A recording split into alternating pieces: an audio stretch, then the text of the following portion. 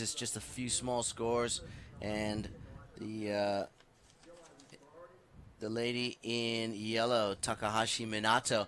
And this is the thing too with a point break like this. Priority is going to be key because you can't choose to go left here. It's only a right. Yeah. So you got to really work under priority if you don't have it, and if you have priority, utilize it properly. That will be one of the keys to success today. Yeah, totally agree there, Shmoo, and that's it. Yellow has priority, hasn't got a wave yet, but when she commits to a wave, whether gets it or not, that will be loss of priority. So that one, she had a little Bo Peep. There's priority tactics, and there's also priority errors. We saw that yesterday. A surfer went close to, I think it was a surfer from Lennox Head and Mikey Madonna, and lost the total score. When there's a priority error, it spells game over. Yeah, definitely. So we will focus on that and many other incremental things throughout the day. It's a game of inches right out here, and all these surfers in these rounds are so well versed. A lot of them have never surfed this place before, so that's something they have to deal with as well, as adapting to how this wave actually breaks. A lot of people think a point break, it's going to move fast. This wave actually slows down as we watch. Here is Minato Takahashi. Yeah, this is a first wave, so takes it with priority. A bit of a smaller wave, but really gets the speed and gets a couple of quick turns in. So a good start for her. And really, it's 10 minutes has been soaked up, so that warms the rails. Now get out there and get a big one. Wow, look at this one. Great turn there from Ellie Francis, but only just the one. You can see there's still a lot of grunt and size out there. This is one of those roll-throughs that we see. Those tend to be a little too south. They run off the reef and out. On the 5 mark, so there it is, right on the line. So needed a 6.5, and Holly Warren drops the 6.5, takes the lead. Situation change. So the Japanese surfer still in a good position. 2 middle scores, a 5.5 and a 4.25. Needs a 4.51 to grab the lead. Ellie Francis requires a 4.86. Her last wave, for example, one turn on a big wave, rewarded 4.9. Yeah, and there it is. The judges aren't afraid to throw those types of scores out. We've seen that throughout the entire series. And there you can see, wow, that's just a glimpse into what was probably a very small wave yesterday out the back. You were out the back there, it was survival at sea. And there you go. It looks like it's going to close out the entire point, but it actually steers good waves into this Avoca point, as we see Emily Nishimoto now in second place. Good looking inside section for her on the backhand with a couple of nice turns, setting up for this final big maneuver. She waits for it and not enough speed, and there's that left we speak about. There's one of those rollers. See how it just, for those of you watching, it actually looks like it's going to close out the entire point, but what it does is it brings excellent waves like this one for Holly Wan on a beauty. Yeah, heat leader, Holly Warren, and well, straight to the business and bangs out another turn, looking to stick it, stay low, and even she gets boggled off by that. That's a heavy shore break there, Shmoo. It certainly is, and there's one that on the inside, it does come together, but again, that would have been classed yesterday as a very inside wave. Yeah. And Avoca Point delivering the goods. Holly Wan, like I said, the judges aren't going to be afraid to throw scores out for one big turn out there. But, if you catch that quality wave out here at Avoca Point, you're getting 3 or 4 big turns. And I think as the tide turns, we'll start to see that a little bit. The swell will drop throughout the day, and it will remain clean. It's pretty protected from the wind here, unless it's straight east or north. But it's pretty protected. You can see those rocks on your screen there. There's a pond there, and that will become more they'll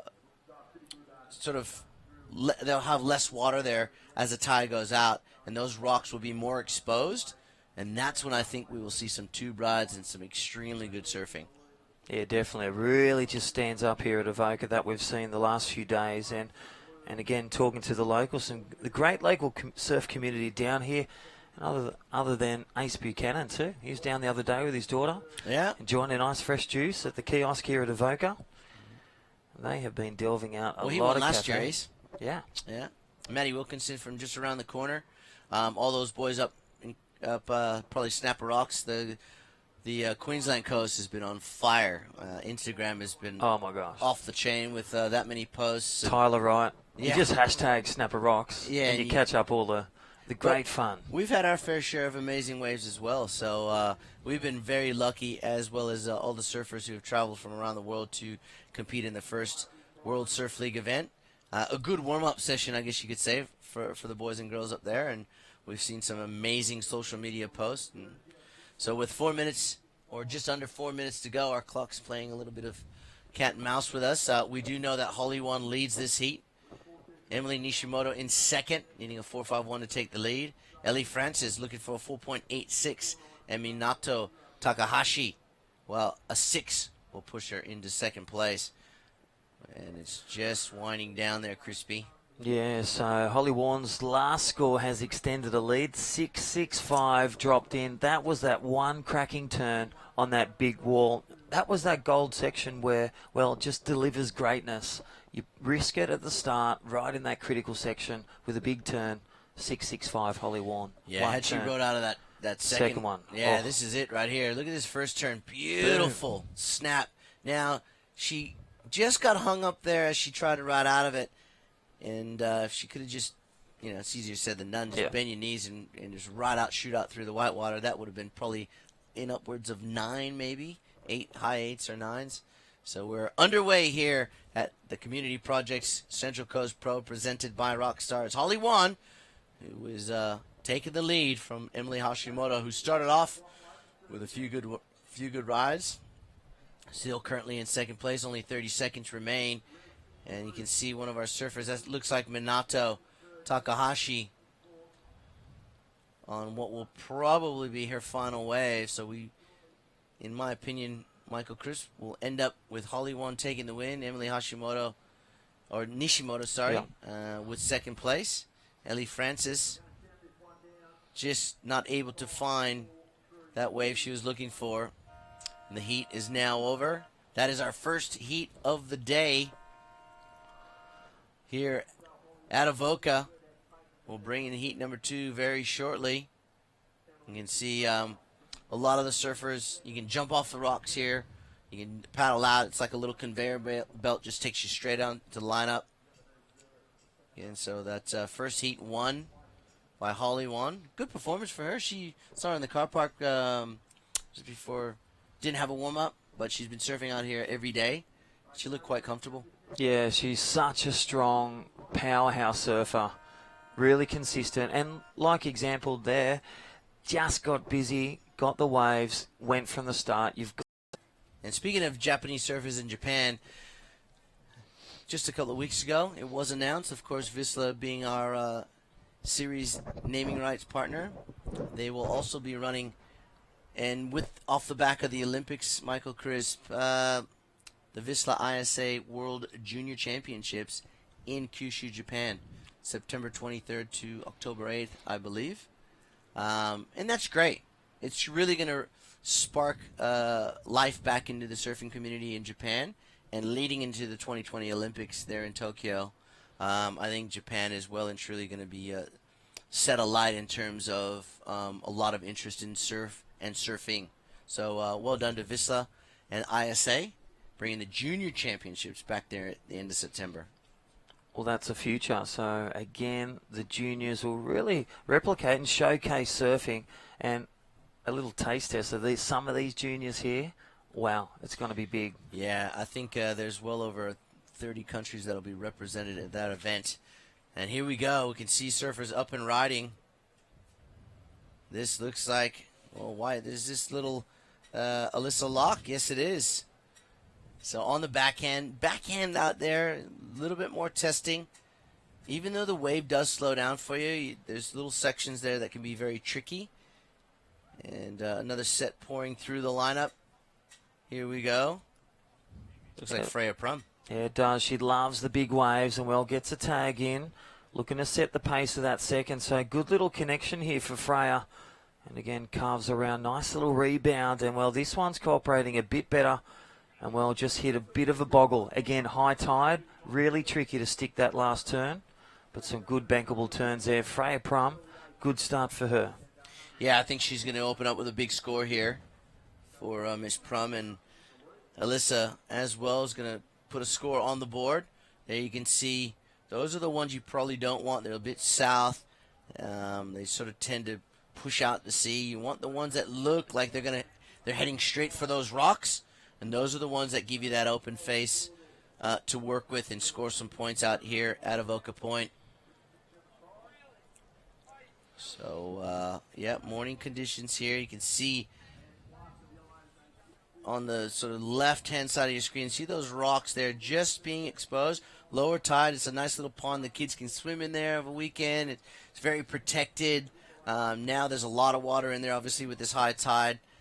And as the tide goes out here, you'll start to see the waves a bit more less close to the rocks, more off the reef there, or on the reef, but on the right part of the reef. And the kids, playing in that little man-made pond.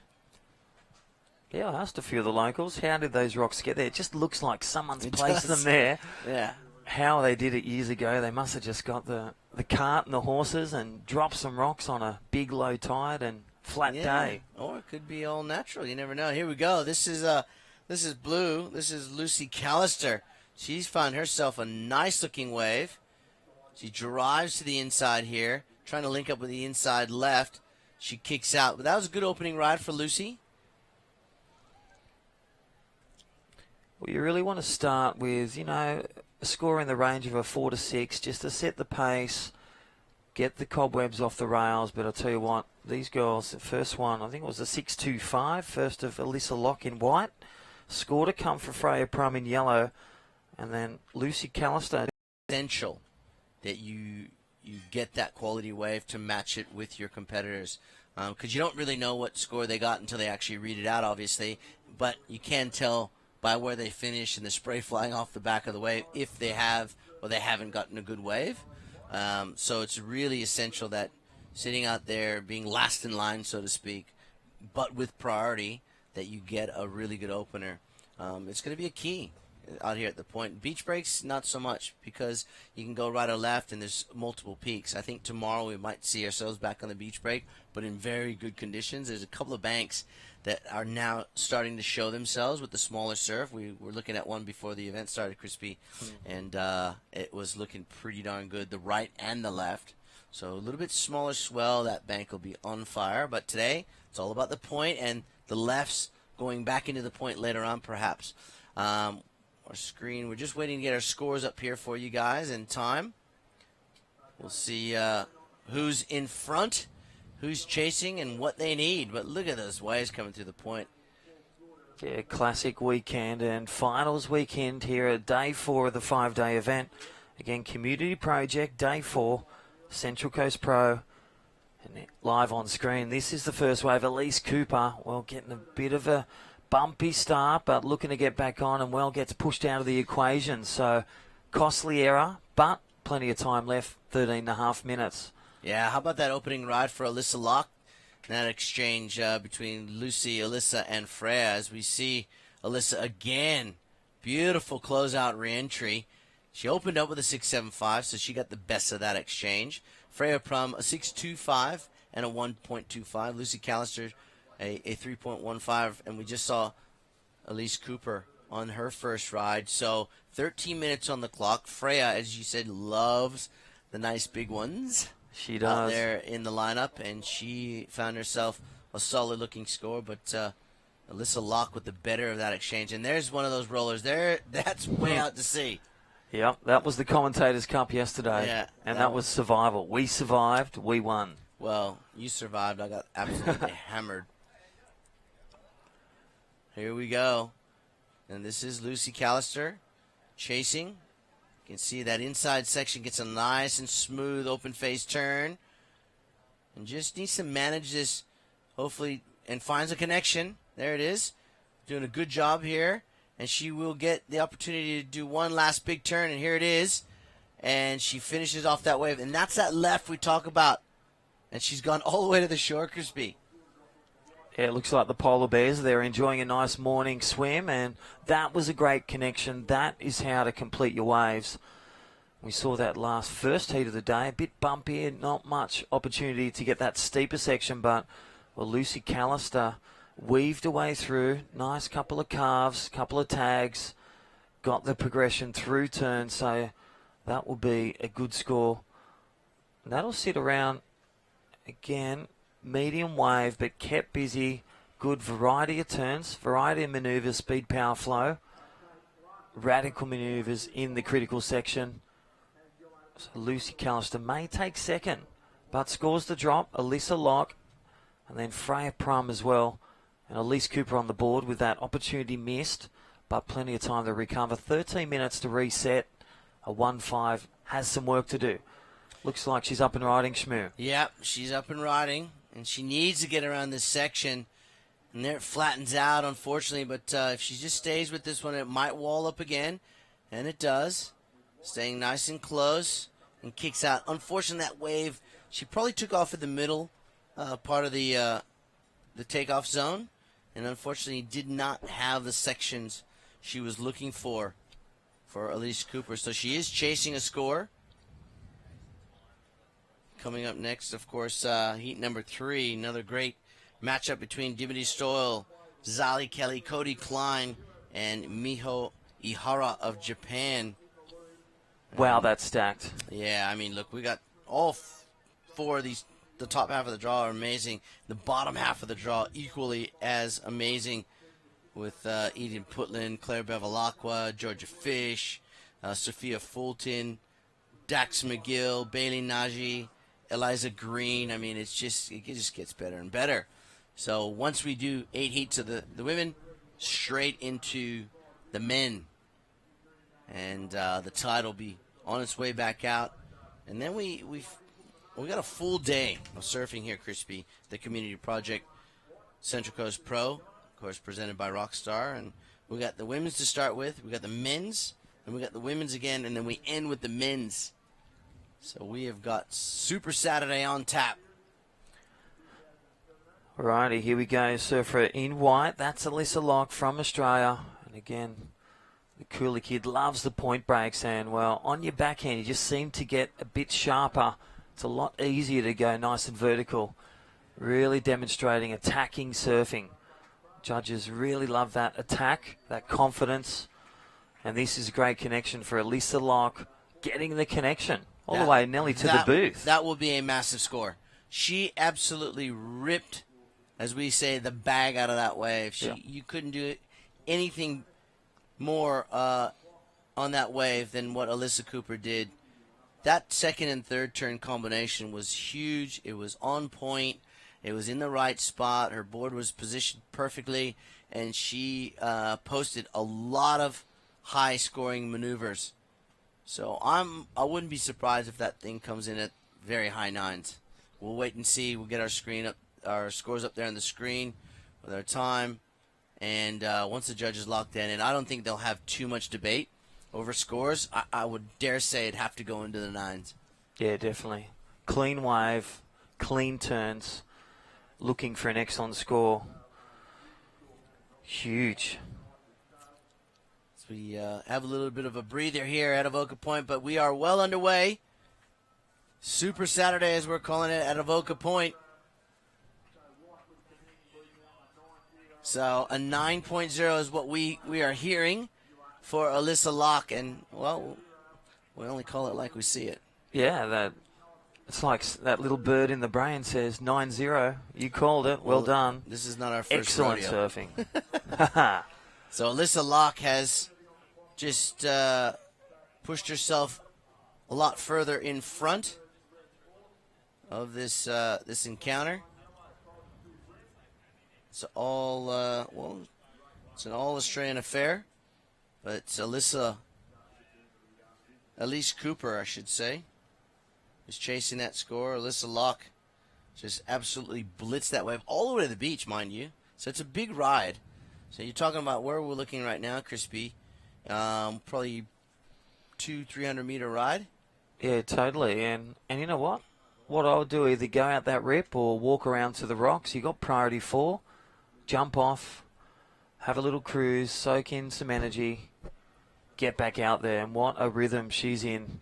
Alyssa Locke blasting into the lead, extending the lead with that last ride. And again, early start, quick start, smart start, gets the rhythm going. Yeah, I think it's important too. I think what a lot of the guys and the girls are looking at is how they can obtain that first wave choice when there's no priority. So you see one of our surfers up and riding there, just kicking out. So, well, you want a position, and you want to hit that inside. So here we go. Someone having a look. Who is it? Is this Elise Cooper? All right, up and riding. The goofy footer looking to fight back. She will drive it high. Just needs the opportunity and gets around the section. So again, nice little vertical turn. Then just overcooks that last turn, falls off. Just out of rhythm. Needs to reset. But a middle score, no doubt, for that one. So something sitting around the 5s, 5-5. That was Elise Cooper. Stand by for an exact score. So, yeah, she was looking for a 9 there, Elise Cooper, on that last ride. But that'll definitely help her cause.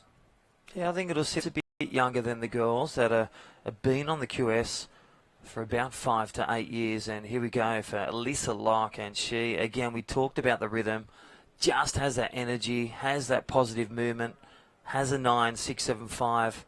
Well, she's just in a great place at the moment. She is absolutely ripping out there and in such good sync with the ocean. It's great to see that, as you said, she really likes the point breaks of Queensland. And it's actually showing in her performance this morning. She looks very comfortable. Wave choice, she knows which ones to pick. And it's just so important, obviously, to pick the correct waves. So she may extend her lead. She's got that 6.75 in her score line. Yeah, I think that one's going to come close. It's either going to go a little over or a little under that last 6.75. And Freya Prum still sitting in second at this point. You can see them sitting out. You can see that glare, that morning glare. It's very tough to see, especially for our judges. You know, they have a spotter out there on the point that relays the colors back to them so they know who's riding the wave. So for those of you at home going, geez, how can you tell who's up, who's riding? There's a spotter out there actually on those rocks that is looking back down the point and can see the colors very clearly. Well, Jake doesn't need to wear his wetsuit today. He did have to wear it on day 1 and 2. He got a bit wet. Yeah, definitely. Well done to all the crew. So doing a great job. Yeah, we've covered all the bases there to make sure that that the colors are judged correctly, the right color, the right surfer, and the judges are putting in those right scores. So there it is, 3 minutes and 16 seconds remaining. Crispy Alyssa Locke, what a score line, 15.75. Freya Prum, she's not doing too bad herself. Lucy Callister and Elise Cooper are the ones chasing. Elise needing a 4.7 now. So it was a 6.8, and there you go. We talked about 6.5 and better. She's got a 6.8. Lucy Callister, a 5.51 is what she needs. So Freya is not in the safe zone at the moment. I think the only person in this heat with 2:45 on the clock would be Alyssa Locke. Yeah, totally there, Shmoo. So it's like that musical chair. Freya Prum sitting on it at the moment, but that can disappear with a wave of change. Lucy Callister capable of that 5.51, and Elise Cooper in red 4.7. She's back in the game. She's really held it. She had a great last wave, 6.8. Has the vertical attack, just needs the wave, and it needs to hold that rhythm. All right, here we go, heat leader. And again, she looks like she's having a bag of fun. Just taking that one with under 4th priority, that one as well. The girls didn't look at it. They could see that it was going to close. Alyssa Locke dominating this heat, number 2. Yeah, well, she can just come in now. I mean, to avoid any interference or any, risk the possibility of, interfering with one of these girls out there, I think it would be a wise move with her score line. And, again, she surfed a lot of heats throughout the event series. She would know that it's probably in her best interest with 1:35 seconds to make her way in. Let Freya Prum, Lucy, and Elise battle it out for second. Freya's got that. I'm pretty sure Freya has first priority. So on a point break like this, she's in a pretty good position. However, she makes a move for a wave and she loses priority. It leaves that door open for Lucy and Elise. I think high tide too, you can't really pick. If you've got 3 waves coming through with this abating swell, it's just the choice. You've got to make that choice. You've got priority. You've got that one choice. You make it wrong, well, it could be a buzzer beater for the other surfer. Well, that's right. We got a minute to go here. Can Lucy Callister post the score she's looking for? Can Elise Cooper find that 4.70?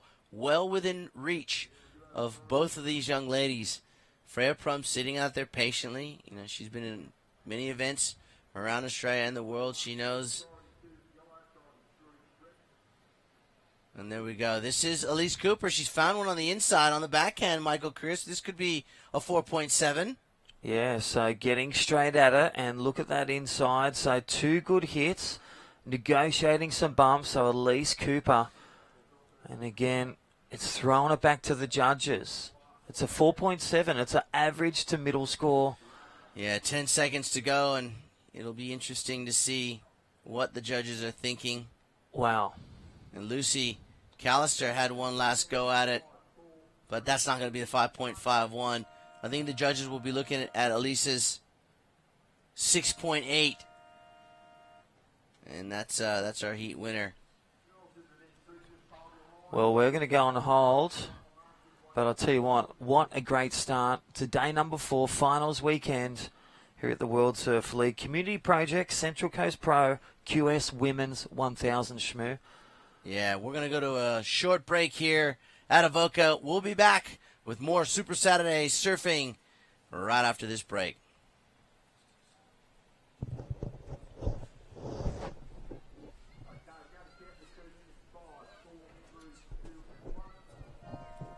Well,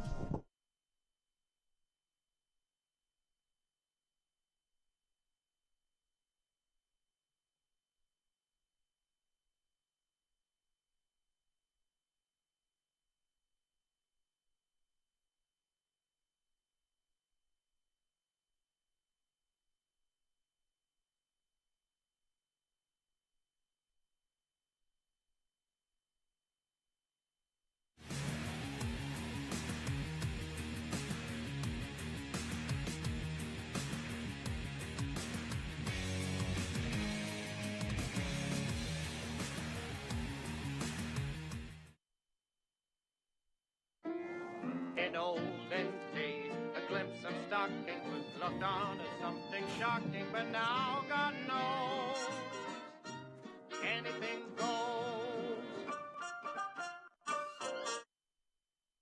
This is Derek.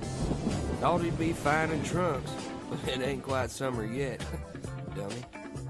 When the water's warm, but not warm enough, Vissla has the cure.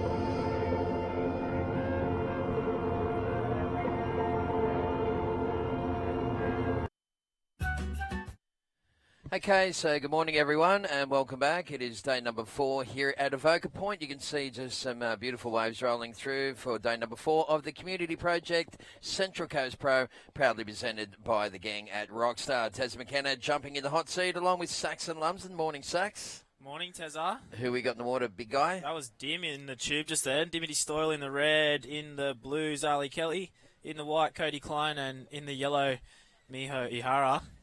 Hope Cody got off the rocks all right, because a few of the local boys have been helping her with that rock off last few days. Oh, my goodness. Just learning the spots. That jump can be pretty gnarly at times, that is for sure. So, wave height, what do you reckon, around about 6 feet in the middle of the beach? So still some maybe even some bigger ones coming through. In the middle of the beach, for sure, Tezza, there's 6+. Up the north end of the beach right now, I think is absolutely firing, and I know a lot of the reefs and a lot of the beaches are really pumping today. And as the tide drops out here, Tezza, it'll probably get Well, yesterday was almost as good as it gets, but maybe today might even be a bit better just because we don't have those gigantic wash-throughs out of the south coming through, and a bit straighter in the east today. So when that tide drops out on the point here, it's going to pump. All right, well, we're just seeing the tide starting to recede now. We had a high tide 8:30 this morning, so that is the surfer in the blue singlet right there. Zali Kelly getting a nice little run through that one. Yeah, she absolutely belted that thing. Finish it off, Zali. And nice finish for her. So you'd have to think that's going to be a big score. 3 turns through the inside. The wave stayed nice and bowly. Banged the end section. And on that first one, Dim looking for the tube, but a little bit tricky, the tubes out here, Tezza. They kind of present themselves on this. 2.5 sitting in second. Miho Ihara with a 2.5. Dimity Store with a 175. So early days, 15 minutes to go. Yeah, I'm pretty excited to watch Dimity out here. She was out there yesterday, although having a free surf. I didn't get to see her catch any waves. I think we were kind of doing 1-2s on the waves there, but I'm excited to watch her surf out here. I feel like she'd be one to watch, just that point break style, and she's pretty powerful, and seems like she can kind of handle these. It's not gnarly out there by any means, Tezza, but with this high tide and there's a couple of boils around, you do kind of go a bit closer to the rocks than you'd like. So if you can be really confident in your turns and not show that you're affected by that kind of shallow and the boils and the rocks and stuff, that's when you're going to get some big scores. But as that tide drops out, it's probably going to be, well, all the locals are freaking out because it's the best the point's been all year, and maybe in like a year and a bit, so it's pretty good. We've jagged it, really. We're stoked. Well, I mean, it's just something, some good karma with these community project events. Of course, the one at Boomerang Beach had waves as well. Yeah, that was pumping too. So the last 2 events have been really good. I was having a think about that the other day. The only really event that we didn't get that much swell for was Cabba. Yeah. But even at Maroubra, the first couple of days we had a lot of swell. It was just a little bit straight, but then the back end, remember the last day of the comp was pumping, like those waves? Yeah, absolutely. So we've really had good waves the whole time. It's been a great success. The Whistler New South Wales Pro Surf Series. Thanks again to Whistler, of course, our major sponsor of that little road trip that the boys from Surfing New South Wales worked with Destination New South Wales to put together. A great way to see the New South Wales coastline, Sax. Yeah, great idea for sure. A little road trip event. Got to go up and back, which is good. And stop at a lot of spots on the way down. And if you're heading up to the Quickie Pro over the next few days, I'm sure you're going to get a lot of waves on the east coast with the swell being pretty straight, east-southeast kind of ish, which is just about as good as it gets for most spots on the east coast. Absolutely, yeah. Cody Klein on the backhand. Nice jade green water at the moment. That sun shining through the back of the waves, making it look very alluring. And Cody Klein getting busy on the backhand, looking for that little inside section. This right-hander off the point usually comes and meets the left-hander that comes back into the point. You can see Cody clicking and now getting a little run through. And sometimes you might get a little snap on the inside there on a little left-hander to finish off as well. Yeah, you can do that. Look at these things coming around the corner. That's crazy. Yesterday there were some bombs. We didn't have the webcast on yesterday, of course, but yesterday was, well, I don't want to say, it was close to nearly double the size in the middle, don't you think, Tezza? It was huge in the middle, and a couple of the local guys are bringing their 7.4s and 7.6s down because you can sit way, way out behind the point and down near, in kind of in front of the pines here at Avoca, but you're just in the big, everyone calls them the shipping lanes, and you're just way out to sea and get some big rolling peaks. You can see this one moving down there now into the corner. It's called Corner Rights. And, yeah, yesterday there were some big rolly ones coming around through. A lot of the local guys like to tell the stories of back in the 90s, Powley and all those guys from around here.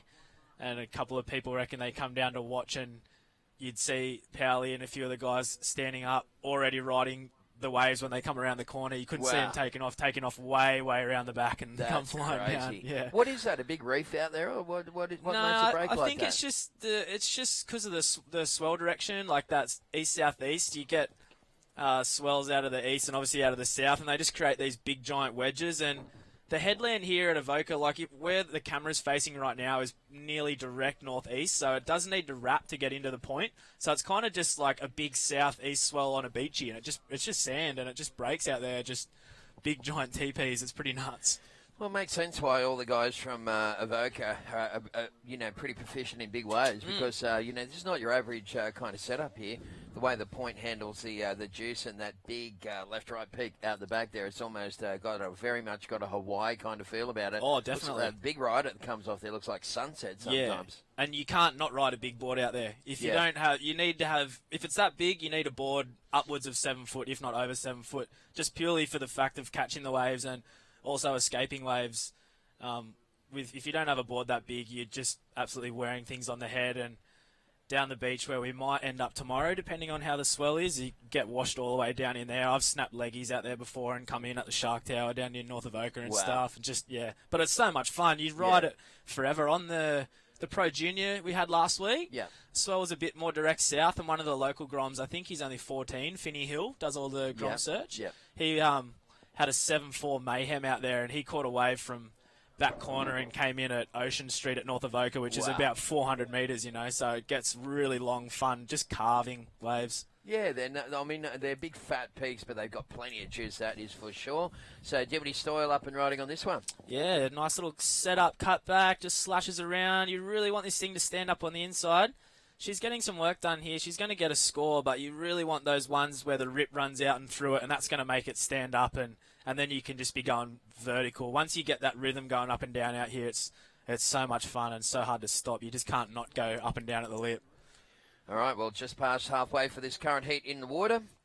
Once again, it's heat number 3 for the girls in the water. Coming up next, we'll see Savannah Bradley from the USA taking on the 3 young Australians, Jaleesa Vincent, Tali Redguard, and India Robinson. So we've got some red-hot heats coming through. Of course, we've got 8 heats of the girls to kick off the day. Then we'll be going into 8 heats of the guys. Then we'll have the round of 16, 4 heats for the girls, and then finish 4 heats for the guys. So lots of action coming away, folks. It is the Super Saturday here at Avoca for the Community Project Central Coast Pro, presented by Rockstar Energy Drinks. You're probably better off going around the back, but when the tide drops out, you'll be fine. It's just those waves splashing up. You can stand on the very, very top there and never get your hair wet, really. So we see Cody Klein right now.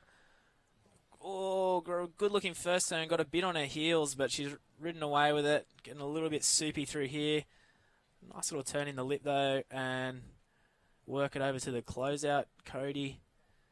Oh, she's got a nice section on the end, and corner rip bowl coming back. Yeah, gets a little bowly finish to that one, and managed to put a bit of magic sauce on the end of that wave. So she did go down to third and was chasing a 7.25. So we're down to 3 minutes remaining.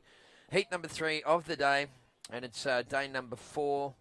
I think it's day number 4, isn't it, on the program? Yeah, the Super Saturday here at Avoca for the Community Project Central Coast Pro, proudly presented by Rockstar Energy Drinks. I did see the girls from Rockstar have rocked up, and they'll be handing you some free stuff out throughout the day. If you are anywhere within driving distance, folks, get in the car and come on down and check it out firsthand. It's not every day you get to see the world's best surfers on a classy point break like this one here at Avoca with some swell around. Yeah, it's a great combo. It's a good point. It's a really, really fun point. It is a bit tricky. We've seen a lot of people having to learn about it this week.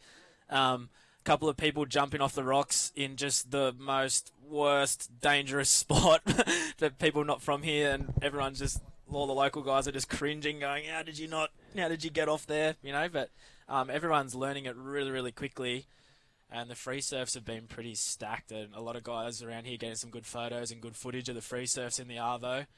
And today throughout the day, as that tide drops out, Tezza, it's going to absolutely pump out here. No more wash-throughs today for us, so just every time those sets come through, it's just going to be nice and clean and pumping. Good winds today as well. Yeah, you betcha. We got those westerlies to begin with, around to the south-southwest, and then eventually southeast later on this afternoon. Even the southeaster wind here kind of handles the conditions pretty good. Yeah, I like southeast better out here. Westerly, if there's west, it's okay. If there's anything out of the north, it's really devil windish. Yep. Unless the wind's northeast, and then the point is just so much fun in dead onshore nor'easter. But southeast is probably a little bit better. It's almost like a snapper kind of wind where it's a bit onshore out the back, but as you come around, it's clean, but you still get the crumbly little lips. Nice. It's probably a bit more fun like that, I reckon. Yeah, so you can grind the coping a little more. Right now we've got 1 minute remaining, so Dimity Stoyle is in the lead, 7.15, 6.4. You've got Zali Kelly in second. Zali holding on to a 6.75 and a 6.50, so 6.81 is what she needed. She just fell short of taking the lead. Cody Klein chasing a 7.25. Looks like someone using priority up in that instance, and you can see Miho Hihara just how crushing was that. She must have, I think she was holding on to priority earlier, but she must have paddled for a wave, and Dimity has gone up the ladder, and she's taken that one right to shore. Yeah, well, you doubt Dimity would make a mistake with priority being an XCT surfer. I'll hold on to that one, Dim. Yep, nice. Well done on the end there for her. And yeah, so you doubt that she would have made those mistakes. That's kind of gnarly with the priority today as well, because you can't really straighten out, because the rock, especially on the high tide, because the rocks are so close, and you don't want to cut out and interfere. So it's a bit like you're nearly better off just letting it go if you're not in there. I don't know. Tough call though, really. She had to have a look at it though. All right, well, there's the beach announcer in the background just counting it down. So it looks like it's going to be Dimity Stoyle and Zali Kelly are going to be rolling through this one at the expense of Cody Klein and Miho Ihara. Although, have we had that score for Cody yet, Tezza? I don't know. Because she's got a 3.5 counting, and I think that wave was a lot better than a 3.5. The one she finished off on the little corner lefts. Yeah, right. We'll have to wait and maybe see. We are. We'll have to check the app when we come back. Oh, we're going to stay in for a little bit and see if that score drops in, I think, Tezza. She needed a 7.25. The first turn was big. She did get caught on her heels a little bit, so it depends on how cruel the judges are feeling right now, because you don't really want to make any mistakes. But we'll, I think Winnie on the beach commentary this morning, Tezza. Yeah, Mark Wyndon, absolute legend over here in the surfing world. Of course, the former CEO of Surfing New South Wales. Looks like it might not have been enough. So we're going to throw to an ad break, folks. Be back with the official result from that heat. Stick around. More action from Avoca right after this. Dad, what's Visla?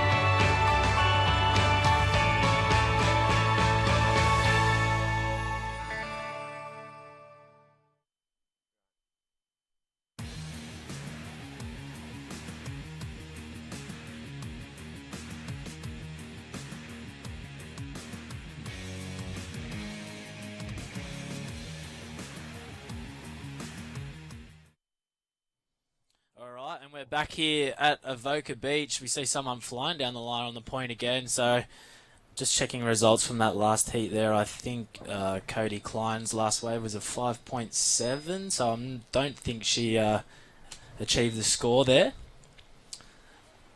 And it was Dimity Stoyle taking that heat out ahead of Zali Kelly. So XCT surfer Dimity and Zali, who won the Pro Junior here last week, moving on through the rounds in the QS.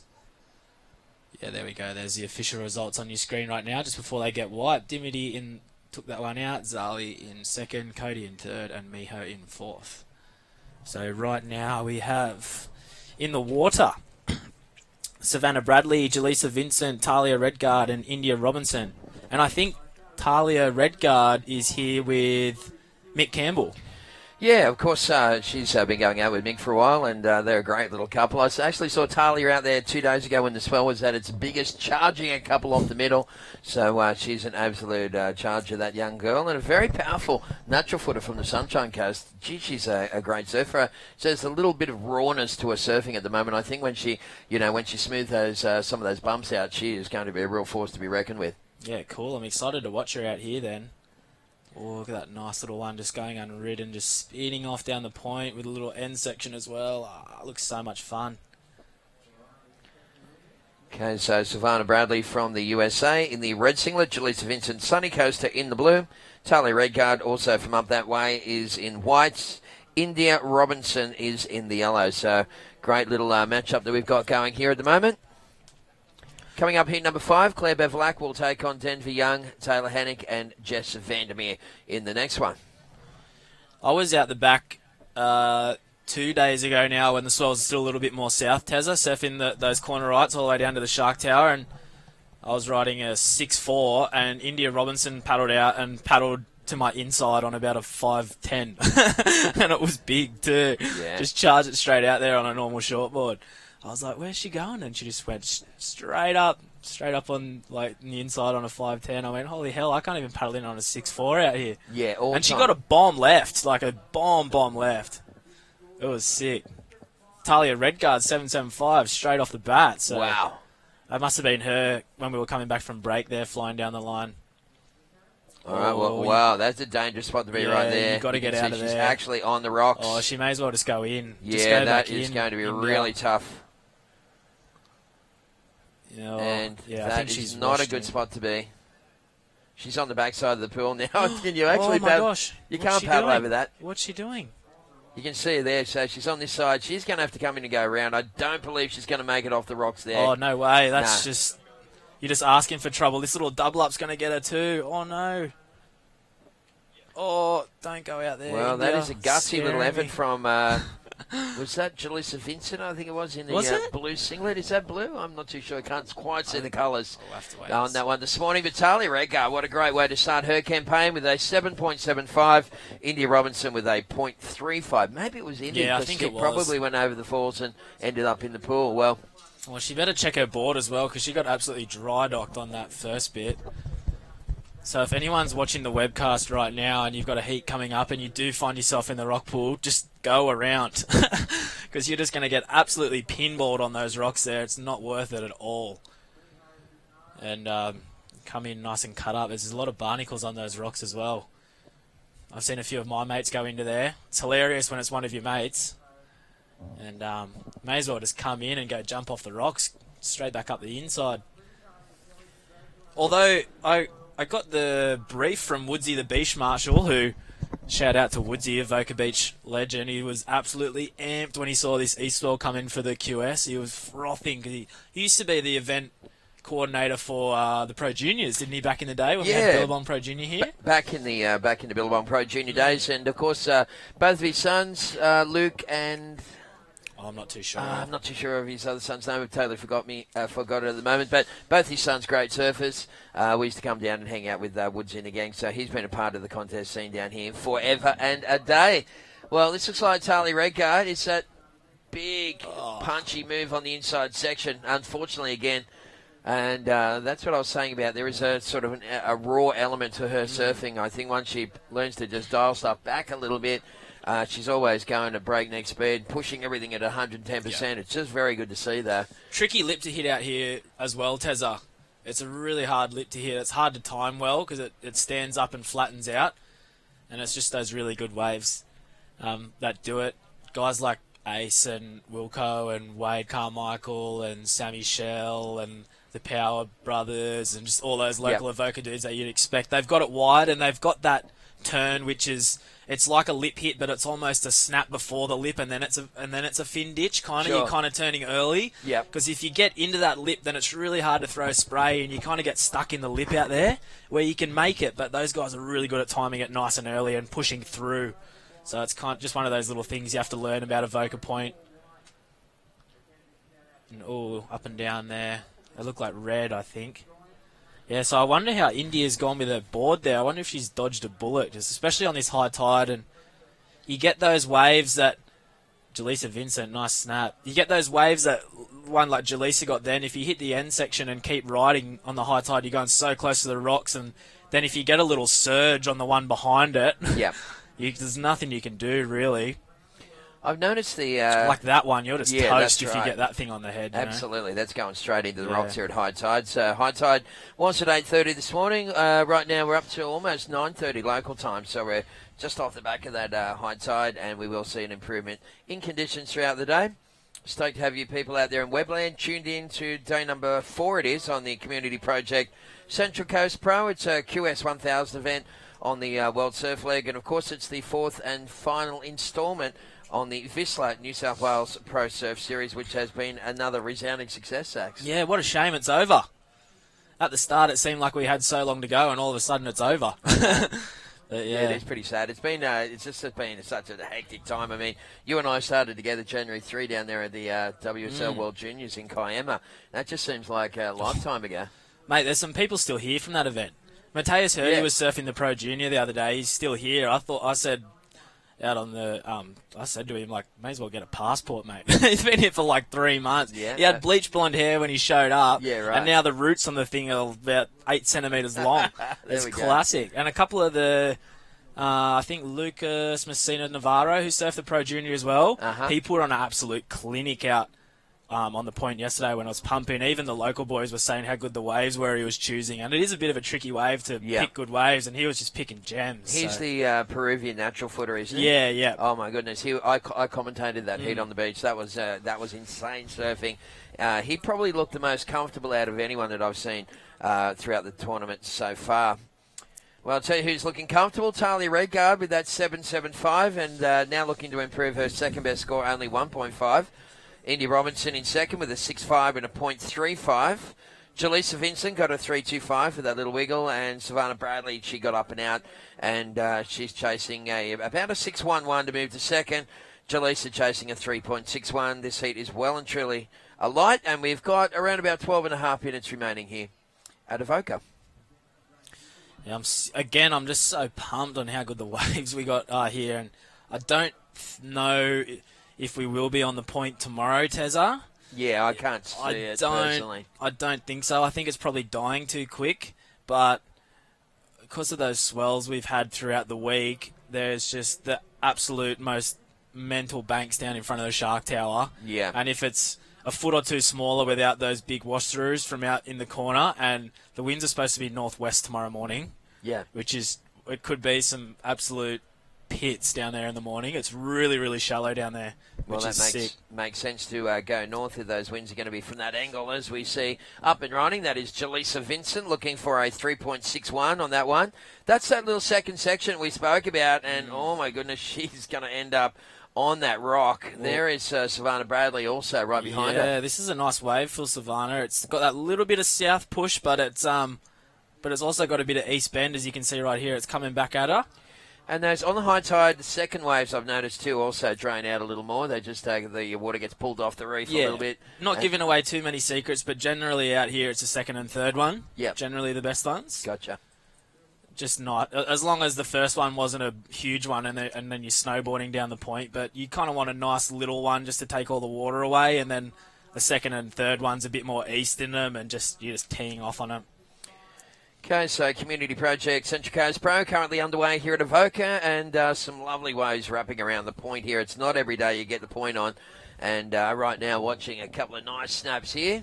That's Indy Robinson and India. Wow, lovely little end section on this one, Sax. Yeah, she's picked a doozy. Look like her board's working well as well, so no fins missing.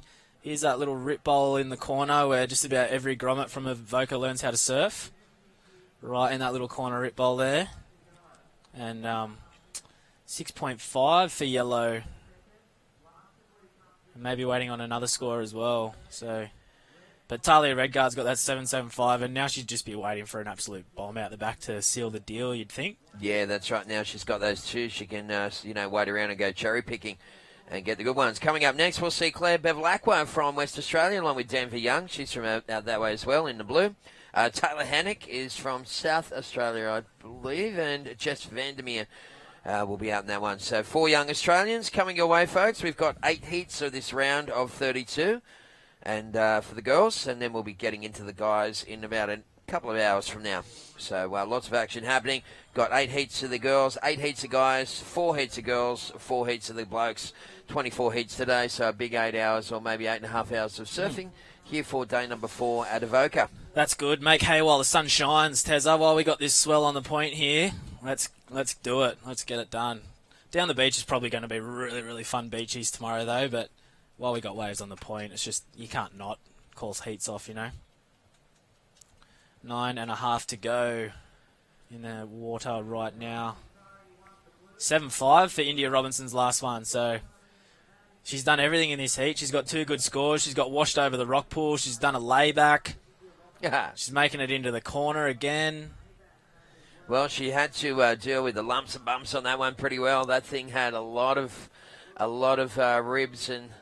Oh, here we go. That's a better-looking wave, and that is that Savannah Bradley? I Yeah. think it is. Nice-looking wave there for the American.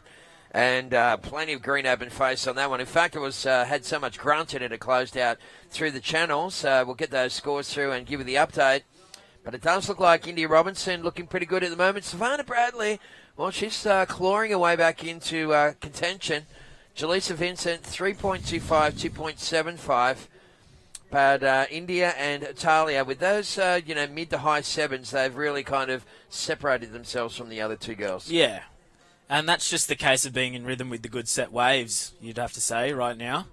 There is only although there is a lot of waves, there is only maybe 5 or 6 waves per heat that are big scorers. And if you're that person in the rhythm with the priority and just connecting with those ones, then you're absolutely laughing out there. As long as you don't fall off, really. You can surf a wave generally pretty safe out there. Well, yesterday, some of the judges were giving away some pretty like 6s and 7s for just kind of surfing, completing a wave. And if you belt it, you're obviously going to go into the 9s, but you can quite easily get a good score out here just surfing the wave for the way it is. Yeah, sure. Well, I hope you're enjoying the action, folks. It is day number 4 here at Avoca. You're watching the Community Project Central Coast Pro, presented by Rockstar Energy Drinks.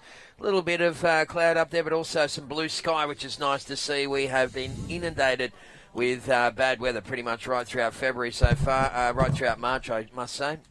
Autumnal days have been pretty cold. There's been like a distinct change in the seasons. Normally we don't see this until about April or something, but we had a couple of cold fronts come through, Sax, and a couple of days there was starting to feel like winter was getting pretty close already. Yeah, it was chilly. Down here on the weekend for the Pro Junior, it was icy cold and the wind was howling south, which was okay in here because it was like kind of cross-shore, offshore, but yeah, it was cold and we had a lot of rain and the lake's looking very full. I've heard rumours that the council is going to get down here and open it up pretty soon, so I'm kind of hanging on edge. I got the lifeguard boys down here ready to text me when the trucks come down, and yeah, I'm all excited for that. So I think we need maybe a day or two more of rain for that one, and then we might be on. So let's get this comp done while the banks are good, and then because you never know how they're going to turn out when you open them. Yeah, that's You can end up with just the most perfect super bank, or you can end up with just nothing, you know. Yeah, right. But, yeah. I always love the opening of the lakes, and sometimes you almost get a stationary wave there for a while you can get the old skimboard out and just have a muck around. You get about 2.5 hours of the most fun thing you could ever do in your life. Yeah, better than surfing. We used to do it at Waimea. I remember one year we all went down to Waimea. They said they're going to open a lake today. There was guys down there with shovels and out at 5 in the morning just giving it a bit of a hand. Anyway, they opened the lake up and we all got out there and we were just riding. We're actually riding the boogie boards on the stationary wave, but it was really fun. Oh, so much anyway, fun. Next day we all woke up. Every one of us had a ear infection from the putrid water. Yeah, the Waimea one's pretty dirty. This one here you can kind of get away with. You just go home and pump yourself full of vitamin C and ear drops and just do all the good things, flush your body out. But yeah, you kind of want to wait for the council to do it because I know you can get a pretty hefty fine for actually digging the lakes out. I remember a friend of mine actually got charged with it. He did the one down at Leggy Point in Newcastle, and the charge that they actually laid on him was environmental terrorism. Yeah, I heard How's that as well. For a gnarly sort of attack? So. Well, I've gotten away with it about 3 or 4 times now with a bunch of my mates get down there at 2 in the morning with shovels and dig it out while no one can see you. So hopefully the authorities weren't listening to me just then. Exactly. But I get what they're saying there, but if you're going to pay someone to come down and do it in an excavator and you've got 8 frothing grommets or a bunch of kids that are going to do it for you for free, as long as you don't do it too early, because the people who live on the lake sometimes complain about the stink, because it does stink when it opens. But if their houses are getting flooded in the back there, you're doing the council a favour by the way I think about it, and you're having 2.5 hours of fun after about 4 hours of work. You know, so I couldn't agree more. It's worth it more than anything. All right, well, we're down to inside the final 5. That's the competitors for the next heat heading out. We're going to see Claire Bevilacqua, Denver Young, Taylor Hannick, and Jess Vandermeer going for it in heat number 5 here at the round of 32 at the Community Project Central Coast Pro, proudly presented by Rockstar. So it's India Robinson in the lead. Talia Redguard is in second. Talia chasing now a 6.25. So the other girls got a bit of work to do. Sax right now, Jaleesa and Savannah, what sort of scores are they chasing? Well, Jaleesa needs a 6.21, which is right there. That's just a nice-looking wave right now and finish that thing for her. And Red Savannah, she needs an 8.15, so that's a bit obviously a bit trickier, but there is plenty of 8.15s and even higher out there right now, especially as the tide drops out. So we saw yesterday 2 big bangs on a set is going to get you 8s, 9s. Onianwa got a 10 for 2 bangs out here the other day. Well, a layback and then a big air reverse. So it's right there. And the wave just begs you to do it when you get a good one. It just stands up and you just go straight up and down.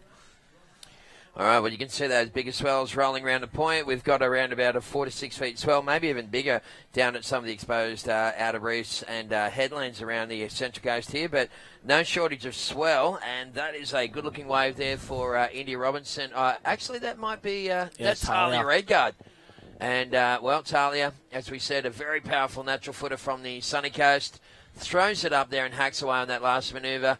And, well, she was chasing a 6.25. Lovely little foam climb to finish off as well. Yeah, you think she might go into the lead with that one. Just a bit bigger set wave and a couple of nice turns. So that was a nice ride for her. A couple of big things motoring around the corner right now as well. So there might even be a few more in this one. And we'll have to wait and see. Maybe this second one here. Looks like it's got a really good push off the rock if someone's there for it. Just wall for days on that one. Look at that thing, Tezza. Here we go. All right, well, dropping in late. That might have been Jaleesa Vincent up and down and out of that one pretty much straight away. Jaleesa sitting in third spot, chasing a 6.21. And Savannah Bradley chasing an 8.15. Very good morning to all of our friends watching from the US of A. And we've got a couple of Hawaiians left in the draw here.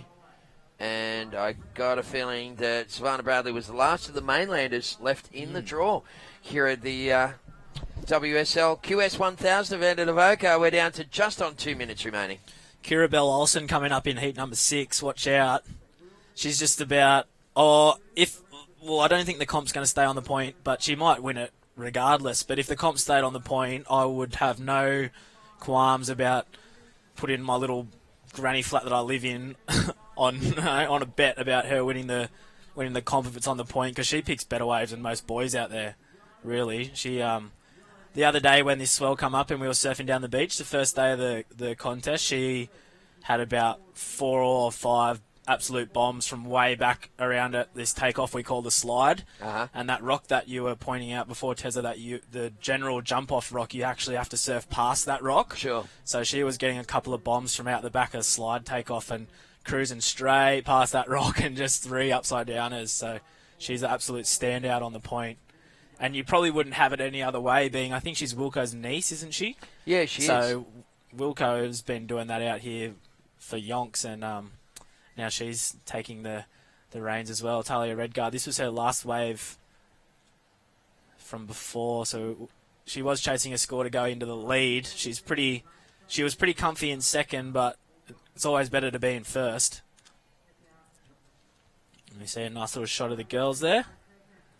Yeah, she got it. She got a 6.25, so she got it on the nose and went into first. So India and Talia are tying on the tally right now, but of course Talia taking the win because she's got that higher first score. Yeah, that's right. And Jaleesa currently sitting in third, and Savannah Bradley in fourth. Looks like it's going to stay that way. The point looking a little lifeless. 10 seconds remaining. So Talia Redguard doing enough to take victory over India Robinson. That was heat number 4, the round of 32. Watching the Community Project Central Coast Pro. All right, so Talia and India rolling through. Bit of bad luck there for Jaleesa and for Savannah Bradley. They're both putting in good campaigns here at Avoca, but it looks like it's come to an end in that one.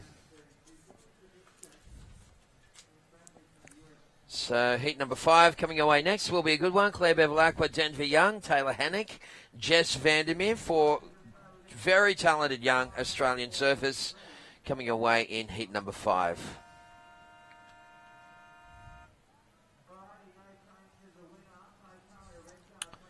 So that next heat has started, and that wave rolling through the lineup was just an absolute corker.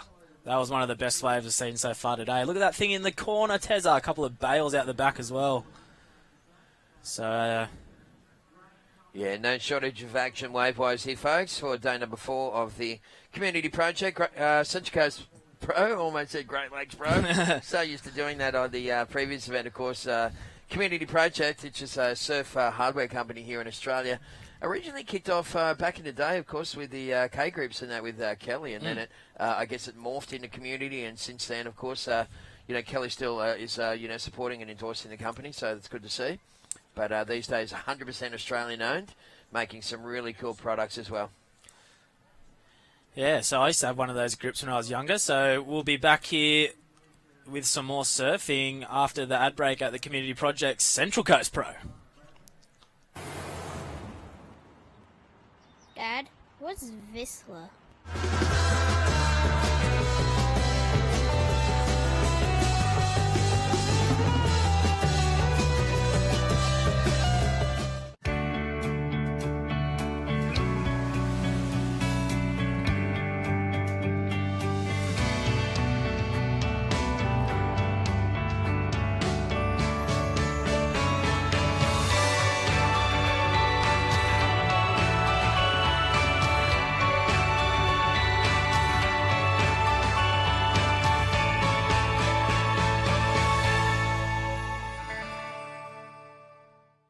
Okay, so welcome back to Avoca, folks. It is day number 4 of the Community Project Central Coast Pro. This is a QS 1000 event on the World Surf League, the WSL. Tasman McKenna in the hot seat along with Saxon Lumsden. And Sax, we're into heat number 5, mate. Who we got in the water? Yeah, Claire Bevilacqua right now up and riding in the red. And that wave before we went to break was Jess Vandermeer, and she only just managed a 2.5 on that one, so I do think deemed incomplete. Oh, Denver Young. Oh no. She was really close to the rock there. So Jess Vandermeer, that wave when it came around the corner was just a mental one, but I think the girls right now, personally for my liking, where I like to sit on the point, as we see Denver Young, this is where you don't want to be on the point. Wow, that is not a good spot to be. So that's kind of what you get right now if you catch a small wave on the high tide. So I think come back in, Denver. Just go around and jump off the rock. She's lucky she's got a little lull there. She's still got 3 fins in aboard as well. Well, this is almost worse, Tezza, because when the waves break, at least they break off the back, but these small ones just come in and boil on you right here. So she'd be lucky she got away off that little one and didn't donk her fins on a couple little rocks there. So, yeah, you pay the price sometimes when you catch the small waves out here. You think a small, nice little run is going to be fun, but on the high tide, you're just rock hopping and it's sketchy. I think the high tide was 1.8 this morning. Yeah, something it was pretty large. Yeah, it was a pretty big high tide. So you can see that rock right in the foreground there, folks. The cheese grater, as we refer to it. Yeah, that sucks. Getting done on those things just is the worst. One of the local guys around here is a really, really good longboarder. He always rides a point, no leggy on his longboard, just total disregard for his boards, but he just absolutely rips, and he loses his board over the rocks about 4 times a surf, just climbs over, grabs it, runs around, jumps off the rocks, goes again. He's pretty nuts. He used to have this old longboard, and he used to be one of the first guys I saw doing like a board transfer. So he'd paddle out with his longboard and a bodyboard, and then jump off his longboard onto a bodyboard and just go finless along the point on small days, and just let the longboard wash in. Really? But just like an old beat up. All he was using it for was just to get back, like a little taxi kinda. But yeah, it's classic. Yeah, well, everywhere's got its fair share of eccentric locals, and Avoca is no exception to that one. First wave scores for Jess Vandermeer was a 2.50. Got a score coming through for, I guess we're going to have a score coming through with Denver Young, unless she just got washed up on that thing without getting a wave.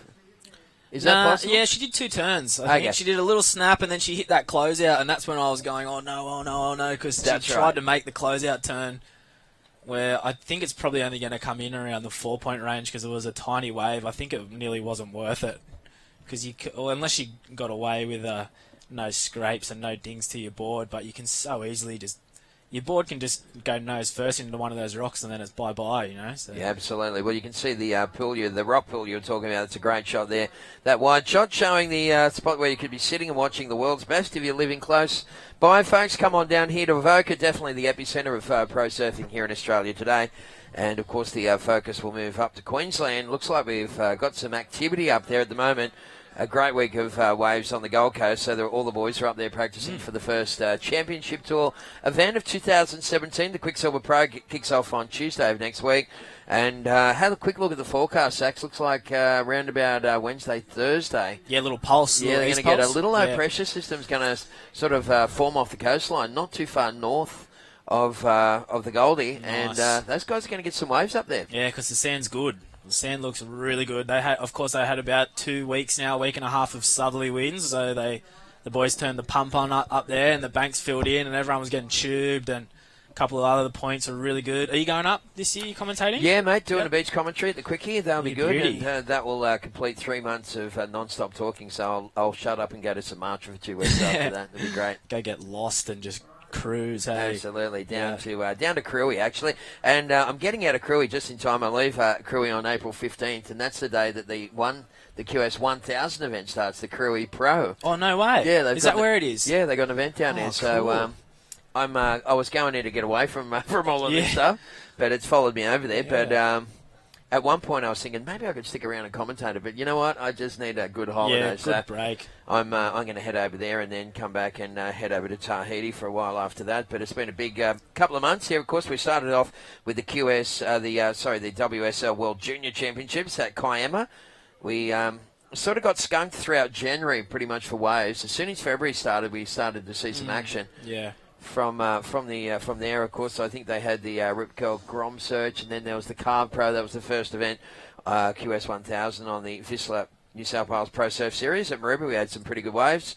It was up to Burleigh for the Burleigh Pro, where it was pretty small, but Oni Enwar, did enough there to take victory. Then it was down to Cabarita, to Boomerang Beach, to Newcastle for the Australian Board Riders Battle.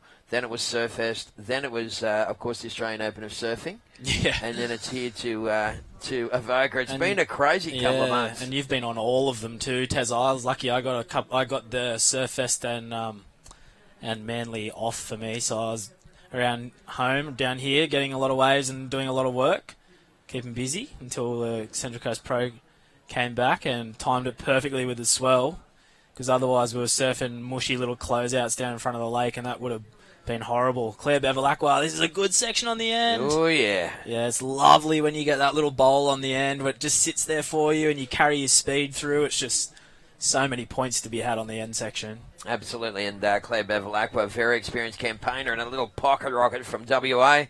Big shout out to Carl Bevilacqua, of course. Claire's big brother is, of course, a world-class kite surfer. So he always tunes into the webcast. G'day, Carl. Long time no see, brother. So we're down to getting towards halfway mark in this one. Heat number 5, round of 32 here at Avoca. That's the Avoca Point there. And, what a great result it was for Avoca Board Riders. We're going to come back and talk about this. This is the replay of Claire Bevilacqua. Yeah, so she got up into the lip for that first turn. She gets a little bit stuck here, but you can kind of nearly get around it most times, and that wave just held off beautifully for her in the corner. And she got to slam it shut. So she'll redeem herself for getting a little bit stuck in the lip at the start there with those 2 turns on the end. Should come in quite nice. And out behind that thing was just a nugget going down the beach at the Shark Tower. That thing looks so much fun. And it's kind of pretty pumping all up and down the beach right now. Even up the north end, there's probably some really good pits to be had. I think there's a lot of sand around the corner at the north end, which is always good. Yeah, and a lot of waves. So the Avoca guys, as we'll probably get back into a bit about those board riders, Tezza. So they learn to surf in this little rip bowl left on the inside, and then you graduate to the point and surf the beachies when the point's not good, and then when the swell gets big and east-northeast, you go up to North Avoca and drag your bum, if you're a natural footer, through some big left pits. So it's awesome. Yeah, it's a great beach, isn't it? And, of course, just south from here, you've got a really lovely point break around there at Copacabana. And McMaster's got another right-hander at the end there. So just so many options around this part of the world. You go a little further north from here, and, of course, you go up around to the Haven, Terrigal Haven, which also gets good in the big stuff. I heard there was waves there the other day. There's waves yesterday there. Apparently it was really good yesterday. A bit more east than the swells. Kind of fun for there. It does get really crowded, especially when there's a comp on Avoca Point, so no one can surf Avoca Point. Yep. So everyone kind of goes around to the Haven. It's packed. There's been a couple of waves down in front of the lake at Terrigal too, when the swell gets east and even northeast. So many people ride it off. I used to do surf life saving. I used to compete for Terrigal when I was doing surf life saving, and when it's howling northeast, like as strong as it gets northeast, and you get those northeast swells, it'll get the most swell out of anywhere on the coast, and you can surf it just about relatively solo. And a howling northeaster over there is just clean, dead clean on the face because it's so straight onshore. Sure. So all you're getting is just crumbly big wind wedges, and it's the most fun ever. And everyone goes, "Oh, Terrigal, flat. Nah, you never get any waves at Terrigal," because generally you got swells out of the south here and don't really get in there at all, actually. But when it's northeast, it's really fun. And then we won't talk about any further north from there, Tezza, because that's my territory, and I've got to protect it. Of course, mate. And you got to live there. Claire Bevilacqua losing a footing on that one. So mad little exchange here between the four ladies in the lineup. Claire Bevilacqua in the lead at the moment with a 7.0 and a 4.0. I'd say she's not going to better that second wave after that last effort. Denver Young sitting in second with a 2.9 and a 2.60. Jess Vandermeer's had a 2.5 and a 0.85. Taylor Hennick just one wave score locked in for white. It was a 3.0 and Taylor's chasing a 2.5 to move to second. So 8.5 minutes remaining. Heat number 5 currently underway. We're going through to heat number 8 of this round before we get the next 8 heats of the round of 32 for the guys coming up a little later on this morning. Yeah, good tide for the guys today. They're going to get some really good waves on the point out there when the tide drops out a bit. And again, getting back to those locals, Tezza, if you look at your screen right now, that rock jump that we pointed out before, that kind of rock in the middle of your screen to the right, and there's that little gap in between the next one. The local boys today, unfortunately a few of them have been knocked out of the comp, but the true local boys, I think Wade Carmichael might be the only Avoca boy going. Oh, Sandy Whitaker, I think Sandy's still going. So those guys will be taking off. You won't be able to see them from that still shot right now. Yeah, you would not be able to see them. They'd be back around behind that rock. That's where they take off, and there's a little boil there that only certain waves break on them, but it is generally the good ones do break out there. And what that does is it gives you so much speed coming into that section where the girls are taking off right now, and you can get one, sometimes two turns before you even get to where the girls are. And speed through that first section is so important because the point is kind of like a bit of a C shape. It does run before it comes back, so you really need to be going down the line at the start before it comes back. So those guys have got it pretty wide, and you get that little slingshot from in the back there. And yeah, you would not be able to see them when they take off behind the point there at all. As we see Claire Bevilacqua again on a little inside runner, so she's off that little bend in the point.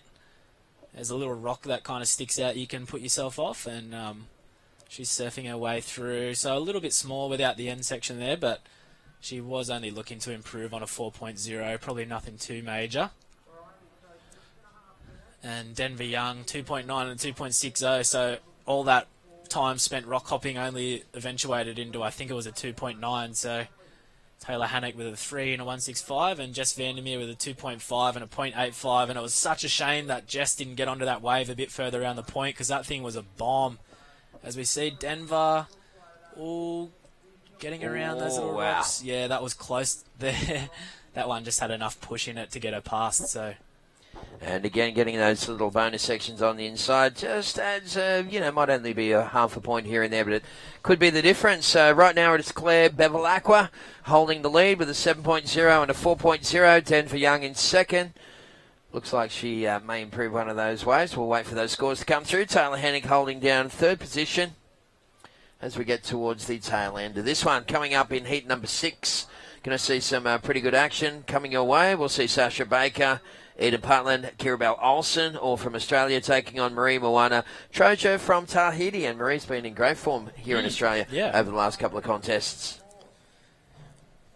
So that, just a little bit of Avoca trivia here for you, Tezza. Yeah. That rock pool, I'm not the greatest Avoca historian, but there was a thing on Facebook a while ago that the Avoca Surf Club put up, and it had photos from here from the, I think it started in 1890, and it was a logging town. Wow. So, and then they planted those pines, so now those pines are massive down the beach. Yeah. And that rock pool didn't actually become a rock pool till, I think, the big storms in the 80s. Gotcha. Or maybe it was the big storms in the 60s. I can't remember exactly which one, but it used to be speckled rocks like that all the way through the rock pool until all those storms rattled them around, and then they moved it. Gotcha. And there was rumour a couple of years ago, maybe 5 years ago now, that they were actually going to add some rocks on the end and extend the point and make it more like a bit of a burly point. Wow. But obviously they I think that got scrapped and they didn't do it. But it's probably a good thing because the reason why the point's so good is because of that corner rip there. Yeah. So it's really the good waves are when the rip stands it up. So I think if that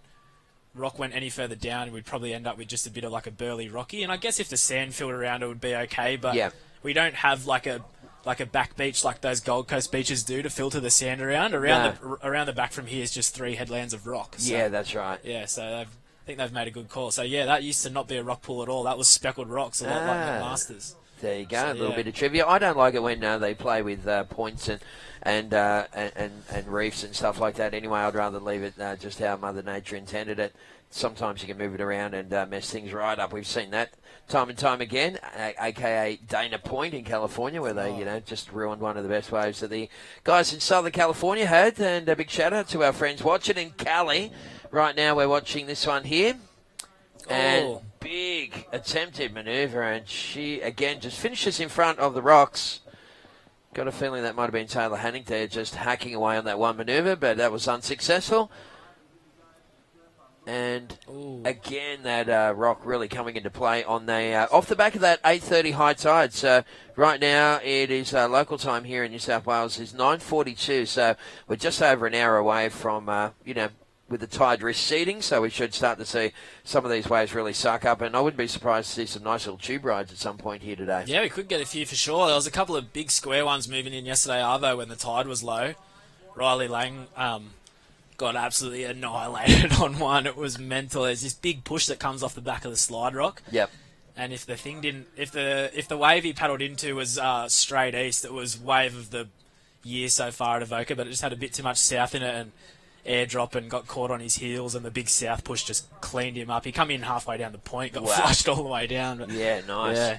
You can get pinballed through that section on the end there here at Avoca. We're down to 2 minutes 20 seconds remaining.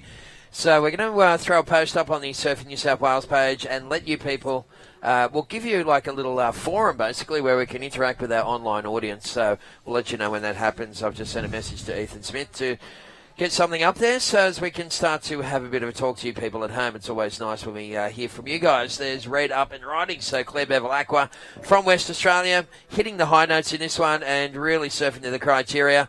Pushing this one right the way through. Again, just couldn't make that connection on the inside. Just under 2 minutes to go. Here's a really nice wave moving around the point right now. You can see those ones just pushing along. Look at that thing just bottoming out and draining through. So, whoa, that one was pretty sick. And there's a couple. So when these sets come through, they just get better and better and better, especially as the tide drops out. And here we go on the end here. Jess Vandermeer, she's on another really good wave. So just the one turn. On those ones off the corner of the rock there, Tezzo, you really have to go straight to the bottom to fit the two in because they do close out with that corner left a bit faster than normal, but what they do offer is two really big straight ups. So if you can go straight down and straight up, then you're always going to fit your second one in. Yeah, well, Jess Vandermeer, just the one big manoeuvre there. So she's definitely going to better a second wave, which is only a 0.85. In fact, that was a 3.05. So she's moved up into third spot. So Jess Vandermeer in yellow now chasing a 5.11 to try and take second. Taylor Hanning needing a 5.16. These are all highly achievable scores for girls of this calibre. Denver Young right now sitting in second, chasing a 6.11 to take the lead from Claire Bevilacqua from West Australia. She looks like she'll take victory here with a 7.0 and a 4.35. Yeah, it looks all mathematical from now, doesn't it, Tezza? There's a couple of waves coming, but these ones look relatively south, pushing down the beach. But you never know. They could have a little push off the rock. 30 seconds to go. So inside the final 30 seconds. Ooh, look at this thing going to looming come right up. down to the wire. So yellow and white chasing scores. Only low fives. Time is the issue, though. Right now we're into the final 10 seconds. And, well, unless someone scratches onto someone here, mate, it's going to be Bevilacqua and Denver that roll through this one. And that looks like the case. That's going to be after the hooter, unfortunately. So Claire Bevilacqua from West Australia takes that one. Denver Young joining her in the next round. We must say goodbye to Jess Vandermeer and Taylor Hanning here in day number 4 at Avoca, folks. You are watching the Community Project Central Coast Probe is proudly presented by Rockstar Energy Drinks. So next heat, the countdown is beginning. A little changeover happening here, so we're going to get Johnny Schmucker back onto the commentary.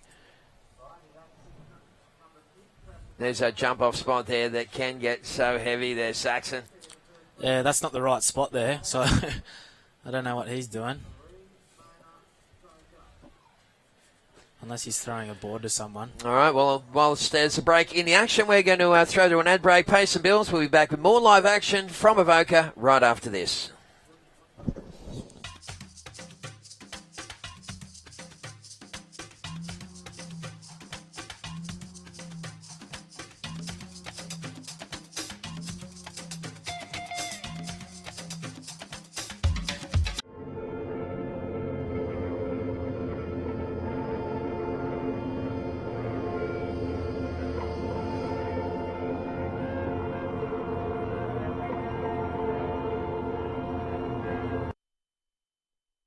Okay, welcome back here. Avoca Point. We've got the point, Shmoo. We're stoked. That's awesome. We were talking about it all throughout the series when we saw the contest was back on at Avoca. I hope we get Avoca Point. I hope we get Avoca Point. And we've had it just about every day, and it's been pretty pumping every day. It hasn't just been average point either. It's been really good point. So welcome back in here, Shmoo, this morning. Yeah, thanks, Saxon. I was actually out on the point hanging out with Dean Bowen, who will be coming up in the next round with you boys out there as the tide starts to filter out. And I tell you what, there's a lot of good quality waves on offer out there. There's been some big scores from the girls, and I think throughout the rest of the morning it should just get better and better as that tide starts to bottom out. You can see now I talked about it before, those rocks are becoming more exposed, so that means the waves will break a little bit further out and off in and around that area. We've seen a couple of girls, I don't mean to giggle, but they go for it on their last turn. They don't realize how close they are to the rocks, and they end up in that pool. And trying to get back out over it too. I was in the booth and seen two girls get washed in, and I was just in here cringing, going, come in and go around, because you can just come in this rock pool and just have a leisurely little swim or walk back over to the rock and run around the rock and jump off. It's kind of all mellow, and they were trying to get back out. I was going, oh no, don't do that. Yeah, you lose fins, you scrape the bottom of your board, it's chaos. Luckily for them, the rocks aren't as sharp as one would think. As we can see, red. That's, Sasha Baker. Yeah. I mean, you're right. They probably should have come in on the inside the rock pool area there and walked right along where we were and jumped straight out. It looks pretty easy to get out today as opposed to yesterday. It was much bigger.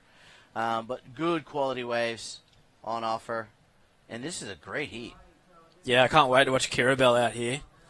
A bit of a shame for her that the tide's not a bit lower. I know her being a local, she would have loved a little bit lower tide, because that's when the waves do start to get really, really good. But I think if we see a lineup shot of the girls, I was in here before with Teza Shmoo, and I was saying that the local guys will be taking off so far around that you can't even see them from that still shot we've got from the beach. It's way around the back of the rock, as you know. So we can see Kirabel, the deepest person right now. And if it'd be a free surf right now for Kirabel, she'd be another 10, 15 metres deeper, because you know how competitive the free surf was yesterday, Arvo Shmoo. You got to go be way back at the slide to get a wave, and the local boys just rule it. They get away from the slide, run back around, jump off the slide, get away from the slide, run back around. There was a couple of the local lads out there, and you could tell who knew this break better than most of the pack out there. Well, Joshy Hay yesterday afternoon was absolutely ruling. There was probably about 10 or 12 good waves came in the time that we were out there free surfing, and he had about 11 of them. Yeah, you're right. And you can see out to sea there that big rolling mass of water. And those things were actually breaking yesterday. But yeah, it was pretty hectic out there on the free surf. And you're right, they are sitting a bit wider of where you'd normally sit. I was out there the last couple of heats, and I think as the day progresses, we might see surfers go a little bit more behind that rock area, because there is scoring potential. Yeah. As soon as you pass that rock, there's a nice section that presents itself. So I think what it does is it opens up for the quantity of maneuvers. Yeah. As well as the quality of them. So you can see they're sitting pretty wide on this one. Well, as we learnt out there yesterday, Shmoo, when you were talking to me about it when we were having a surf, and when you get those waves from around the back there, you get the roll in over that buoy that you're generally taking off on, and you have all the speed in the world coming into that first section that you take off on. Yep. So you're giving yourself one more maneuver, and you're also giving yourself 10 times more speed. And that's just sets you up for the rest of the wave, because it's really important to connect with that first turn out here and get your rhythm going, because if you're out of rhythm, it's such a hard wave to start surfing properly. So you really have to be in rhythm from the start. Something I was not in yesterday. You're spot on with that call. And today, I think priority management will become a huge factor in those who are successful, working under priority, and obviously surfing very, very well. But the wave lends itself to good surfing. It's such a fun wave once you get on one. Yeah. And the girls are doing a good job. There you can see those rocks. I was actually speaking to Dean Bowen out there, and we were wondering, are these naturally formed pools, rock pools? And he was suggesting that perhaps back in the day, the Aboriginals would be their fish-catching ponds. You missed my history lesson before, Shmoo. Oh, right. I had a history lesson in here with Tessa McKenna. As I said before, I'm not the greatest Avoca historian, but I did cheat and saw a lot of, about a week ago, the Avoca Surf Club put up these photos that they had all the way back from 1890 or something like that. And this rock pool is man-made. It is. Before, I think it was storms. I can't remember if it was the 60s or 80s. There was a really big East Coast low, like the one we had last year, but even bigger. And it kind of moved all the rocks around. And before it moved all the rocks around, it was speckled rocks in this rock pool. So it's the rocks we've got out the back. Yep. And that rock pool didn't exist, so it was rocks all the way through. So people took the rocks out and made the rock pool. Okay. In about, So I think it was around the 70s. I'm going to go with 70s because I don't know if it's 60s or 80s, so I'm going to go in the middle and say 70s. So it was all speckled rocks, kind of like a Burley Point. Yep. And then they took it all out. Right. Yeah. So Jeannie was thinking maybe it might have been an old Aboriginal fishing ground. He's close. He was close. But there you can see Yeah. there's some beautiful drone footage of what that pond looks like. You Yeah. can see it in almost like a full circle there. Great on low tide for the kids or medium tide. The kids get in there and they have a bit of a swim. But what it's done is it's made this wave, world-class quality. As we see Kira Bell Olsen talking to her old boy a couple of days ago, and she loves this place. Yeah. So those rocks that in the corner where everyone's standing and those tents were set up, it was like that all the way out. Right. That's what it used to be like. And apparently it was actually really, really good because the sand used to get pushed in with the northeast and it was like speckled sand and rock, and used to get like big wedges out of the northeast, and apparently it used to get really good. But now it's still a really great point wave. Obviously I wasn't surfing back then. I wasn't even alive, so I don't know what's better, but because we have this rip in the corner now, because the rock pool's made like a big C shape. Yep. That's what makes the wave so good, is because the rip stands it up. So you get this fun section out the back, which is like a point, and then you move onto this inside section here, which turns into a rip bowl. So you get the best of both. Yeah, Eden putting together some nice turns. Still a little bit lumpy out there on the ocean surface with that tide and that swell. There's still a lot of water. You can see it when you stand out there on the point. I think the cameras don't do it that sort of justice at the moment. And there's that rip bowl right there on those left section that I think perhaps tomorrow that peak there and then the one next to it might be our finals day peaks. Yeah. As this swell does decrease over the course of the day. But still plenty of waves out here at the point. Eden Putland with that 4.75 is ahead of Sasha Baker. Kira Bell Olsen at 2.75. And Look at these ones in the middle. Oh, big corner rights. Yes, that's a pretty cool shot there. So, as we see, Sasha Baker. Wow, great looking snap on that first section, and is a bit bumpy here, so a bit of wave selection there for her. She's going to get a couple more turns, but you really want to pick those waves that stand up through the inside. Yeah, so from that drone shot last year, where we are in the caravan right now, Shmoo, we would be drifting away. The caravan may as well be a boat. So when we had that East Coast low, all the Avoca guys were coming down with sandbags and sandbagging the surf club because the swell was coming up and over into that car park. Just because we face so direct east-northeast here, and that swell was bang on east-northeast. So he's come straight in, and car park was flooded, and the surf club was flooded. The the boardrooms and all that kind of stuff, with water all through there, and people were sandbagging everything, and so it was nuts amazing in to here. see the local community band together and definitely, trying to save the beach, and there must have been that much erosion, but that was a good shot of the drone there. That almost looks like a sort of a snapper burley setup out there on this reef break here. So Moana Troha, she's looking for a pretty good score because Kirabel has found herself a nice wave for the backhand. And look at her, she drops off the bottom. And another big snap. Talented young goofy footer. 2 big turns. Yeah. The judges will not be afraid to throw down some scores here with 9 minutes and 20 seconds to go. Of course, Community Project Central Coast Pro presented by Rockstar in full effect. Super Saturday. Plenty of surfing. Females to start with the males. You guys are out there pretty soon. Saxon, you've been obviously... It's good for you to be in here because you know what the judges are throwing scores at. Yeah. You're not out in the sun and exposed to the elements, but as we see this replay, look at this first and second turn here. Well, she just knows how to pick them, Shmoo. Like, it's not the longest wave, but you don't need the longest wave. And you see how the rip bowl's standing it up, and it's just steeper than anything else anyone's caught out there so far. You don't really necessarily need a long one. You just want that big one, and when you're paddling into it, it looks like it's almost standing still, and the rocks are boiling, and it's just so exciting. And you notice the big steep one. What's so intriguing about this wave for me yesterday when I paddled out was, as we see, there's Kirabel again. She found herself one paddling back out. It's just in that little end section here for Kirabel. She's gonna kick out of that one. That was a 7. So now you know what the judges are throwing scores at, being in here. And then we see a shot looking back. We're in our Jayco caravan, thanks to Jayco Sydney. So that swell, Shmoo, that surf club you can see to your left, and all these tents that we've got right here, and all those cars in the car park, underwater. Wow. Underwater. The tide today was really high, and the swell wasn't as nearly as big as it was yesterday. So I can only imagine with that East Coast massive low that you guys had. And you can see the swell now moving. It's still got a lot of south in it.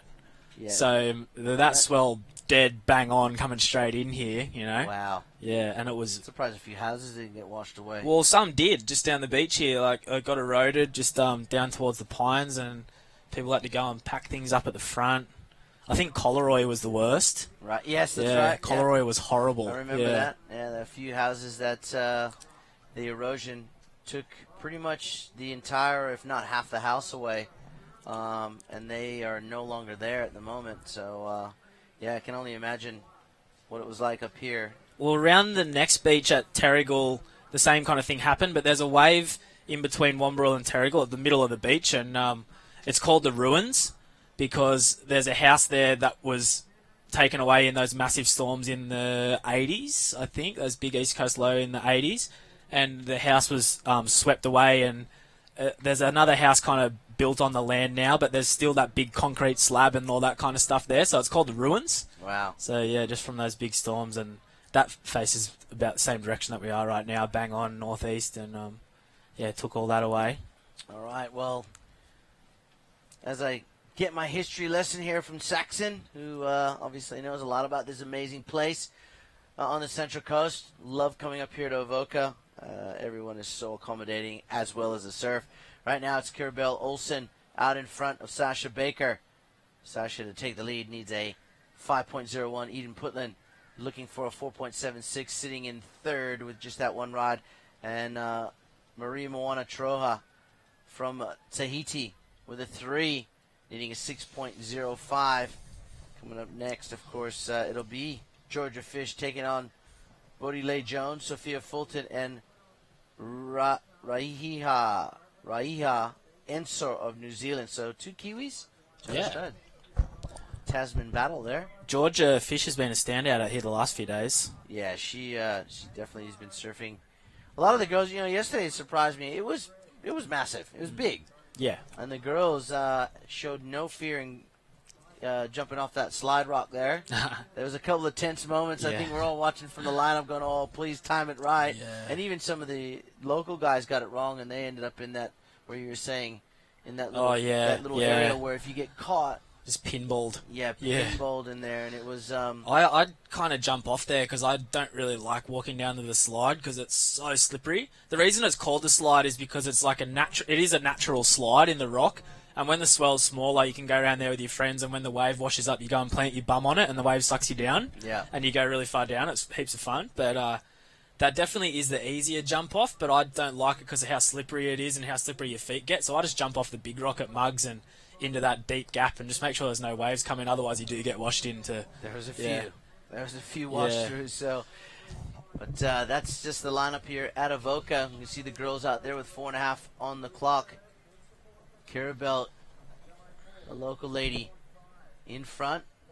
Central Coast surfer, and she would have surfed out here thousands many times before. So she's quite comfortable, very familiar surroundings. And we have 8 heats of the girls. Then we'll get straight into the men's. And, of course, our co-commentator, Saxon Lumsden, will be out there ripping it up. You got a few yesterday. You seem pretty comfortable out there. You had I've your normal board out there? Yeah, I got a brand new DHD, and I rode it for... Oh, it wasn't the first time I rode the board, but the first time I ridden it at Avoca Point yesterday in my heat. I didn't really go out there in the morning just because it was high tide and crowded, and I got a really nice one at the start of my heat, and I felt like I just absolutely safetied the living daylights out of the thing. So I made sure I went out there last night and caught a few and got used to the board. Because when you get a good wave out here, especially in a heat, we want to put it away. You can't be surfing safe in a QS event. So I was lucky to get away and get through that heat. So made sure I got a few last night with you out there, Shmoo. It was pretty fun. Hey, it was really fun actually. Yeah, I won when you got one. It was really fun. I got a few I didn't want, but that's just the way it goes, with 60 people in the lineup. Right now, it was almost work. Well, I guess if all the boys are home, like if Ace and Wilco and all those guys are home, it's really hard to get waves. But with everyone being such good surfers out there warming up last night, it was kind of really hard to get one. Yeah, you had to definitely be in the right spot at the right time. Well, it's good. I was saying to a lot of you guys out there who's surfing today, it's going to be great out here with just 3 other people. Oh, yeah. And if it was just one other person, it's like hitting gold, a gold patch. That would be amazing. Yeah, so right now, Kira Bell Olsen still out in front here. A bit of slow. I think the tide is maybe perhaps starting to change, and you can see, the swell is decreasing. But there will be plenty of waves, no doubt, throughout the day. So we see Marie Moana Troja of Tahiti on her backhand. Nice surfing. Yeah, good little surfer from, I think, the Papara area. And that's where they all practice for their beach break. The QS grind is in Papara. It's like a sort of a cobblestone sand break. Have you ever surfed there? No, I haven't been to Tahiti, no. Yeah, it's beautiful little spot there, and that's where all the kids learn how to surf. Well, most of them in Tahiti anyways. I know the Rangi comp's on right now, and I think it's pumping. Yeah, the Rangaroa comp. When isn't it pumping in Tahiti? It's absolute paradise. 1 minute, 50 seconds. So Marie Moana Troja, a 3.75. So now she needs a 5.75. Eden Putland put down into 4th place, needs a 4.76. Sasha Baker, Kira Bell Olsen still out in front here in this heat to start us off today. So we see waves rolling through. Girls trying to reposition themselves in the lineup. That's the other thing too, is that it's sort of like that conveyor belt. It just the actual rip is sucking you back out to sea. So you got to really stay in the right spot. Otherwise, you're just a little bit too far out to get some of these set waves. And I've seen a lot of them go unridden whilst I was standing out there on the point. So you got all these elements to deal with, and then last but not least, having to get the best waves out there on a predominant right-hand point break. There's no lefts unless you want to come here and surf on the inside. Yeah, I was a bit confused about that yesterday, Shmoo. I'll get back to that though, but there's 45 seconds to go. Yeah, because the other day everyone was surfing in the corner and you weren't allowed to surf the point, and then they said the comp was on the point and all of a sudden you're allowed to surf the corner. So I'm not too sure what was going on there, but that's okay. No one surfed the corner in my heat, so I wasn't worried about anyone down there on the lefts, which is good. And here we go. Surfer up and riding. Someone's using priority here.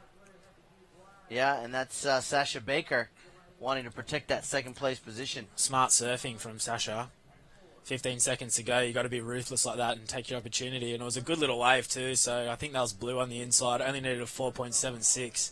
That was easy done on that ride, Shmoo, I think. Yeah, definitely. Well, like you said, it was smart surfing. Yeah.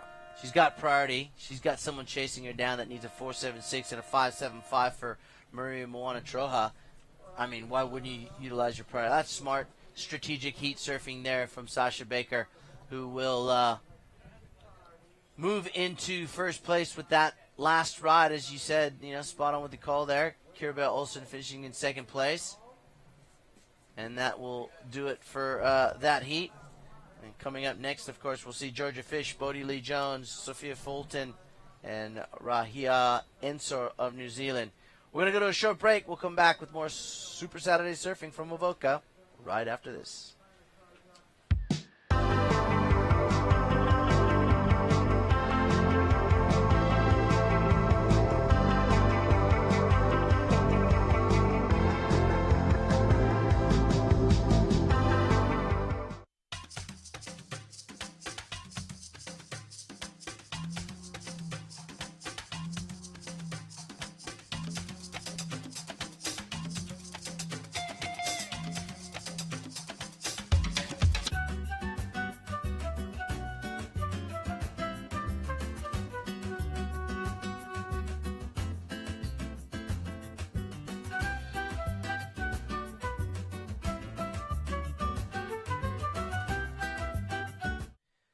And we are back here at Avoca. Of course, the Community Project Central Coast Pro presented by Rockstar, and it is a great Saturday morning. We are well underway with the ladies QS 1000 round of 32, of course. It's only 10 o'clock in the morning, Saxon, and it's going to pump all day. We'll be here till around about 4:30. Yep. So if you've just joined us from around the world, I know it's probably down tools time in the U.S. of A. Of course, on the East Coast of America it would be for sure. In and around that South Carolina, Florida, and the Panhandle. And it'd definitely be down tools. They'll be enjoying a Friday afternoon beverage, or evening beverage, I should say. Same with the West Coast of the United States. I want to welcome all of our Hawaii viewers, in particular my dad, who is a massive fan of the live broadcast, so he's over there watching in Honolulu. Hello, there Papa Shmoo. Papa. Yeah, so he was very excited as well, because next week we'll be going to PNG for the longboard, WSL sick. longboard events. First time over there, and my dad's an avid longboarder and loves to get his toes on the nose. So we're going to do a bit of that next week. It'll be, of course, broadcast live on the WSL, as well as the starting windows for the Quicksilver and Roxy Pros. How do you go on a longboard, Shmoo? I'm terrible. Yeah? I mean, I have fun on them, but I mean, when you see the quality of style that these guys and girls put into their longboard surfing these days, Yeah. and then you put me on one, it's a noticeable difference, trust me. Here we go. This looks like Sophia Fulton here, Saxon. Yeah, nice little wave. Whoa, great snap off the top here and moving through again, cut back. This little end section's so much fun. She got a nice one as well. And just puts it away. Back left. I'm not too sure how many points you're going to get for going back left on that last little turn there. I think it's more of just like I don't really know. But was that you that was in the booth with that Boomerang Shmoo? And I was talking about that like finishing foam climb and how I almost thought that it was detrimental to your score. Whereas you finish on a big turn, and then you know how everyone finishes on that big turn and they just... It's almost a habit to do that little foam climb at the end. Yeah. I think it's kind of detrimental to your score, really, because it's not your last turn anymore, and it kind of... Do you know what I mean? Or am I just being over dramatic? Oh, I don't know. I think, sometimes... It depends on where you do a foam climb. I think in the end of the wave is probably not the best place to do it. Yeah. And after you've done your last big turn, you're done. Yeah. Try and do a foam climb. Is it going to get you anything? Nah, not really. The judges probably wouldn't score that. Look at this replay here from... Sophia Fulton. Looks like she's riding the old dreaded deck there. The old school grip on the front foot. Oh, there would have been plenty of them on Avoca Point in the 80s and 90s. Boys would have been flaring out there on them. Definitely. And that was a great opener for Sophia. I got to say, she did a magnificent job at manufacturing something out of that pretty good-looking wave here at Avoca. So we see, yeah, there it was. It was a good score. 7.25. Georgia Fish opens up with a 4.5. And Bodie Lay Jones, a 2.75. She'll want to wipe that one away from that column, that first column. And, of course, our New Zealand surfer, Rahia Enser, just had that one in and out. So we can see a bit of cloud cover. It's supposed to be quite nice all weekend. Good surf, good sun. I think we might be down in front of the Shark Tower tomorrow, Shmoo, standing in some pits. I think you could be I right. think it could be really hollow down there in the morning. I don't want to count my chickens before we get down there, but the way the banks are looking right now, and there's a gigantic rip from all this swell we've had, and it's just been chewing away at this bank and spewing all this sand out the back, and there's big, thick nuggets moving through down there now with the occasional wash through. So I'm hoping no wash throughs and just thick pits, and the wind out of the northwest is dead offshore down Bang in front offshore, of there. Yeah. I think you're right. I think we're going to have a great day of surfing on the point here at Avoca and then down the beach tomorrow. I agree. I actually saw yesterday that bank you're actually talking about grinding some big 8 to 10 footers. I mean, you wouldn't be able to stay in the one position. Nah, if you had a ski, you would have had a field day out there yesterday. But I think tomorrow the swell dropping a few more feet here. That bank, there's a couple of banks down there actually, but that one in particular you're talking about, I saw this right that you could have just driven a truck through. Oh yeah. So if you pick the good ones, you can surf all the way through from those waves breaking out the back there, Shmoo, in the corner, and you can roll through and do about 4 or 5 cutties. And then if you pick a good one, you can roll over this step in front of the Shark Tower down there and then just stand in this thing. But it doesn't happen very often, but it does happen. Well, we could be testing those waters tomorrow. Of course, today here at the point, Sophia Fulton opening up with a 7.25 with 14 minutes to go. And Georgia Fish a 4.50. Bodie Lay Jones a 2.75. And our other competitor from New Zealand, Riaha Enser, just that 0.5 of a point. I just spotted a local legend just walk past our caravan just then, Shmoo. Oh, yeah? It was Big Dino Carmichael, Wadey's dad. Ah, right. And Vicky. The old boy coming down and watch the Bear Grylls of surfing. Yep.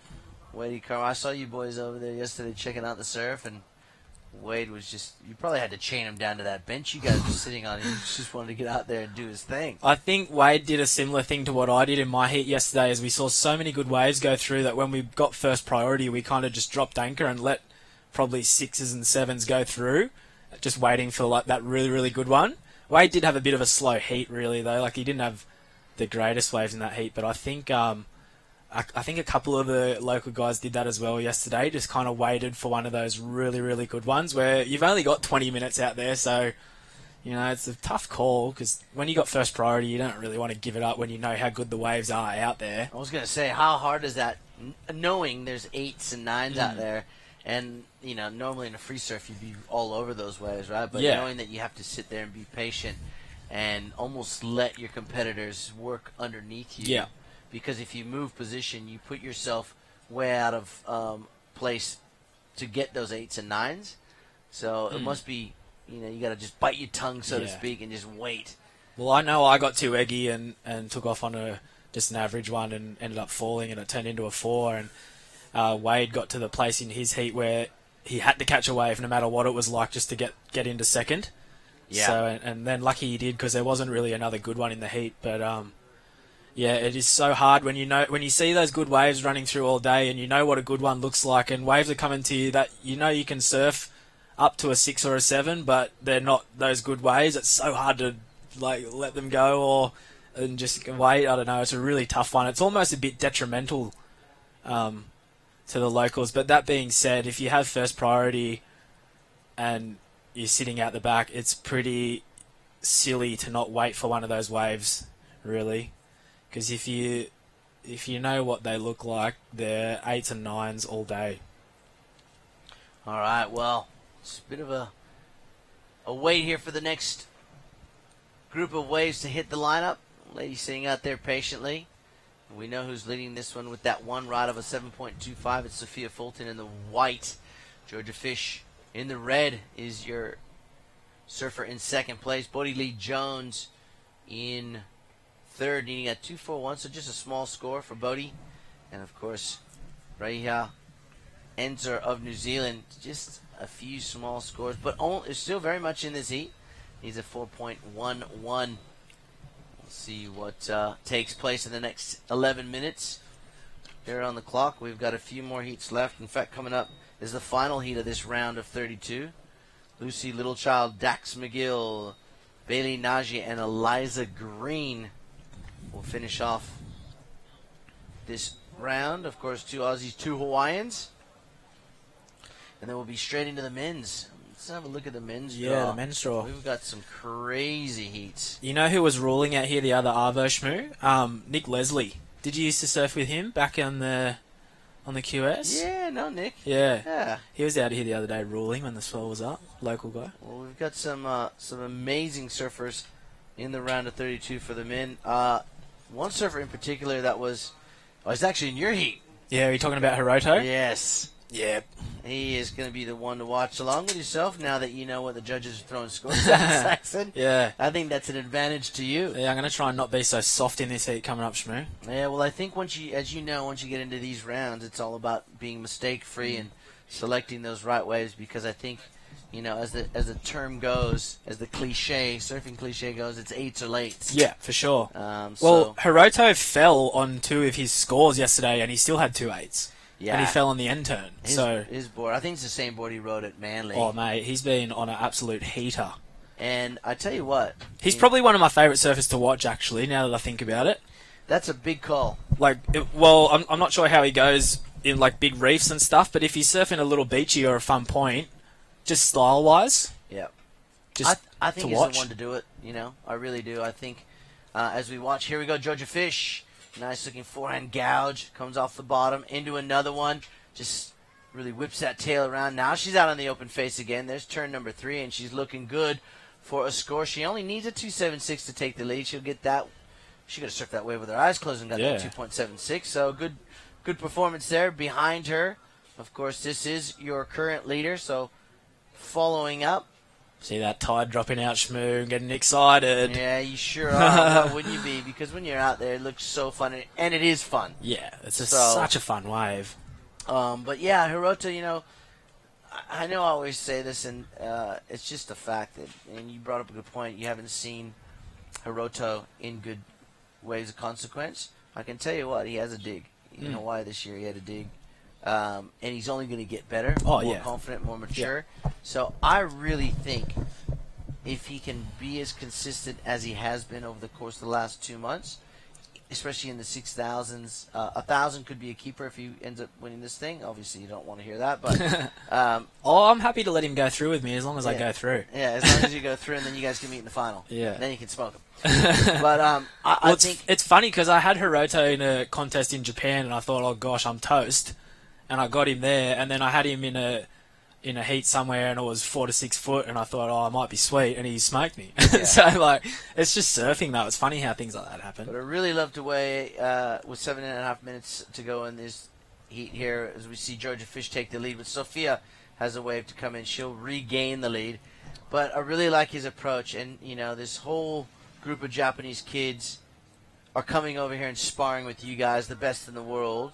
And really, it's doing wonders for the surfing. So I can't wait to watch your guys' heat. I'll be in the commentary box, so I'll be able to call it. I think we're on a good tide as well. Yeah. I'm trying not to get too overamped, but I think it's going to be a really fun tide, draining out mid-tide.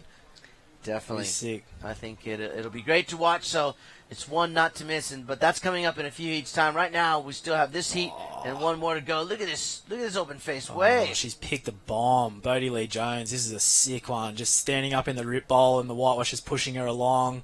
It's had 3 beautiful sections, and just a little bit sticky on that cutback there. Wow. Yeah, that's going to be a great score. Big wave, solid turns, equals probably a great score for Bodie Lee, and she only needs a 4.51. As our scores just dropping off the screen there, we'll get them back up for you because there has been an exchange. Watch this replay. Look at how solid this wave is. Big set wave, first open face turn, brilliant. Second wave equally as, then drives into that third one, She's only a tiny little thing. Yeah, she timed every section really well as well, which is important out here. And that last bit really tricky. You never know whether you should cut back and stay with the foam, but you got to get over that rip and get over to that last section. So you always kind of just get a couple little speed pumps and get over and get the end bang. Is always good. So she'll pick up on that. Is that a 5.9? It certainly was. And she still remains in third. Reason being is Sophia Fulton backed up her 7.25 with a 4.6, and Georgia Fish backed up her 6.5 with a 4.5. So that means Sophia first, Georgia second. Bodie still in third, needs a 5.11. Riaha Ensor, a 2.5, still needs an 8.5 with 5.20 on the clock. Well, I think Bodie's only maybe 14 or something, isn't she? Isn't she really young, or is she a bit... Yeah, is she the older one of the sisters? I think she's 14 at the moment. So a 5.9 in a WQS for a 14-year-old. It's not too bad. She surfed that wave amazingly, just compared to...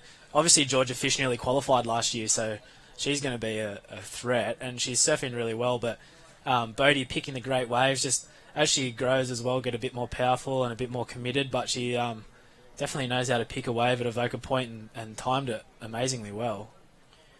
All right, 4 minutes 40 on the clock here. Heat number 7, round 2, round of 32. Ladies left in this event, the Community Project Central Coast Pro presented by Rockstar. And here we go.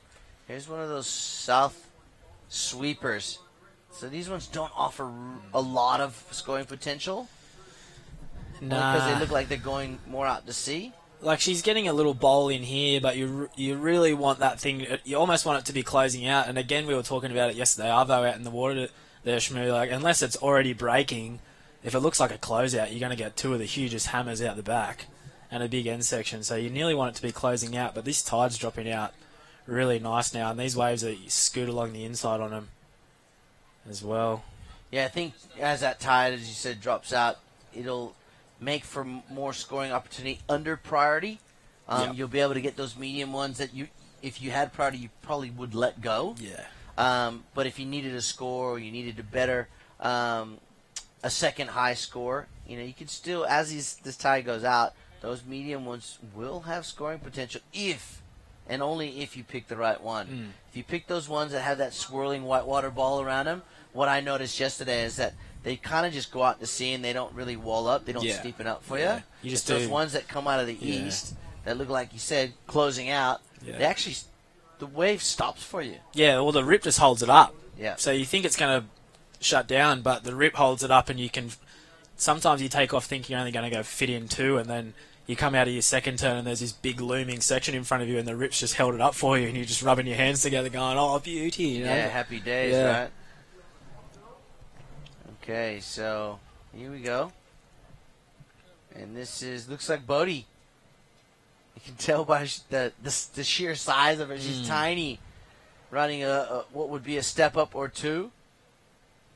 It looks nice. It's drawing some nice long lines for her. I don't think that's the worst idea, especially if you're a young surfer at all. I know my coach, Grant Hudson, I didn't get off 5.10s until I turned about 18, 19.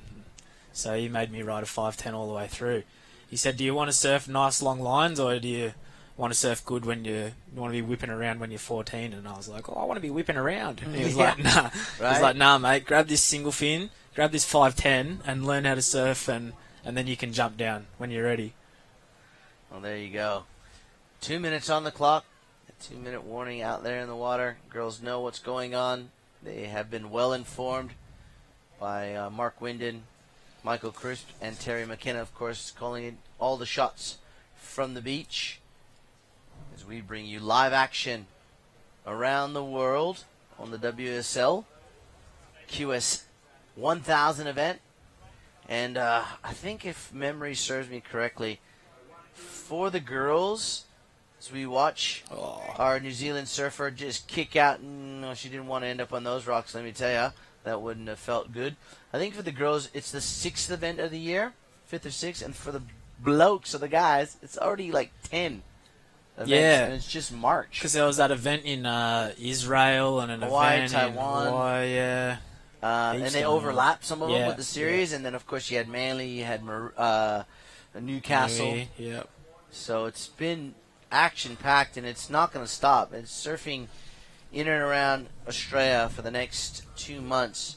You know, you got the Gold Coast, then you got Bells, then you got Margaret River. Yeah, sick. Good to watch.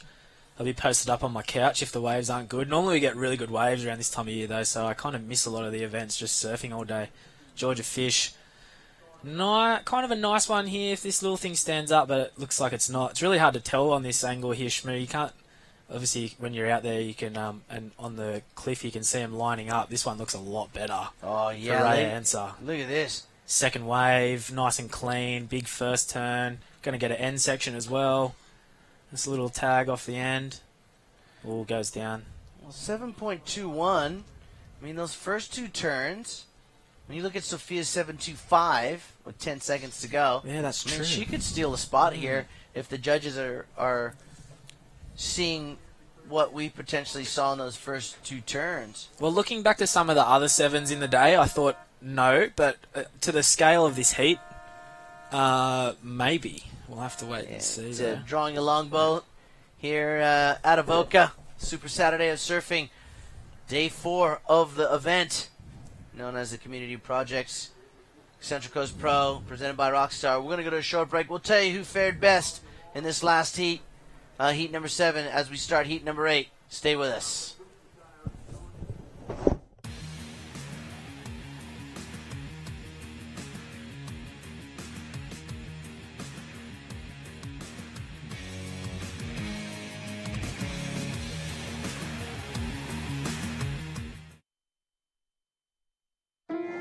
In olden days, a glimpse of stocking was looked on as something shocking, but now God knows anything goes.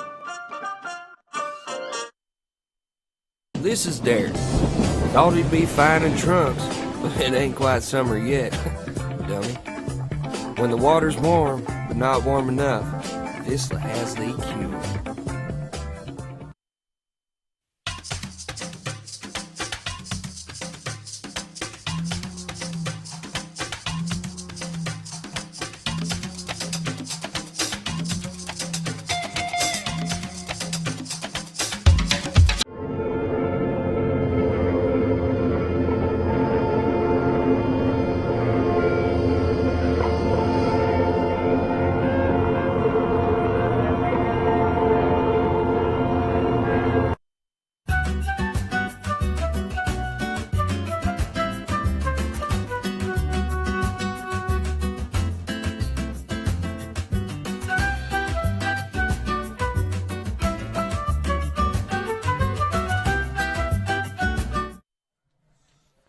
Okay, welcome back. Avoca Point, Community Project, Central Coast Pro on Avoca Point. Can't get enough of it. I'm frothing. Tide's dropping out. Look at those rocks starting to pop out, Tezza.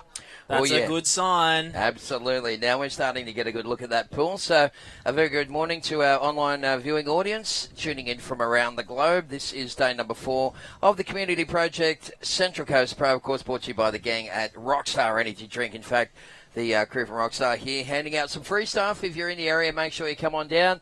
Final heat for the girls is in the water. And who's that up and riding, Sax? That's Dax McGill in the blue on a real little inside rock hopper. Oh, that's a sketchy little spot to be in there. So Lucy Littlechild in the red, Dax McGill in the blue, Bailey Nuggy in the white, and Eliza Green in the yellow. So this is the last heat of the girls. And we're moving on into the men's, round of 32.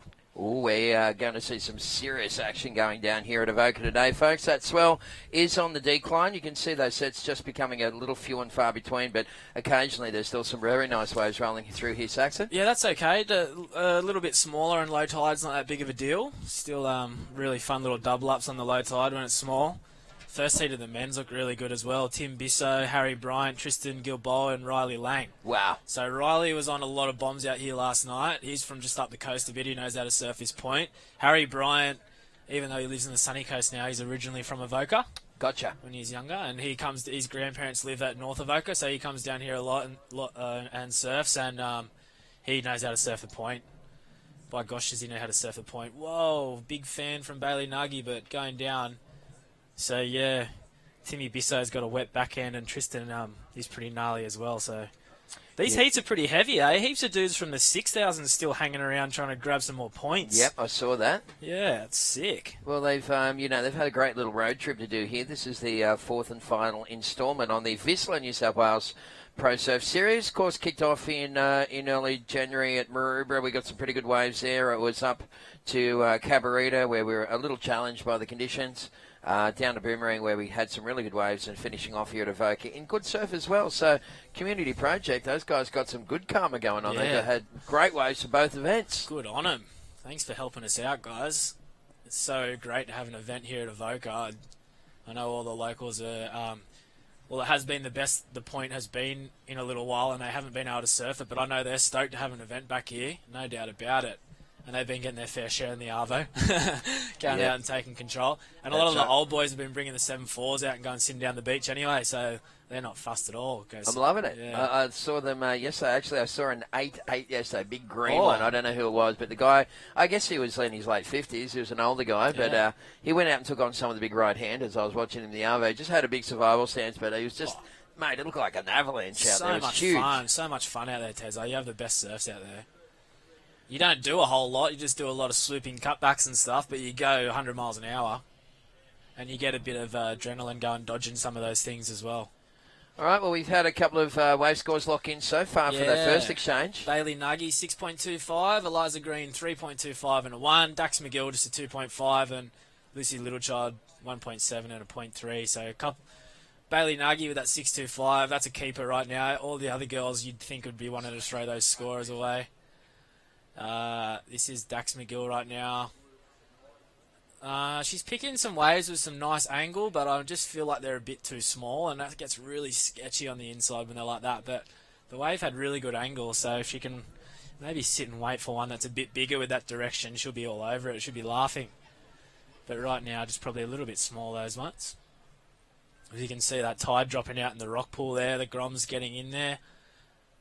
The water is so warm right now. It's unbelievable. We had that like 2 weeks of south wind pretty much, and it just heated up. I've been wearing boardies in the afternoon out there, and actually I got a little chilly yesterday, but only because of the wind. But I reckon the water's like 23. It's almost like Gold Coasty, like 23, 24. It is very toasty. Actually, they're calling it 22 today. So, but for this time of year, it's still very nice. It's so warm. Hey, jump on the Surfing NSW Facebook page, folks, and you'll see a little link there to the webcast. And we'd love to hear from you guys and out there watching, guys and girls. Of course, that's you can see Red just putting the trying to wind the windows up and go backwards there, heading for the rocks. And what's going to happen there? Sax, it looks like. Oh, the tide's kind of low enough now that you're probably not going to be that close, and it does flush down the point. And when the waves come into the rock pool, they also like flow back out. So you're going to get pretty unlucky if you hit the rocks now. But yeah, it still is quite sketchy. All right, well, heading towards low tide 5 to 3 this afternoon. 0.3 of a metre. It was a 1.8 metre high tide at 8:30 this morning. So that's the situation. The tide's dropping, and the point loves a little less water out there. It really wraps around that reef break pool, as you can see. This nice one here, a little runner just wrapping around. Beautiful wave here at Avoca, and so many champions have come out of this region, going right back to, of course, Mark Sainsbury, a.k.a. Sanger, the man who invented the floater, was from here.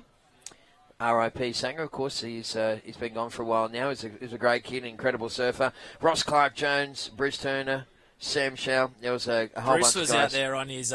Bruce and Sam were out there yesterday surfing the corner.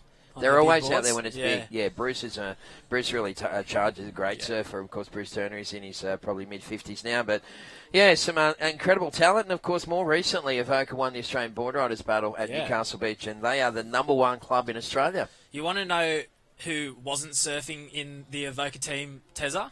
Who's Do that? you want to hear some names that didn't make the cut for the Avoca Board Riders team? Yep. Sandon Whitaker. Uh-huh. Shane Powell. Wow. Nick Leslie. Yep. Dane Acho. Oh, wow. Bo Acho. Oh, they could have put a B team in. They could have had a B team in and still made the final, mate. They're gnarly.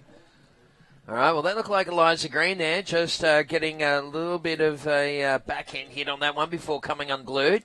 And this time it's Blue throwing it up on the backhand as well. Who's that? That's Dax McGill. So she's picked a little bit bigger wave this time, which is nice for her. It is a bit foamy, but she's getting some work done, slashing away.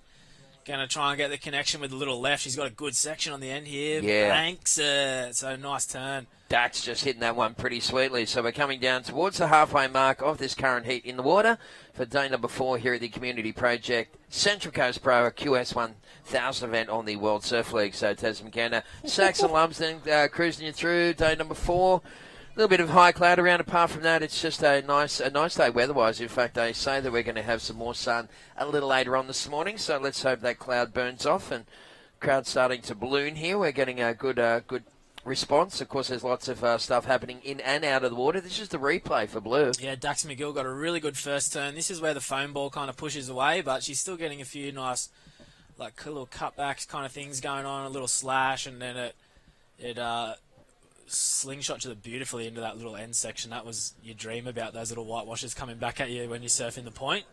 All right, so it was a really good end section and a good start. So you think it's going to be probably a mid-range, if not a bit higher score?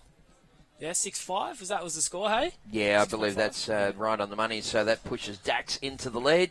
Of course, here in Australia, it's a bit of a slang word, but Dax means pants, yeah, long pants. Yeah, I used to get in trouble for doing that at school. What, for wearing your long pants or not wearing them? I thought you meant Dax is in long pants. I thought you know the Oh, Dax when you sneak dax up someone, yeah, when you sneak up and you rip them down, that's called daxing someone.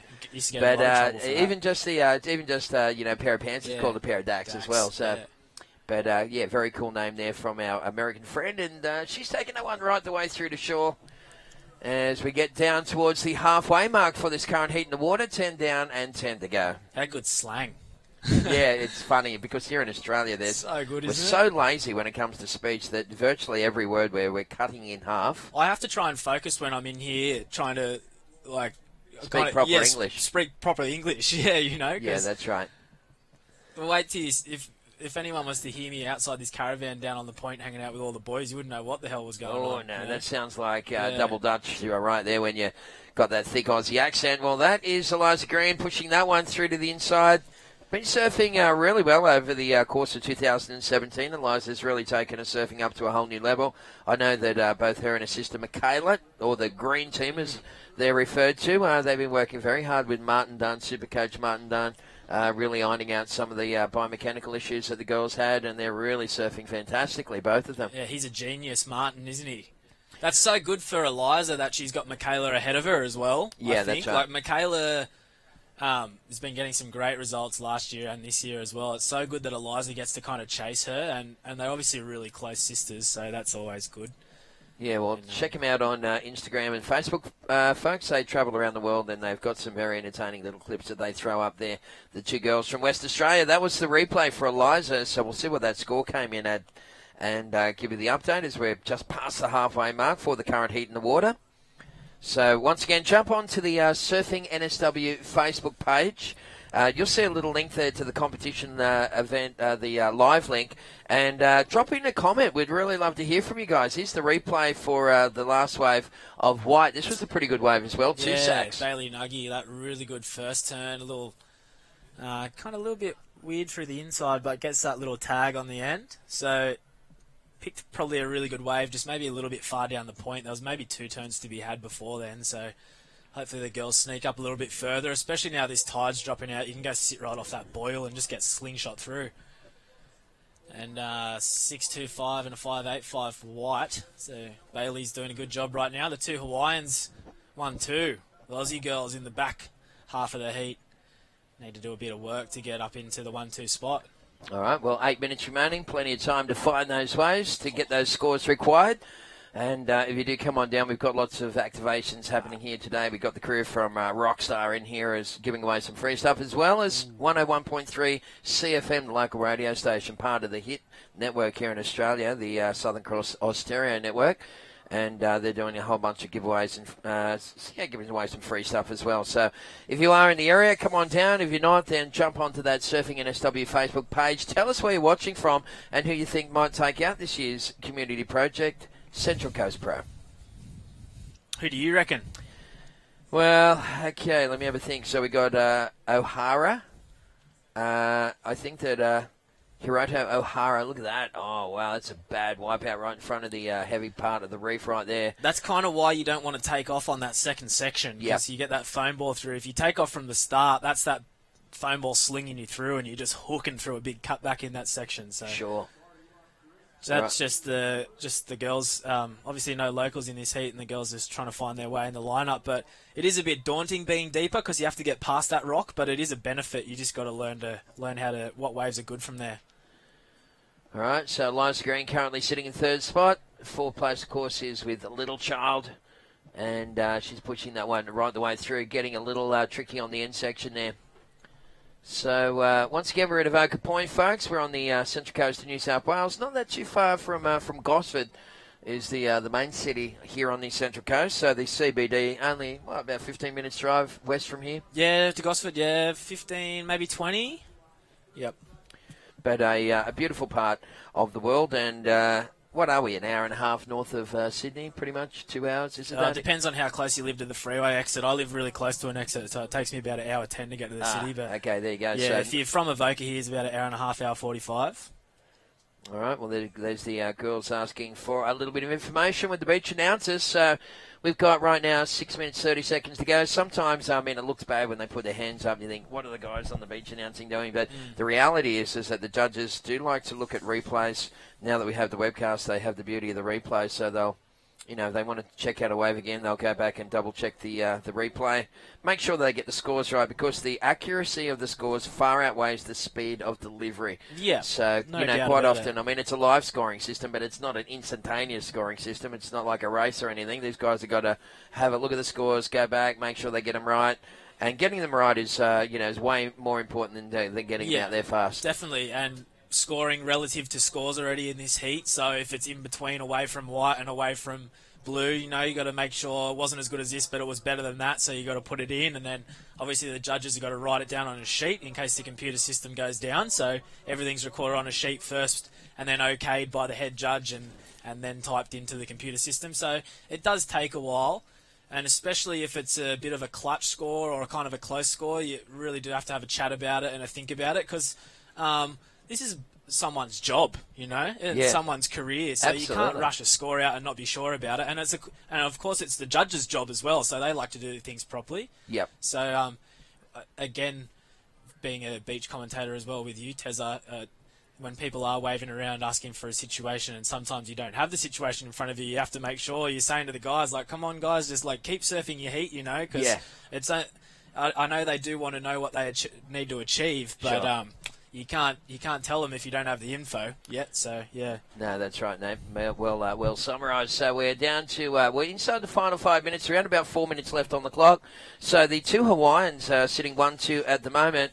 So Bailey Nagy and Dax McGill sitting 1-2 on the leaderboard. Then you've got Liza Green. She's only chasing pretty small scores. Sacks, what's she need? Yeah, it needs a 6.31 to move into second at this Okay, stage. well, that's not as small. I haven't got my glasses on. That's why I'm asking you to tell me the scores. I thought it was a 4-point-something. Well, she's going right now. She's kind of down wide on the point, so you really only get one good hit there. So she got a hit and a cutback. Got lucky with a little bonus bowl there, actually. It doesn't normally stand up there, so... She's got a very strong backhand, Yeah. Eliza. I guess she must have had a lot of right-hand points down her way when she was growing up. And North Point down there at south of in Yallingup kind of area, and also some other nice waves around there, including the box. Of course, there's some great left-hand points down that way as well. But in general, the Green Sisters look pretty comfortable when the swell comes up. So Yeah, they're growing up in WA, and those big raw ocean swells really stands them in good stead on a day like today. There's Red having a little bubble trouble on that one. Finally gets away around and dives off the end of that one. So that's Lucy Littlechild. So we will get those scores through for yellow and red. We'll give you the update. We're just on 2.5 minutes remaining for the last heat for the ladies. And as we mentioned, coming up next, we're going to see the guys hitting the lineup, and there's going to be some crazy heats going down, including Timothy Bisso. This kid from Guadalupe has got one of the best backhands on the planet. He'll be taking on Harry Bryan, who's not bad with the back to the wave as well. Harry, all those days of Point Cartwright I sort of think paying off? he is probably one to watch for this whole event. I think Harry Bryant, just quietly, he's probably a bit of a dark horse for the event. I believe that too, I imagine. Knows how to surf the point, and if it goes down onto the beach, he's Sure. pretty deadly with some airs and some big turns as well. So, Yeah. And even though he's free surfing now, he used to win a lot of contests when he was a grommet, so he does know how to surf a heat, no doubt about it. Yeah, no doubt about that one. And Tristan Gabbard, of course, from France. Riley Lang from Australia coming up in the next one. So they'll be the next couple of heats in the water. Yeah, it was a Langsky. Shout out to the North Shelley boys up at Kira Teams. We had a second and 2 first yesterday, so we're looking pretty good. Nice. And I'd like to do a shout out to the Merriweather guys who also surfed pretty good. The boys were in a very good position after day number 1. I'd like a text if anyone was listening, because Sammy Paddo had a heat this morning, so I wonder how Sammy went this morning for the North Shelley boys. Just checking the draw. Coming up in heat number 4. Some bloke by the name of Saxon Lumpton, heat number 4, mate. Who's that guy? I don't know, but good luck in that one, mate. You're going to be on the other side of the microphone, so that's good. Good on you, mate. I wasn't aware that you were still in a draw, so surfed great the other day in your first heat. I was lucky enough to call that one. I'm just looking through this draw and thinking, you asked me before, Wade Carmichael, of course, is a local here. Wade's going to be really hard to stop. I think he'll be a finalist. And if I had to go through the draw, like you said, Harry Bryant is definitely a bit of a dark horse in this one. Dean Bowen, I think, has got the experience that it takes to get through to a final on a day like today. Jackson Baker's probably due for a good result. Jack has had a bit of bad luck in his heats this year. So there's some of the guys that I'm thinking might feature in the semis and finals. He's had a couple of huge heat totals this year and been getting bumped, So, but yeah, he has been really unlucky. I thought Joko, he's a really great surfer. Yeah, he's a good friend of mine as well, and he's such a good, he's beefed up a bit lately, so he's not the grommet that he used to be. Now he's not only he's always been had a great air and rail game, but now he's got the extra beef. He's got the power. As we see this little runner right in front of the rocks here, that's not going to be enough. Well, it's not going to go into the top 2. So right now we're down to the final couple of seconds in this one. Eliza Green chasing a 5.25. Her last wave score wasn't enough. And Red is chasing a 7.65, I think it is. So big numbers required there, but it looks like we're going to get to the end of this one. And the girls will be caught short. So it will be the Hawaiians that are going to roll through this one, Saxon. Yeah, taking out the Aussie girls. So congratulations, Bailey and Dax, moving on through into the round of 16. And just waiting. Well, the judges will lock all those scores into the system, clear it all out, adjust the computer, type the boys' names in, and then we'll get the boys' heat started. Got a bit of another Central Coast legend out our window here. Tezza, have a look over here. Look at that man in the yellow shirt. How much wear has that yellow shirt gotten? Oh, my goodness, absolutely. Bobby Montgomery. Look at him. Well, what would Bob be? Bob would be pushing into his 80s now, and he's been a part of surf administration here on the Central Coast forever and a day. Yep. And, it's just great. People like that with such a big heart, like Bob Montgomery, really make surfing what it is. I'm going to jump out of the booth and pass over to Crispy. So we'll be back. We're going to take a very short break here, folks. So back with more action live from Avoca right after this commercial break.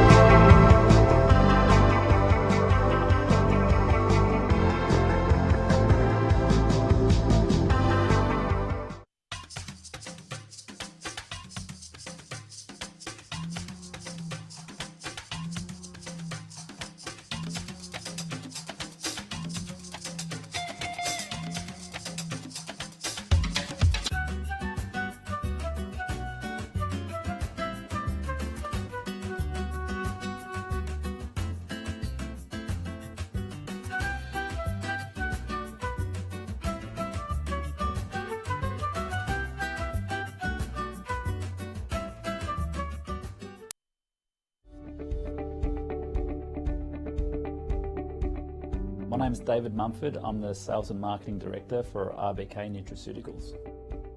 We're in Seven Hills, New South Wales, Australia, in western suburbs of Sydney. At our facility here, we have our TGA packaging facility, as well as our head offices and warehouse. We position our products in the top end of the market. We supply reputable worldwide retailers, duty-free chains, airlines, and huge multinationals like Costco. We've got our quality control management team here, testing of raw materials, testing of finished product. The traceability of every ingredient that goes into a capsule We can recall anything at any time in a very fast way. We've earned the reputation of being the supplier that can maintain high quality standards. From here, all the product is packaged and assembled and ready for export. As a company, we export 80%. Korea was our first export market and continues to be one of our most important markets.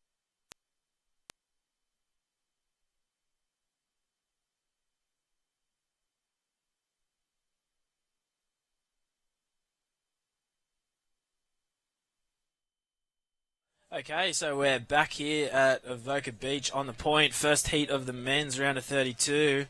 And in the booth with me now, Crispy.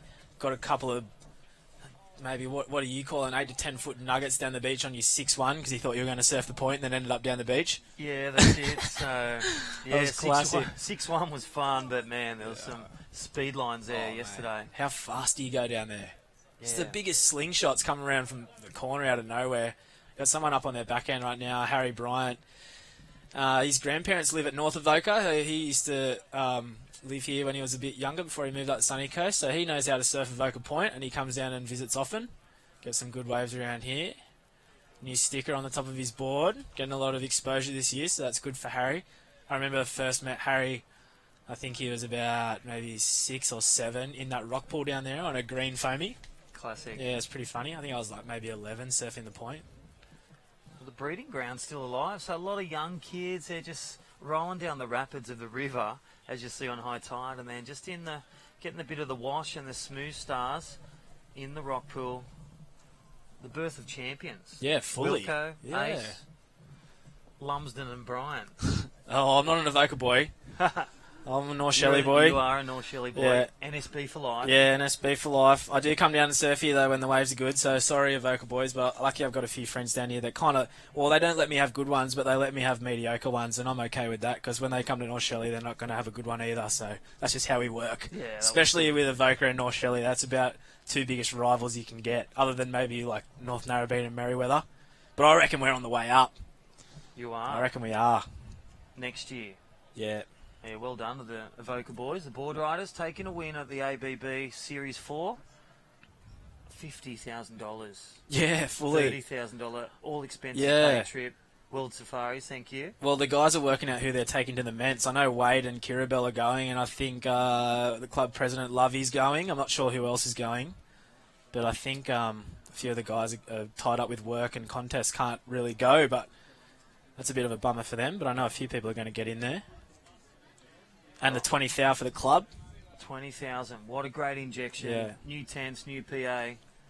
Well, lots of new boards for all members, I reckon. New gear, like shirts and hats. And I know North Shelley guys, that we've got a local contest that goes on here called Kings of the Coast, and it's a one-day event, and it's like a Groms, a Juniors, a Open, and a Masters tag team event.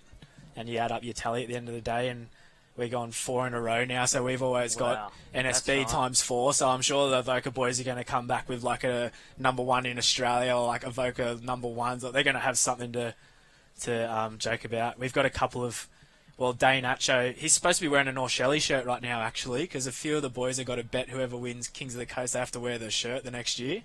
So I don't know what Atcho was doing down at the contest with an Avoca shirt on, because he should have had a North Shelley one on, but I'll let him slip because they got the win. Alrighty, so quick score there for Harry Brighton. First one, 4-5 for Harry, so okay start and a 4-4, but really to seal the deal to the round of 16. Timmy Bisso, that first one, really the wave of choice. We just went bananas on it. Nice vertical attack. Timmy Bisso, he has been one of the standouts as well, Saxon. Really fast attacking manoeuvres. Yep. That's what the judges are rewarding. Leaving no stone unturned. Here he goes again. Watch for Riley Lang to come flying around the back of the rocks in a minute. There's a couple of sets coming through. I think they've definitely got enough east in them. And he loves sitting way around the back, so watch him come flying around. How deep very was he soon. last night? Yeah. It was like he was on the rocks paddling into those bombs last night. Well, there he is now. He's moved a little bit further down. You don't have to be back there, I guess, when you've got priority, but when there's a free surf, you kind of go and sit way deep just to get one, but Harry Bryant. Whoa, man. He's getting close to the rock after that. Can't hang on to it. Yeah, I just saw. Here he goes. Oh, up and riding. Riley. Square up into the lip. So And unfortunately gets buckled on that floater, so he knows how important that first turn is, and he was on his way. That was the best wave that's come through this heat, so needs to stick those ones, Riley, to get through this one. But if he keeps picking waves like that, there's no doubt about it, he's going to stick it eventually. About a third of the heat gone, so Harry Brighton, that is Tim Gabald. 3.25, needs a 3.25 currently as they shape their first wave. So best of the exchange, Timmy Bisso. He's in second looking for a backup, and a small backup. Just got in that good rhythm, got a good wave. A couple of backhand blasts, stand by for last score. May take him to the lead or extend second. Riley Lang's first one to drop in. So again, nice and deep. Well, there it is. So Timmy Bisso dropped in a 3.65. Good score, good lead, 12 minutes remaining. So this one, I reckon this one's going to go to a real buzzer beater right down to the wire with the look at the stacked field. Well, look at Riley's first score. That's what you get for catching that bigger wave and going straight up at it. It was a 4.25 for that one turn, and then he fell off. So, and look at him, Crispy. Yeah. See you later, boys. Going straight back up the top. So that's just surfing this place a lot and knowing where to go. So 4.25. So you think if he'd stuck that float up, it's going to go north of that, and then most likely he was going to get an end section because it was a big wave, and then he's going to get a big score. So look for Riley to get back out there when he gets priority again. Wait for another one of those ones. Yeah, definitely. So the beautiful Avoca Beach you can see live on screen, and look at that panoramic shot. Well, everyone enjoying a great weekend of waves, of great food, and this is the community project. Central Coast Pro Day 4. It's finals weekend. Welcome all those on the World Wide Web. Enjoying, supporting their athletes. The women, well, they've done their round number 2. Don't forget the 4 heats of round of 16 this afternoon. Check out the schedule and some great, Dimity Stoyle, great waves this morning and some great campaigns. So big finish this afternoon as they get to the lady v lady, that 2 lady athlete. They'll be surfing tomorrow for the quarters. One step closer. Yep, quarters, semis-finals tomorrow. Should be, well, I'd love to be back on the point, but I don't think it's going to happen. I think it's going to drop off a bit too much. So I think we're going to be down the beach, but that's okay because that swell out of the east-southeast and really shallow banks down there and a northwest wind in the morning is, if you can't have the point, you can have some offshore beachies down the beach. So could even be some tubes. Timmy Bisso, Crispy. Yeah, nice and sharp, nice and vertical. The judges are really rewarding, again, that attacking deep bottom turn, replying with that strong vertical 12 o'clock. And again, getting the connection, really making a mince of this end section. Really good rhythm between turns, progressing out, and look at him whipping around confidently. Good backup. Here we go. Look at this Riley, I think. Yeah, he's on another bomb, so he's picked a doozy. Carved down, wrapping in that second turn, and this is those bigger waves, you get the big end section, so he's gone the cutty just to set it up one more, and here comes a big tag, a little bit late but makes the most of it. So just picking the best waves, really, just a bit of local knowledge. Even though he's not an Avoca boy, he's about 20 minutes away from here and he knows how to surf the point. So yeah, so great pick up and a great response there from Riley Lang, who's currently sitting in 4th, just waiting for that opportunity that he banked. And look on the replay, that's our heat leader, Timmy Bisso. Bisso's score to come. He's given it a biffo for Bisso. Tagging around, good rhythm, between turns again, rail to rail work, and then signing out. You want to ride out of your last manoeuvres really strong, really confident. Sell it to the judges for a good score. I think Tristan might have had priority for that wave that Riley caught as well, so just not knowing the point, he's let an absolute gem go through. Look at that thing, just the overhead, standing up, letting him do multiple manoeuvres. I'm pretty sure he got a big first turn in before we cut to him as well. And now we're waiting for the scores to come in. Well, definitely a situation change as those scores filter in. All those on the World Wide Web, welcome. WorldSurfLeague.com. Get it on your app. Tell your family and friends. Go nowhere. I'll tell you what, classic. If you can get down here to Avoca, classic weather all weekend. Great waves. The best in the world, men's and women, competing and vying valuable points. QS women 1,000, and also for the men, and the prize booty of, well, a share of $10,000 for each division, and winner taking home, I think, $2,500. Winner of this division, Saxon. That's pretty nice. That'll give you a fun night round the corner in Terrigal. No doubt about that. Saturday night. Yeah, Sunday night's a good fun in Terrigal, actually. Yeah, Sunday night's the night over here, so being the last comp for a while, I wonder if some of the boys might hang around and sharing a bit of the Central Coast nightlife around there on Sunday. Could be a nice sunny arvo tomorrow and a bit of a Sunday sesh down at the beery. A couple of beers in the sun tomorrow arvo might be nice.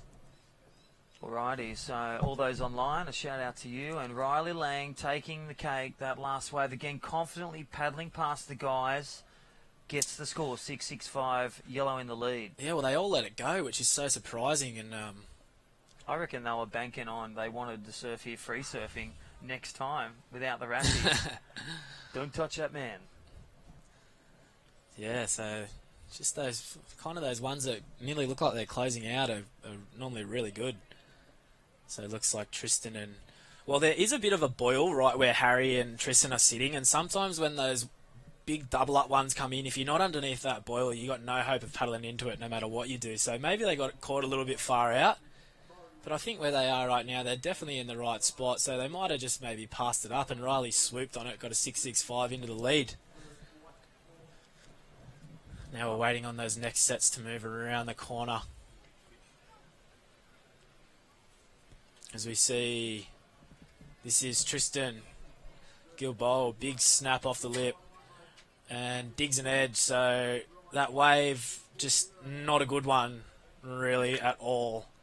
And so he's used priority on a bit of a boiger there, and now he's going to go back into fourth priority and have to wait for another wave. A couple of sets moving around the corner as well, so we'll see if these ones eventuate into anything. Righty, 6 minutes. White needs a 7-6-5. Blue needs a 6-4 for Harry Bryant. He's just been in like free surfing. Harry just posts some big scores. Well, here we go, straight up the back, taken with priority. Nice little setup turn as he rebounds around, throws one up there and like digs off the top and then goes vertical, and well, there we go for a challenge for pipeline body surfing. Bit of Dave Rustovich going on. Should have done the dolphin, Harry. Should have fit a little dolphin in. Look at this double up. Oh, who was that? Big thump downs, and all those listening, even some going to the Kira team titles. So yeah, shout out to the Jameses and the little Crispies heading up there. Go Labar. I'm missing Kira teams this year. I'm absolutely gutted about it. That's the best weekend of the year. Great waves at D-Bar. So check it out if you're all up the Gold Coast and listening on the World Wide Web, worldsurfleague.com. That is a replay of Harry Bryant, well, falling off, but entertaining us. Yeah, well, he Never just short of a great fun guy. He just loves having fun, doesn't he? Which is great to see. I love his bowl cut. Yeah, good as... Shout out to Kayla, his girlfriend, watching and listening. Harry is body surfing to a win. No bonus points. He needs a score right now. He needs a 6.4, so probably would have got it on that ride if he'd had finished that turn, actually. So a bit of a bummer for him, but that's okay. He's still got 4.5 minutes. Swell does look like it's kind of slowing down a bit, but low tide's okay. Those smaller waves are good on the low tide, so hopefully it hangs in there for us today, just while we're set up on the point here. Yeah, great day. So day 4, don't forget finals day tomorrow, starting with the man-on-man quarterfinals and the ladies. And here is heat leader Riley Lang, and again on point with his turns, on point with his surfing. Again, second turn really strong. Lifts the heart rate on that one, a bit of a flare. Resets, and well, this is going to be a strong finish. Riley Lang, the heat leader, getting the gold. Yeah, just picking way better waves than anyone out there right now, and that's showing in his scores and in his surfing. So just knowing what waves to look for, as we see Tristan again just kicking up and out of like a very average wave. So a bit lost out there right now, not quite knowing what to look for. Timmy Bisso's got a couple of scores on a couple of subpar waves as well. So if he can link up with a good one, he's probably going to go huge with a score. He just needs to link into one. And Riley again, just how those ones are standing still, crispy, and how smooth and clean they are. You just want one that's nice and smooth, and it's just like surfing a rip bowl. If you see one that's bottoming out in front of you, you're going, you know. So if it's smooth and standing up, you want it. And Riley picking some really good ones. Yeah, leaving no stone unturned on that one. Great rhythm, great attacking manoeuvres, nice and vertical. Last to yellow will extend his lead, no doubt.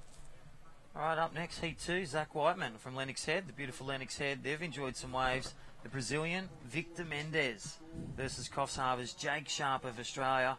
And then that guy, the alternate, David DeCarmo, the Brazilian.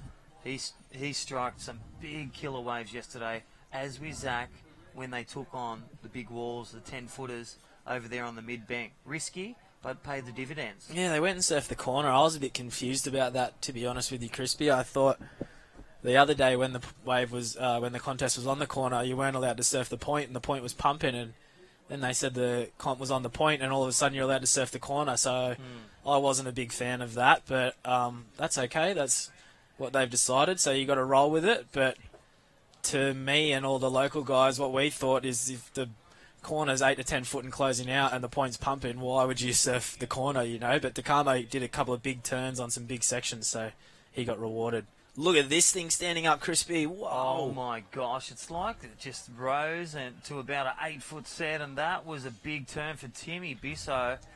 Needs an above average score, and that just rolled through. Massive set. So rapid fire. Oh, Tristan's got himself a good one here. He's picked a doozy, Crispy. Whoa, 3 big hits and up into the 4th. So there you go for Tristan. So it took him a while to get going, but he's got there. That's going to be a huge score. And Riley out behind him. This one might be a bit too frothy, but it's going to stand up all right for him. Wow, And what jumps a off. set of consequence that. That will rattle the cage. So stand by for 3 scores. One of Timmy Bisso to take the lead. And then you had Tristan Goodball again. Needs an above average score. That was the biggest set of the day, you could say. Cleaner set. And he just went to town on those turns, Saxon. I feel like red and white could go into 1 and 2 here very easily, just due to the size of the set wave and the surfing done there. So that thing came out of nowhere. That's the biggest set we've seen in ages. Well, I think if Tristan doesn't get the score, it's going to put him in a position to grab second, if not get him the score to second, and Red take the lead, stand by. I think he's going to get it, Crispy. I think if Riley's waves were 6s, that wave was nearly twice as big and he did 4 big turns. I think it's going to be mid-9s. It kind of has to go huge. I think he was up into the lip 4 times. We'll wait and see, though. I've been so wrong so often, so we never know. But yeah, but you are right. Rewarding big turns on yeah. big waves. That is the criteria. Speed, power, flow. Do that with the maximum degree of difficulty. Get rewarded the maximum points. Stand by for scores, all those online. They're going to count down and go on hold. But what a heat. Again, we talked about it. Stacked heat. Great waves. Great talent pool of surfers. We have a buzzer beater. Stand by for scores. We'll let you know as we roll into the next one. yeah, a couple of replays here just before we move into the ad break, Wow. waiting for some scores to drop. So that's a big score there. Then this next one was even bigger. Look, he's picked the absolute corker. Look at that thing. Up through the lip. No hops. Up into the lip again. No hops. Oh, it was 3 turns. Sorry, I was mistaken. But still, I think that's a huge score. And I'm going to step out of the booth here and bring in Johnny Schmucker. So I hope the tide keeps dropping out and these sets keep coming through, Crispy. Yeah, Saxon, we'll take it on out there. We'll catch you in your heat. So all the best, Saxon, in Heat 4. He'll take place out there against Naomi No and Chris Safis and Hiroto Hohara in 2 heats' time. Catch you back very shortly. All right, welcome back to the booth. And John Shamuka joining us in the World Surf League. We currently have Heat 3 in the water in red. Jackson Baker from Australia in red. Peruvian Luca Messinas Navarra out there in blue. Liam Mordo is out there in white. Harrison Martin, the kid from Cronulla, loves Allura, loves Cronulla, out there in yellow, taking it apart. Heat 3, Community Project, Central Coast Pro, QS Men's 1000. This is finals weekend. And welcome back, John Shamuka. Thank you, Michael Crisp. It's good to be back. Been every time I get a break, I walk out to the point, and I don't know why I do it, because it only bums me out even more that I'm not out there surfing with those guys.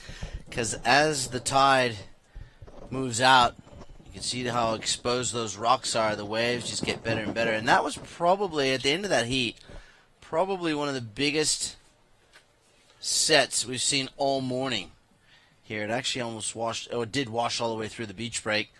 Yeah. But that score, are they in? Timothy Bissell, Riley Lang. So we're still on hold waiting for these scores to drop in. And there it is. He did actually post up a 9, Tristan Gilbao of France, but it wasn't enough. Definitely. Wow. The late run, still not enough because on the strength of the backup. So Riley Lang, some good scores. Must have extended with his last one. Got the second highest. And Timmy Bissell. Yep. Wow. The Guadeloupean, Timothy Bissell, who has been on a tear in the Vizsla Pro Surf Series. So we're into this next heat. Of course, Victor Martinez, Jake Sharp, David DeCarmo, and Zach Whiteman. All 4 guys very capable of posting up some big scores. Oh, well, shout out to all my Cronulla lads. Yeah, our Cronulla lads. What are you talking about? Ours. Well, Yeah. my old mates, they're sending me texts saying the island's pumping. They're Point's just pumping. They're geeing up. Jeez.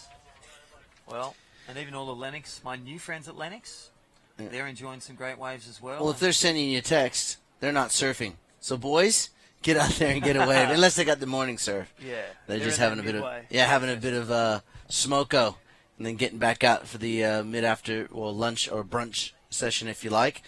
So hello to Luke Rowan, who's been watching online too. I saw a bit of the comments coming through. So we got a fair few people watching us from around the world, which is great. If you just joined us, this is the final event in the series, the Vizsla Surfing New South Wales Pro Surf Series for 2017. And what a series, Michael Crisp, it has been. We have had a stellar international field on both the female and male sides of the draw. We've had some amazing days of surfing, and it looks like this final event will deliver a super Saturday and a sensational Sunday of action for the Community Project Central Coast Pro presented by Rockstar. Of course, we're here at Avoca Point, and it has been going crazy. Yeah, definitely. It's been amazing, and Shmoo. New South Wales making it happen. That's right. We're going to cut to a short break while we got a lull in the action. Stay with us. We'll be back with more on the backside of this.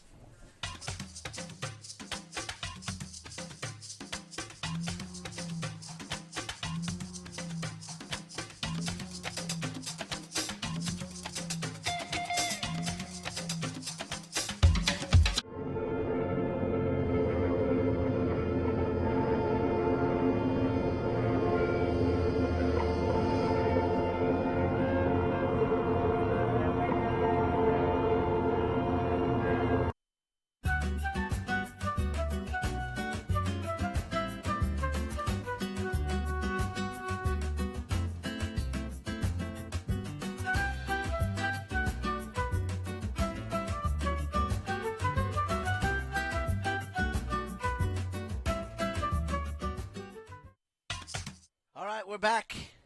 Live action here at Avoca Point. You can see the tide is on its way out. A lot of those rocks that were underwater just about an hour or so ago are now exposed. And it really exposes that nice little rock pool where the kids will get out there. And I think we might have to put some Havaianas, the thongs back. floating thongs out there. And the kids will go bananas over those things. So we do want to thank all our sponsors that made this series possible. And didn't we jag some great surf? You can see that next heat out in the water, that heat number 2 of 8 in the round of 32. We've got 2 Brazilians, 2 Australians. And we've got a lot of Australians still left in the draw, but we still have some internationals in the field as well. Indonesia, Guadeloupe, France, Japan, Peru. And we are excited. There you go. Scores are filtering through here. We'll get them updated. And this looks like Jake Sharp. Such a power puncher.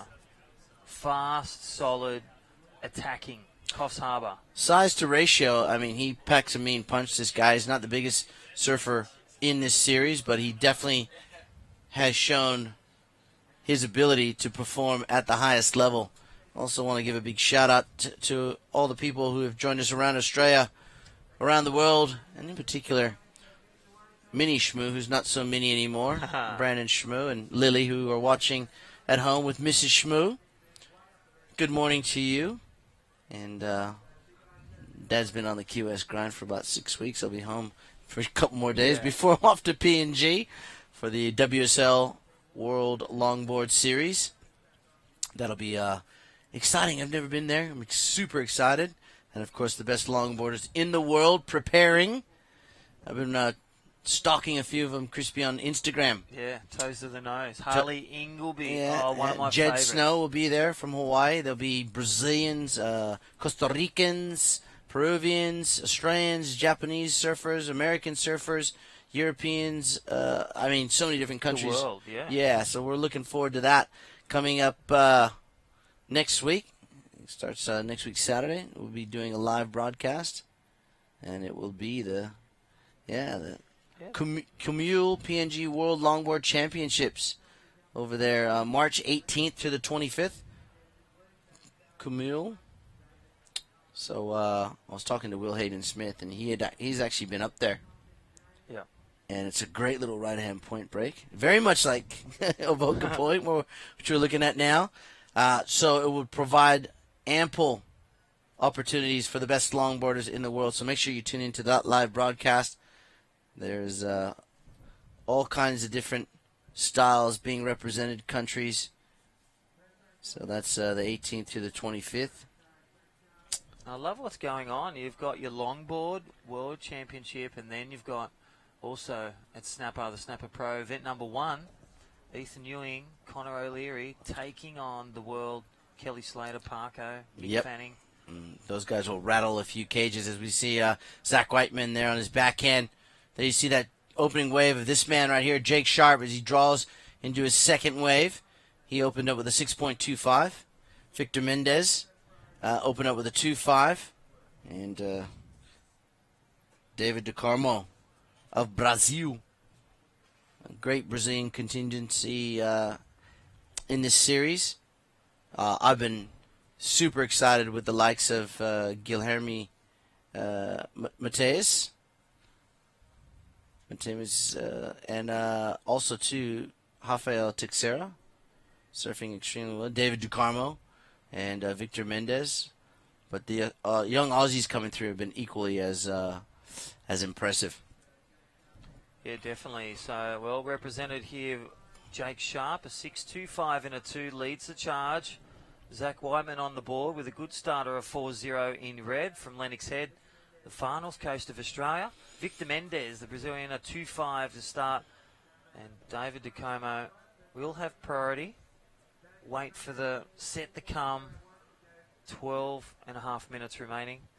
And again, a talent pool this round of 32. Heat up next. Heat 4, Saxon. Well, co-commentator Saxon Lumsden getting a great win yesterday. Naomi Mignot from France, Chris Safis, and Gary Zone from Australia. And that Japanese surfer, Hiroto Ahara, he will lay down some big turns on these great waves here at Avoca. Oh, he's been the most impressive by far. He's been not completing his waves and still posting high 8s. So if he can get things together here on the final 2 days, he's going to be one tough customer to not be on the podium. I think he's coming off the back of a great finish there at the Australian Open of Surfing, where a lot of the surfers themselves were calling him the one to beat. Just fell a bit short, but he is definitely on the right track for qualification in 2018. I think if Japan's ever going to have their breakthrough year, it could be with this young man. But there's a lot of pressure that lies on his shoulders now that everyone's got their eye on him, and assuming that he's going to be Japan's first representative on the WSL. I said it before, I'll say it again. It wasn't a matter of how, it was a matter of when. Guys like Suji Kasuya, Takao Kuga, Masatoshi Ono, the Ono brothers, they all laid the foundation for what is now becoming very apparent that it's only a matter of time before we see someone like Hiroto on the tour. So he's coming up in heat number 4 with Saxon Lumsden, our co-commentator. Yeah, there he is. The kid from NSB. That's it. Righty, situation, heat 3, so 11 minutes remaining. Jake Sharp from Coffs Harbour, Australia, in the lead with a 6.25 and a 2. Zach Whiteman in second, looking for a backup, a 4.0. Will take him to the lead. David Tacoma on the ball with a 2.6. A small wave for Victor Mendez in blue, a 2.5. Classic waves here at Avoca, the Central Coast Pro. Thank you, Community Project. Check out their new 2017 catalogue online, www.communityproject.com. Great new leashes. And again, great fins and board bags, day runners. Thank you all the crew, Paul Munton and Chucky from Community Project and their 2 series. Great support of these events. Shmoo. Yeah, Zach finishing off this ride. He's currently in second with that 4. It's Jake Sharp who is in the lead. And you can see it. I think the afternoon heats will be very testing, Crispy, just purely because of the dying swell here. But every now and again when we think the swell is actually really dying off, a big set comes through and reminds us that there's still quality waves out there. Here's that replay of Zach Whiteman. Just stock standard backhand turns, a lot of the same, so the judges will pick up on that, but it will be a score, and I think you have to be very mindful of the fact that this is a swell that is going away, so to get to work early and to put some scores on the board just in case you have to utilize one of those small scores as a backup. Well, yeah, go back to that last heat where he posted a 9 and still didn't get through, and that was on the back of a couple of 3s that, well, he just couldn't find that builder wave. And Victor Mendez now, another goofy footer, up and riding. Let's see if he can find some steepness on this one. And he does. Drives into that next turn. Now the wave really lines up for him. That was a beautiful looking backhand turn. And it'll hit this oncoming section. So there were some very nice, tight turns in the pocket. Judges will like it. Yeah, really good speed between turns as well. Really built the momentum through the turns, and that wave really cooperated. So really good synergy with Victor Mendez, and there it is, straight in, a 5.75, gets the score to get him to second. Now eyeing off the lead with a 2.51 for blue. Zach Whiteman pushed to third. And here's a replay, Victor Mendez. So nice little setup turn. That outside gets a bit boggly, and then as this low tide comes, really patiently putting his turns in, then lifts it up. And look at this one. Bangs it out. Fans. Nice little fantail there. And a strong finish. Yeah, I'm surprised that there was a 5.75 there, Crispy. I would have thought that maybe that would have gone a bit higher. Well, Tacoma. Oh, he's chosen to go those lefts. And how massive was that section he just hit? Oh. It is bombing. That's the beach break. And David DeCarmo has elected to surf right where that jet ski is. Those big bombing left-handers. Wow. And it could turn out to be a good call as we see Jake Sharp up and riding on another good-looking wave here at Avoca Point. But David DeCarmo, let's get that last hit on replay if we could. I mean, that would just go back in our mind. And that was a big top-to-bottom 6-foot-plus section and just went for it. The judges will reward that big time. Yeah, totally. And to be out there's a lot of water moving. You really got to have your senses heightened out there, your wave knowledge to a T. And he just picked that off and set it up and then banged it out on a massive wall of water here at Avoca. Yeah, he's been surfing out there almost every day, David, just practicing, really liking those big left-handers as we see. This is Victor Mendez on a good-looking wave. Gets a little hung up. And that's what this wave can do to you if you don't hit it in the right part. In the critical section, you will oftentimes lose the wave. So Victor Mendez, a victim to that. So we see a lot of people in and around the Point area. They're in the cafes. They're on the beach watching. With the Rockstar team on the Point, along with the CFM out there, and it's there's a lot of people. There's a lot for of a action. Saturday. Little birthday shout out. Jamie Bell Olsen, Kira's dad, 40 today. 40 years young. Welcome to the club. Kira Bell advancing on through a heat. Local surfer from Avoca, the winning team at the ABB, and moving through the round of 16. That will be held this afternoon for the girls to kick off. Yep, they will be coming up. They'll be finishing off the day. So, actually, the men's will finish off the day. The heat 17 and through 20 of the day will be women. And David DeCarmo, Michael, Wow. Chris. Well, you go big, you get big. What was that last score? Yeah, 8-1-5's the situation change. Yellow goes to second. Now looks to drop a 2-6 in a great position. And this will be an interesting tactic. Does he go over with priority or with priority 2 and get another wave? But Victor Mendez up and riding, needs the blast, and Zach Whiteman needs the 666. Yeah, I don't think. Why would you? It's that old saying as we see Victor trying to post up a 5-0-1. If it's not broken, don't fix it. He knows if he can get one of those big bombs again, 2 big turns, and really go for it, that he's gonna drop another 8 into a score line. So if I was David, I'd just stay right where I am. Look at this replay. Oh, beautiful tight surfing from the Brazilian Victor Mendez. Gets around this section. So 2 big turns already. Not that we're counting turns to put a score, but just the quality of those turns was really, really, really nice. As we see, look at this, a bigger set wave. Wow. Oh, huge 4-on turn, Crispy. Yeah, Jake Sharp, again, one of the biggest waves off Avoca Point. 2 cracking turns. Again, risk it, and you're looking for that golden biscuit. That is the man, Jake Sharp. Current heat leader, looking to drop a 6.25, his second highest. Stand by for 2 important scores.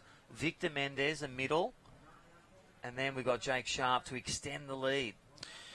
Yeah, as we see someone asking for, they're not asking for help, they're just asking for a situation there. That looks like Zach Whiteman. And yeah, Jake Sharp, there we go. Victor Mendez is 7.75, but, Victor is 7, pushes David DeCarmo down into third place. Jake Sharp now with that 7.75, 2 big turns, a 7.75. So for those competitors listening out there, if they are pre-heat, you know what the judges are looking for. You know they're looking for those 2 big turns, and you will be rewarded off the back of them. Look at this replay. Watch this first turn. Big drawn-out carve. Drives, almost loses it on the bottom turn, but manages to extend, and he looked in control.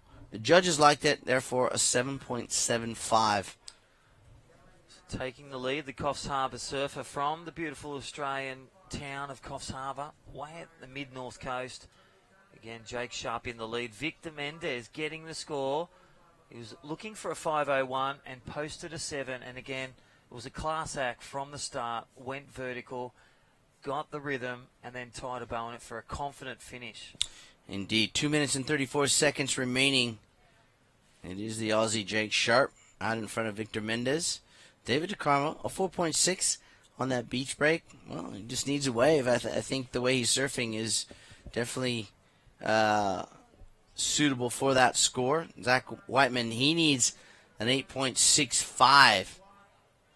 Yeah, he needs to wave the heat and to really tap every section and go to town. David DeCarmo needs a wave, 4.6, so 2 minutes. He's out there. It's wild and woolly, a lot of area to cover, but can do it. Yeah, definitely. I mean, any one of these guys at this stage of the event can post up a big score, but your back's against the wall. You got a swell that's sort of moving away from us, so that'll make conditions a little bit inconsistent, as you can see out there.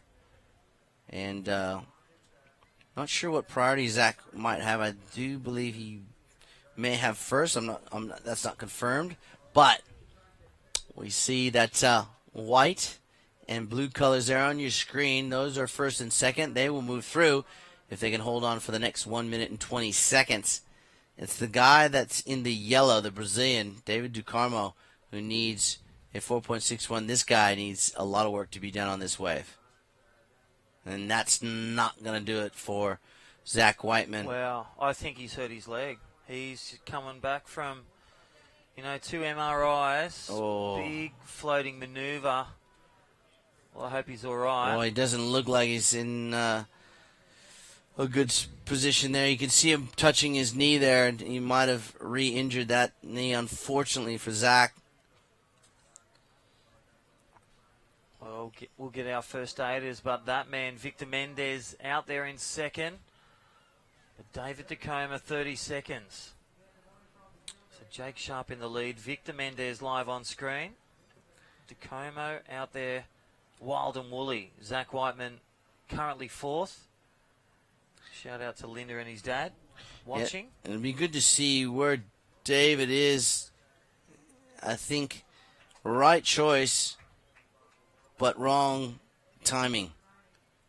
Good choice to be there on the left, but I just think time has run out, unfortunately. All right, well, Jake Sharp looks like he has taken the victory over Victor Mendez. David DeCarmo, who had that brilliant 8.15, couldn't back it up with a 4.6. And Zach Whiteman, well, we'll try and get an assessment on him. Looks like he may have re-injured a knee that he's had surgery on in the past. We'll get to that and let you know as we get into the next heat of round number 5 of the round of 32. This will feature Jackson Baker, Luca Macinas Navarro, Liam Mortensen, and Harrison Martin.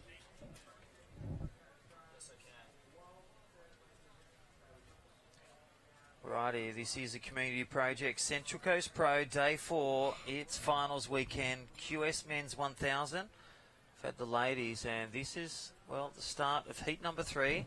That was Jackson Baker up and down. Newcastle Merryweather kid. Yeah, indeed. He comes from a very good stock up there in Newcastle. And here we go. Oh, just one belted him right in the face there for Liam Mortensen. And I know why do we always giggle when it's not us? Ouch. Because we know how it feels. And they would be laughing at us if that happened. This is Lucas Macinas Navarra.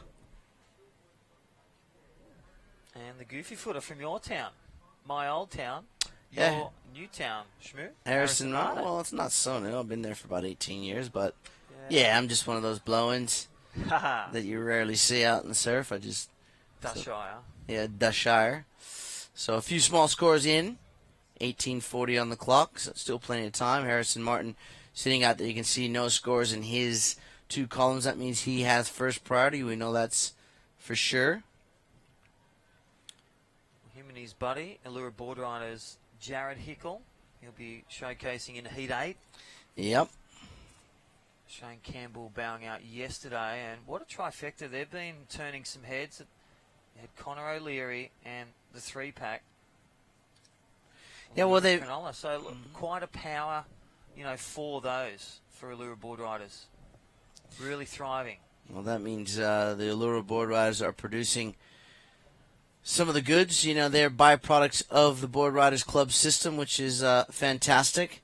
And this is Harrison Martin on his backhand vertical in the first one. Drives into that next section. Watch him wind up for this big, clean, open face right under the hook. And again. And he has opened himself up with a great-looking first wave and finishes. Ladies and gentlemen, take a bow, Harrison Martin. Wow, what a way to start. Yeah, that was a killer start. And again, just the energy through each turn. Even more powerful as he progressed through those turns. That's going to be a killer blow and a great way to... That's a golden start for Harrison Martin. Let's just watch him ride this wave. Nice little setup. Again, second one. And then look at this third one as it really roars. This low tide really complying with the surfers. And I love the extension he gets through. And the finish. We talk about a strong finish. 9.60, I think, Shmoo. Wow. I wouldn't be surprised. There'd have to be a 10 or so in there, maybe 2, because that was close to perfection. And this kid on his backhand is getting more and more confident. The more heats he can put under his belt, the stronger he gets. The more confident he gets surfing against all these fantastic, talented surfers. And Harrison, like you said, he's feeding off the Conor O'Leary progress, and that's great. It's great for Cronulla. It's been a while since Cronulla has produced some fantastic talent, and there's a lot of good talent coming out of the Cronulla. Even though they ride for one particular board riders club, it is still based in Cronulla, so that's great to see. And then we see Liam Mortensen. This is a good-looking wave. Yeah, really gathering the momentum through nice carving setup turn, snaps around and then hits that vertical 12 o'clock.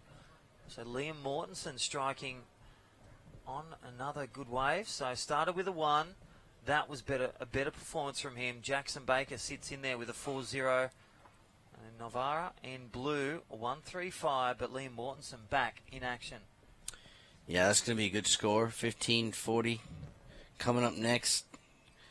Great heat. Our very own Saxon Lumsden will take on Nome Mignon. Australian Chris Zaffis and the man of the moment, Hirota O'Hara. He will be out in the lineup next, and hopefully he puts on that similar display that he did yesterday, posting very high scores.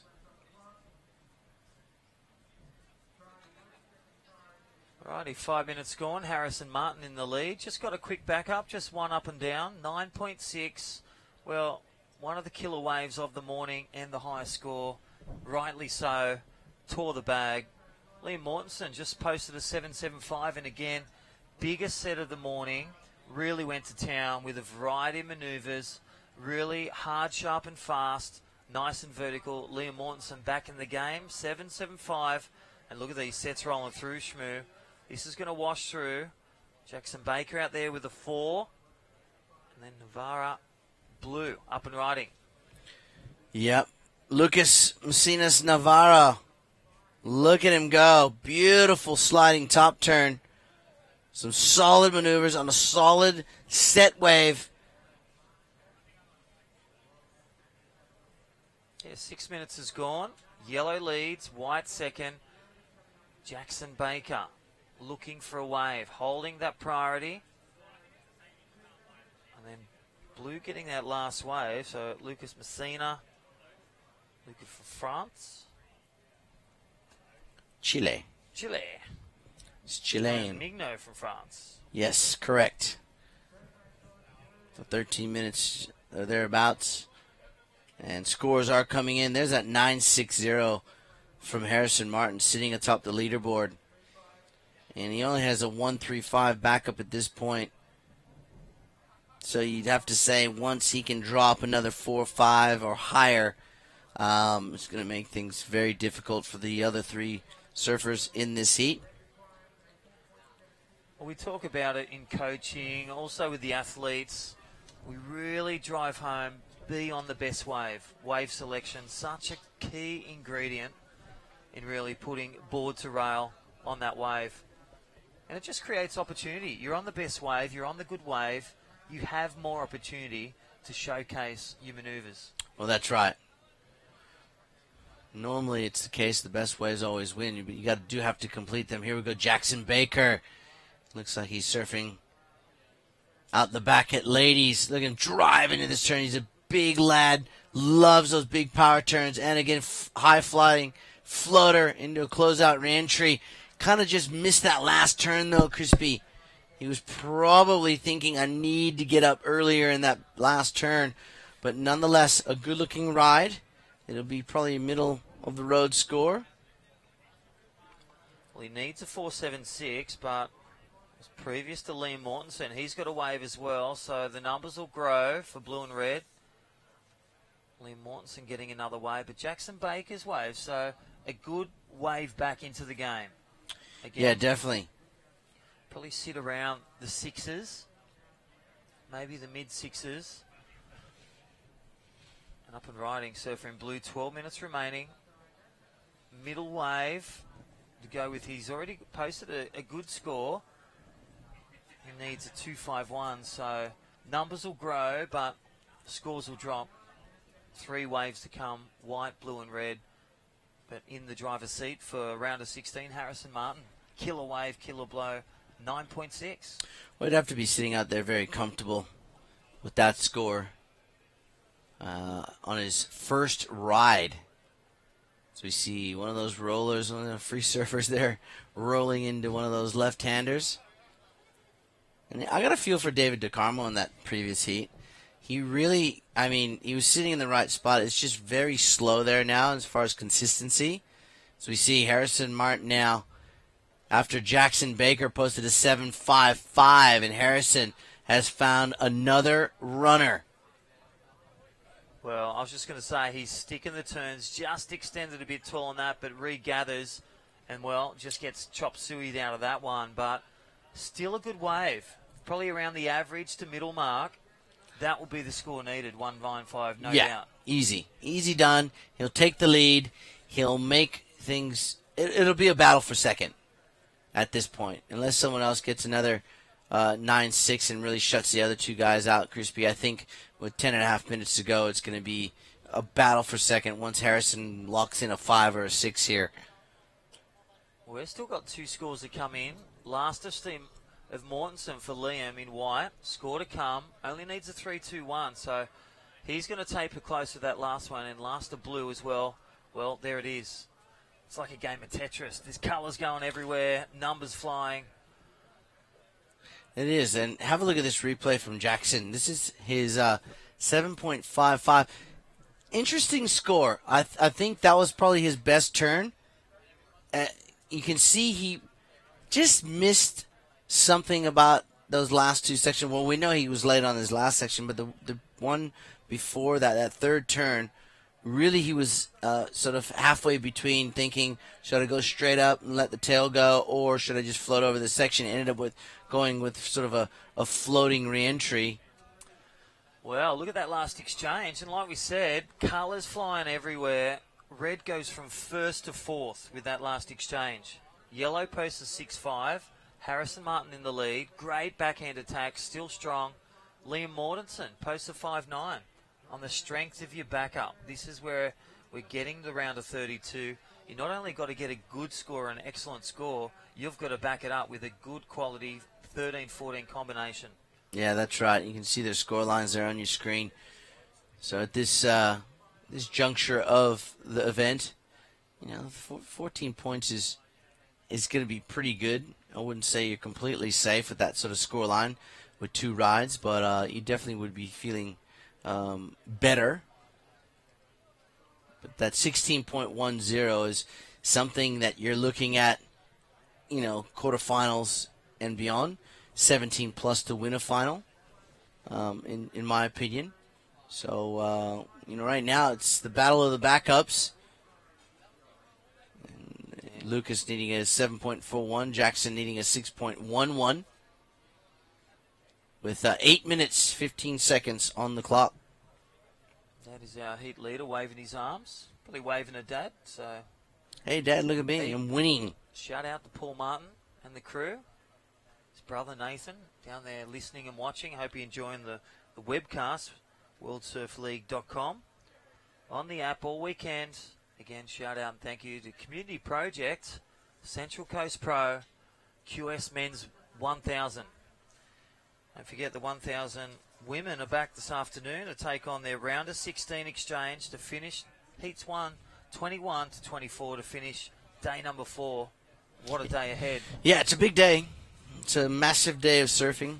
We have the men and the women out there in the lineup, and we'll be getting through a lot of heats.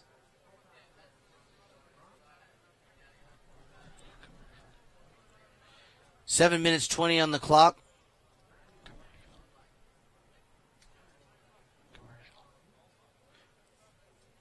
Harrison Martin leading. Liam Mortensen second. Lucas Macinas Navarro, the Chilean, in third, chasing a 7.41 and a 6.11 for Jackson Baker. Yes, they're still quality scores, but these guys, Jackson Baker, can surf. He'll blast that 6.11, given the opportunity. And again, Luca Macinas in blue needs a 7.41, a little bit more. but the platform's there. The waves are here. Just got to take that with priority. Select in either priority 1 or 2. Take one of these waves that comes through. 6.5 minutes remaining. And there we go. Rider up. You can see just in the pulled back shot here. Oh, and coming off, that was, well, he's in second place. He would have loved to have completed that wave and better to 5.9. That was Liam Mortensen. Really big first hack. You could see it on the pan shot.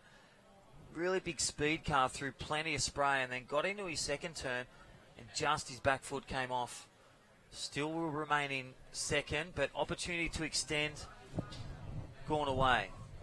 So blue needs a 7.41. Jackson Baker in red in fourth needs a 6.11. Still some time to snatch that second spot. Harrison Martin in the box seat. The fly through the round of 16. Surfing this afternoon again if they get first or second. Yeah, it'll be great to see Harrison in that round of 16. But he's still got some work to do. I think if he can replace that 6.5, the 7 or 7.5, he's going to be tough to catch from there. He's still got 5 minutes and 20 seconds to go. And we've seen surfers have 3-minute heats, especially out here. You get straight out the back so quickly. You could post up a high 8 and then back it up with a 7, and all of a sudden, or a 7.5, and next thing you know, you're 16 plus. We've seen it happen. The likelihood of it happening, though, a very low percentage, I would have to say. Righty, a yellow flag up, under 5 minutes remaining. So Harrison Martin from Cronulla in the lead in yellow. 16-10 combination on the back of his first wave. Killer wave 9.6. Flawless riding, attacking surfing, and a 6.5 back up. Harrison Martin leads this heat, round 5, heat number 3. Liam Mortensen holding off. He fell off his last wave, but holds a 7.75 and a 5.9. Is in second. Needs an excellent score, 8.36 to grab the lead. Sinus Navarra for Luca. Needs a 7.41. Jackson Baker on the ropes, but only needs a 6.11. Priority 4. Priority 1 for Jackson Baker. So still some opportunities out there, Shmoo. Waves look amazing. Yeah, they look really fun when they hit the lineup. 4 minutes to go. This is the man in white. Oh, going for, well, we haven't seen one of those in a couple of days. Nice little air reverse, or even pulling about a club sandwich. It's nearly lunchtime. Yeah, well, that's right. Something of everything that turn. 3.5 minutes. How good were the burgers yesterday? Avoca kiosk. Delicious. Absolutely fantastic. I actually had the fish tacos, or the crab tacos. Well, it's fish today. It's fish today, but I'll tell you what, those crab tacos were something that you would probably think better suited, or you'd see in a 5-star restaurant. That's how good they were. Amazing. Yeah. So if you're ever in the Avoca area, make sure you get down to the Avoca Cafe. As Harrison, looking to better 6.5, starts off with 2 massive backhand turns, just goes vertical on the third, and would have the entire Shire just jumping up and down. Oh, and wow, speaking of jumping up and down, he might have just finned himself on that one. I think he's okay. That's Lucas Macinas Navarra. Now Jackson Baker, 6.11 crispy is what he's looking for. Yeah, nice little speed float, a nice tag. And wow, what a power carve with a nice little tail drift. Full power, full torque, and a rebound. Jackson Baker just rattled the cage with that one, Shmoo. How do you like that one, Matthew Hoy? Matthew Hoy from Merriweather would have been absolutely stoked with that turn of Jackson Baker. Let's take a look. Drives into the first turn. Nice floater, long, covers a lot of ground. Watch this. Here we go. Drives into this section, carves, and then slides the tail out in full control. And watch the body language. Look at him. Yep. Did you see that? That was a killer glare. Yeah. He looked at the judges and said, yeah, throw something big at me, boys. I'm thinking that's going to go to the 8s. In the low 8s, if not a flat 8. Well, there it is. Wow. It's a middle of the road 8 which is excellent for Jackson Baker, who now is in second place with 1.5 minutes to go, an 8:35. Wow, how things can change in, well, a set wave of 2. Yeah, so Harrison Martin holding out. Still score to come for him in yellow, but Jackson Baker just snatched second spot, and rightly so. That power gouge and drift, that was one of the turns of the morning that showcased it, resembled in the scores. 8:35, great way for Baker, back in contention for round 16 berth. White now needing a 8:16 for Liam Mortensen. He's got to stick his turns, he's got to go high, and he's got to drive it home. And Messina Navarra, a 9.65, a near perfecto. Crazy. Liam, I know he wasn't feeling safe, but he definitely did not want to see Jackson on that last wave and how he performed, which ultimately led to the judges having to throw a big score at him. I mean, he surfed that wave brilliantly and really put everything on edge. Here we go. Last chance for Liam. Big floater, and you can see that big section just takes his board from under his feet with 25 seconds. That's going to spell the end of his campaign. Well, there it is. So Jackson Baker, big set coming through. He will ride out with a second unless the Miracle Mile happens and a Hail Mary comes for this guy in blue. Well, that looks like a wrap. So Harrison Martin taking a win. Jackson Baker second. So commiserations, Liam Mortensen and Luca Messinas Navarra sidelined. That's it. They're out. That's all she wrote. Harrison Martin started strong, finished even stronger. It was Jackson Baker, though, that had a come-from-behind second-place finish because Liam Mortensen definitely was leading the way into second place. But unfortunately, you got to have 2 high-scoring rides. Yeah, Mordo will be really kicking himself with that wave that did that power carve. Definitely, as we see some free surfers getting ready. We're going to go to a short break, and when we come back, we will have heat number 4 in the lineup here at Avoca.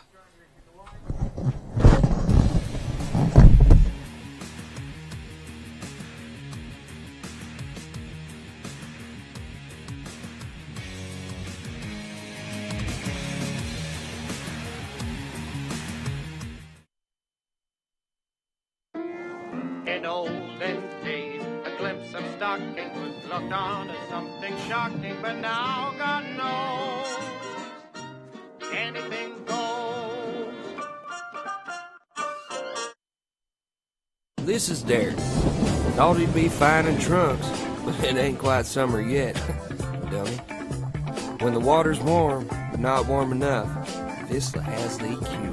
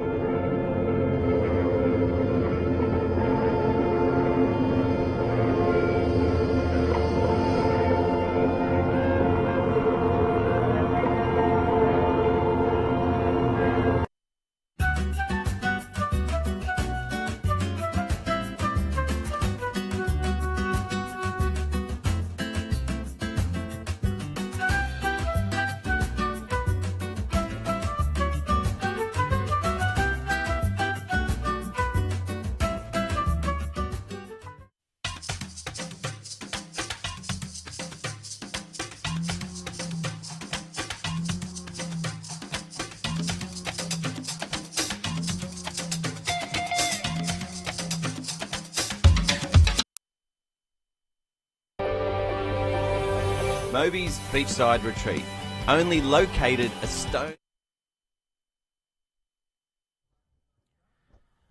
Alrighty, welcome back here to the World Surf League Community Project, day 4 of the 5-day event, Central Coast Pro. We're in the QS 1000 men's division, and again, well done. Well, Allura board riders, Cronulla Zone, Harrison Martin taking out that last heat, and congratulations also to Jacko Baker, getting the score, getting the advancement through to the round of 16. Round number 6, heat. So congratulations, Jackson Baker, blasting his way through to this afternoon, round number 6. Alrighty, that's a start.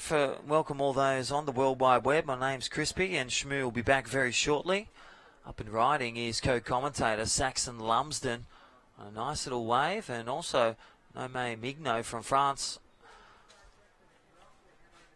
Frenchman out there. The Japanese surfer Hiroto Ohara looking to replicate another killer day here on finals weekend. Chris Zaffis and Gary.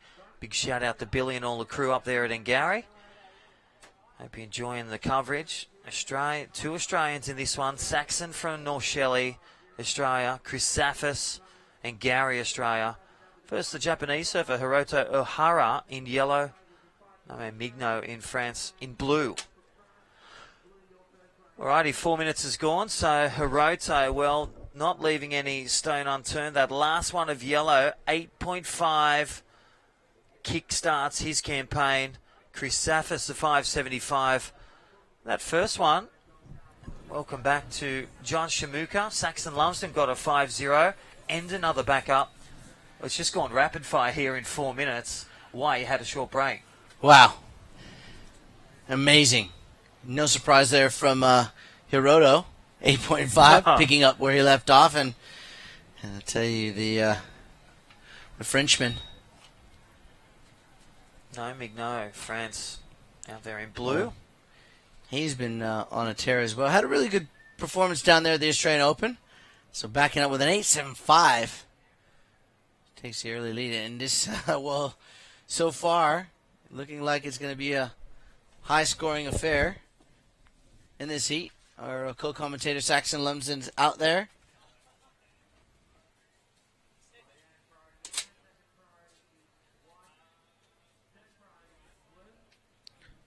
And the boys having a look inside, getting their scores. 15 minutes to go. So the Frenchman with 2 rides, one very, very good one, 8.75. Backing it up with a 3.5. And of course, our Japanese surfer we've been spruiking about all morning long is out there with an 8.5. That's Hiroto Ohara. Hiroto won. Really put Japanese surfing on the map with a big win in terms of global recognition when he won the U.S. Open of Surfing in 2014. Chris Zaffis now, who's also been on a tear in this event, is up and riding after he posted a 5.75, and Saxon Lumsden a 5 even. And there we go. Good body torque for Chris Zaffis. He's going to ride this little left inside to look for some more points here. And no, he kicks out. So his second ride there for the man in white as sets pour through the lineup. Another guy you're going to want to keep an eye on is coming up next from Reunion. Jorgen Kuznet up against Australia's Cale Walsh and Alex Manitas and Gaetian Delehi of Guadalupe. Wow, look at this thing. Oh, the Frenchman, Nome Mignon.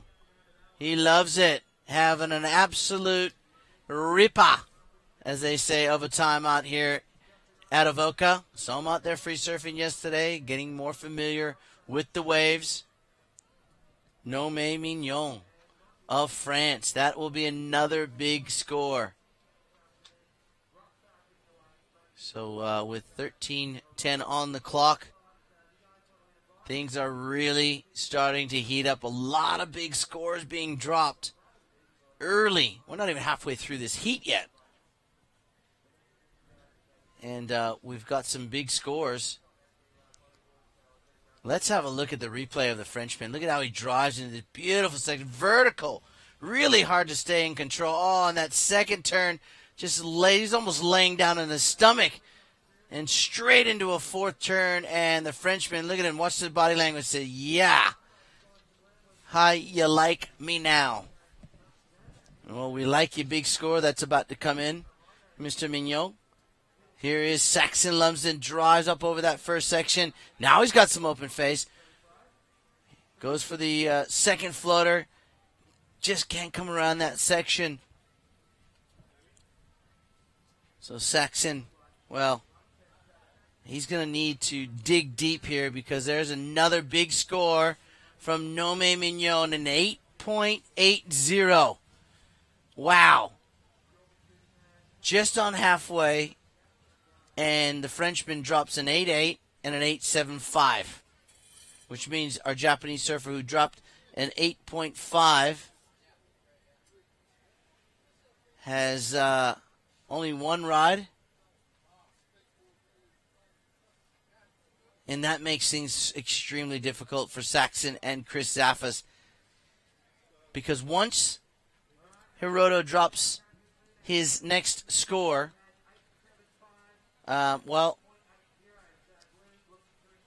things are going to get a little bit more tough for the boys in white and red.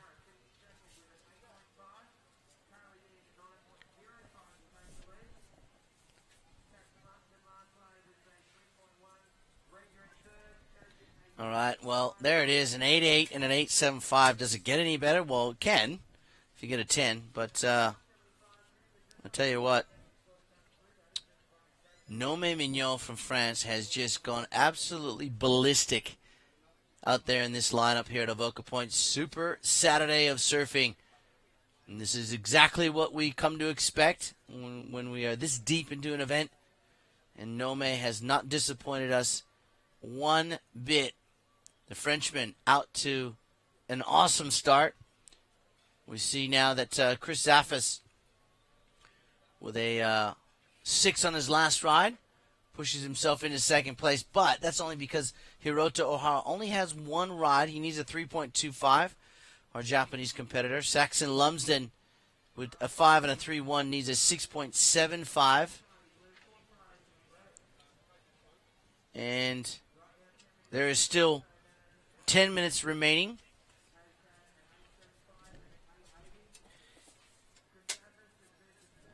So the Frenchman is out in front by a country mile.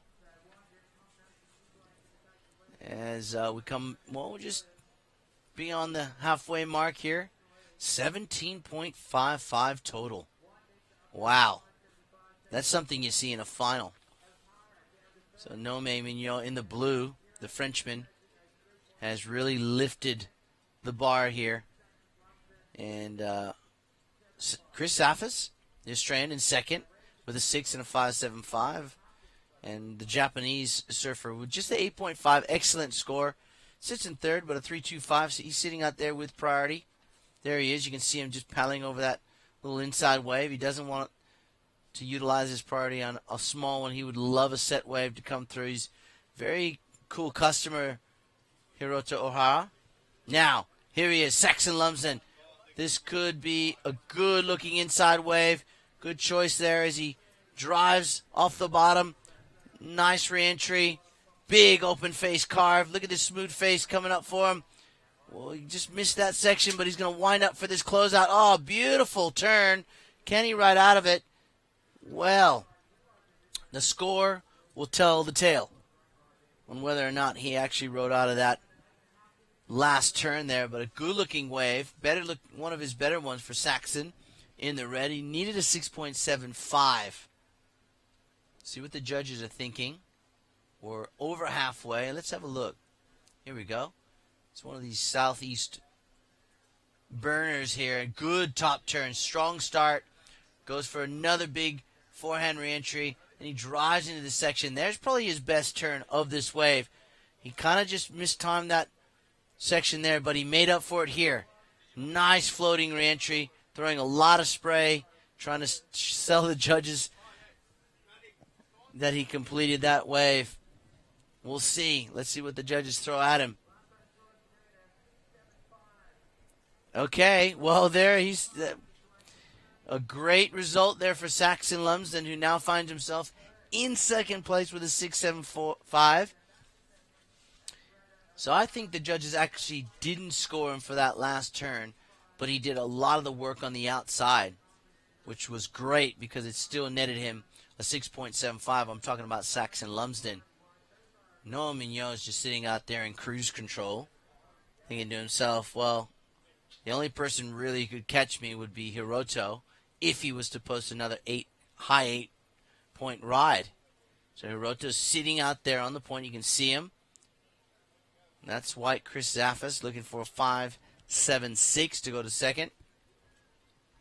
7 minutes to go. Beautiful Saturday. It's coming up to midday. Well, it is midday, and as a matter of fact, here Australian Eastern Standard Time. Avoca Point, a beautiful part of the world.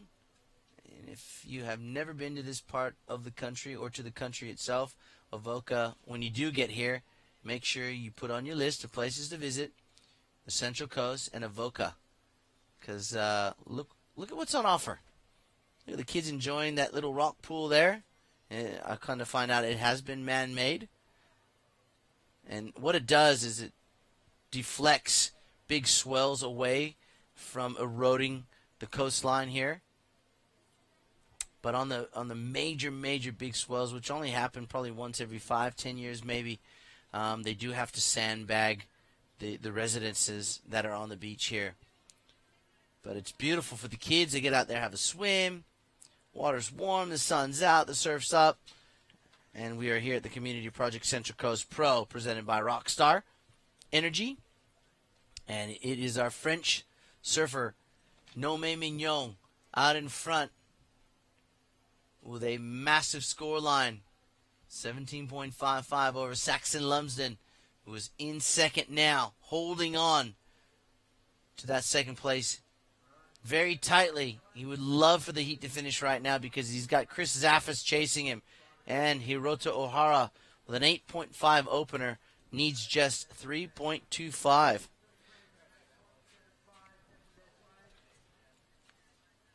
And Hiroto sitting out there with priority. That means Saxon will have an anxious wait to see if the Japanese surfer can post a 3.25 in the next 5 minutes.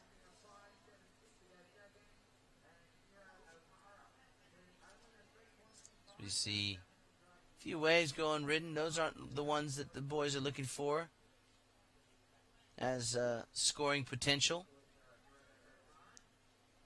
And this is the tricky bit in the sport of surfing. When the swell's dying, it becomes very inconsistent. As we see our Frenchman up and riding, he is in cruise control, surfing extremely well. And while he can afford to make mistakes like that at this point, he's just having a bit of fun, staying out of the way of the other three surfers. It'll be interesting in his next 4.5 minutes to see what Hiroto is thinking and will do, more importantly, because he knows he needs a score. You can see him making a move now. A couple of sets maybe pushing into the takeoff zone here for the Japanese surfer. He is looking. No, he elects to let that one go. 4 minutes.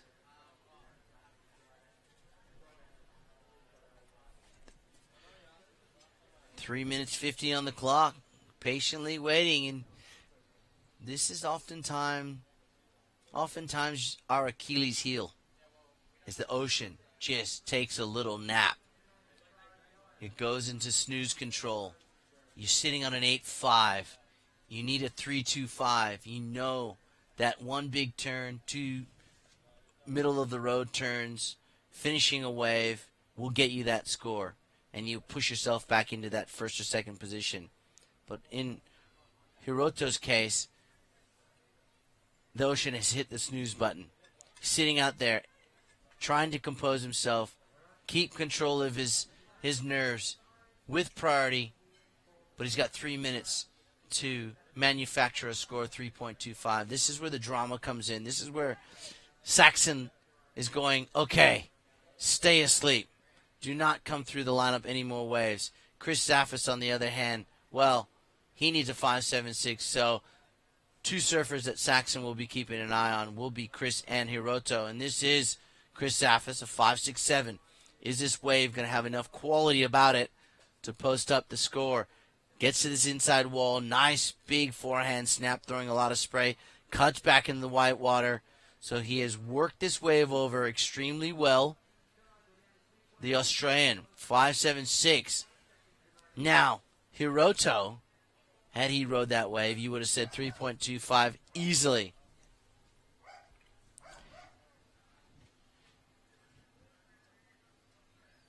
Anxious times here. Let's take another look. So, Saxon had to let him go because Chris had priority over Saxon. Now, 5.76, smaller inside wave, but performed extremely well. The judges, it's going to depend on how big the judges deemed every turn. I'm going to sit on the fence on this one. I'm going to say it could go either way. But if I had to make a decision, I'd say it'd fall just a bit short. Now, out the back, here's the Japanese surfer. He knows he needs to ride this wave. He can almost safety surf, but he's not going to do that. He's too good. Look at him go. 3.25 as he tries to get out in the open face.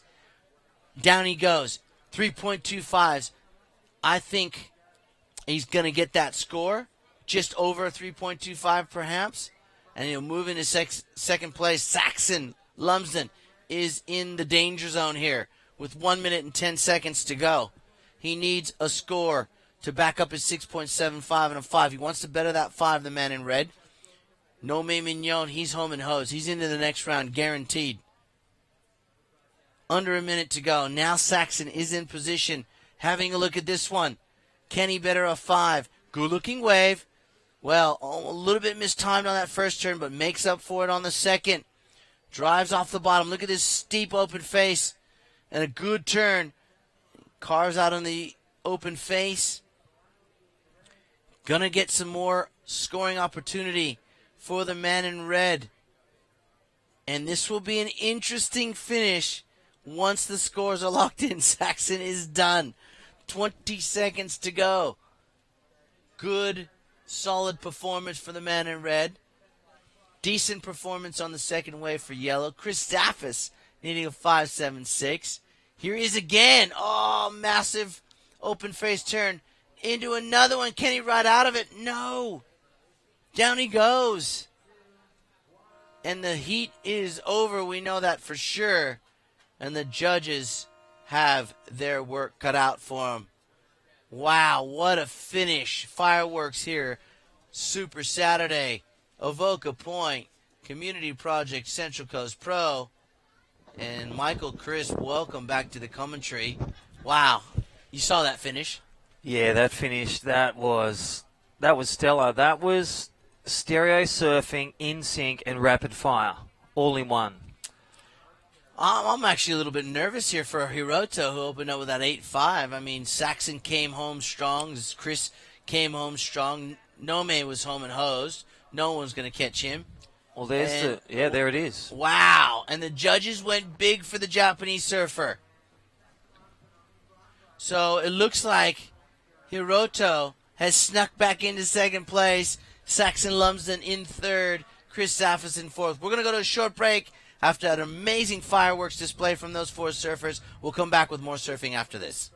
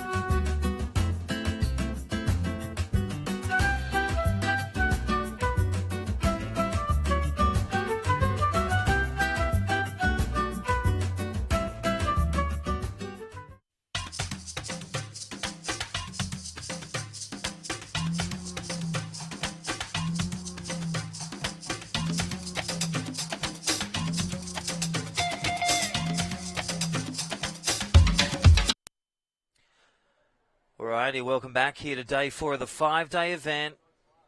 www.World Surf League, live on the app, live on the web. Shout out and welcome everyone watching. Hope you're enjoying. And that last one, well, that was full of the 160 ball shooter. That was just fireworks, that last one.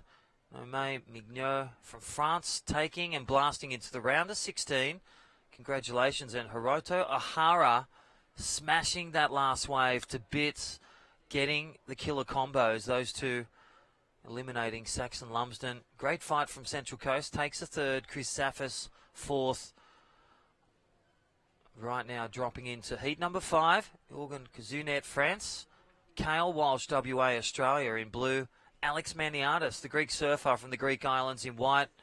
Gaetian Delahaya, Guadalupe. This is heat 5. Up next, look at this one. Stacked heat, Mikey Madonna. Sandon Whitaker, the local kid. Dean Bowen from Gerringong, Australia. Taking on the Indonesian surfer still in this event, Rio Wada. They are up next, heat 6. Again, thank you, Community Project. Thank you to Rockstar Energy Drink. Well, went over there for a short break then, and, well, all the kids enjoying here live at Avoca Beach. Lots of giveaways, so a bike to give away. Thank you, Rockstar. And lots of hats and Rockstar Energy Drinks. So thank you to the crew. They're presenting sponsor, Rockstar Energy Drink. Alrighty, a little replay there for a surfer in yellow. Heat 5 for the Guadalupians, Gaetian Delahaye. This is the man Kale Walsh, such a strong campaigner, super free surfer and contest savvy. Great little starter for him. Scores will drop in for blue and yellow. All those online enjoying the show. This is the beautiful Avoca Beach at the point, and that is your man Jorgen Kazinet in France. Righty, first wave of red. Kale Walsh, 8.5. And there is Alex Maniatis, the Greek surfer in this event. Dropping it in. A nice little backhand attack, winding it up again. Such a power puncher on the backhand, moving through to day number 4 of this 5-day event. Right, again, don't forget, round of 16 to be surfed this afternoon for the ladies. That is the last 8 heats of the day, with the ladies 4 heats, 4 ladies heats, and then finishing with the round of 16 for the men. That is 24 heats, 8 hours of surfing here on day 4. Community Project, Central Coast Pro, QS Men's 1000, up right now. That is your heat leader, Kale Walsh, already ironing off at 8.5, and, well, strikes a blow to finish, and, well, leans forward to reignite a nice little backup. Score in for Cousinet in red. French surfer, 4.25. Greece, France, Guadalupe, V the Australian, out there in the lead. What an international card this one is. Alrighty, so backups coming in for Delahaye in yellow, 0.5. So the one that keeps the 4.5 in second. Again, needs around a bigger score now as Kale Walsh drops in his backup. Posted a high 8.5 first wave. Or just threw a few killer blows on a nice big wave. And tore at the bits. Kale Walsh posting an 8.5 opening wave of the heat. Getting a score to ignite his campaign to the round of 16. Right, first one dropped in for the Greek surfer, Alex Maniatis, out there at 5.5. So now needs a 7.66. Backups are in. Kale Walsh leads the charge. 8.5 in a 4.65. His top 2. All right, white Alex Maniatis now requiring a 7.66, and then Delahaye in yellow. And this is Alex in second. Above average score required, so gets busy on the start. Medium-sized wave, so we'll need something big with some big turns to get back in the cards and take the leader spot. And this one will just sit around the middle score. So a couple of weaving turns there for Alex Maniatis, the one Greek surfer in this event. Great to have him here at the beautiful shores of Avoca. Katie and Delahaye, the Guadalupian surfer in yellow. He's third, a 4.5. Now looking for a middle score of 4.26 to grab a spot second. Really the middle part, 14 minutes remaining. Plenty of time to really pave your way into the round of 16. And in fourth position, that's your man in red, Jorgen Cuisinet, France surfer. A couple of Frenchmen in this division. In the cards, Tristan Goubord, first round of getting eliminated from Timothy Bissau and Riley Lang. Still a performance opening the cards of the round of 32. Right up next, Mikey Madonna. So they'll be suiting up and waxing up. Sandon Wick, our Central Coast surfer. Dean Bowen, the power puncher. And well, Dean Bowen loving the big waves, blasting through to day number 4 from yesterday. And Rio Wada, Indonesia surfer, up next.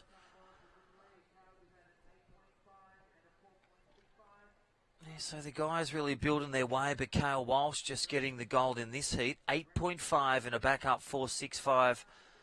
Well, he leads the charge, looks comfortable, looks good. Alex Maniatis' last backup, 3.25.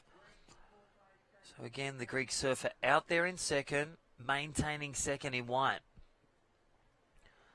Right, a bit of improvement. So Yellow just waving his hands live on screen. All those on the World Wide Web, hope you're enjoying the action. And the World Surf League on the web. This is a community project, Central Coast Pro QS1000.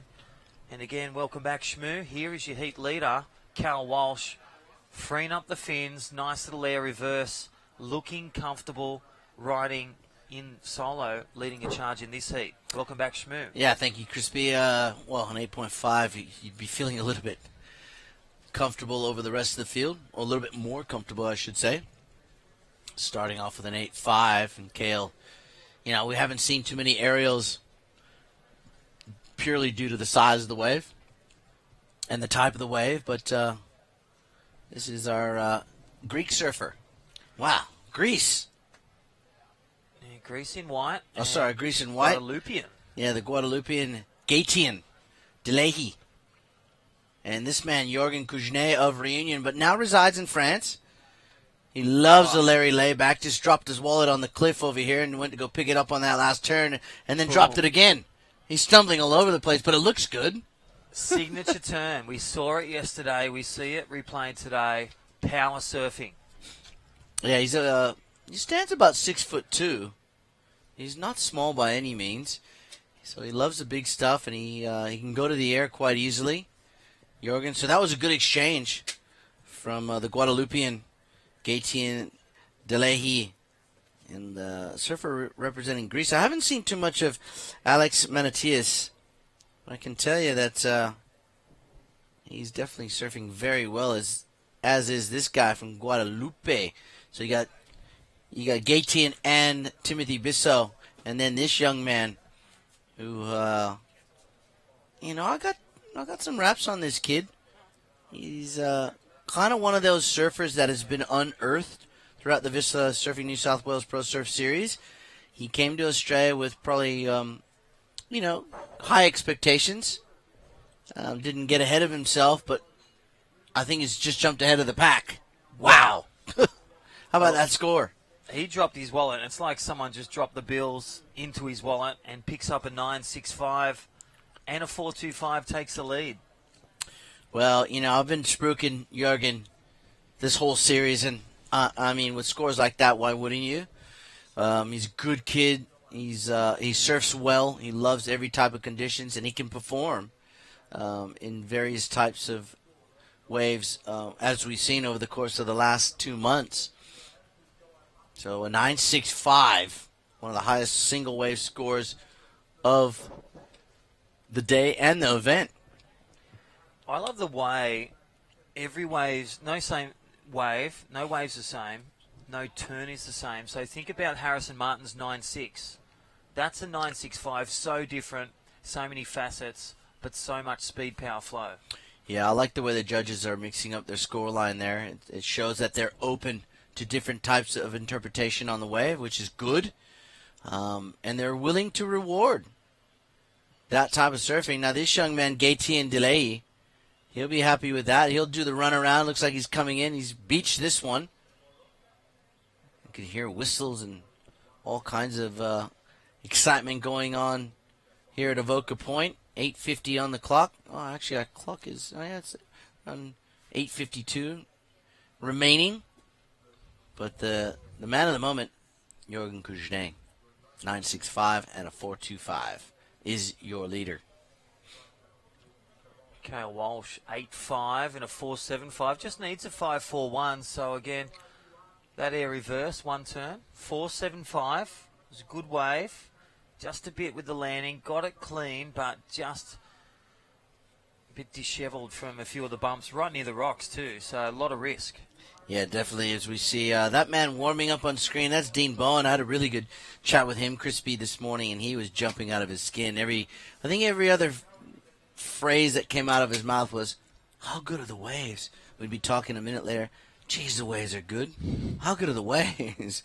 So he's been itching to get out there. I actually saw, I don't know if you saw yesterday as we free surfed after the event, he took a massive wipeout. He hit a step out there. Didn't see it coming. Because he was as he took off, the wave sprayed in his face. He got to his feet, and there was a step with a rock. He actually hit it going full speed. He's all right, but it was a pretty big wipeout. Wow. And Dean, no stranger to big, massive waves and wipeouts.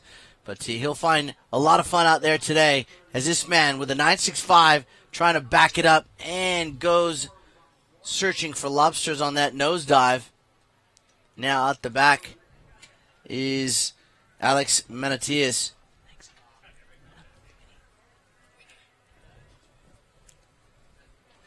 So 7:11 remaining.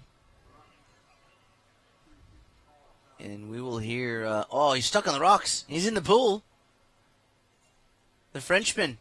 Well, look at him. He is on the rocks there. As we see, Surfer going to ride right by Jorgen Kujne. Goes for the big forehand air reverse, and he will finish on the rocks. Look at how shallow it is right there. Well, let's check on Jorgen.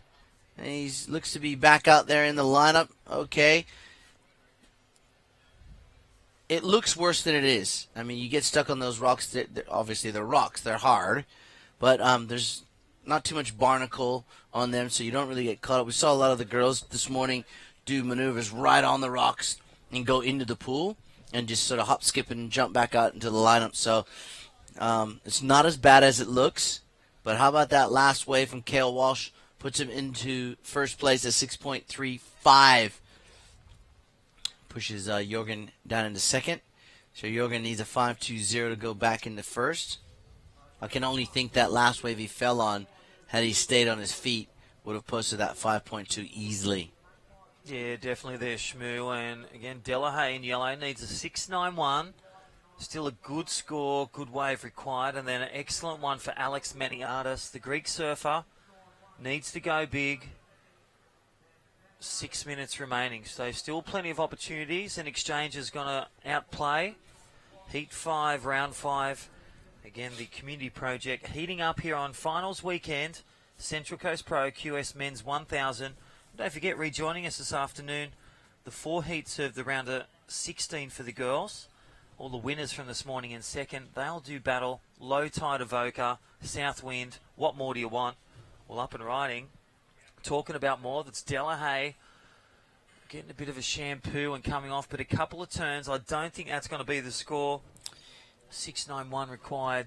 Just getting a bit out of rhythm with that wave. And, you know, it's not that hard to be out of rhythm there.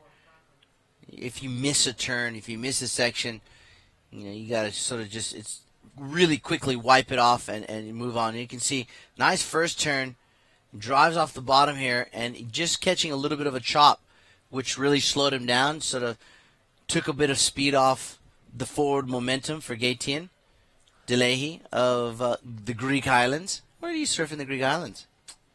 I think Abyssus, whereabouts? I don't know. We'll have to find out. I know they party. Well, yeah.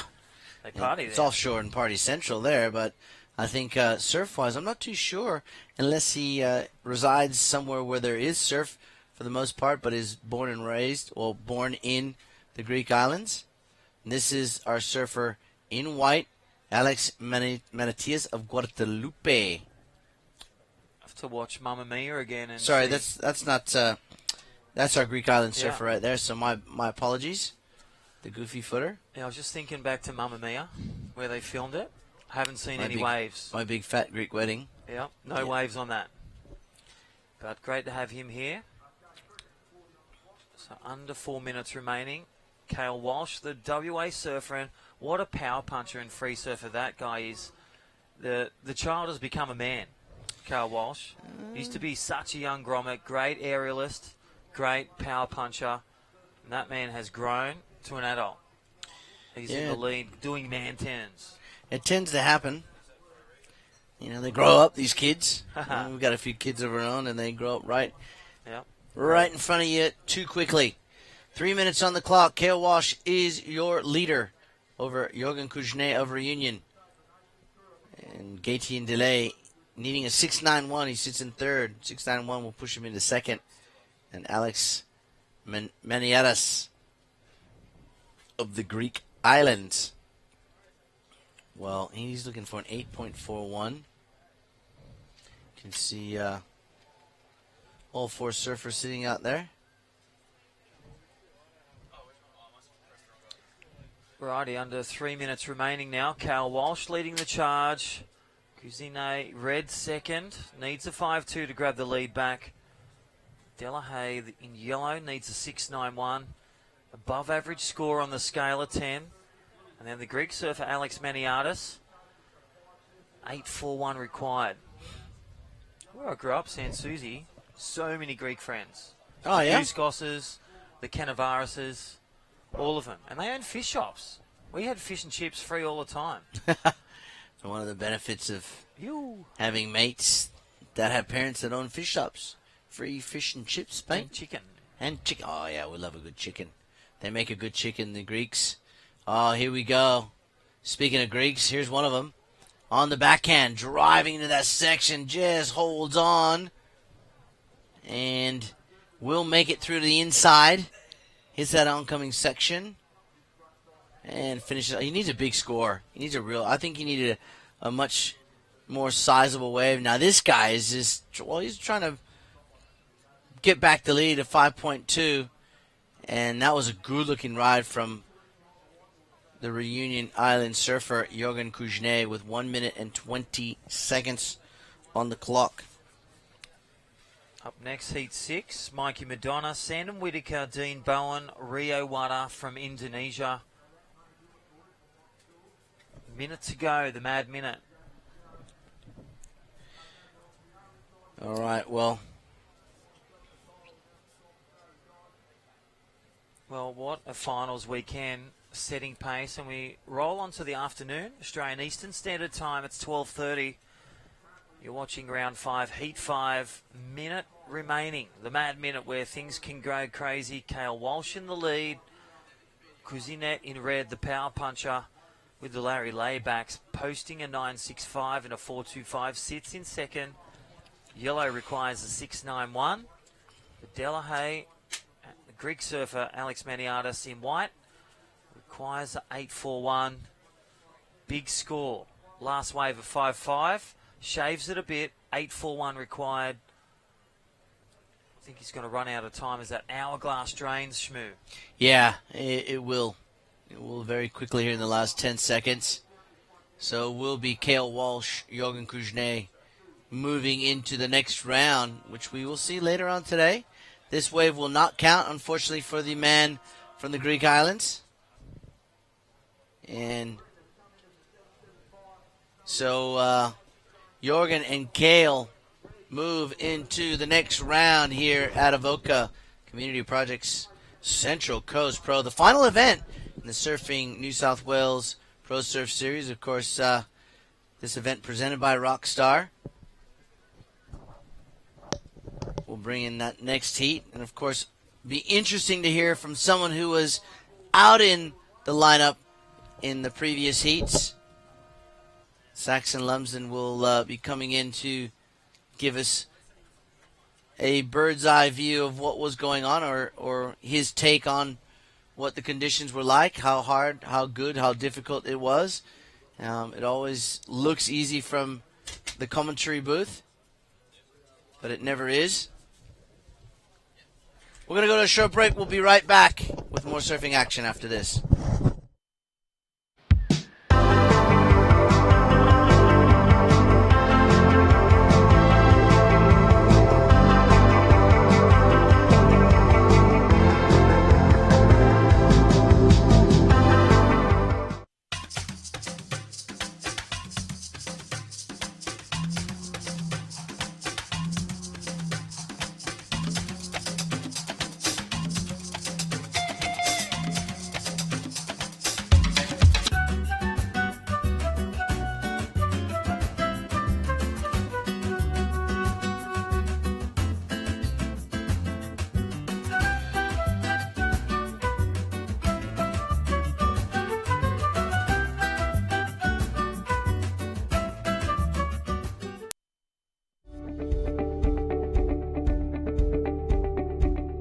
My name's David Mumford. I'm the Sales and Marketing Director for RBK Nutraceuticals. We're in Seven Hills, New South Wales, Australia, in western suburbs of Sydney.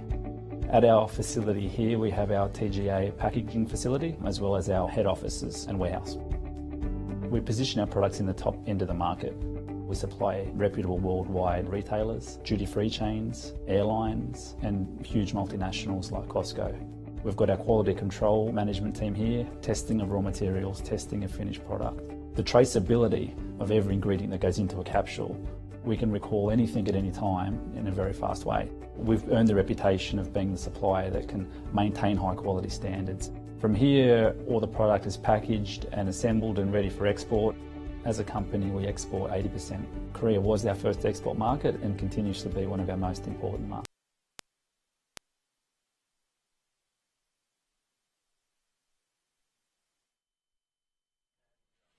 All right, welcome back. As we get stuck into this heat. Another good one here in the round of 32. Mikey McDonough, Shannon Whitaker, Dean Bowen, and Rio Waida from Indonesia. Waida. We say Waida. To be short. So we got 17 minutes on the clock. And, well, just a couple of small scores from Rio. 2.5 and a 1.7. Mikey McDonough, Shannon Whitaker. You see Mikey, he'll be in the red.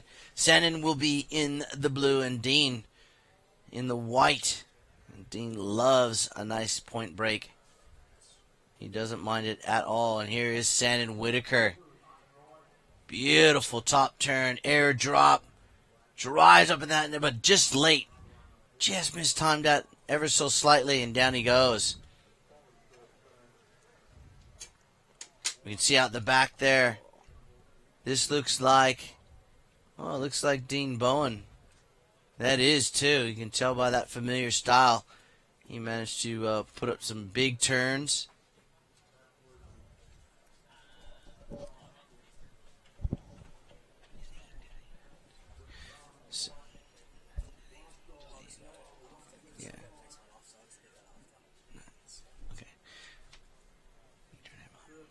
All right, well, as we see one pouring through here. Oh, look at this wave from Sandon. Just mistimed this one, Saxon. And you know, you were out there just previously. I know that it's always hard to come in after a loss and then have to commentate, but you can really give the viewers out there what it was like as we watched Dean Bowen. It looked a lot harder than it looks from here. It looks amazing from here, but when you're out there, a little bit more difficult? Nah, it's pumping. It's really good. I had 3 really fun, long waves in my heat just then. I just didn't get the scores, man. Hiroto's just on a heat, and a couple of big scores from him, and Nomi had a couple of big scores as well. So maybe just needed maybe a bit stronger hit on the end. I kind of got a few little frothy bits on the end, but maybe a bit stronger hit or just a bit better opening turn. But, mate, it's pumping. Dino 875 straight off the bat. That wave was such a nugget, and he just tagged the thing 3 times. So, yeah, you got to do that. I got to get a bit more Dino about me, I reckon. Well, I think Nome was the guy who surprised us all, really. He came out firing, swinging, for the fences, an 8.8 and an 8.75. I mean, when someone drops a hammer like that in a heat, probably within the first 9 minutes, it's really hard. I don't care who you are. It's going to be hard to come back. I mean, I don't care if you're Kelly Slater. He just lucked into those 2 waves. And, there's a lot of luck people don't realize that's involved in our sport. Yeah. To be in that rhythm with the ocean, especially at a point break like Avoca. I think one of the waves that Nomi got, I jumped off way around the back of the slide to get the inside, and I was kind of drifting off that little back takeoff that we were at yesterday, and I was a little bit too far out for one of the waves that he got, so I think that was one of my big mistakes. I missed one right at the start. As we said, Dino, he's going to get around it. But, yeah, Nomi's been ripping at you the last few days, man, and if he connects with one of those waves that's slow-paced and straight up and down, which I guess I assume that's what he did. Yeah, he just went to town. He, like you said, he got those waves that just really opened up for him, slowed down enough so he could get his timing right on every turn, and when Dean Bowen drops the hammer on an 8.75 straight away, it really puts a little bit of pressure back onto his opponents out there. But the very skilled surfers like Sandin, Rio, and Mikey, they're not going to just lay down for Dino to walk through this heat. Second wave score 5.25, so Dean Bowen with an early heat lead. And I'm sure we will see plenty more from this guy, in particular, Mikey McDonough on his forehand. Wow, nice wrapping first turn. A bit squirrely, but he drove away with it. That second one flattening out a little bit. And so he's getting a bit wobbly on this one, so the judges will take note. It was a good wave, but just a bit sketchy throughout. The one behind him looking out the window was a huge one as well, and Rio went down on a floater. But yeah, no, it's pumping out there, Shmoo, really. It's so pumping, and it's getting better and better as that tide drops out. You can see now the rock pool, clear, distinct line of just rocks, and the waves are standing up beautifully out there, all the way from around the back. And here's Mikey.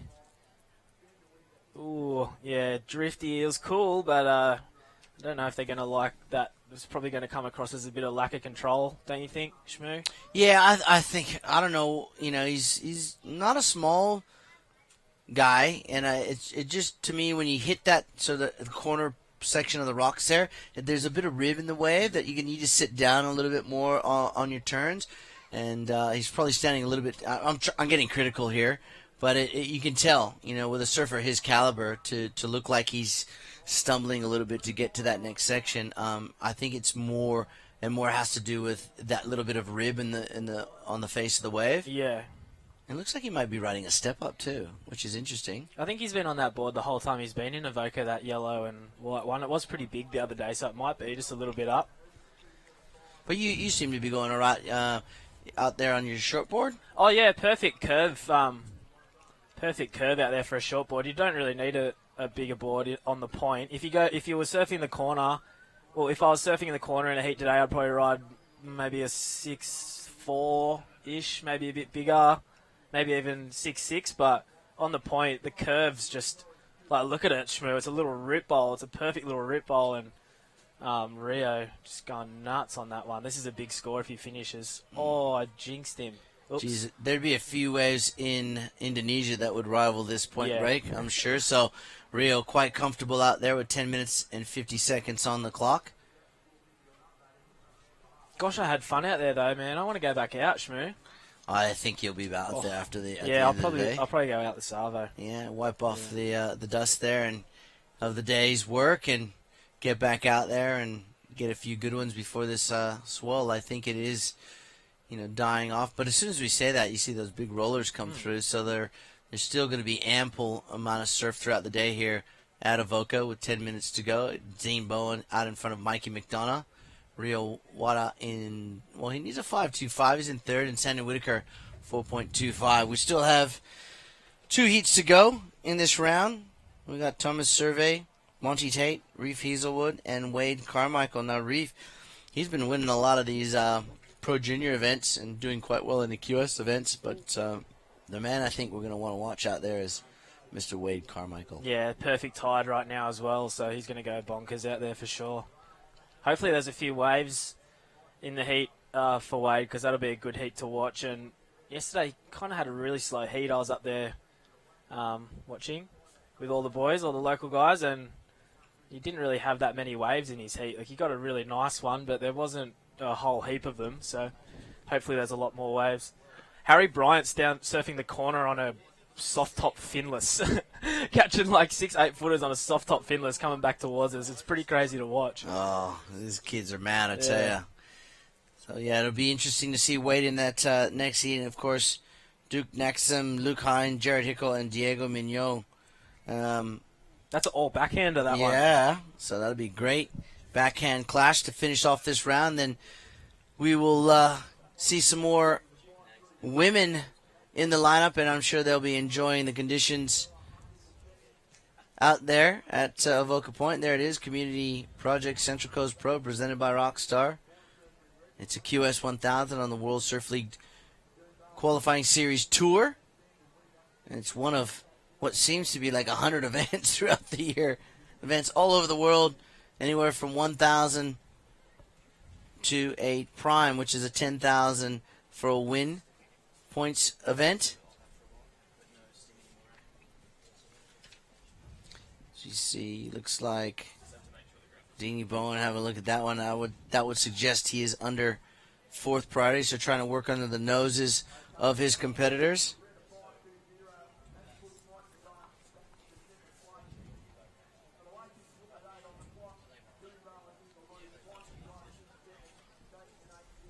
So Mikey McDonald with a couple of fives in his score line. Yeah, once someone gets that 8, it just breaks the whole heat wide open, doesn't it? Look at Dean's one now. His backup score's kind of in the mid-range, but because of that 8, he's up in the 13 points, and then that just makes everything so much harder for everyone else.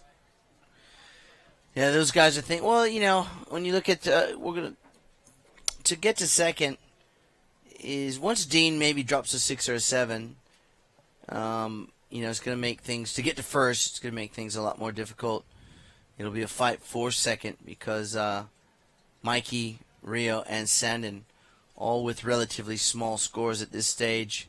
If Mikey or Sandin or Rio drops an 8, an 8-5 or better, then things become a little bit more difficult. And as you see, now they're all bunched up. And this is where it gets really challenging because you got one guy with priority, one guy with second, one guy with third, and one guy with fourth priority. Don't talk to me about priority, Shmoo. Oh, I'm so rattled, mate. I had, Hirota had priority. I couldn't do anything, but my best score, no one even looked at. I had fourth priority. And I got it from that slide that we were sitting on yesterday, and I took off, and I thought, someone's going to fade me here for sure, and I'm going straight into the rock, and no one went. I went, oh, my gosh, are you joking? So it's wild, the priority out there right now. Well, Dean's sitting in fourth priority, and look at the way if he's picked off. It's not the best out there, but it's could be a score. Look at the inside section he gets. Yeah, a couple of nice little inside runners that no one's looking at as well.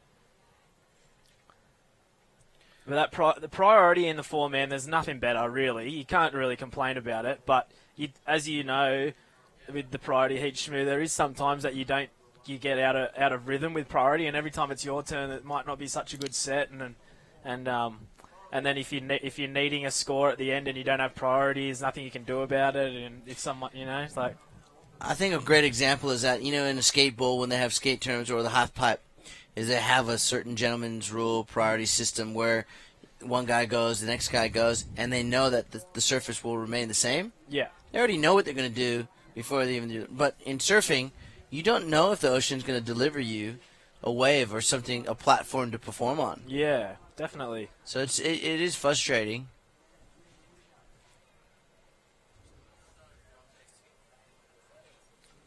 But it is, when those sets come through right now, it is really consistently just pockety and bowly out there for them. So it's nearly as close as you can get other than surfing pump and snapper or I guess like chopes or something that's going to be in the same spot every time. But yeah, it is really pumping out there actually. Here comes a couple of big sets around the corner. I wonder if they're going to wedge nicely for the boys. Maybe they were a bit too south. Yeah, it was. You can see that south direction really takes away a lot of the energy from the point. Yeah, it just swings all the way down the other end of the beach.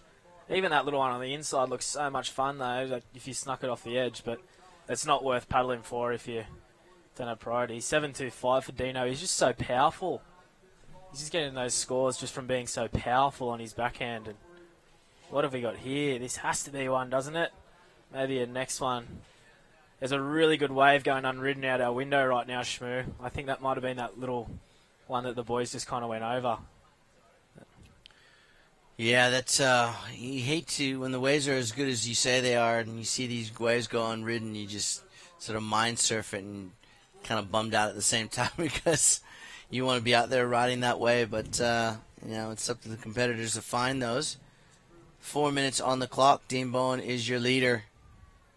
Mikey McDonald still in second place. Sandin Whitaker, we don't have what they need. We'll try and get that on the scoreboard here.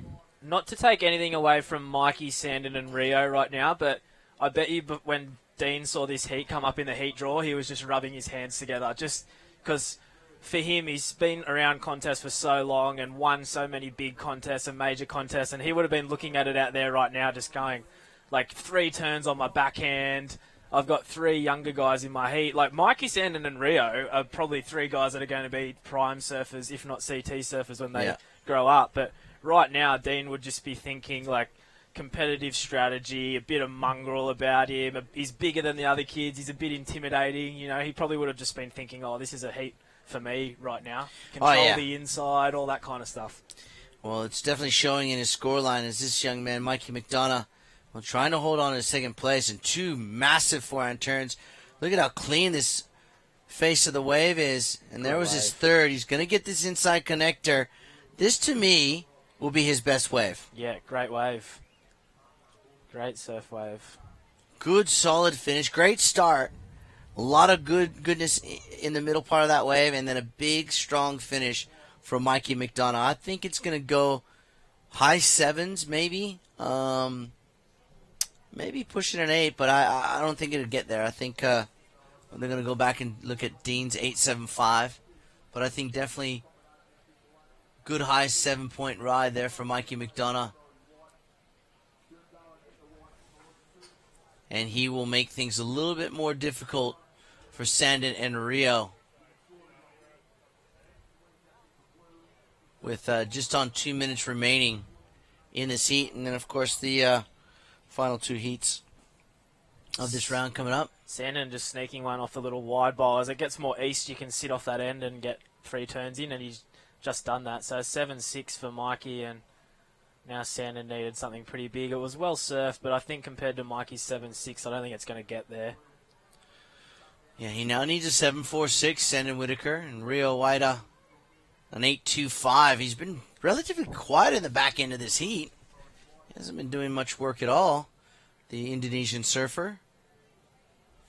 Is he? If he's going to make a move, he's going to want to make one very soon.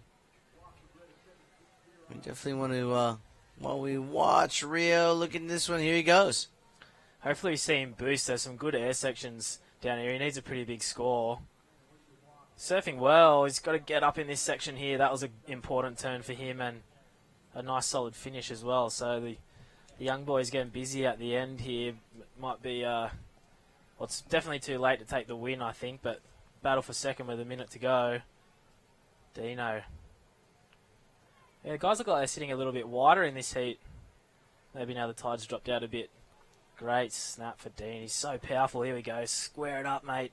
We'll drift the fins a bit too much. Goes down. 40 seconds to go. Feeling like white and red are going to probably take this one, I think, with 30 seconds.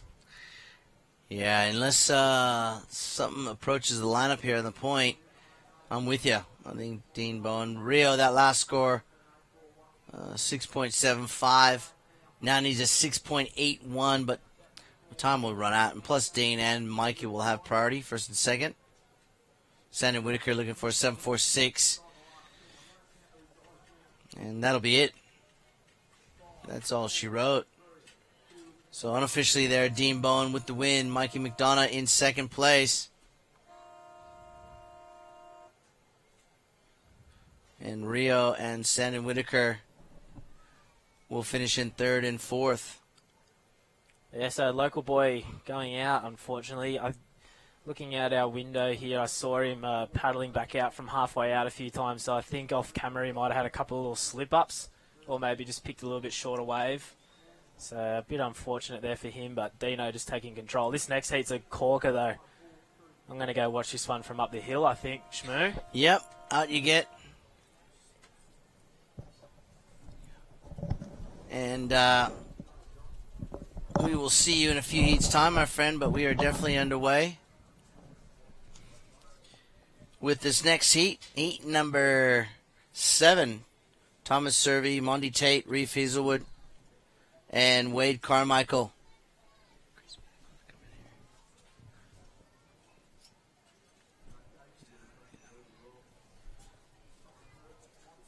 So 2 more heats remaining. And then we will move into heat number 8.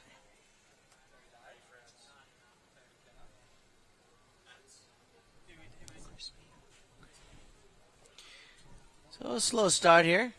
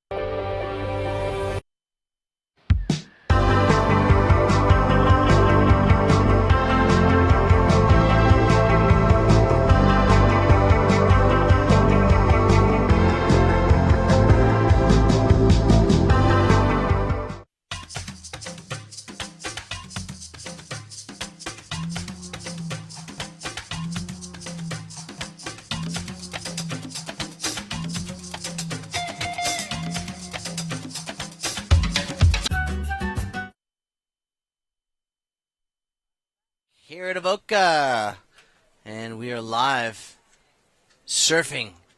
Oh, beautiful forehand snap into a crisp couple of turns from Monty Tate from Maroubra. Look at that, Reef Hazelwood. Oh, this guy. Here he is, the Bear Grylls of surfing. The big boy, Crispy. Yeah, the man-child, well, Wade Carmichael, he has just, I'll tell you what, we talked about the Whistler 4 series, the emerging talent. This guy has emerged even more. Yeah, he's an amazing talent. I think he'll have a good year in 2017 and might just find himself in contention for a WSL berth. There, our drone is up and circling the area, panning out on this break, otherwise known as Avoca Point. And there you go. That's where the surfers are ripping and tearing and shredding on this Super Saturday. It's a great looking shot there of the drone, or from the drone. Now watch this. If the drone goes a bit further, you can actually see some mountains around the corner, and that's that lineup, those three peaks. But we'll keep that quiet. Yeah, we'll keep it a little under wraps here. So it's Reef Hazelwood out in front of Monty Tate, Thomas Servey, and Wade Carmichael. When we saw those boys riding their first waves of the heat, well, at least Wade Carmichael was. Here on, oh, look at that. It's a beautiful shot. Looking back at the coastline, the point. A lot of spectators out there. Crispy, I know you're out there checking out our friends from Rockstar. Yeah, in the park. In the park, and there's a ton of people there. Yeah, they gave away a skateboard, so thank you, Rockstar Energy Drink, our presenting sponsor, gave away Rockstar skateboard. Cool. Bike tomorrow, BMX. Oh, BMX tomorrow. Well, we'll have to go out there and see what we have to do to win that thing. That'll be a good present to take home to the kids. Right on your homemade ramp. Yeah, it's got the Tufts too. Remember the 80s Tufts? Love that BMX. Yeah, oh, that's a great shot. There's the lineup. Looking atop the surfers there. That's an overview. There it is. Beautiful shot there. You can see what Saxon was talking about. Just in that sort of looks orange, those rocks. There's a natural slide there where people just slide right into the lineup.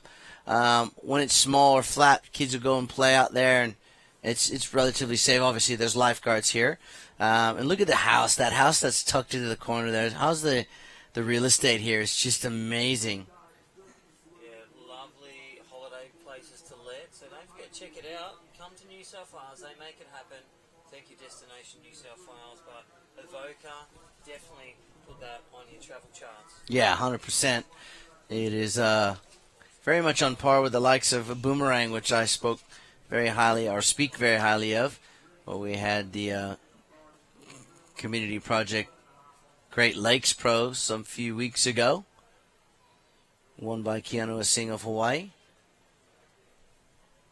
So Monty Tate out to the early lead. Reef, well, actually Monty has taken the lead from Reef Hazelwood, and Wade Carmichael 510 on his opening ride. Thomas Servey probably sitting out there now with priority.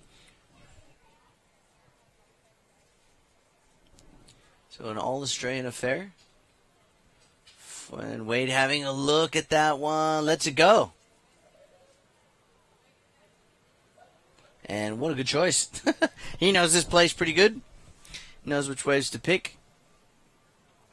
14 minutes remaining, so already good little start, Monty Tate. 5.25 and a 4.25 for the Maroubra Surfer. In blue, great little campaign. Event number 1, the Visla calendar. Thank you, Visla. Reef Hazelwood second. And 6.5 and a 2.65 for Reef Hazelwood. Wade Carmichael, nice little opener. So this is a tight heat. I can't separate them. The surfing level of these guys. Even Thomas Survey, no wave yet. Holds priority. Wait for his first wave. Yeah, here we go. Wade Carmichael again. Could break the doors down with this one. Big forehand turn for the second maneuver and a vertical reentry for this regular foot surfer and throws a lot of spray. Wow. Okay, so 5-1-0. I think that wave was better.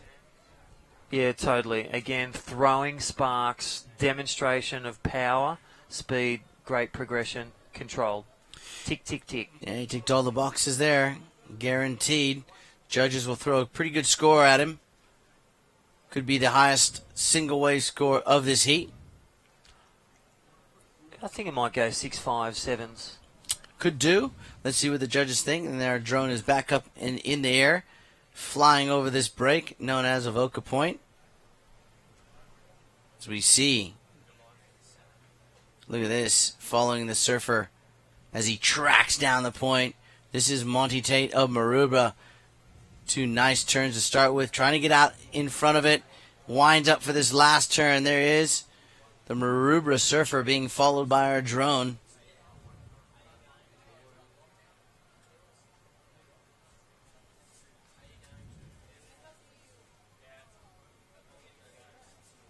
Yeah, great little first wave. And how was that drone action? So again, thank you, Visla. Thank you, Community Project. Thank you, Rockstar Energy Drinks. What great sponsors. Yeah, awesome. Awesome people to be associated with. Again, Community Project. Find them World Wide Web, communityproject.com. Friendly surf retail, as we see replay. This is Maroubra local. Monty Tate, community surfer. Team rider. How's this KS naked triple swivel technology? The new triple swivel leash. Yeah, they got some great gear, and here he goes. The big man, Wade Carmichael, kicks out. If you just joined us from here in Australia or from somewhere around the world, you're watching some of the world's best surfers here at the Visla Surfing New South Wales Pro Surf Series, the final event of this 4-event series. And there's a beautiful shot of Avoca Point and the beach front.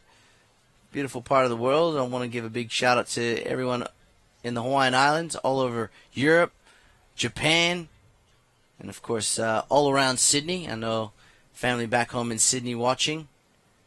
Hello to the Schmoos, Mrs. Schmoo, Brandon Schmoo, and Brandon's better half, Lily. They're watching me waffle on about the world's best surfers. How lucky am I? Well, it's like they've heard you every day and seen you But live. I'm just not there. Just like your family up there at Lennox. Yeah. Hi, Hey, babe. what's Dad doing in the house? He's meant to be down there in Avoca. Oh, he's just on the TV doing the live broadcast. And it's funny how you get these messages from people around the world going, I heard your voice. I knew you weren't in my house. And then all of a sudden you're on the computer screen or on the television screen. I said, yeah, well, there's more ways than one you can get into someone's household, and that's by way of the internet, we call it. There is Reef Hazelwood on the backhand. Drives into that second turn, up into the third. He has been on a tear. This guy, I think he's surfed every event in Australia so far. He is captain consistent. And you look at the pro juniors, the subways, he's taken some scalps and then stepping up with the big guns on the QS level. Again, another emerging talent. Well, one that's already made a stake. This is Wade Carmichael tagging and well throwing some big exclamation marks. They were capital Qs. Plenty of spray. And well, yesterday we had the fire brigade down here throwing a bit of hose. Today it's Wade Carmichael bringing out the big plays. Stand by for that score. Holds at 875. Previous wave of yellow. He is dropping bombs. Looking strong. Wade Carmichael in the lead. Monty Tate is second. Reef Hazelwood score to come. Just needs a 3. And dare say his last one will be the key to the second position. Tommy Survey, 9 minutes to go. Uncharacteristically on the back foot on the ropes. 2-0. Yeah, you definitely don't want to leave yourself in the back end of any heat needing a few scores when your opponents have an 8.75, a 7.25, and then Monty Tate with that 6.2 and a 5.25, as well as Reef sitting on a 6.5, and you only got a 2. You are really putting yourself into some dangerous territory as we see Wade Carmichael, that live drone shot, making his way back up the point. And there's his fellow competitors out there. And you can see that white water, that pathway, that's where the rocks start, and it just creates a really beautiful line that the wave takes shape on, and it creates this point break style of wave called Avoca Point. So Wade he just paddles past everyone, knows exactly where to sit. And if I was one of those 3 other guys we watch Reef on this one here, I'd be sitting right next to Wade with priority. Because he's going to look at the good ones. Yeah, when he moves, grab that opportunity. Yeah, you kind of move with him. And that was Reef's last ride. And here's Wade's last ride. Look at this one. Bigger wave, bigger turns. 2 big ones on a big wave. That's it. Well, there it is, 7.25. Last away, Carmichael extending the lead, and well, sitting where he loves it. Loves to sit in the lead, and rightly so. Rewarded. 7.25, 2 massive turns. Well, here we go, Reef Hazelwood, as you said, 5.95. Such a captain, consistent campaigner. Reef Hazelwood in second. Now needs a 9.5 to grab the lead, or drop a 5.95. And then Monty Tate third. Survey needing a combination score, 2 new scores to take. So 6.5 minutes. This is live broadcast. Again, welcome all those World Wide Web. Yeah, we've got a bunch of different countries online watching here. We're into the afternoon hours here on this Saturday. 6 minutes and 20 seconds to go. It is the man from Avoca, or the Central Coast, Wade Carmichael, in the yellow, out in front of Reef Hazelwood, the youngster. Monty Tate now chasing a score of 6.26. And Thomas Survey, well, he needs a... Look at that shot. Would you just love to own that house right there in the corner? Tucked away, overlooking the point, waking up to a cup of coffee, watching the world's best. I was out there on the point, actually, Crispy, and that is an actual vacation. Has to be a weekender, because it was all blocked up. No one was in it, and it was disappointing, because I would definitely make use of that house on a regular basis. Look at this. The drone follows the man in blue. This looks like Monty Tate of Maroubra. 2 strong opening turns. Cuts back. Sets up for this inside. He's going to get a nice, clean cut back before his final turn. Drives up over the white water, and, well, it just goes down. But a lot of great work done from the surfer based out of Maroubra in Sydney. 6.26. Score required. 5 minutes to go. Here we go. Here's that replay from front on now. Look at how much spray he throws. Vertical reentry, drives into this big sweeping cutback. Wow, that was a great wave. Well, Reef Hazelwood again, and look at that wave behind him. So driving up vertical, again on the backhand. These guys are attacking and bagging and putting it on rail. And again, I think that's going to be the difference with this heat, Shmoo. All of such a striking calibre. And as we see Heat Leader diving out of that one, it's the one that completes the last final turn that will take a win or second. That wave from Reef Hazelwood was going towards 9 had he finished that last turn, because the 2 turns before that, Crispy, were massive. so critical, well timed, board put in the perfect position, and he just went for it. Have a look. Nice big air drop. Watch this turn. Bang, throws a lot of spray. Here he goes for it and just gets that outside rail tipped over a little bit too much, and down he goes. He was almost looking to try and do another turn, but the wave was already done. Yep. And all he needed to do was ride out of that thing, and it was a big score. I would think high eights, maybe 9. Yeah, totally. And I'll tell you what, and like you said, he just needed to look towards the beach. That board just had that angle when he should have been just driving out of it straight. Yeah. But he did 3 cracking turns. We'll see what the Magic Sauce says. So judges dropping their waves and looking to drop a 6.5 to extend second. So we've got 3 minutes to go here, and if they drop a big score, the judges for Reef, Monty at this point needs a 6.76, and Will Thomas is, in my opinion, out of this heat, unless he can somehow manage to post a couple of scores in the 7-point range. Well, here he is up and riding. I don't know what went wrong for Thomas in the seat. The rhythm of the ocean wasn't in his favor. I mean, there's all sorts of things we can sort of assume, but only Thomas knows the correct answers. This guy, however, well, using local knowledge and great surfing, will find himself into the round of 16. Simple as that. Well, even on a small wave, does not hold back. Nah. It's like he gets super speed. Super Carmichael. Super Carmichael. There you go. Well, Super Carmichael in the yellow is going to move into the next round. It's going to be a fight between Reef and Monty, because Monty is 6.76. Easily done for him. He gets the set wave, and he pushes Reef right back down in the third. Here we go. He's up and riding. Yeah, nice first start. Again, made the quarterfinals in Maroubra, event number 1, the Whistler calendar. This is an important wave for Monty. Well, he's in attack mode and looking to finish his strong to really ring the bell into the next round of 16. There's your difference right there. Doesn't matter. That fall didn't mean a thing. I think he still gets a score. Yeah. I think he absolutely lit up that first section, or those first few sections. Big, massive forehand, gouging turns, and the last, had he ridden out of it, Yeah. add on an extra 0.25 maybe. Oh, well, 9.80 for Wade Carmichael. Wow. So he's home and hosed. Let's forget about him, because he's already got an 18.55 score line. He is gone well and truly into the next round.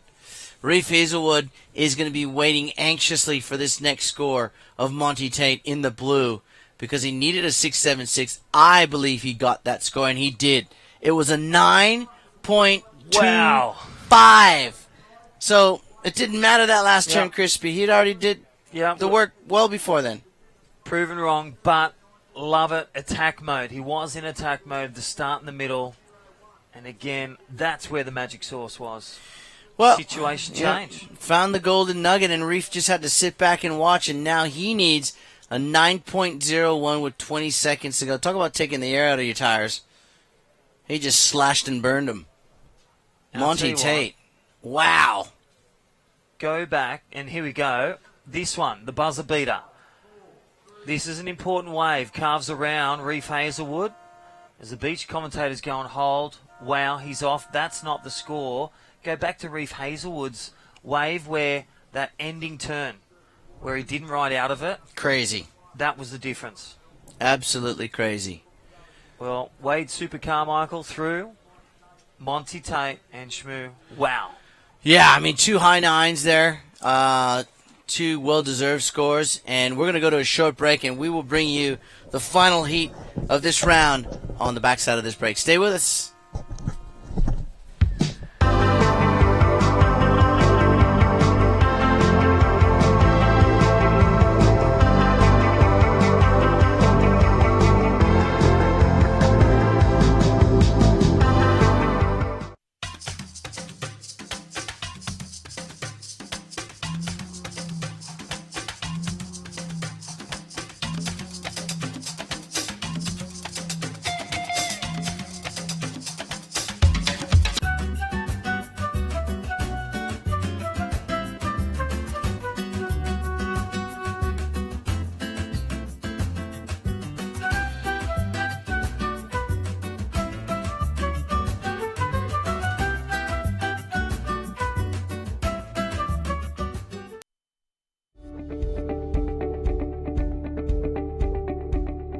name's David Mumford. I'm the Sales and Marketing Director for RBK Nutraceuticals.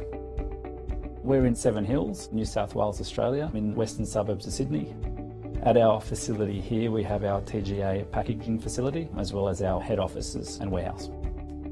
We position our products in the top end of the market. We supply reputable worldwide retailers, duty-free chains, airlines, and huge multinationals like Costco.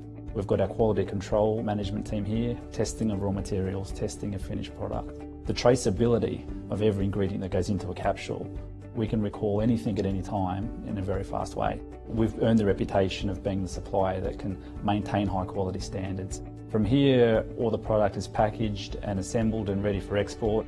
As a company, we export 80%. Korea was our first export market and continues to be one of our most important markets. All right, so we're back here at Avoca Beach, last heat of the men's round, heat number 8. Oh, someone's belting it on the wide frame already. What is that? Who is that? That was Diego Mignot, the Frenchman / Mexican / Canadian / whatever else in. So he opened up with a nice ride there. Little backhand attack.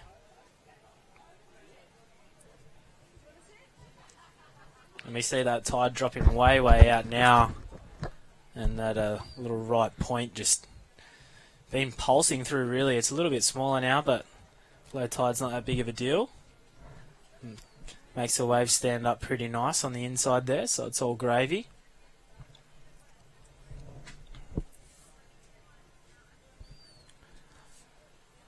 And those rocks this morning when we were watching were just pretty much underwater, and now look at the boys there sitting way around the back of the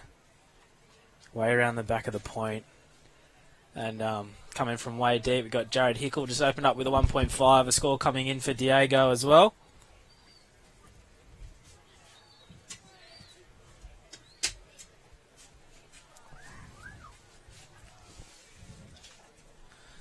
So we got the last heat of the men's here. Duke Nadscombe, Luke Hind, Jared Hickle and Diego Mignot, all backhand affair going on right now. Then we're going to move into the women's after this. Women's round of 16. And the men's round of 16 to finish the day off. The first of yellow was a 6.50.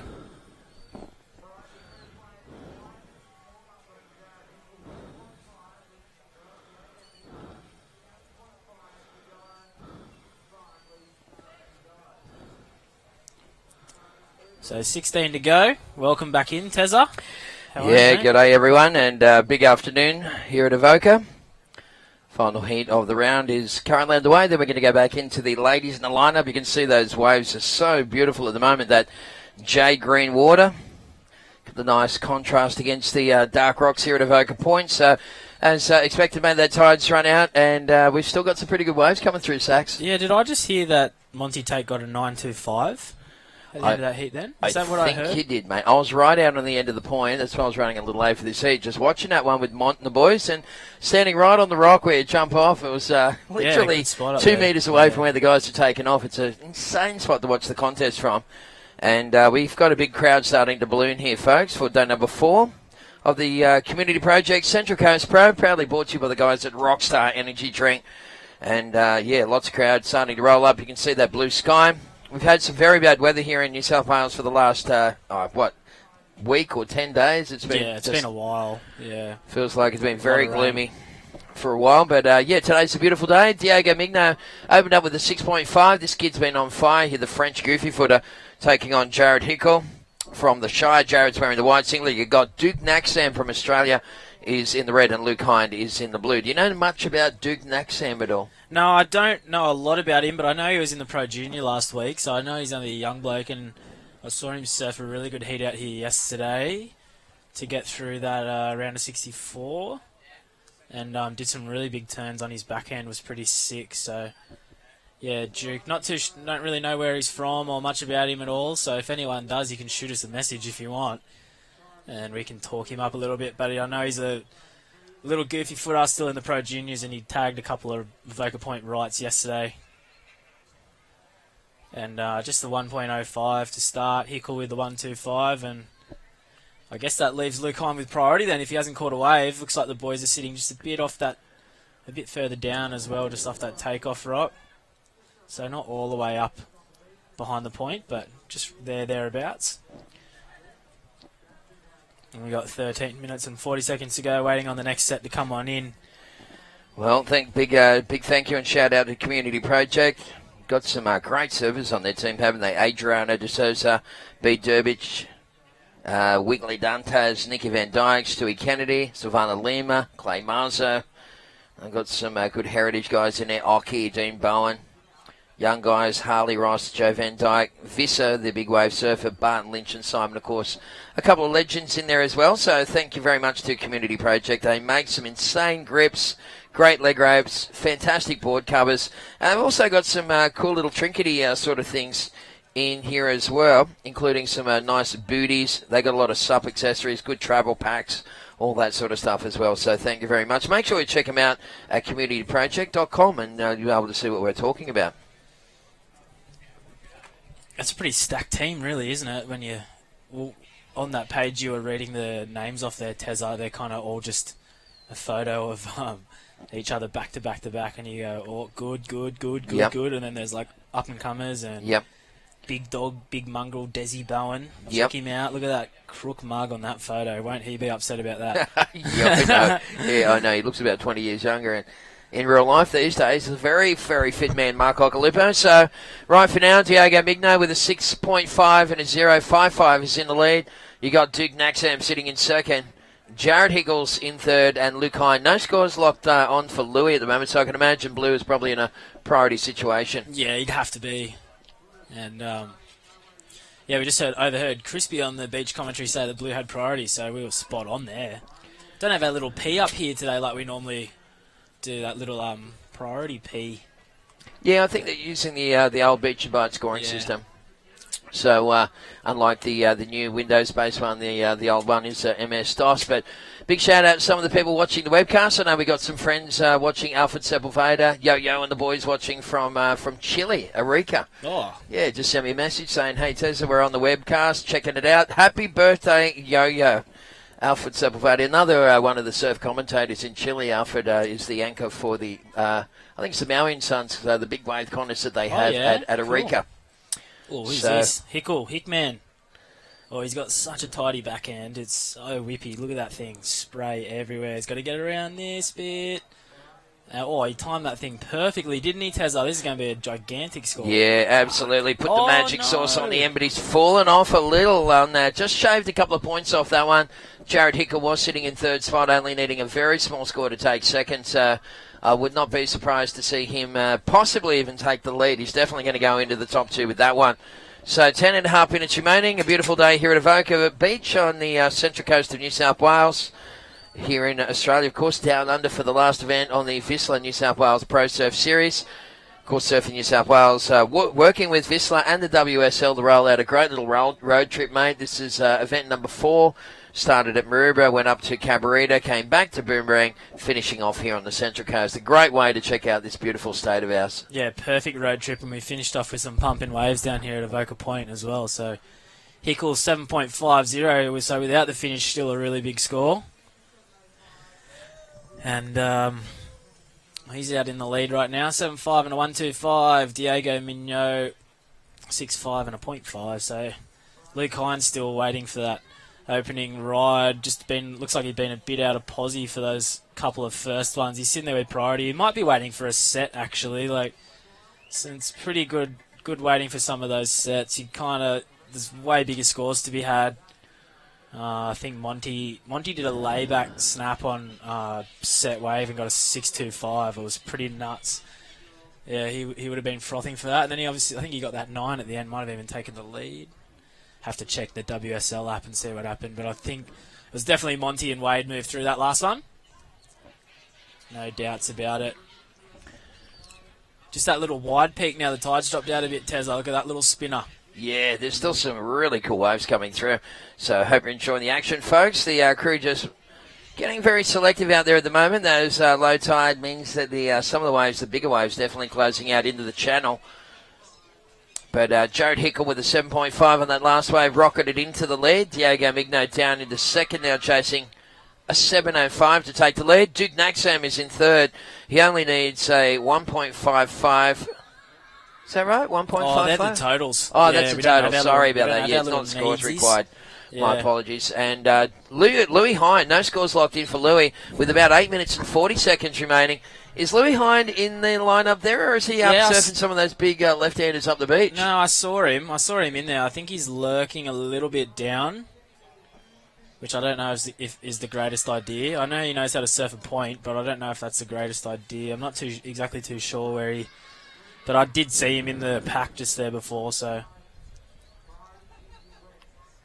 I think so. He's just caught a wave because I just overheard Crispy say priority is with red. Aha. So he must have... although he could have paddled and missed one because he was the last person to ride a wave, so he does go into first priority. And then, of course, if you paddle and miss it, there he is. He must have had a little sniff and lost priority. Wow. Okay, well, there's 8 minutes remaining, and Luke Hind, no scores locked in so far. He only needs a 7.05, so that could be easily achieved by someone of Luke Hind's calibre. Duke Naxam sitting in third spot. There it is. He needs a 6.01 to take second. Diego Migno in second requires a 2.26 to take the lead from Jared Hickle. His worst wave is a 1.25, so that's pretty easy to replace. Just got a nice little photo from the boys in Chile sitting around the computer watching the action. So yeah, happy birthday, having some fun, hey? Absolutely. Going off yo-yo. Love that stuff. Awesome time. You. All right, so around about 7 minutes remaining. This is the final heat of the round. Watching the round of 32, of course, we'll go into the round of 16 this afternoon. That will round out day number 4 here at the Community Project Central Coast Pro QS 1000 event on the World Surf League.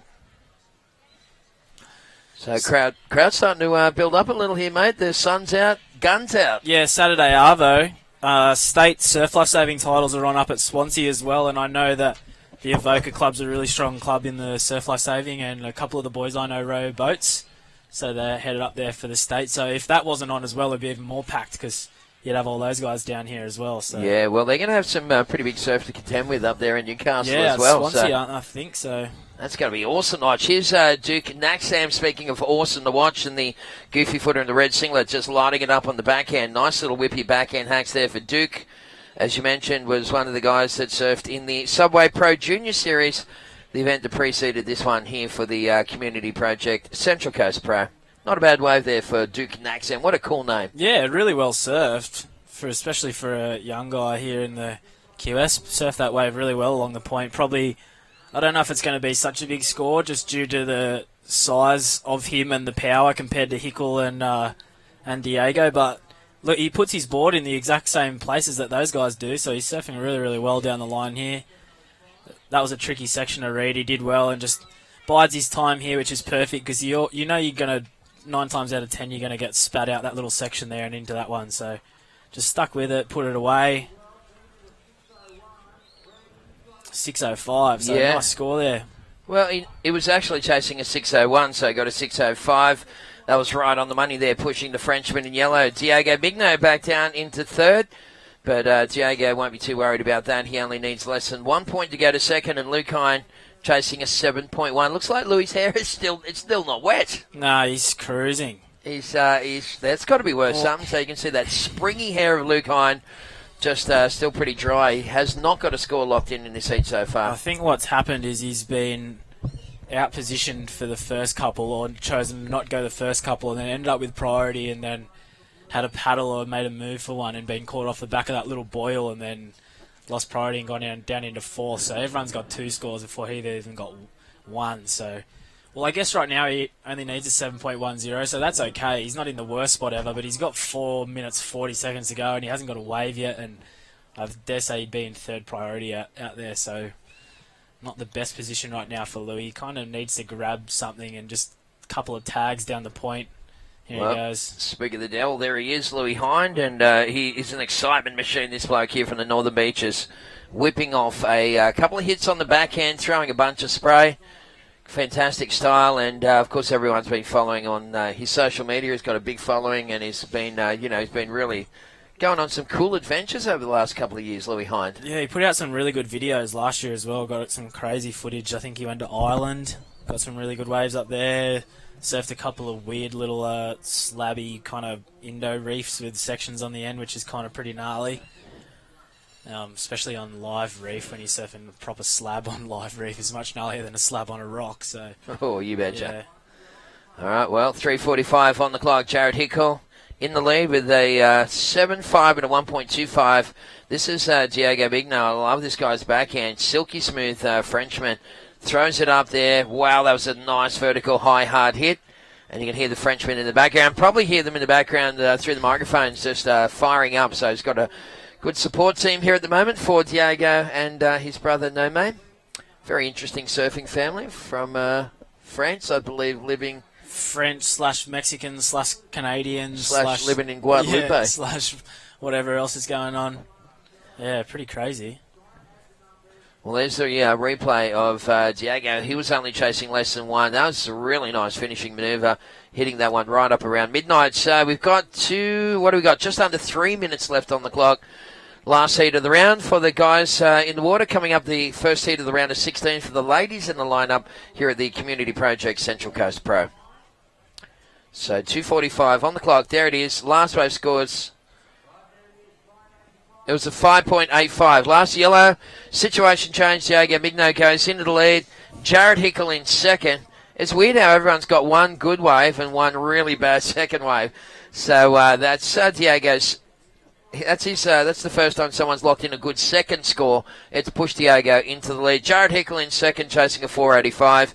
Duke Naxem requires 2.71, and Luke Hine chasing a 4.26. So, Sachs, with 2 minutes to go, this thing's wide open. Oh, for sure. I feel like Hickle might be in first priority now, so if he can just lock down this next set that comes in, he might put it a bit out of reach for the other guys. But here's Duke on the inside trying to get into that second place because he knows there's only 2 minutes left.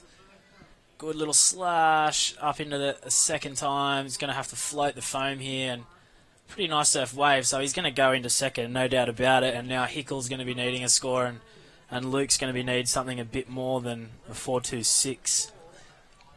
A minute and a half to go, so smart surfing there from Duke on the inside. Knew he didn't have priority, so he had to go and get something going on. Got a 4.5, moves into second. Now Hickle needs a 3.05, so that's kind of nearly a tough score when you only need a 3, because it's kind of, you've got to do a pretty big turn to get it on one turn, and so it's kind of a bit in your head about what you need to do. You don't want to surf it too soft, you might not get it. And here he goes right now. Well, he's probably got it already, a little tag and then that turn. A bit sticky. I feel like a 3.05 is not too much though. You should be okay with that. Minute to go. That's going to be very interesting. So Jared Hickle, he's been surfing extremely well over the last couple of years. Did he win a QS 1000 in Uluwatu a couple of years back? Yeah, he did. Yeah, so he's always been a great surfer. Ticked all the boxes on the way through, from club level through state, Australian titles, onto the pro junior scene. So he's followed the podium to the pathway, as they call it here in Australia.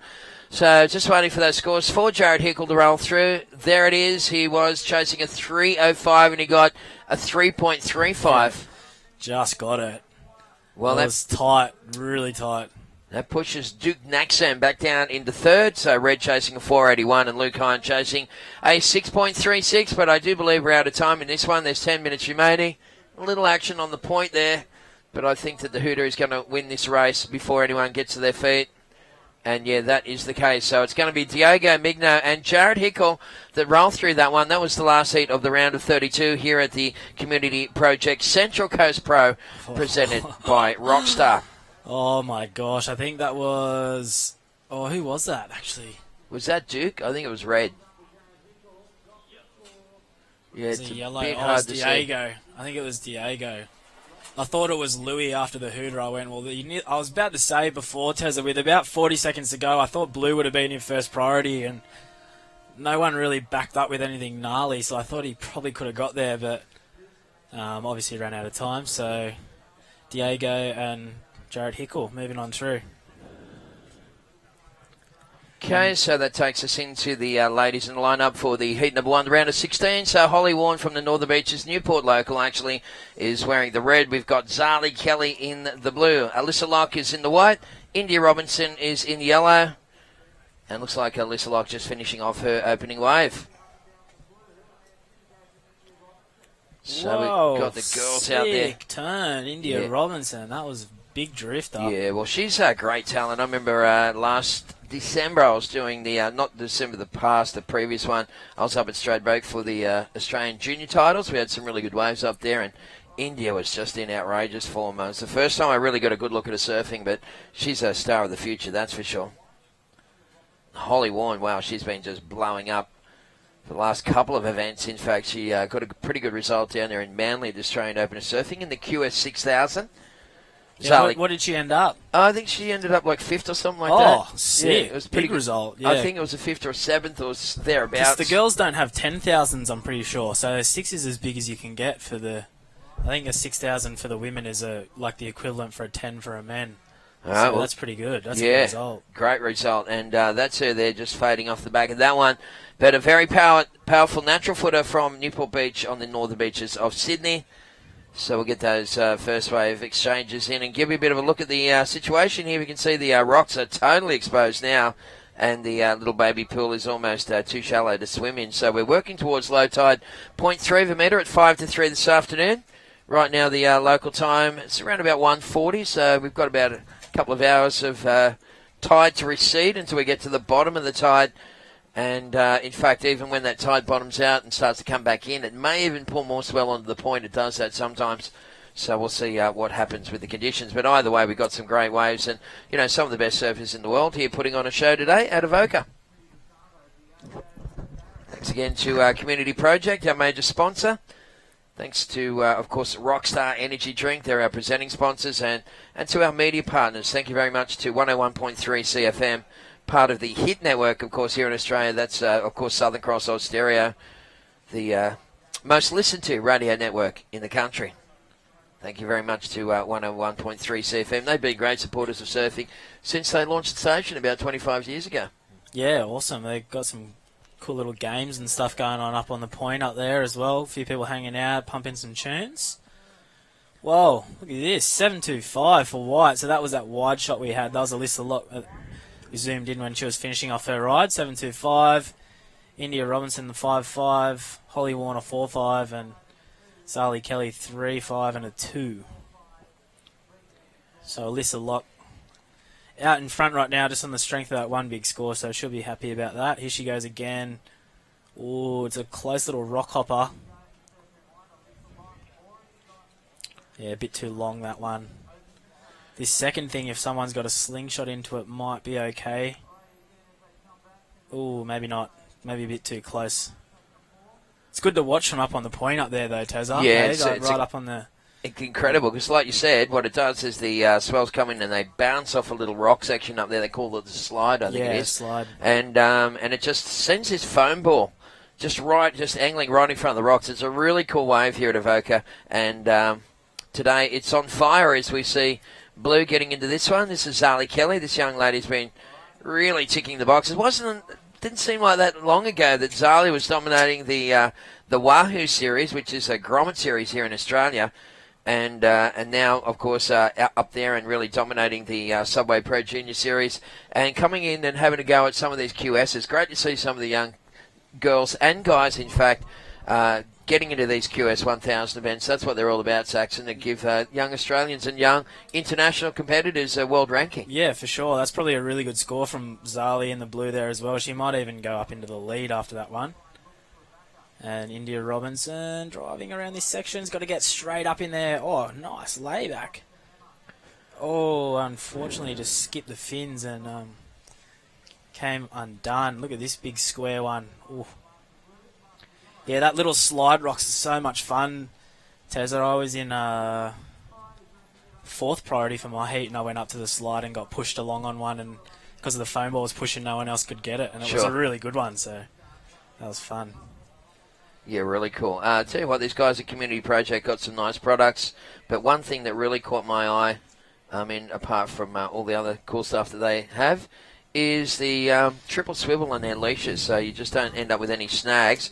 And one of the most innovative things I've seen in a long time is the elliptical cord. So it's absolutely revolutionised the leg rope industry. So what they've done is they've worked out that if a water sticks to a curve, which is like a round piece of urethane dragging behind your board, so it creates a bit of drag.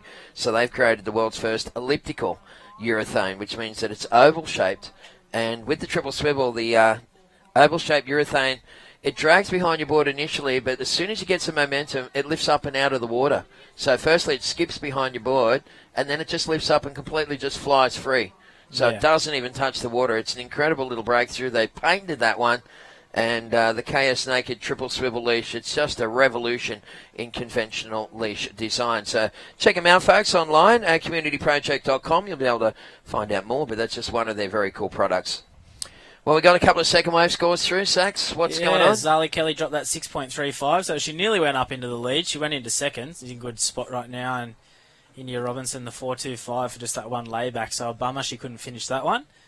And Holly Warren probably has priority right now, only needs a 5.36, and she's more than capable of doing that on not even a wave, but just one turn. So look for her to come flying around the point on a nice set. And hopefully it stands up all the way through the inside. Waves look like they're hanging in there for us, Tezza. It's definitely dying a little bit, but we've got a good tide right now. If we had high tides in the middle of the day, it might be a different story. But we're getting pretty lucky with these low tides, and the swell is still coming around the point. Hopefully it hangs in there, the Savo. I can go have another little rinse off after all this. It's been so fun the last week. It's going to be a shame to see it go.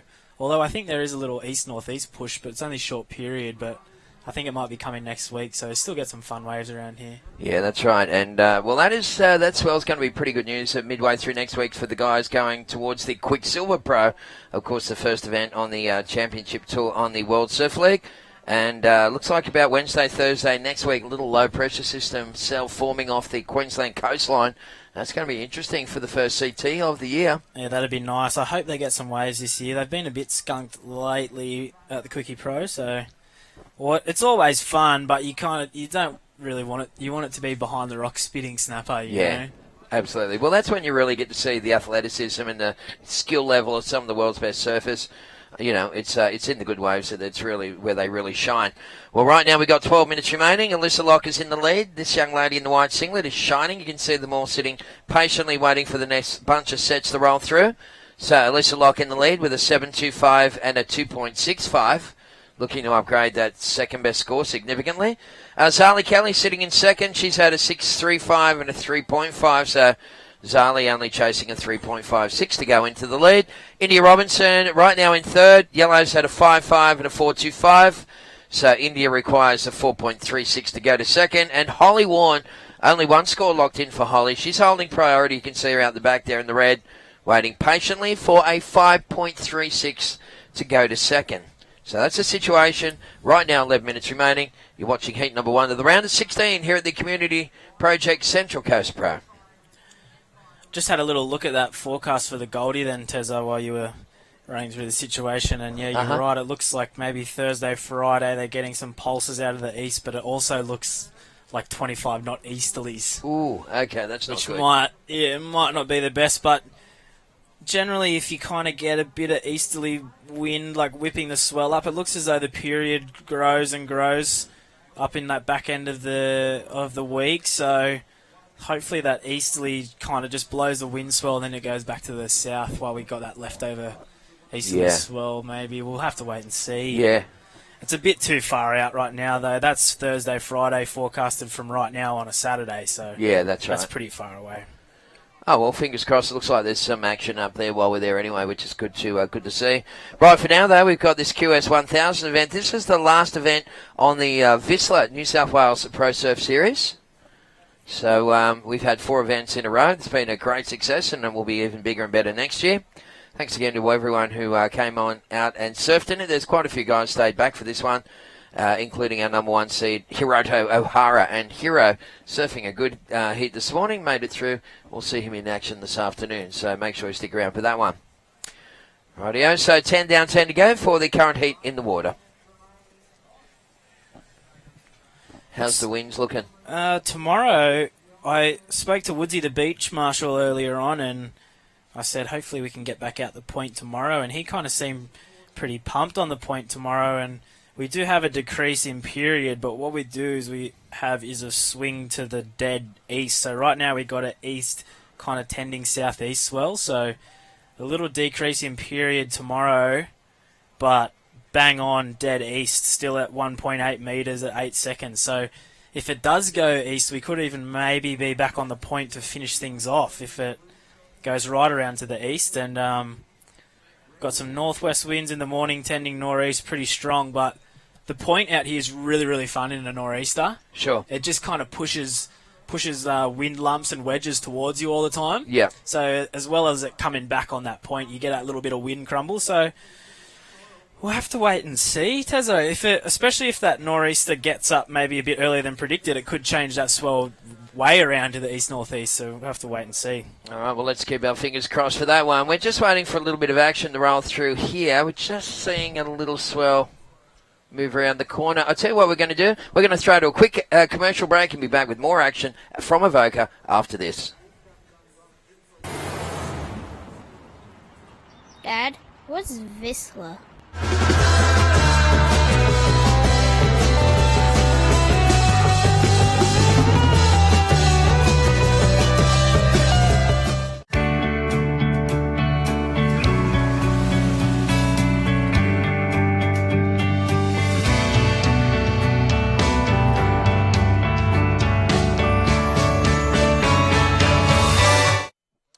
All right, well, welcome back, folks. Right on time here at the moment to see Holly Warren lighting it up on this one, Saxon. Wow, great looking first turn and couldn't get the second, which is so unfortunate. You really, when you pick those long walls out here, you've really got to get down the line on that first turn until the point bends around, and then you can go more straight up.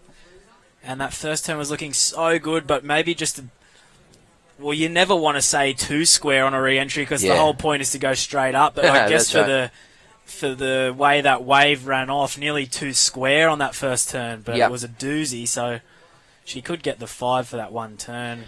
Well, I wouldn't be surprised. I mean, she just doesn't hold back, does she, Holly Warren? She's all or nothing, and that's the beauty of her surfing. I mean, when she went to the ISA World Games in Ecuador, I think it was, or somewhere a couple of years ago, and the guy couldn't say her name. He was calling her the Holy One. Holy One. Yeah, instead of Holy One, the Holy One. That's amazing. Yeah, it was cool, wasn't it? And Zali Kelly. So it looks like we've got that score has come through for Holly Warren, and it was a 4.50. It wasn't enough to take the lead. So it was a 6.5. Oh, it was a 6.5. She had that 4.5 already. Well, there you go. Yeah. And Lissalok went to second. Zali Kelly went to third, but that was Zali finishing off in the blue, and she only chasing a very, very small score. So let's see if that is enough to get blue back to second. India Robinson holding down for position. Right now chasing a 4.41. We'll wait and see what scores come through for Alyssa, and then we'll give you the outcome there, folks. 6 minutes and 20 seconds remaining. Well, if the Holy One gets through this heat, she's done it on 2 turns. Pretty much. Right now. That's so that true. Just shows you the power and the commitment she has in her surfing, and maybe she is quite close to qualifying last year and probably going to be there again this year if not qualify. So, now she's dropped down into third. Okay, so now she needs a score, so she's going to have to pick a nice wave. Well, maybe not because she only needs a 4.6, so she might just do another banger again and win the heat with 2 turns. So, yeah, but it just shows you the extra power and just a little bit of that level just up, but she's not picking the best waves right now, so maybe something for her to work on throughout the year in those 6,000s and stuff like that. Yeah, that's right. It's quite often it's the wave selection that separates the surfing athletes at this level here on the World Surf League. So we've got 5.5 minutes remaining. Great to have you people tuning in and watching the webcast. Of course, if you want to send a little message through to Saxon and I, jump on the Surfing NSW, Surfing New South Wales Facebook page. So it's under Surfing NSW. Jump on there, you'll see the link to the webcast underneath there in the comment section. Tell us where you're watching from and who you think's going to win this contest, and we'll do a bit of a shout out for you guys. Always great to interact with our online audience. 5 to go in this first heat of the women's round of 16, so the 2 ladies that progress through this heat will go into the quarters, and then tomorrow we're doing quarters, semis, finals, so a pretty short day tomorrow. which is probably a good thing, seeing that wind's going to get up quite strong out of the northeast. We might be out of here before it gets too bad. And running down for the next heat. Don't have a little heat sheet here though, do we, Tez? See if I can remember who got through those last ones. So heat 2 will be first of 3, second of 1, first of 4, and second of 2. So it'll be Emily Nishimoto, Dimity Stoyle, Talia Redguard, and Freya Prum, I think. So, how's that for memory, Tezza? Wow, what about that? You've been eating a lot of fish lately, haven't you? Had fish for lunch. There we go. That's the best my memory's been in a while. I couldn't even remember what I did yesterday. Someone was saying yesterday, how was those ones? Like, you guys went 1-2 on in the point or something like that. And I was like, what one? You know that one you got 10 minutes ago. Like, what? Was it a good one? Isn't it funny like that? Surfing can be so euphoric sometimes. I remember having some of the best surfs in my life and then flicking out of waves and then thinking, what did I just do on that wave? Yeah. I got so pumped by it. I totally forgot what I did when I was still riding the wave. I'd be a horrible judge, I feel, because they have to remember so much. And I can't even remember what I did 2 waves ago. I'd be shocking. That's funny. All right, so 3 minutes, 20 seconds remaining. And it's Tessa McKenna and, of course, Saxon Lumsden, who just commiserations, mate. You put in a really good campaign, just sitting in second right to the last second there. And one of the was it one of the Brazilians that got you in the end? I think it was Hiroto. Oh, Hiroto. Yeah. Well, if you're going to lose to anyone, Hiroto O'Hara, losing to Hero's not too bad, mate. Well, I think I was in third priority at the end then, and both Hiroto and Chris needed scores, and there was a wave that I knew wasn't very good, but looked like it could potentially be good, so I took off on it from the slide, and I was hoping Hiroto would go, but he didn't fall for it. But yeah. And then Chris went, and I nearly ended up on the rocks, but and then there was one more for Hiroto, and he got it, and then I needed a score at the end, but I fell a bit short. So yeah, well, he was hanging on to an 8.5, so it was always only chasing a pretty small score. But I think I only had a great 6. So great surfing, mate. It was good to see you on the other side of the microphone. Oh, and, mate, I just wanted to get through so I could go surf the point again. It was so much fun. I came in and was like more bummed that I don't get to go back out the point than losing, you know, because it was towards the end of the heat there. It just started getting really, really good. And the boys in the next couple of heats lit it up as well with some big scores. But serves me right, though, really, Tez. You shouldn't be getting through heats if you're not getting 8s, especially when you're down into this far into the contest. And India Robinson is getting a little grinder, but probably a bit too small. Zali Kelly, I was just about to say she's picked the gem, but it must have stretched out too far. Yeah, that one just ran away a little bit too much on her. And that is Holly Warren looking for this one, a 4.60. Nice little chip into the lip. She's going to throw it up there. So she's got a bit of a combo on this wave. It's only a small wave, but with 1 minute and 40 seconds remaining, Holly Warren trying to push this one right the way through. She's jumping onto that front foot to get that connection, and she's not going to make the link up. Is that going to be a 4.60, you reckon, Sax? I think so. I think just the strength of those 2 turns, they're just a bit, just really strong and powerful and throwing some spray. It was a... So we're just Larsa Yellow didn't get the score. That was a nice snap. This turn right here is kind of money. Just pings it. I think that's a 4.6 considering what she did for the 6s and stuff. I feel like she might get it, but what Holly needs to do, being brutally honest, that wave was absolutely terrible and probably shouldn't even been looked at. But I guess because of the situation that she was in, she kind of had to go. But she needs to pick some good waves if she gets through this heat for the next heat, because she could probably win the contest. I guess her and Dimity might be the 2 favourites, you'd have to say, but she needs to start picking some better waves and fitting the 2 turns in. If she is lucky enough, or she is, 5.5 gets the score. Well, that was a situation change. That worked out pretty well for Holly Warren, so that pushes Zali Kelly down into 3rd. So the surfer in the blue singlet is, she come out on the bad side of that little exchange. Let's see what's going to happen here. This is Alyssa Locke on the backhand, trying to get herself out of trouble, throwing it up into the lip. Nice little combo for the goofy footer. And she'll try and stick with that one to maximise the scoring potential. But that pretty much wraps up that heat in the water. Yeah. So just going to wait and see. But I don't think that last wave for White's going to really change the situation too much, Sax. I think, wasn't she in first? I think she might have been in first as well, so I think she's pretty safe. So I think Holly Warren's coach Bowie Mitchell. So I remember seeing an Instagram yesterday. I think Bo hurt himself at Queenscliff Bommy. So Right. if he's watching, hey Bowie, mate, hope you get better soon, and hope Holly gets some better ways in her next heat so she can smash it through. All right, well, that was a great first heat for the round of 16 here at the Community Project Central Coast Pro. We're going to take a short commercial break and be back with more action right after this. Hardware range at communityproject.com. See you out there.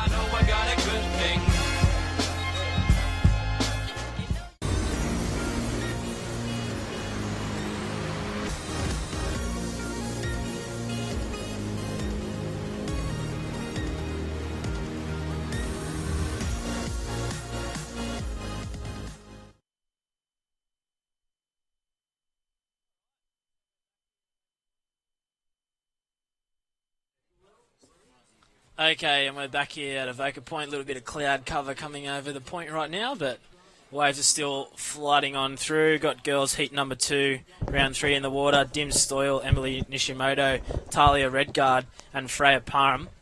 And Shmoo, while you were gone, I've just absolutely nailed that heat number 2. I didn't have a heat sheet in front of me, and I went on the 1, 2s, and 3s on the heat sheet, and I've nailed it, mate. How was that for a bit of memory? Amazing. I'm pretty psyched on myself about that, really. Well, you should be.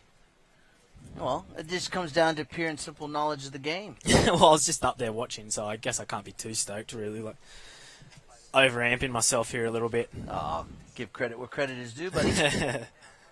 So I was out there on the point, chatting with Jared Hickle and Harrison Martin and the boys that are going to be coming up in the final 4 heats of the day, Saxon, and they said although it's really good out there, it's sort of slowed down quite significantly. Has it been that way on the broadcast as well? Yeah, it's slowed down, no doubt about it. But all that means is that when you get first priority, you're laughing when the set comes through. It's all yours, so you got to play your priority right. Correct. And indeed. with that low tide, even though it is slow, those smaller little ones that come a bit more out of the east, slightly down the point a bit more, are still good. So you can still definitely work your way around it, but you're going to have to play a smart priority heat now it's slowing up. Yeah, I noticed that as I was watching some of the surfing going on. It's still so nice out there, though. It's everyone on the point's definitely appreciating all the great surfing that's been going on all day, and you can hear the kids, and there's claps and applause, and it's just great to see that when you can perform so close to the crowd and they appreciate it, kind of just pumps you up that little bit more, Oh, it's a sick wave, and when it's been pretty pumping, actually, like pretty close to as good as it gets the last couple of days, but when it's good here and the swell's out of the east-northeast and you show up for a afternoon session and it's 4:30, 5 o'clock and everyone's knocking off work and coming down and there's guys with long necks on the hill there watching the surfing and people doing runarounds and guys just ripping, especially when it's around that like December, January, February time and all the guys are home from the CT and everyone's running out in boardies and all that kind of stuff. It's a sick place. Like, pull your car up, watch the surf, go have a couple of, flare it up, maybe come in. And they got the surf club bar open now, Shmoo. Oh, right. And you can go post up there and have a nice ice-cold schooner. And it's high up on that deck high area up, there, too. It's kind of like a closer version of Snapper Rocks. Yeah. It's like, I feel like it's like a, if the surf club, or the swimming pools at Burleigh. Yes. If that was planted a bit further up. Good call. And, and then you can see everything. Good call. Can't see anything right now, we can can't we? see anything What's right now, that? but we'll get there. There we are. We're back. And, so we'll get those scores up. Slow start here in this heat. Of course, we'll be getting an updated draw there. We've just requested, so you don't have to do the guessing game. I might play it anyway. It's a bit of fun. I might do the next one, see if I can remember. All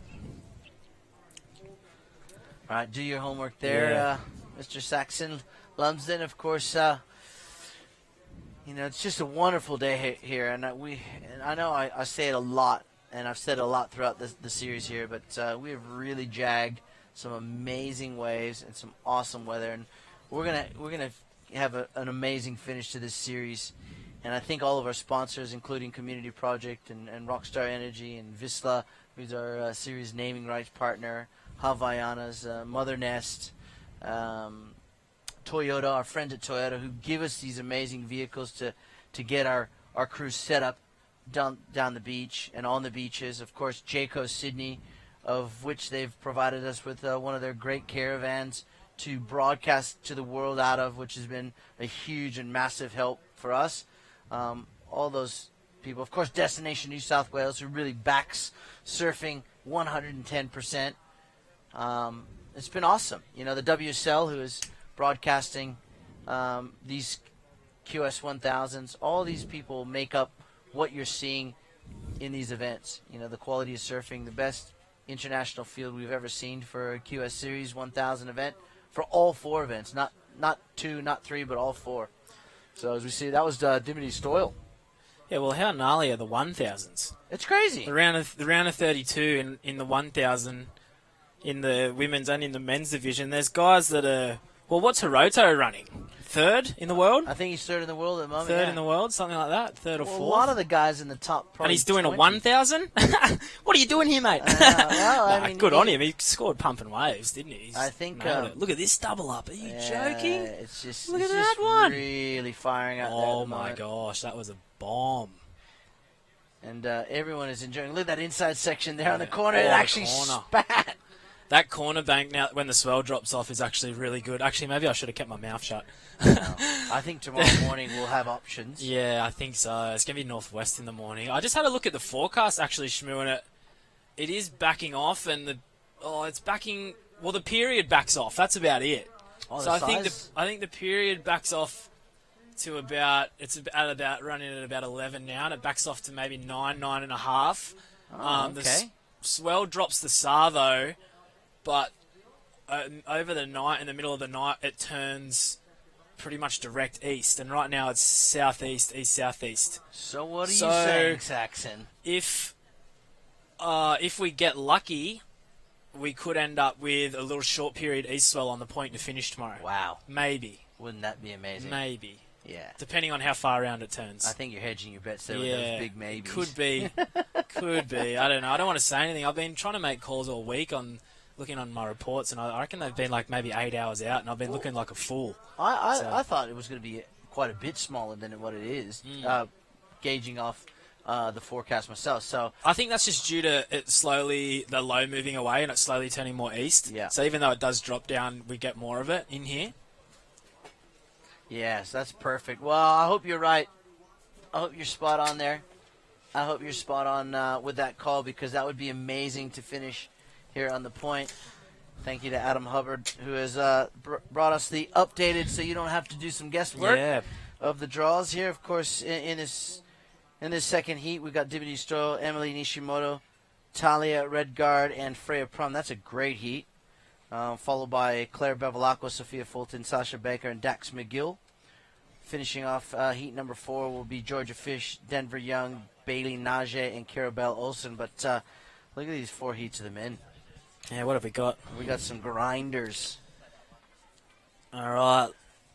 Absolute grinders. Wazalansky, Jacko the Dad Bod Baker, Jakey Sharp, and Hiroto O'Hara, heat number 1. Whoa, that's a good one.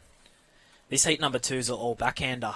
Look at this. Harrison Martin, Tim Bisso, Nomi, and Victor Mendez. That's a bit of a doozy as well. Third one's pretty good too. Jorgen, Monty, Dino, and Jared the Hickman Hickle. And then local boy Wadey Carmichael in the red. Cal Walsh, Diego Minot, and Mikey Madonna. Wow. I'll tell you what. So, having a look here, Shmoo. Baker's on the edge of the 10,000s. Hiroto's probably number 3 in the world. Timmy Bisso's in the 10,000s. Nomi Mignot's in the 10,000s. Jorgen Kuzene's... Whoa, what's Jorgen Kuzene? He's got 2 fifths already. He might even be hot. He might even be... He'll be in the top 10 for sure. Oh, I reckon even top 5. Well, let's look at it. Well, so Jorgen's third. Jorgen's the 10,000s. Dino's on the edge. Jorgen's 3rd. Hiroto's 4th. 4th, yeah. Okay. So what do we got? We got 2 out of the top 10 in this event on the QS series. Wadey Carmichael, he's always top 15. Ends up around the top 15. He'll be 24th at the moment, but this result will push him into that top 15. Yeah, Diego's another 6,000, 10,000 guy. So we got 1, 2, And Timothy 3, Bissell rounds out 4, the top 30. 5, 6, 7. We got 8 of 16 guys still going in this compa prime rated surfers in a 1,000. Well, don't discount the 1,000s as we see live action. This is Freya Prum, who has been on a tear out here at Avoca Point. She loves surfing big waves and good point breaks. So that being said, let's go to a short ad break. We'll be back with more live surfing from Avoca right after this.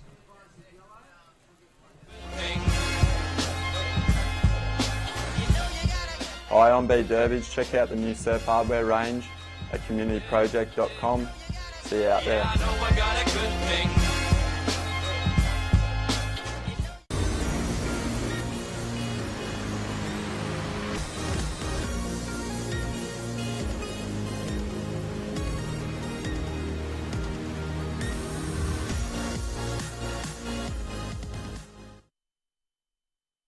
Live action here. That looks like surfer in blue. That's Emily Nishimoto of Japan on the backhand. Whoa. And it's good to see Bede back. We saw him on that little commercial Yeah. there for Community Project. And, of course, Clay Marzo, what a freak. That guy, as far as free surfing goes, would have to be in your top 5. There was some waves around about 20 minutes away from here that were doing that this morning, Shmoo. I've seen some footage already. A couple of the boys shot some water at a couple of spots. A spot that you went and filmed an ad at the other day. Right. Wow. Well, it doesn't surprise me around here. I mean, there's all kinds of nooks and crannies that you boys know about that are not as publicized, and that for good reason. There's spots like that all over the world, obviously, but it's good to have your little secret spots that you can go to on these types of days and get your surf in, get your groove on with your mates. Well, in some testing conditions. Oh yeah, it was definitely pretty thick and scary and long period out there this morning. I saw Harry Bryant and his old boy just before I walked into the commentary booth, and Harry and Mitch Colborne did a piece with Stab, I think, on and Summer Bright Lager doing a piece on like your local spots, and I watched that last night when I was just cruising around at home, and they were saying about at Noosa and along the sunny coast, if you hear about a bank, you can go and surf there, and everyone tells each other about where the banks are. And I thought, gosh, imagine if that happened down here. Yeah. I can barely even come and surf down here unless I come surf with Wadey and the boys. I'll get heckled. Yeah. Well, And those guys are like, yeah, we share banks around. Oh, gosh, we don't share banks around down here. They're a bit too friendly. And little short one there for Dimity, just catching a bit of chop on the way down that face. But right now, Freya Prum, it's a very wide open heat in the context of scores. I mean, the highest score being 3.75. That's probably one of the lowest, if not the lowest scoring heat of the day with 7 minutes and 20 seconds to go. Might be due to the tide nearly at the bottom and also that little decrease in swell. Also, I really feel like on this type of tide, the girls really need to go and sit out the back and get pushed through, because there's going to be those foam ball sets that push through that you kind of can't paddle into where they are right now. I know you got on your heels once or twice out there yesterday, Shmoo, and said, hey, hang on a sec, I've got to go out further.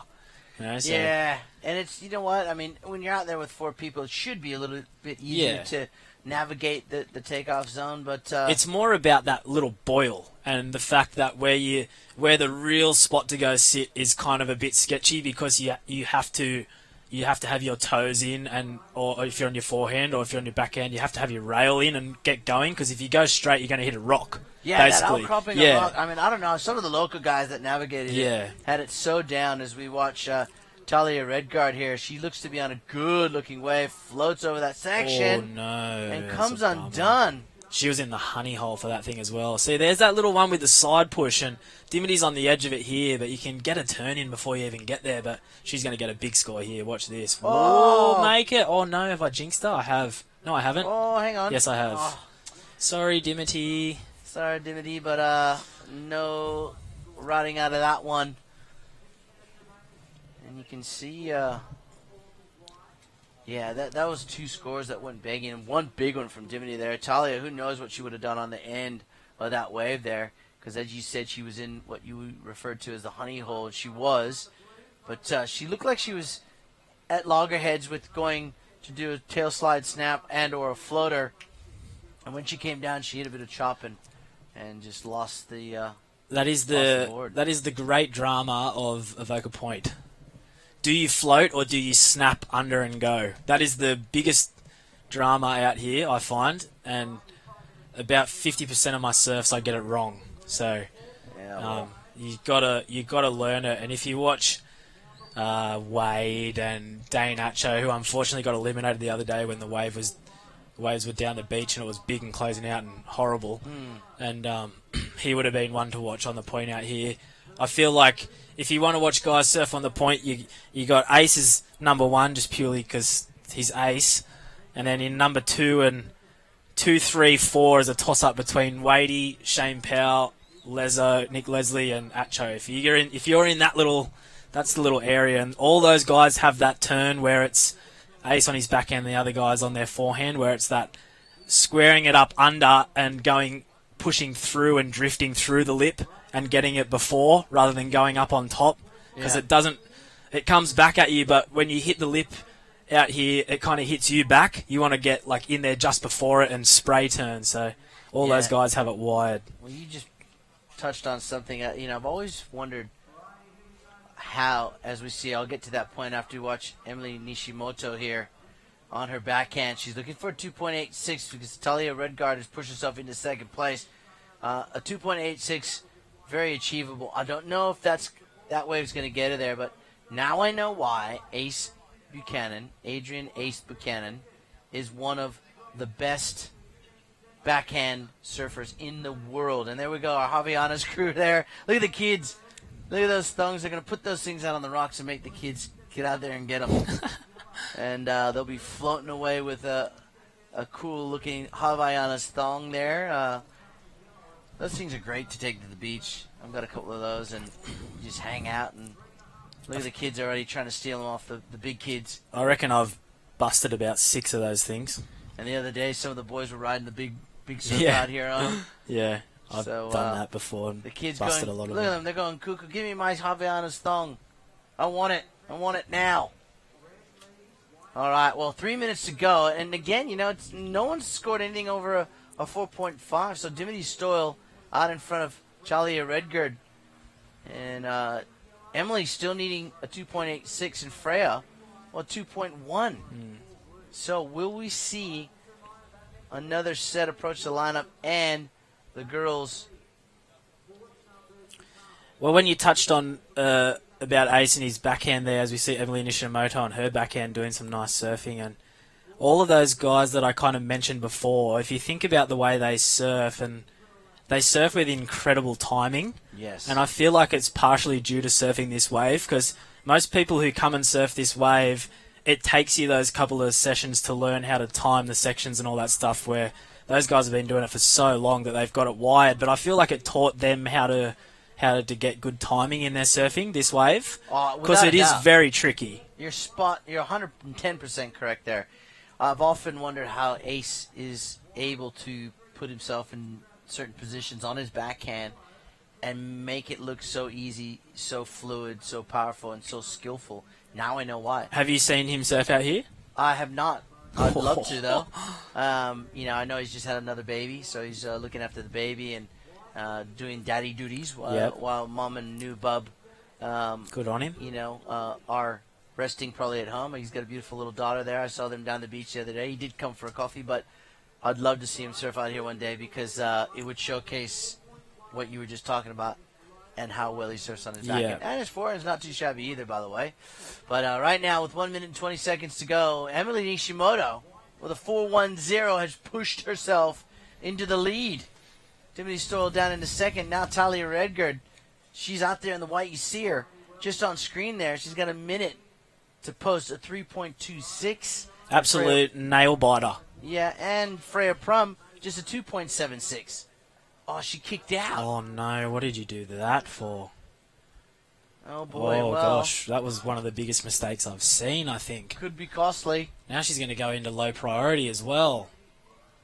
Oh, gosh. You'd be kicking the dog all the way home. You do that and knowing you need a 3.26. I don't know what she did on the, and there we go. The kids giving the shaka signs. They all want a thong from Havaiana. Well, if you're going to bite the bullet and use priority, you got to commit to it, because now she's put herself in third priority or even fourth if Blue's still out there. So A bit of a brain melt there from Talia Redguard, I do believe. That wave might not have been great, but you had to make the most out of it now that you went with 50 seconds to go. And she's going to run out of time, as is Freya Prum. You can see Freya had a look, and there's a live shot of the drone as the kiddies pond here at Avoca Point. We've got a couple of thongs on the beach, courtesy of Havaianas, and that is it. Emily Nishimoto steals the win from Dimity Stoyle. And Talia Redguard, unfortunately, finishing in third place. Freya Prum in fourth. And a little bit of a brain snap there from Talia, unfortunately, committed to a wave that wasn't going to be that score. And I'm going to leave you to it. Mr. Lumsden, we'll see you in a few heats' time. Enjoy your break as we get set for the next heat. We're going to go to a short break. We'll be right back with more action after this.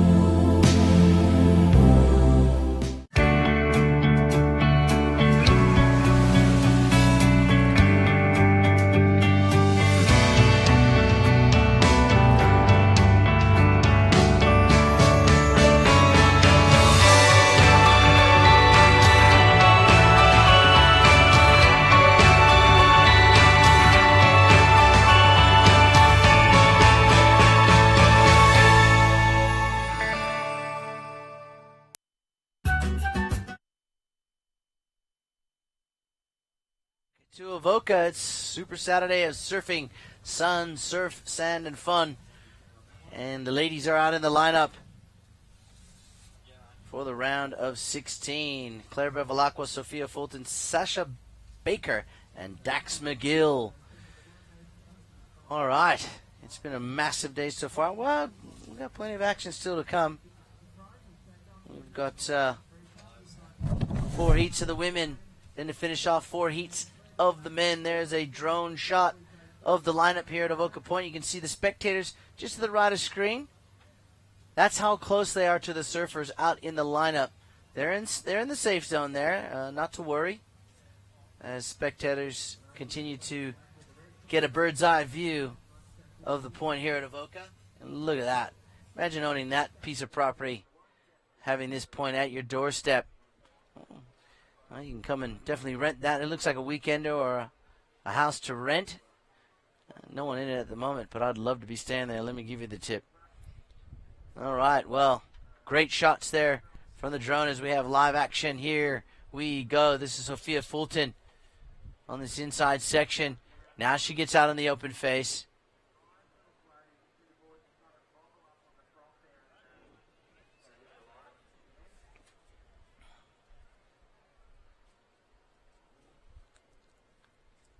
"17 minutes, 20 seconds on the clock. Claire Bevilacqua opens up with a 4.5. Sophia waiting for her first wave score.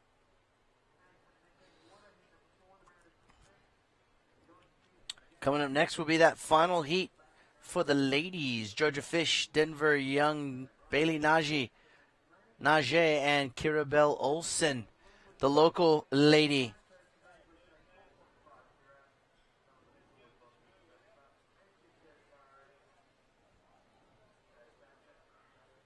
So we see some of the kids enjoying that little kiddie pond there, floating away on, not floating away literally, floating around on their Havaianas thongs there. You can see live surfing.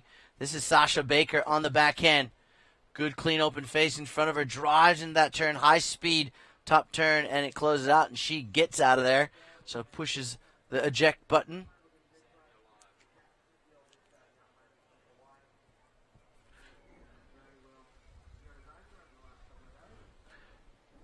And there is, looks like Dax McGill getting followed by our drone. And she kicks out, so all 4 ladies on the scoreboard. 16 minutes to go.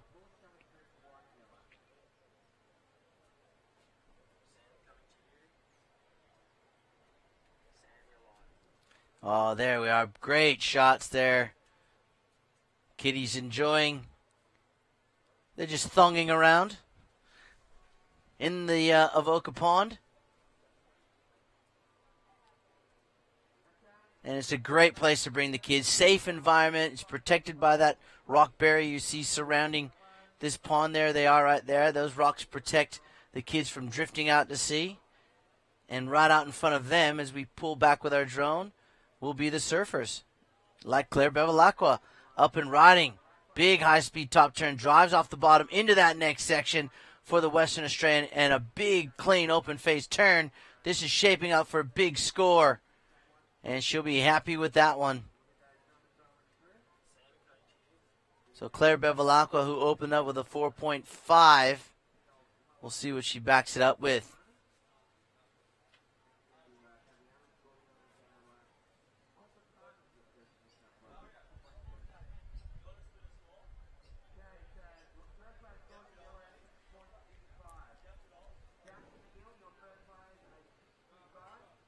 And 14 and a half minutes to go.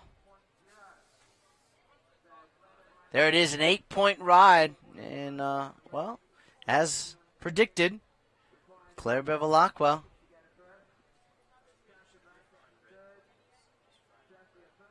posting up a big score, an excellent score at 8 points. And, well, you saw it there on screen. She absolutely went to town on this right-hander known as Avoca Point.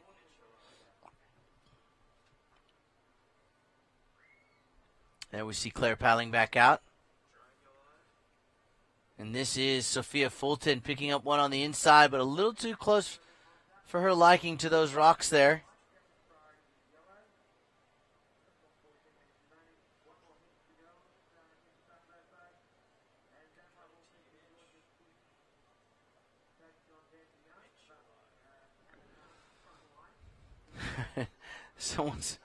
Someone's got a stuck thong in a rock. That thong is stuck between a rock and a hard place. It's product placement in its finest form there. Oh, boy. Anything for visibility, right? Here we go. This is Sasha Baker. Drives into that first turn. Good, solid start for Miss Baker. She gets around this section, floats up over the white water, and then the whole wave just closes out, so she gets out of there looking for a .76 for the lady in white. So we go back to a drone shot there, looking back at what it is like here at Avoca. You see that deck, that top bar decking area there? Great way to spend a Saturday or Sunday afternoon watching the world's finest surfers perform right here at Avoca Point. Claire Bevilacqua up and riding again on a screamer. Goes for a big frontside air and not able to ride out of it, so her scoreline will remain the same. Now it's up to Sophia Fulton to post that 8.55. She's had a relatively slow start with 12 minutes and 20 seconds.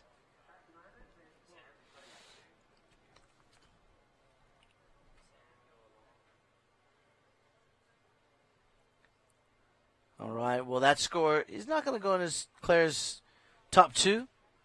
She's got an 8 and a 4.5. Sasha Baker in second with a 5.5 and a 5.3. Needs a 7.01 to take the lead. Dax McGill, 6.25 opener, a .75 on her second. She needs a 4.55. She's probably in the best position to take over second place. Sophia Fulton, a couple of twos, needs a 7.95.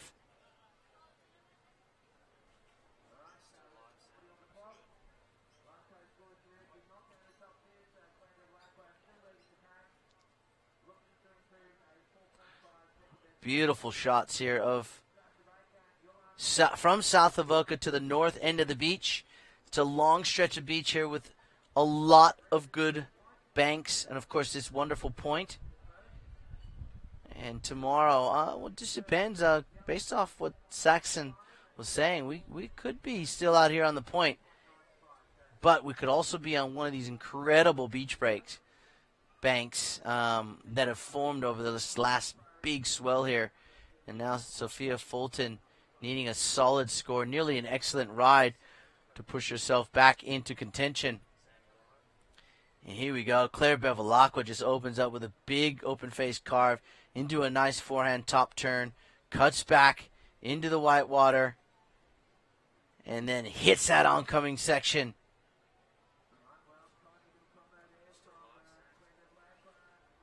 So.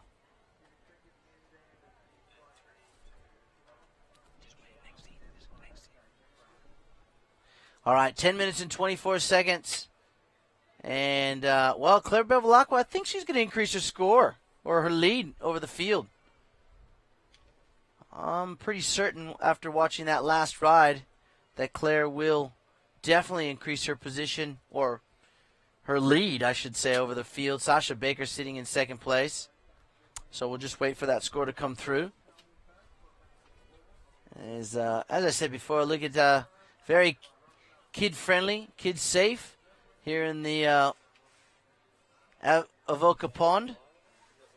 There's live shots from our drone. You can see that left-hand bank that's starting to form as the swell decreases. We might even be there tomorrow. There's a right off the north end of that bank. It looks like a perfect little Christmas tree or triangle. And there's a car park. Where's your car? I don't got one. We walk to the beach here. Everything's within, as they say in Australia, cooey of each other. You can see just to the left of the top of your screen there is the little lake area. And Sophia Fulton now up and riding. And she needs a big score, Crispy. Yeah, definitely. She's had a slow start. Dax McGill probably in the best position to take over second place if she can find a ride of a 4.55 with 8 minutes and 50 seconds to go. Still sets coming through the lineup. But a lot of people out here watching this great event. Yeah, buzz on the beach. A lot of giveaways. Thank you, Rockstar. Skateboard? I didn't win the skateboard. Some little grommet beat me to it. Are you going for the bike tomorrow, though? Yeah, bike tomorrow. BMX bike? Toughies. Oh. Spokey Dokies. BMX tomorrow. Get down here. Wrestle it off me. Yeah, that's it. Crispy and I will be in first and second in line. I don't know what kind of competition they'll run, but we'll have to get an inside scoop knowing that we know the sponsor. Or are we not able to enter I the competition? believe we cannot, subject to Well, get deny. down here then. Get down here. Spin the wheel, scissor, paper, rock, spin to win. Thank you, Rockstar Energy Drink.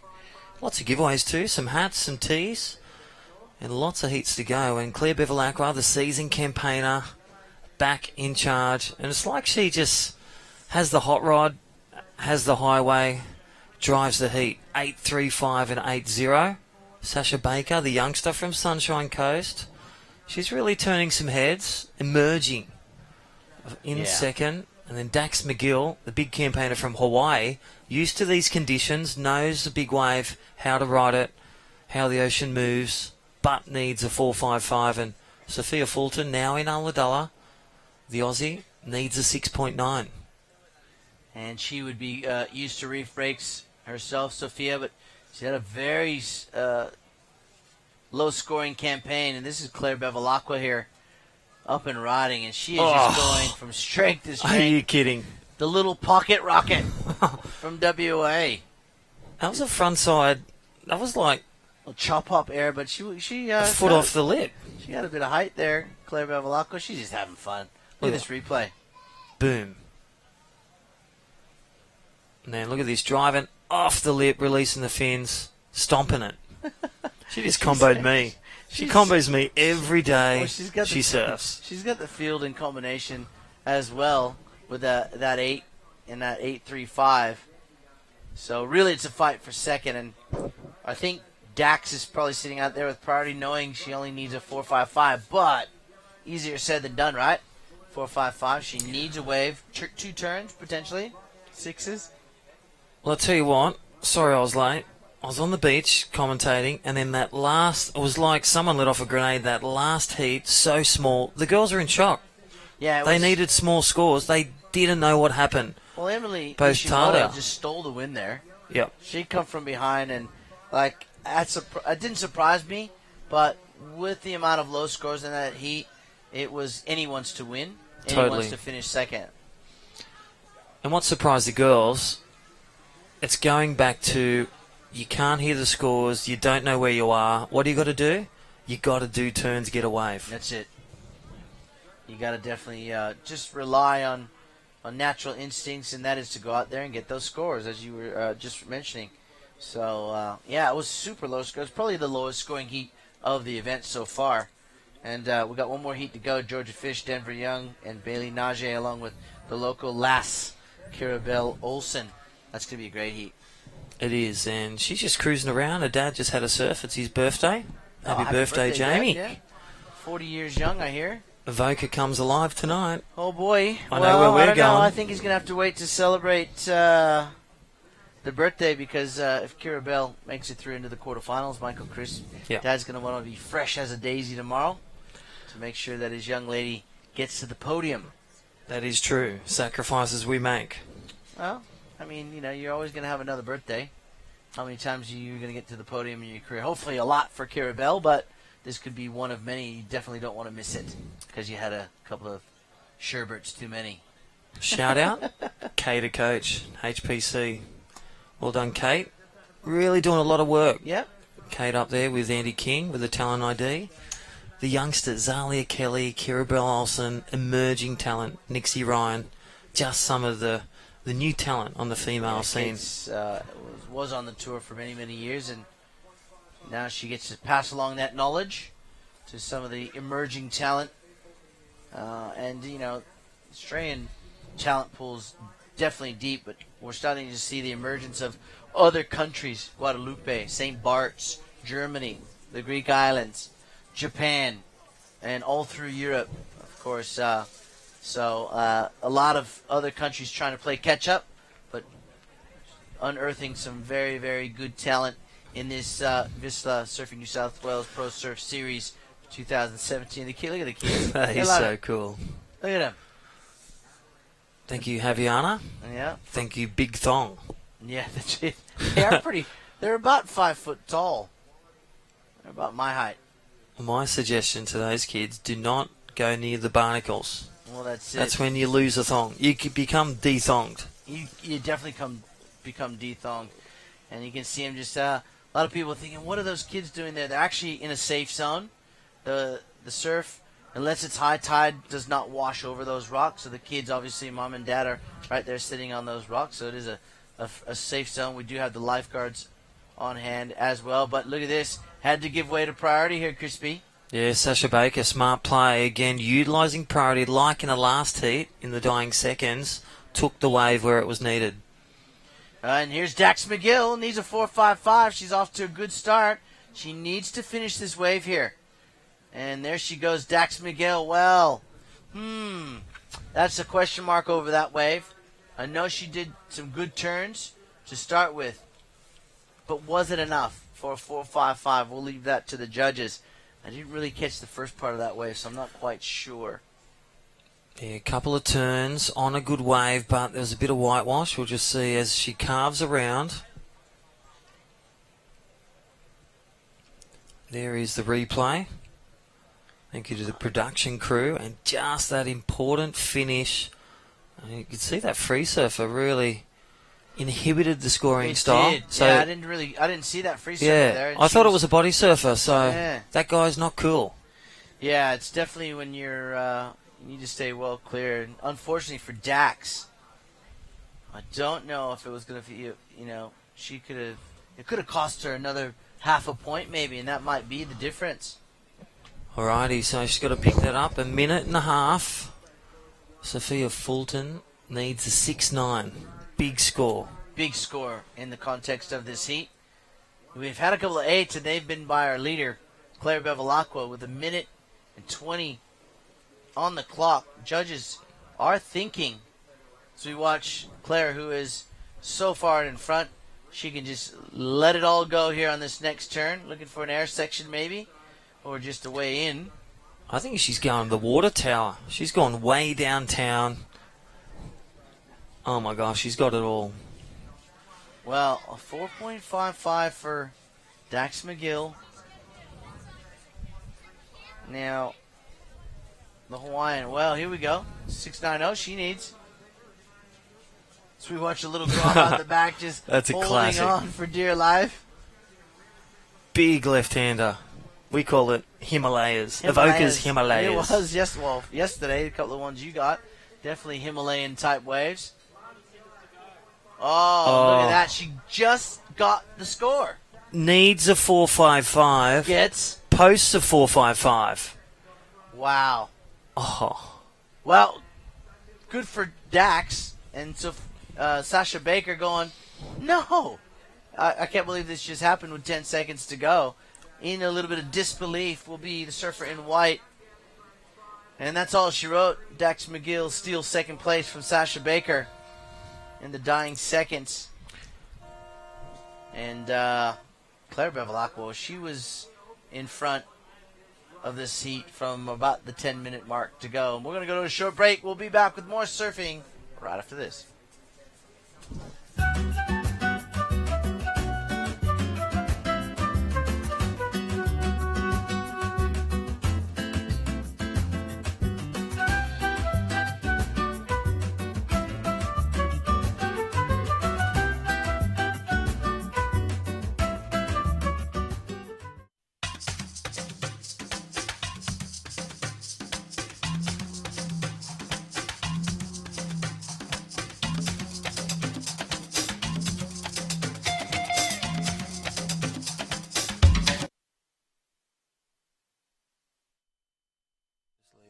We are back with more surfing action here at Avoca.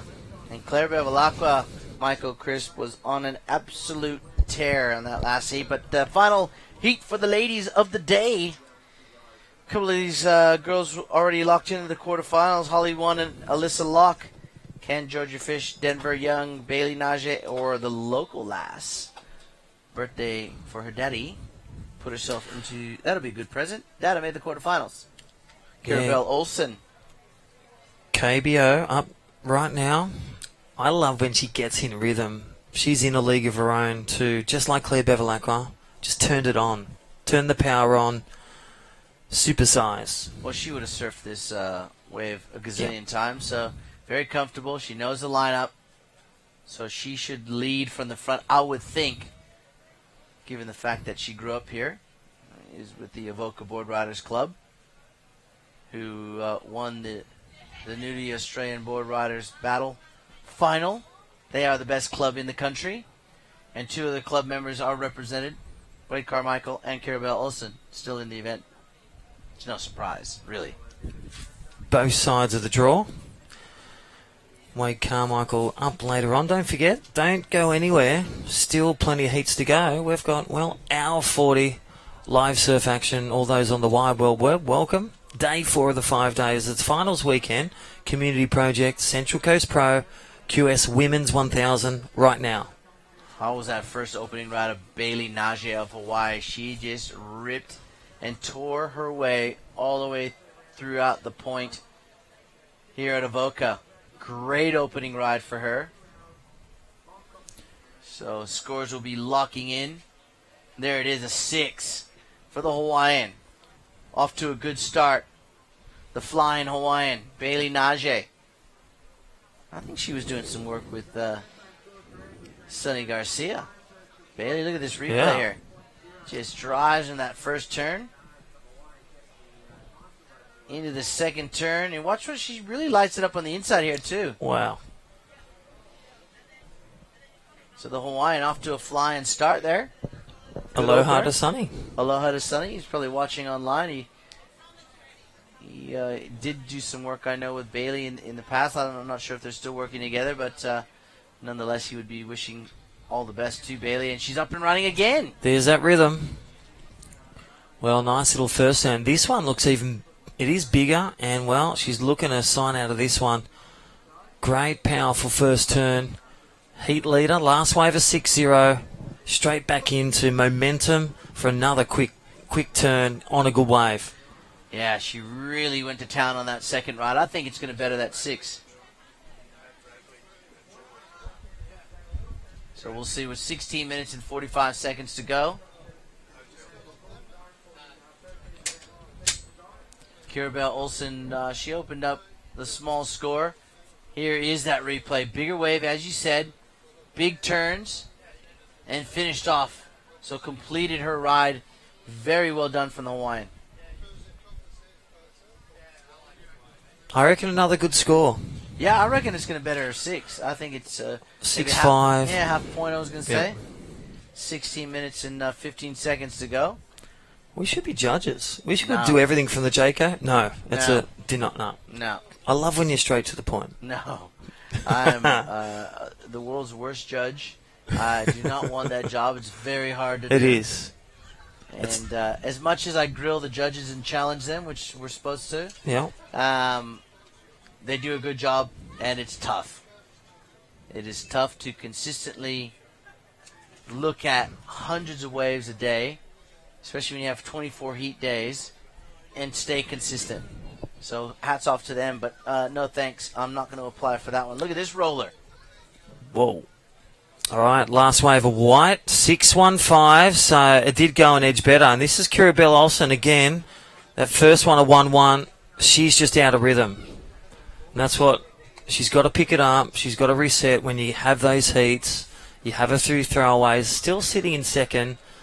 You just need to relax. Well, lucky for her, her opponents haven't really dropped the hammer and threw some 8s or some 7s or even 6s down yet. So for Kirabel, she's actually in a good start. The only person who's done that is Bailey Najee, who's leading this heat. So Kirabel still, plenty of time, 15 minutes to go, and can manufacture some big scores. So Denver Young, 0.65, Georgia Fish out there, priority. She's been one of the E-mark surfers on the women's division card. All right, I was just going to point out on the World Surf League, check out the app. Just looking at that last heat, so Claire Bevilacqua, 16.35. Dax McGill, Sasha Baker, same score. Second and third tied. Goes back to the best score, and it was Dax McGill. 6.25, single wave score, tied score. She takes the win. Yeah, lucky. She used her lucky card on that one. Dax McGill. So with 14 minutes on the clock, we've got this is our last heat. Coming up next, Riley Lang, Jackson Baker, Jake Sharp, and Hiroto Ohara will do battle in that first heat of the men's. Well, we've got a break in the action here. Let's take a break. We'll come back to Avoca right after this.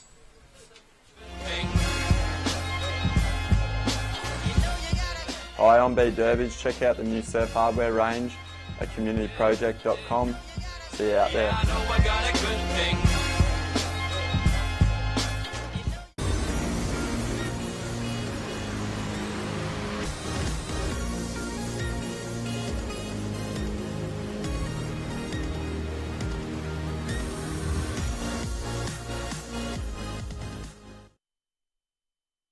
And back after that short break there, of course, Community Project, Rockstar, Energy here at this event. It's their event, actually. It's the last event of the series, the Visla Surfing New South Wales Pro Surf Series for 2017.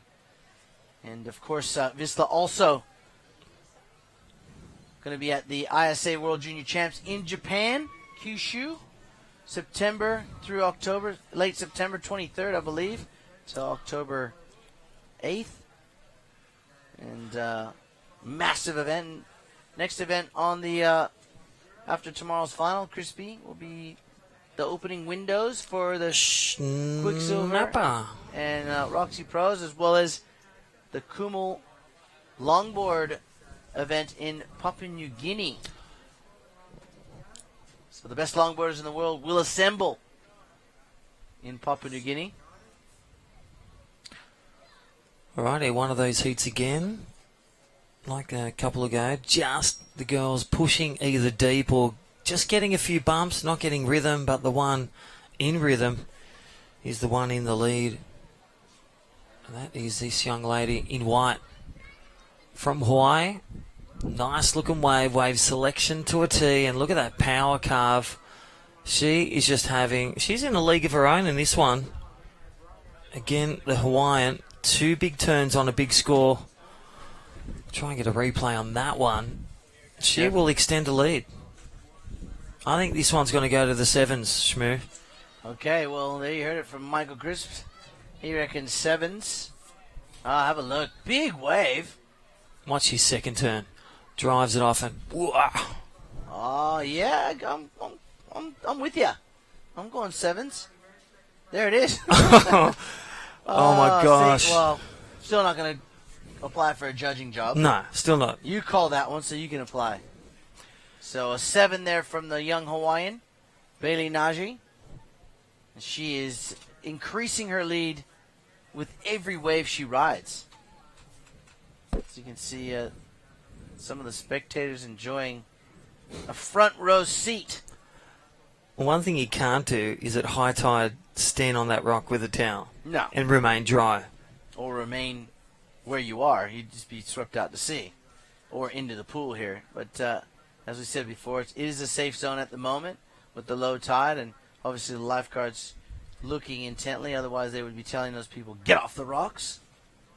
And look at the Hawaiian again. Yeah. She is just on song in this heat. It's like she's awakened to this heat, and the others are just on their picnic rug asleep. Yeah, they're just snoozing away. I mean, look at the scores for Denver, Kiribel, and Georgia. They're all small scores, nothing higher than 2-5, I think. So there you go. There is, you can see the highest score out of the surfers from 2nd to 4th is a 2. Well, this happened 2 heats ago where 3rd and 4th just needed to snatch one average wave to take the lead. And they couldn't. It is all Hawaii at this point. We're halfway through this heat. One of these 3 in blue, yellow, and red is going to have to start to make some scores drop. And it could be Georgia Fish. Here she's up and riding. She needs to get out on the open face to turn here. There's the first one. Oh, wow. Big snap. And just the one, though, but that'll be better than a 2. Yeah. We saw Dimity Stores before. One turn on a big wave like that around the 4 range. So I'm saying 4. Good morning. Shout out to my wife, Rebecca at home, and all the crew at Lennox Head. Are you Facebook Lee live? Bar. Are you live on Facebook? No. All right. Well, Georgia Fish, there it is. 5.6, one turn. Awesome. Georgia Fish back in. Needs a excellent score near above average to grab the lead or to drop a 1-4 to grow the score. And now Blue on the back foot on the ropes of 5.01 for Denver Young. Work made a bit harder now. Kiribel Olsen needs a 5.8. They need to soak it up. They have priority 1 and 2. Need to make that selection 8.5 minutes. Still plenty of time on the board. So they're not in stress zone yet. Plenty of time for a few more exchanges, but need to build house, turn at a time, and pick one wave at a time. Kiribel Olsen looking the strike back. Yes, indeed. 8 minutes. Yeah, it's doable. I would think if I was Bailey, I'd be pretty comfortable. You never feel safe unless you're up around the 16, 17 point mark for your 2 waves. But she does have a pretty good lead. Now the youngster gets going. Here we go. Kiribel Olsen. She's found herself a good wave. Second turn. Wow, vertical. Watch this one. And again, just whips that tail around. So she's back in the game. I can actually hear the people on the point hollering and hooting and whistling and clapping for that last wave. So Georgia Fish a 5.6. But that backhand attack from Kiribel Olsen was razor sharp. Yeah, look at the takeoff. So on a good wave again. Nice little setup wave. She surfs here regularly. This is a home break. Gets nice and tight. And again, look at the power and that back foot as she leans out and extends that body movement out of the turn. Score to come. Is it a 5.8? I says yes, it is. And there it is. 8.25 score and wave of the heat thus far. Yeah, she waited patiently for that as we see Denver Young now. She's getting caught up in that white water. She drops down back onto the open face, cuts back, waits for this thing to come at her. There it is, that oncoming section. But she was already really late and really behind for Denver, so she didn't complete that ride. But an 8.25, talk about getting back in the game. Kirabel Olsen, a well-deserved, excellent score. So now, second place goes to her. Third place, Georgia Fish needs a 3.86. And to take the lead, Kirabel only needs a 4.9. Yeah, so again, her last wave 8.25 for Kirabel Olsen. 3 cracking turns on a great wave. Neji in white in the lead, a 7 and a 6.15 for the Hawaiian leads. The local surfer from Avoca, Kirabel Olsen in second. She's back. And it started off with a few small scores as a 1-2 to drop. To make things harder for Red, any numbers she drops over that will be added to Red, their score required. A 3.86 for Red. And well, Red just got a wave under the nose of us here, Shmoo. Situation change. Oh my goodness. Oh my gosh. So 9-0. In the space of 3 minutes, we've had an 8.25 and a 9. Both of them not by the Hawaiian, by the way. One by Georgia Fish, a 9, and an 8.25 by the youngster, Kirabel Olsen. Heat officially on. Amazing. 5.5 minutes to go. This is one of those 5.5 minute heats. Well, the back end of this heat is going to prove to be the fireworks, and because all these ladies, well, especially Georgia and Kirabel, I mean, a 9 and an 8.25, wow. So that's got Bailey thinking, all right, I need to step my game up here. I know I wasn't first, feeling a little bit comfortable, never completely safe. I've got a 7. I need to work that 7 into an 8, so that 7 becomes my backup. Because the girls are chasing. This is where wave selection, where you sit in priority, and how you do your turns and where you do them matters. Those 3 things. 100%. And done with the next 4.5 minutes. Blue needs a 9.9, a perfect run. Yellow needs a 4.9, middle score. White needs a drop of 6.15 to close the card. Georgia Fish, well, she just trawled a big one. 9.056. Oh, boy. Red leads. So her and Kirabel are actually, you can see them having a few words out there. There's chit-chatting, going, oh, yeah, how was your 8.25? I was all right, pretty good, couple big turns. How was your 9? Yeah, I did pretty well on that second turn. Yeah, she can't believe it. She's like, what? And then Kira's going to go, oh, my gosh, I got to move. And Bailey will just be sitting out there going, excuse me, girls, can you just be quiet? Because there's a heat going on here, and I'm trying to remain in second place. So just settle down. All right, here we go. 3.5 on the clock. The Hawaiian now in second place. The Australian from down in Victoria. Georgia Fish is your leader. After, well, the Hawaiian led this heat for the better part of, I want to say, 16 minutes. Up until that 9. I wonder if Georgia paddled over to Himalayas and got a big left. Nah. We all missed it. I think it's a big gamble, Crispy. I really do. I think that, well, if the girls are dropping 8s and 9s and 7s, there's scores out there. Here we go. All right, red and blue paddling. Heat leader. Our new heat leader, Georgia Fish, steps off. She took it with priority. Now opportunity for second and third to close the card. Here we go. This is the local up and riding. Important wave. Kirabel. She's got to put it together. Does one turn. Looks the goods for second. She's got to stick it.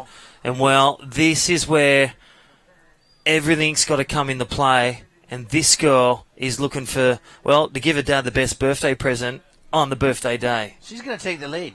Oh, my gosh. That gosh. will have to be close to a 9. That will have to be close to a 9-point ride. Kate is stoked. That was chaotic. Those 2 turns are so solid, so massive. 2 minutes to go. Look at this. This is first turn. Bang! Watch the second turn. This is money. There was a massive rooster tail straight into another one. And we can hear the score from Terry McKenna. Oh. And it is way above 9. 9.60. Zix. So well deserved. Happy birthday, Daddy. Jamie. Look at me now. Jamie is frothing. That was crazy. That is the best birthday present any young daughter can give a dad. Yeah, a near perfect ride. She started off extremely slow, probably giving Dad a whole bunch of That's right. gray hair. He actually needs a pacemaker. Yeah. But he's got the best birthday present. He had the jitters, but then the young lady just calmed the nerves. She just steadied the ship, and she went for it, big time. 9.6 and an 8.25, totaling 17.85. And here is the young Hawaiian. She needs to go big, 7.61. She needs big turns here. She's not going to get him on that ride, and that is probably going to spell the end of Bailey Najee's run here. And she started off so strong, a 7 and a 6.15, and it still wasn't enough. White was leading for 16 minutes. Yep. Blue was second. Yellow and red had nothing. That is the changing game of so many elements. Just goes to show you the class of Georgia Fish and Kirabel Olsen, who will now hold on to first and second place positions and find themselves locked into the quarterfinals here at the Community Project Central Coast Pro, presented by Rockstar Energy. Wow, what an amazing story. What an amazing comeback, turn of events, whatever you want to call it. Yeah. It's all good. We are literally on the side of our Jayco caravan seats. Yeah, we're on the edge of them, that's for sure. Here we go. Georgia, do a victory lap, please. She'll finish in second place. And I tell you what, a well-surfed heat from Georgia Fish, Kirabel Olsen, a well-deserved win. This is your winner right there. And Dad can breathe a sigh of relief and have a couple of cold ones tonight. His daughter's into the quarterfinals. And we're going to go to a short break and take a breath after that amazing display of fireworks here at this event. Stay with us. We'll be right back.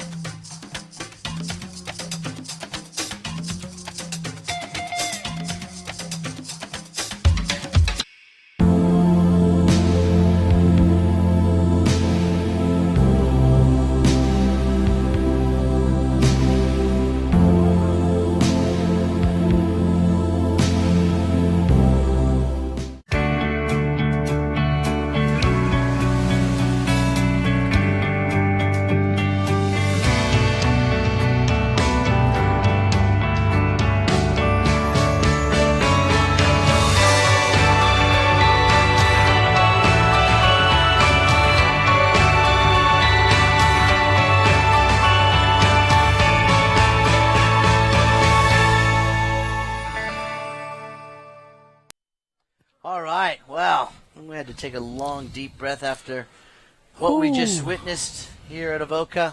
Kirabel Olsen put on a clinic in probably the space of 8 minutes. As we see Jake Sharp up and riding, we're back with men's action here at this amazing finishing event of a 4-event series. And look at him go, Michael Crisp. Get out of the way, free surfer. I'm still riding. Yeah, that's that same guy. Have some respect. Dax McGill's after you. Oh, watch out. Jackson Baker's in town. Well, Newcastle zone, and there's that power slide again.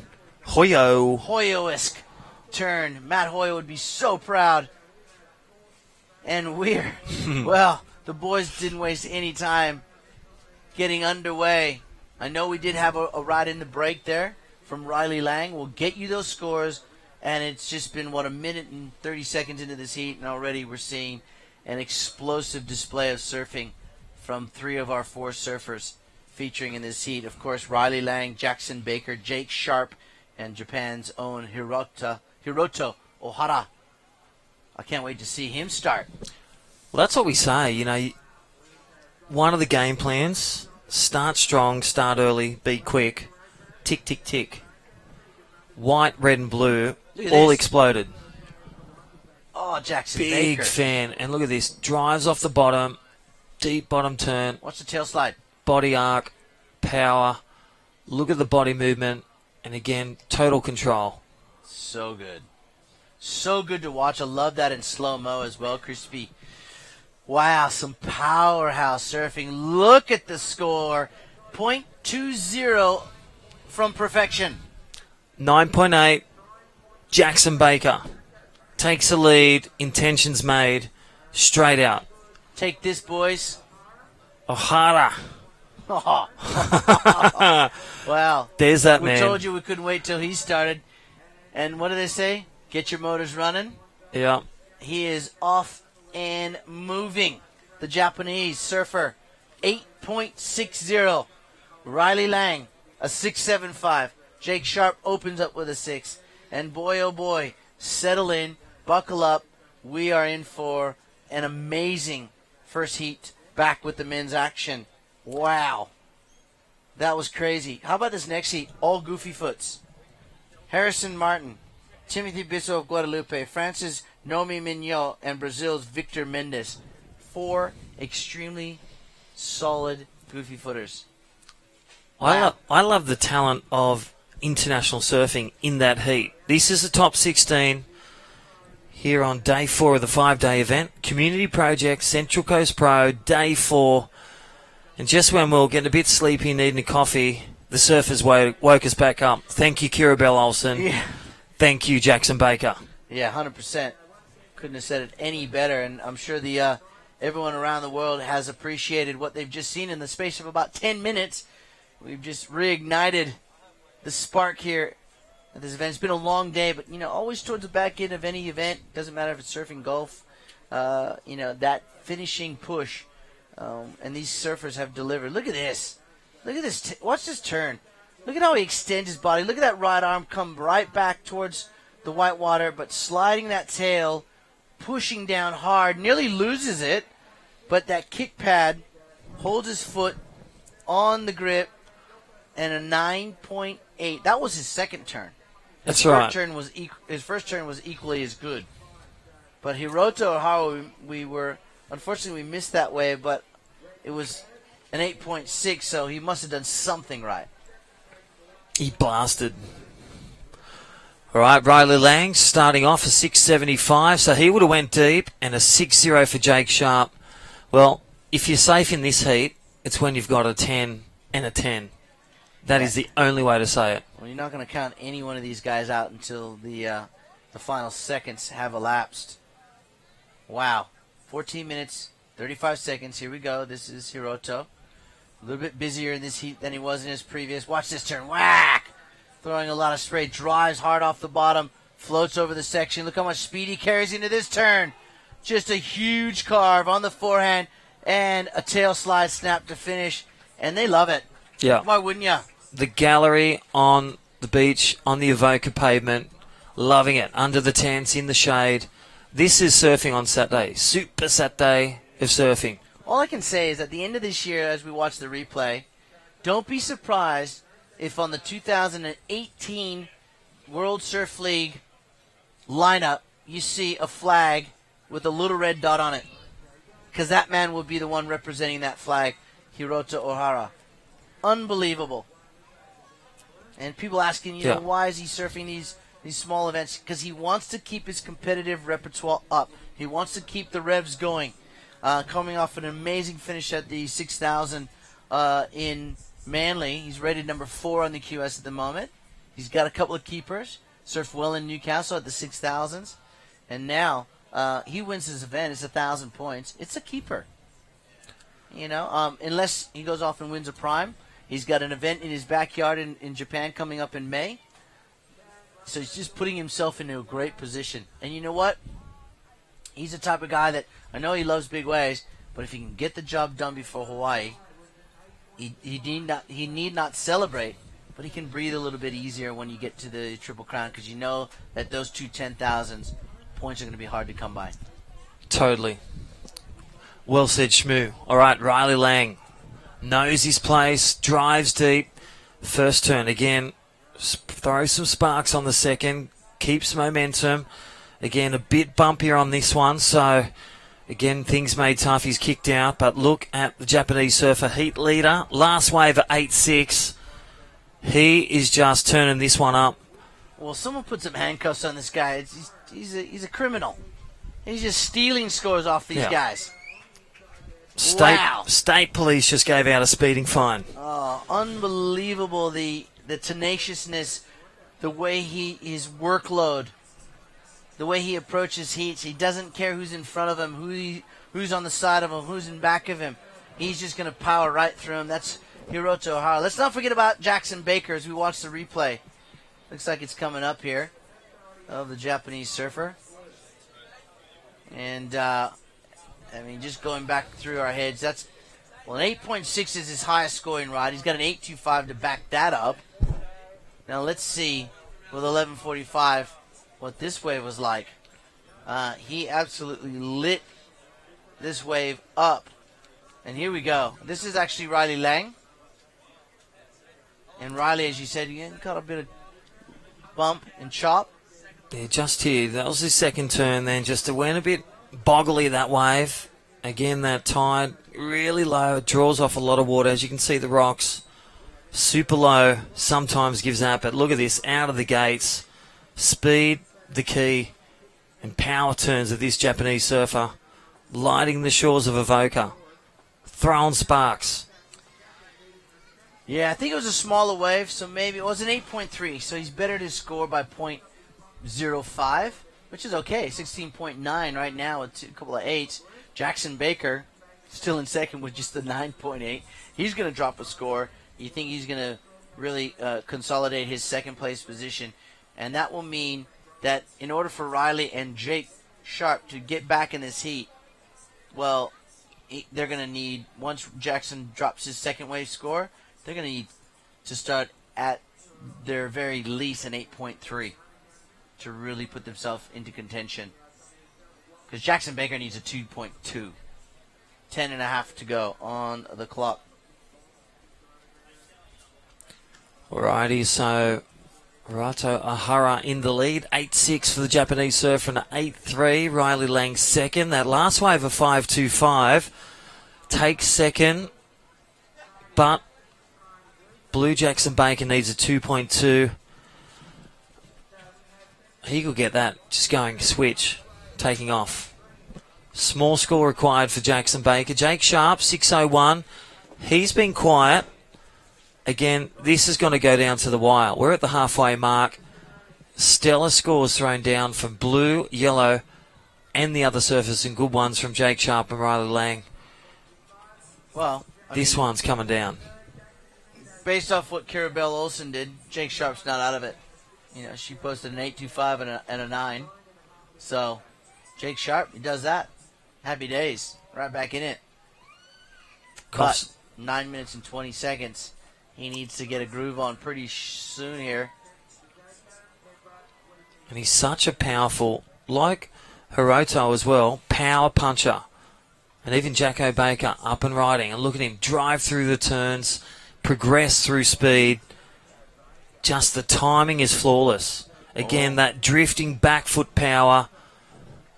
And he's pumped. He's so pumped up. That was an amazing ride. 9.8 on his first ride. This one's going to come close to that score. He absolutely smashed every section there with perfection. Have a look at it. Look at this first turn, Crispy.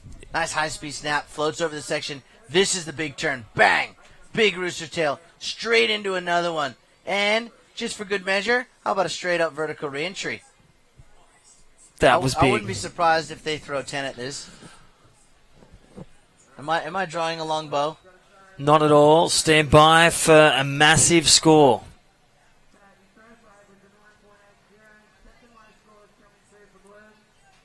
All right.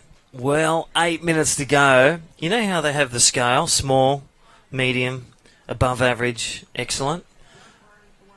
I think there's another league. Yeah. Oh, I was a .10 Maximus. Perfection. Wow. Massive. So there were 10 in the 10. There would have been line. 10s. There would have been at least 2 10s. And one judge just left a bit of room for more. Wow. 9.90 and a 9.98. So that means a 19.70 scoreline out of a possible 20. Jackson Baker. And back up again. Look. Just come in. It's Groundhog Day. Baker Day. It's J-Bay Day. Jackson Baker absolutely lighting up Avoca Point with some incredible on-the-face surfing, Crispy. Normally we're talking about who's going above the lip the highest. Isn't it great to see some conventional surfing take center stage? Power surfing, and again, think about the people that have gone before him. At his home beach, Luke Egan, Matt Hoy, Simon Law, Mark Richards, Jesse Adams, just to name a few. Ryan Callanan. We forgot about him. Can't forget about RC, and he would be proud of this young man. There's one more. Ando. Oh, Craig Anderson. Come on. And Philippa. Yeah, one of the best free surfers on the planet, Craig Ando. So Newcastle, they don't just deliver great tunes from Silverchair. They deliver the best surfers. Some of the best. They certainly do. All right, 6 minutes and 20 seconds to go. And now Hirota with his 8s is comboed. And he's in second. Jake Sharp. Boom. Crash. Opera. Wow. Wait for that one. Would you say that was symphony surfing? That was rock and roll. Wow, that was cool. But he needs to start with an 8-3. Just that one big turn, I don't think it's gonna do it. I think what's paying dividends is that big open face power turns in the pocket, in the curl, in the steep part of the wave with flow and speed. Oh, beautiful looking air reverse. Really throwing everything at it, but I don't see an 8.3. I see a 7.7. He's out of combo land. So we've got 2 combos. Combo to go to first for yellow. Now white is out of combo land but needs another wave, 9.2. Riley Lang, he's no doubt deep. He's on the rocks, on the ropes. He's got to get another wave. 2-wave score required to grab second. Well, he's heat leader. He's dead set. Oh, wow. Oh, my goodness. Had he made that, they would have had to throw a 10 at him. I mean, he is just having... Hopefully this is not the best from Jackson Baker because I want to see more of this tomorrow. Tomorrow it could be... Saxon was saying the swell could turn a little bit more east. So if it turns any more east and the periods go down a fraction, so we still could see some perfection here on the point at Avoca for finals day with 4.5 minutes. Look at this. Yeah. Really corked. Really corked, sat over it, just didn't ride it out. That was close as he brought it round. And they really dissect those aerials as well. Difficulty of aerial, yes. Cork tail, yes. Just didn't ride out of it. So close. And Jackson Baker in a commanding position in this heat. Here we go. Look at this. This is his 9.9. No, this was his 9.8. That was a first big 9. Great replay. Thank you, crew. All right, so in the lead, yellow flag is up, 4 minutes remaining. Japanese surfer holding on the second. Jake Sharp closest within strike, but needs an excellent wave. 9.2. And Riley Lang on the ropes needs a 2-wave score total. 16.9, like a 9 and an 8. Day 4, Super Surfing Weekend. Lighting it up here at Avoca. Thank you, Community Project. Thank you, Rockstar Energy Drink. Well, don't forget, if you're coming down here tomorrow, you could be riding away with a Rockstar BMX. Lots of giveaways, lots of free hats, T-shirts, and their great energy drink. Thank you, Rockstar, our presenting sponsor. Up next, Smoo, who we got? Oh, we got another cracker, all goofy footer affair. Tell you who we got. We got Australia's or Cronulla's Harrison Martin, Guadalupe's Timothy Bissau, France's Nomi Mignot, and Brazil's Victor Mendez. And all 4 of those guys have been posting some big scores, but they'd be watching this heat going, 9s are out there. We know they are. I know Nomi had one in his previous heat, and he absolutely ripped in that previous round. Let's see if he can replicate. I'm sure he's thinking that way. And Harrison Martin as well dropped a 9 in his heat. So definitely capable of big scores. Alrighty, so heat 1 winding down, 2.5 minutes. Jackson Baker detonating these waves here at Avoca, blasting his way into the lead. Biggest score of the entire combination of the event, Whistler event. I dare say it is the biggest score, 19.7. We've seen some perfect 10s thrown down, but killer 2 waves, 9.9 and a 9.8. Yeah, amazing performance from young Jackson Baker. And like you said, don't peak too early. Well, Keep you going. look at Jake Sharp and Riley Lang. They have 6s and 7s in their scoreline, and they would win most other heats.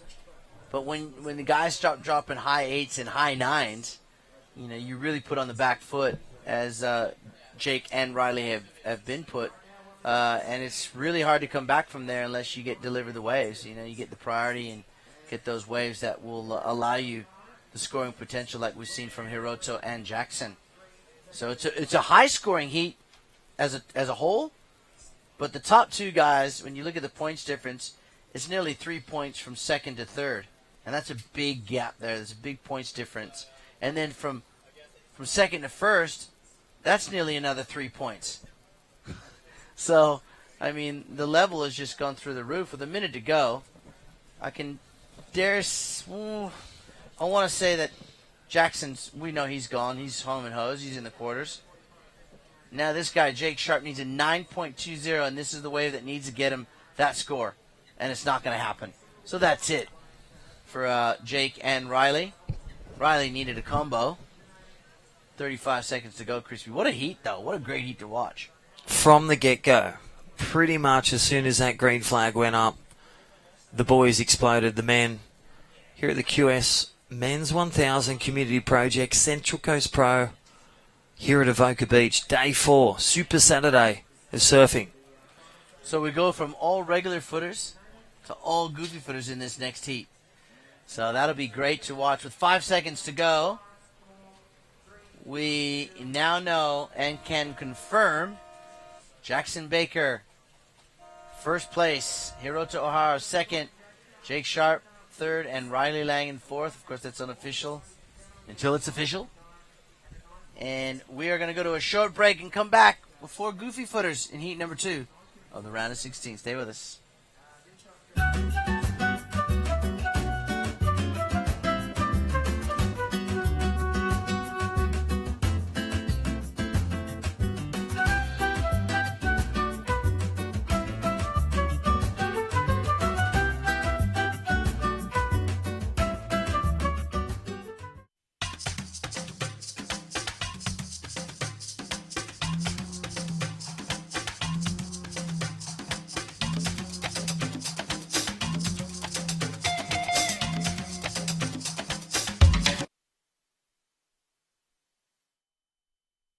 Hello, we're back.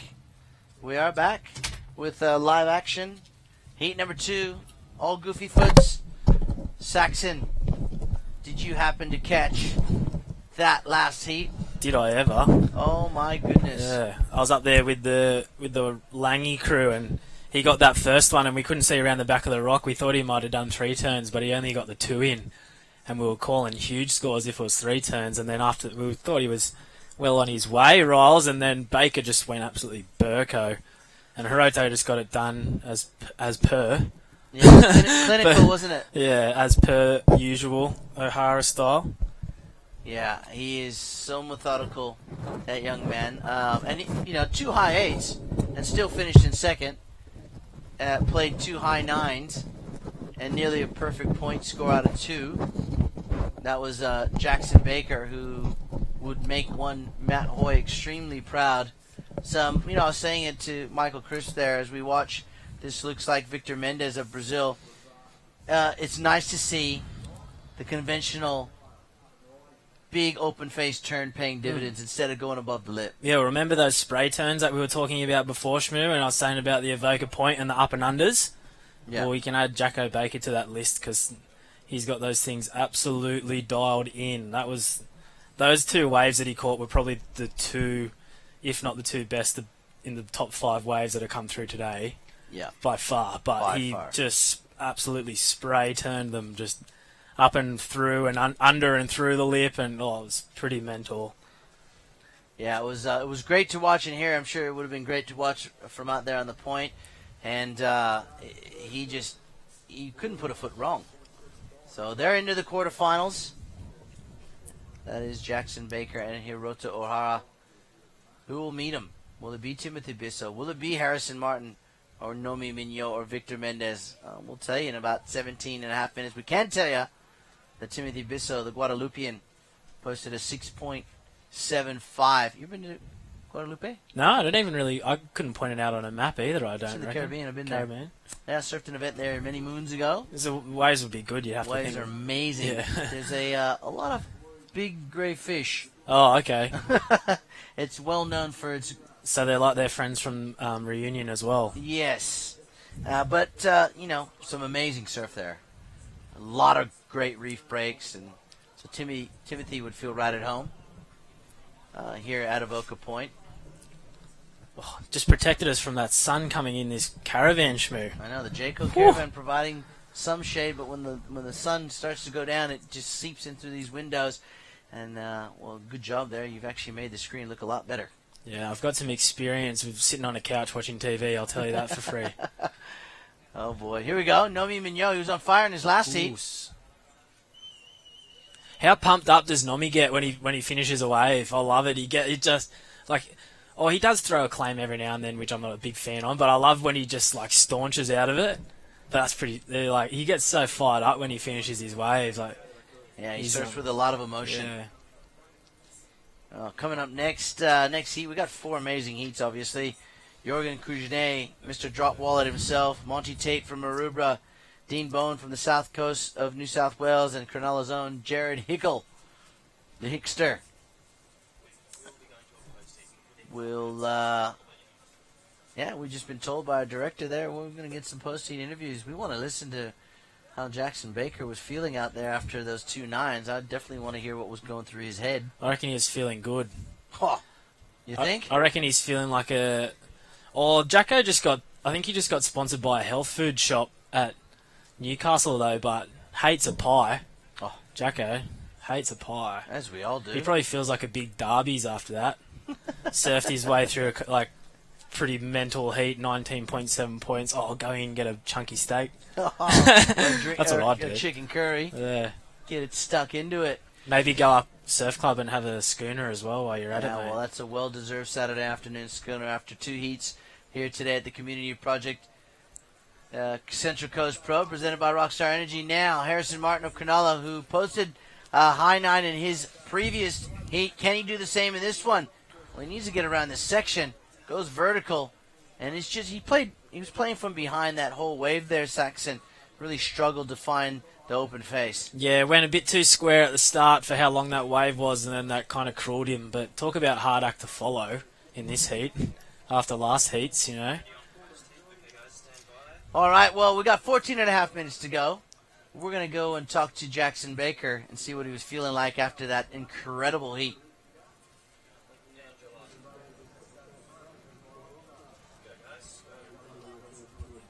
Alrighty, I'm here with the winner of last heat. Well, congratulations, Jackson Baker, on a win through the quarterfinals tomorrow. How do you feel? Yeah, I'm stoked. It's good to finally surf a comp in good waves. It's a 1-star. I wasn't actually going to do it. I actually came in as a wild card because I didn't enter, but to be going in the quarters, I'm stoked. And just to finally have good waves for an event is even better, and to showcase my big power turns, because that's definitely my forte. So it was good to actually get a couple. Well, you looked red hot out there, and even the judges loved it that much. So that was a 9.9 and 9.8. Walk us through the feeling, that first wave. When you post, you heard a 9. What does it feel like after you complete your turn so good on a good wave? Yeah, I heard there was a 9 because I saw that all the boys got nuggets too, but then I was kind of thought it was my one because it was definitely bigger, and yeah, it was good just to finish a decent sized wave. But all the boys got good ones before me, and I was kind of like, oh, I'm on the back foot, and then that last one was just a nugget, and then I made a priority mistake midway through the heat and gave Jake first priority, and I was going, oh no, that better not cost me the heat. And then he let a little one go on. I think I dropped a high score on the mid-size one, so I paddled back out after that just frothing, and then got that one towards the end, did 2 big turns and a fin reverse, and I think I was on a bit too much of a high and on nosedive, but it didn't matter. Mate, well, congratulations. You're through to the top 8. It's quarterfinal men on there from here. Anyone to thank back at Newcastle Home Beach? Well, I got my dad and my girlfriend here, but I'd like to thank all my family for watching. My trainer, Adam Tripaz, Mick Kane, and just everyone from home for watching. And, yeah, I'm just stoked. All right, that's Jackson Baker. He'll be on finals day. Make sure stay tuned for that tomorrow. Back to you in the box there, Shmuel and Saxon. Jackson Baker takes the win. All right, thanks, Crispy. Well done to Jackson. And I guess the optimum word would be stoked. Yeah, stoked, frothing, nugget. You! Yeah. I don't know if you saw that. You would have seen that 2-turn combo into that fin reverse. Yeah. And he made that. The boys were calling, on the hill, the boys were calling 10 if he made that. Yeah, 100%. Yeah. That's what I said. You would have had to throw. Because I thought he could have gone close to a 10 on his 9.9. It was that good. I liked his 9.8 better than his 9.9. Right. But I guess there would be some judges that liked his 9.8 better than his 9.9 on the panel there, the split and then the average. But I thought just because the size of the wave on the 9.8 and the 3 big turns, the 9.9 was a mental wave, but I just thought due to the sheer size of that first one, and that first one that he got, the 9.8, that's about as good a wave as you can get out of Avoca Point. Like, nearly too big, like almost closing out, but not closing out, and doubling up and standing still. It's perfect one. I just waited for him to come at it. It was such a good wave. I was up there with Wade because he's got a heat coming up. This is the 9.9, I think, so a bit smaller, but that was it there, and then into this combo. So that's the points, and then that finish was sick as well. That was huge. Yeah, that was sick. So that was the 9.9, and I was up there with Wadey watching. He's coming up soon, and we saw those ones coming around the point when all 4 of those guys got that first exchange, and he was just going, "Oh, mate, it's like Christmas time. Look at Jacko's one. That's Christmas. Yeah, look at that. Just the size of the thing." And, yeah, that was huge. Yeah. Oh, okay, I see. I didn't see him go up for that foam climb. I was too busy freaking out, so I see why the 9.9 was bigger now. Okay. And I see that. Had he made that one we're talking about where he just got so inverted, nose picked, and just came over the front side of his board there because he didn't care. He'd already had 2 high 9s. He would have had to give that a 10. Well, he fanned it out and he had it so perfectly made. You could almost see him smiling when he was riding backwards about how good it was, and then he just caught his heels on the way around. But yeah, as he said, it didn't matter. But it would have been nice to go with a 9.9 and a 10. But throwing away a 9.8. Yeah. When does that ever happen? No. It's not often. It's not snapper out here either. It's pretty imperfect for how good of a. It is a great wave, but it is a bit slight imperfections out there. So, yeah. All right. Well, 10 minutes. We've elapsed halfway through this heat. Timothy Bissau, in contrast to that last heat, these guys would be getting smoked. Yeah, right now. would. But they're all have scores in and around the 6-point region, and this guy is leading. This is Timothy Bissau. It's all relative, though, isn't it, Shmoo, to your heat? Certainly is. You know, the scale changes again. Someone sets a mid-wave and the scale changes. Or Victor is getting a good little inside double up. Ooh, what's he got on the inside here? Oh, he surfed that last section perfectly. And, what's he want? Wants a board change, maybe? Maybe. Either that or he's saying to the judges, look at me, I'm over here. I've ridden it this far. Make sure you don't underscore me. So Victor Mendez in second place. You can see that score line. Timothy Bissau, a 5.35 and a 6.75. That was his opener, the 6.75. And Nomi, Nomi's sitting in third with just a one wave, a 6.10. Harrison Martin, he's not out of it because if he drops a 6 or high 7, as we see Victor Mendez, he had that good inside. Look at that. Just kind of the lip kind of hitting him a bit more than he was hitting the lip on that occasion. I think that's why it was only the 5.85. And I thought he was a lot of the same. Yeah. I think the judges, they say that if you speak to the judges, they'll tell you that we want to see variation. We want to see what Jackson Baker did, where every turn was different. And I want to see that too, as a fan, as a commentator. You want to see and call different turns, because that will definitely open up the opportunity for you to score some big points. So here we go. This is Nomi Ooh, too deep. We haven't had a set in this heat either, really. And this one might have a nice little inside grind to it, just that second wave, if he can get going, though, because it's a bit boily right here. Oh, it's okay. It's going to be his second score. If he gets a nice finish, it might be worthwhile, but no, not too much going on the end there. So, yeah, we haven't really seen a set yet in this heat.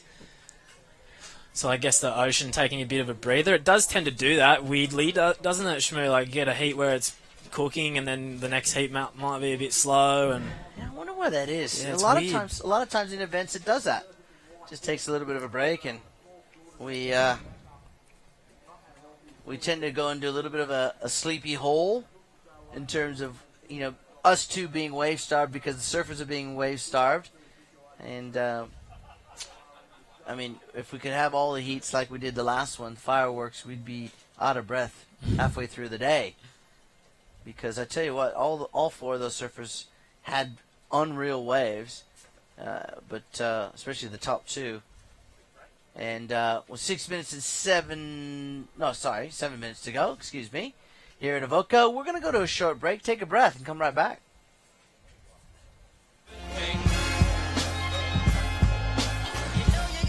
Hi, I'm B. Durbidge. Check out the new surf hardware range at communityproject.com. See you out there.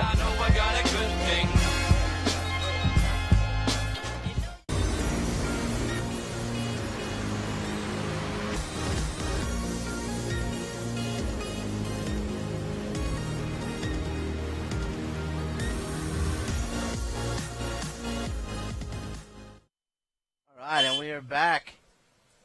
And people are happy and honking to see us everywhere. yeah, someone's looking for a car spot here because they're going to get out the point in the next 40 minutes. Yeah, there's a couple of them. They're going to go ride some of those big bummies out the back. Still a few rolling through. I mean, the swell hasn't really dropped all day. Well, I just walked past Sammy Shell, local lord, is in the team for the Avoca guys for the board riders battle, Yep. and we were saying how good it's kind of hanging in there and how good it is, and he was saying, well, it just keeps turning more and more east throughout the day. So it is, the swell is dropping, but because it's turning more and more east, it's getting more focused on the point. So we've still got plenty of waves rolling through. And just when you're up there watching, you kind of see a lull like this, and you think, oh, like, we've had a good run, it might be done. And then all of a sudden there'll be a big one come around the corner again. You're like, oh, hang on, it's still going, a little bit more left in it. And yeah, just when we think the swell is just really well and truly on its way down, it just like you said, it kicks back in, or a big set rolls through. So it's a good call there from you, Saxon. You know, spot on with the fact that the swell is turning more east, so it will focus more on the point. It'll push swell straight into the point rather than past with a southerly swell. 4:50 on the clock, and in contrast to that last heat where we had a 19.8 score line, 12.25 is leading this heat. well, Hiroto had his 2.8s again that he's been doing for the last 2 months in a row, and he was comboed. I know. So that's how gnarly that was. And these guys are struggling to move past 12 points. Yeah. And that's just because the Ocean hasn't delivered no sets. You said that, you pointed that out before. They haven't really had one of those crazy sets come through. Well, there hasn't been a big set come through, and there are a couple of little waves that I kind of saw go unridden were those ones that pushed through with a bit of foam ball from the top. So I also think that the guys are just a touch far down for how low this tide is, like right where the wave gurgles, and it's kind of hard to paddle in, so you need to go out behind it and get pushed over. But that being said, there hasn't been an amazing wave come through, but they kind of just been scrapping these little inside ones. But just that speed, that the start, I've been saying it all day, but the speed you get from taking further out, it slingshots you along, and a wave that you might not make from taking off on the section you're doing a turn on, just get that extra speed. But there definitely hasn't been one of those 9-point waves in this heat. There has been a few, but Victor Mendez and Tim Bissot got the best of them. All right, well, 3 minutes and a bit and change. Victor Mendez out in front of Timothy Bissot. Harrison Martin on that last wave was looking for a 6.61, not going to do it. And Nomi Mignon, a 6.01. We've got 2 heats remaining in what will be a very long day, 24 heats in total. Tomorrow we got 18 heats. And we'll start off with the quarterfinals of the men tomorrow. And then we'll go into the quarterfinals of the ladies. Oh, we did this. Actually, We're doing this around the Savo. Yeah, we added that to the schedule. Yeah, there we so go. we got a short day tomorrow. We got 14 heats tomorrow. Happy days. Going to keep the schedule the same there. Schedule organiser Shmoo. Just run from that. You reckon? Oh well, we'll see how we go. See how we go. Eh? See how we go. I think we got the pairings right, and hopefully you at home are enjoying the final few heats of the day. The men will finish off what I guess you would classify as a very interesting yet outstanding display of surfing on both sides of the draw. There's guys that have had 2 good heats, 2 great heats, and some of them have had 1 heat and they couldn't back it up in their next heat, and that's just part and parcel of the job. You get those. You got to perform every time you hit the lineup to the standard of the level of surfing that's being produced out in the ocean. And that last heat, tell you what, those 2 guys going back to Hirota and Jackson probably would have won a lot of WSL heats the way they surfed. Oh yeah, out here for sure. Like who's this? Bisso. Oh, spicy second turn. Oh, he's done that twice today. He's just over-surf that next turn, come out of a good turn. How funny is it when you're right next to someone paddling back out and they do that, and they do the front foot slip and it just taps them on the bum, and you get that little, don't you reckon that's funny? Yeah. It's like bad, you know? I always reckon it's so funny when it happens. It was real funny yesterday when I missed 2 waves thinking those guys were going to make turns. It was real funny. After the fact that I was having a shocker. But 55 seconds to go, and Timothy, well, trying to bet at a 5.35 on that last ride is not going to do it. Just over-surfed that second turn. Harrison Martin still in the game. So is Nomi. And here comes maybe a set. Here we go. So Victor with a little bit of block. Kind of had to there, didn't he? Priority, a good wave comes through. Oh! Well, that little catch crawled him from that last turn, but it was a critical turn. 20 seconds to go. What have we got? Who's on this? Bisso again. So he's got one halfway out. The boys must have caught too deep. And there was one behind it as well. Just a little grinder. Okay, so Nomi needs a score. This is a good little grinder. Oh, don't claim it yet, mate. Oh, he must have done something pretty good out the back, or he's just trying to sell it, but... Oh, boy. I don't think you should be claiming mid-wave when there's still a section to be done. Well, you said he surfs with a lot of emotion, and something would have pumped him up to claim that. So... Yeah, we're going to be on hold for a little bit here for that next heat while those scores do drop. So I don't think Red got one, so I think we can pretty safely say that Harrison might be bowing out there. Timmy Bisso's got 2 to come in. Victor's got 1 to come in, and Nomi's got 1 to come in. So a lot to go in this while we're on hold here for the judges to drop in. Might be a little bit. Yeah, so coming up next will be Jorgen Kujne, Monty Tate, Dean Bowen, and Jared Hickel. Another good heat. That last one's pretty good, I think, as well. Yeah, the Wadey Carmichael. Yeah, Wadey. Cal Walsh has been surfing the point really, really well. He's been picking a lot of good waves. Diego Munoz, and he had a 9 and an 8 yesterday, around a 64 heat, I'm pretty sure. And Mikey Madonna as well. That's a pretty good one. Most definitely. All right, well, we are awaiting those scores here. And I'm going to step out while we bring Mr. Terry McKenna to finish off the day with yourself. Oh, here he comes with his rock star. He's fired up jacked for the final 2 heats. Watch out, ladies and gentlemen. Zero Sugar Rockstar. What's the flavor on that one? Tropical. It's like pouring kerosene on a fire. Here he comes. All right, we'll see. It's still on hold. And that score hasn't come in yet from Nomi. He needed a 6.01. Did he claim too early? Well, I just overheard Winnie saying Last of Blue wasn't enough to take him to the lead, so he might have betted, but it's not going to be as much as a 5-5. So we know that. So that means Nomi's going to need that 6.01 or to about a 6.21 maybe will be the most that he needs. Or a 6.11 will be the most that he needs. Okay, well, you know what? We're going to keep everyone in suspense because we're going to go to a short break, and when we come back, we'll tell you if Nomi Mignot has made it into the quarterfinals or not here at the Central Coast Pro. Stay with us.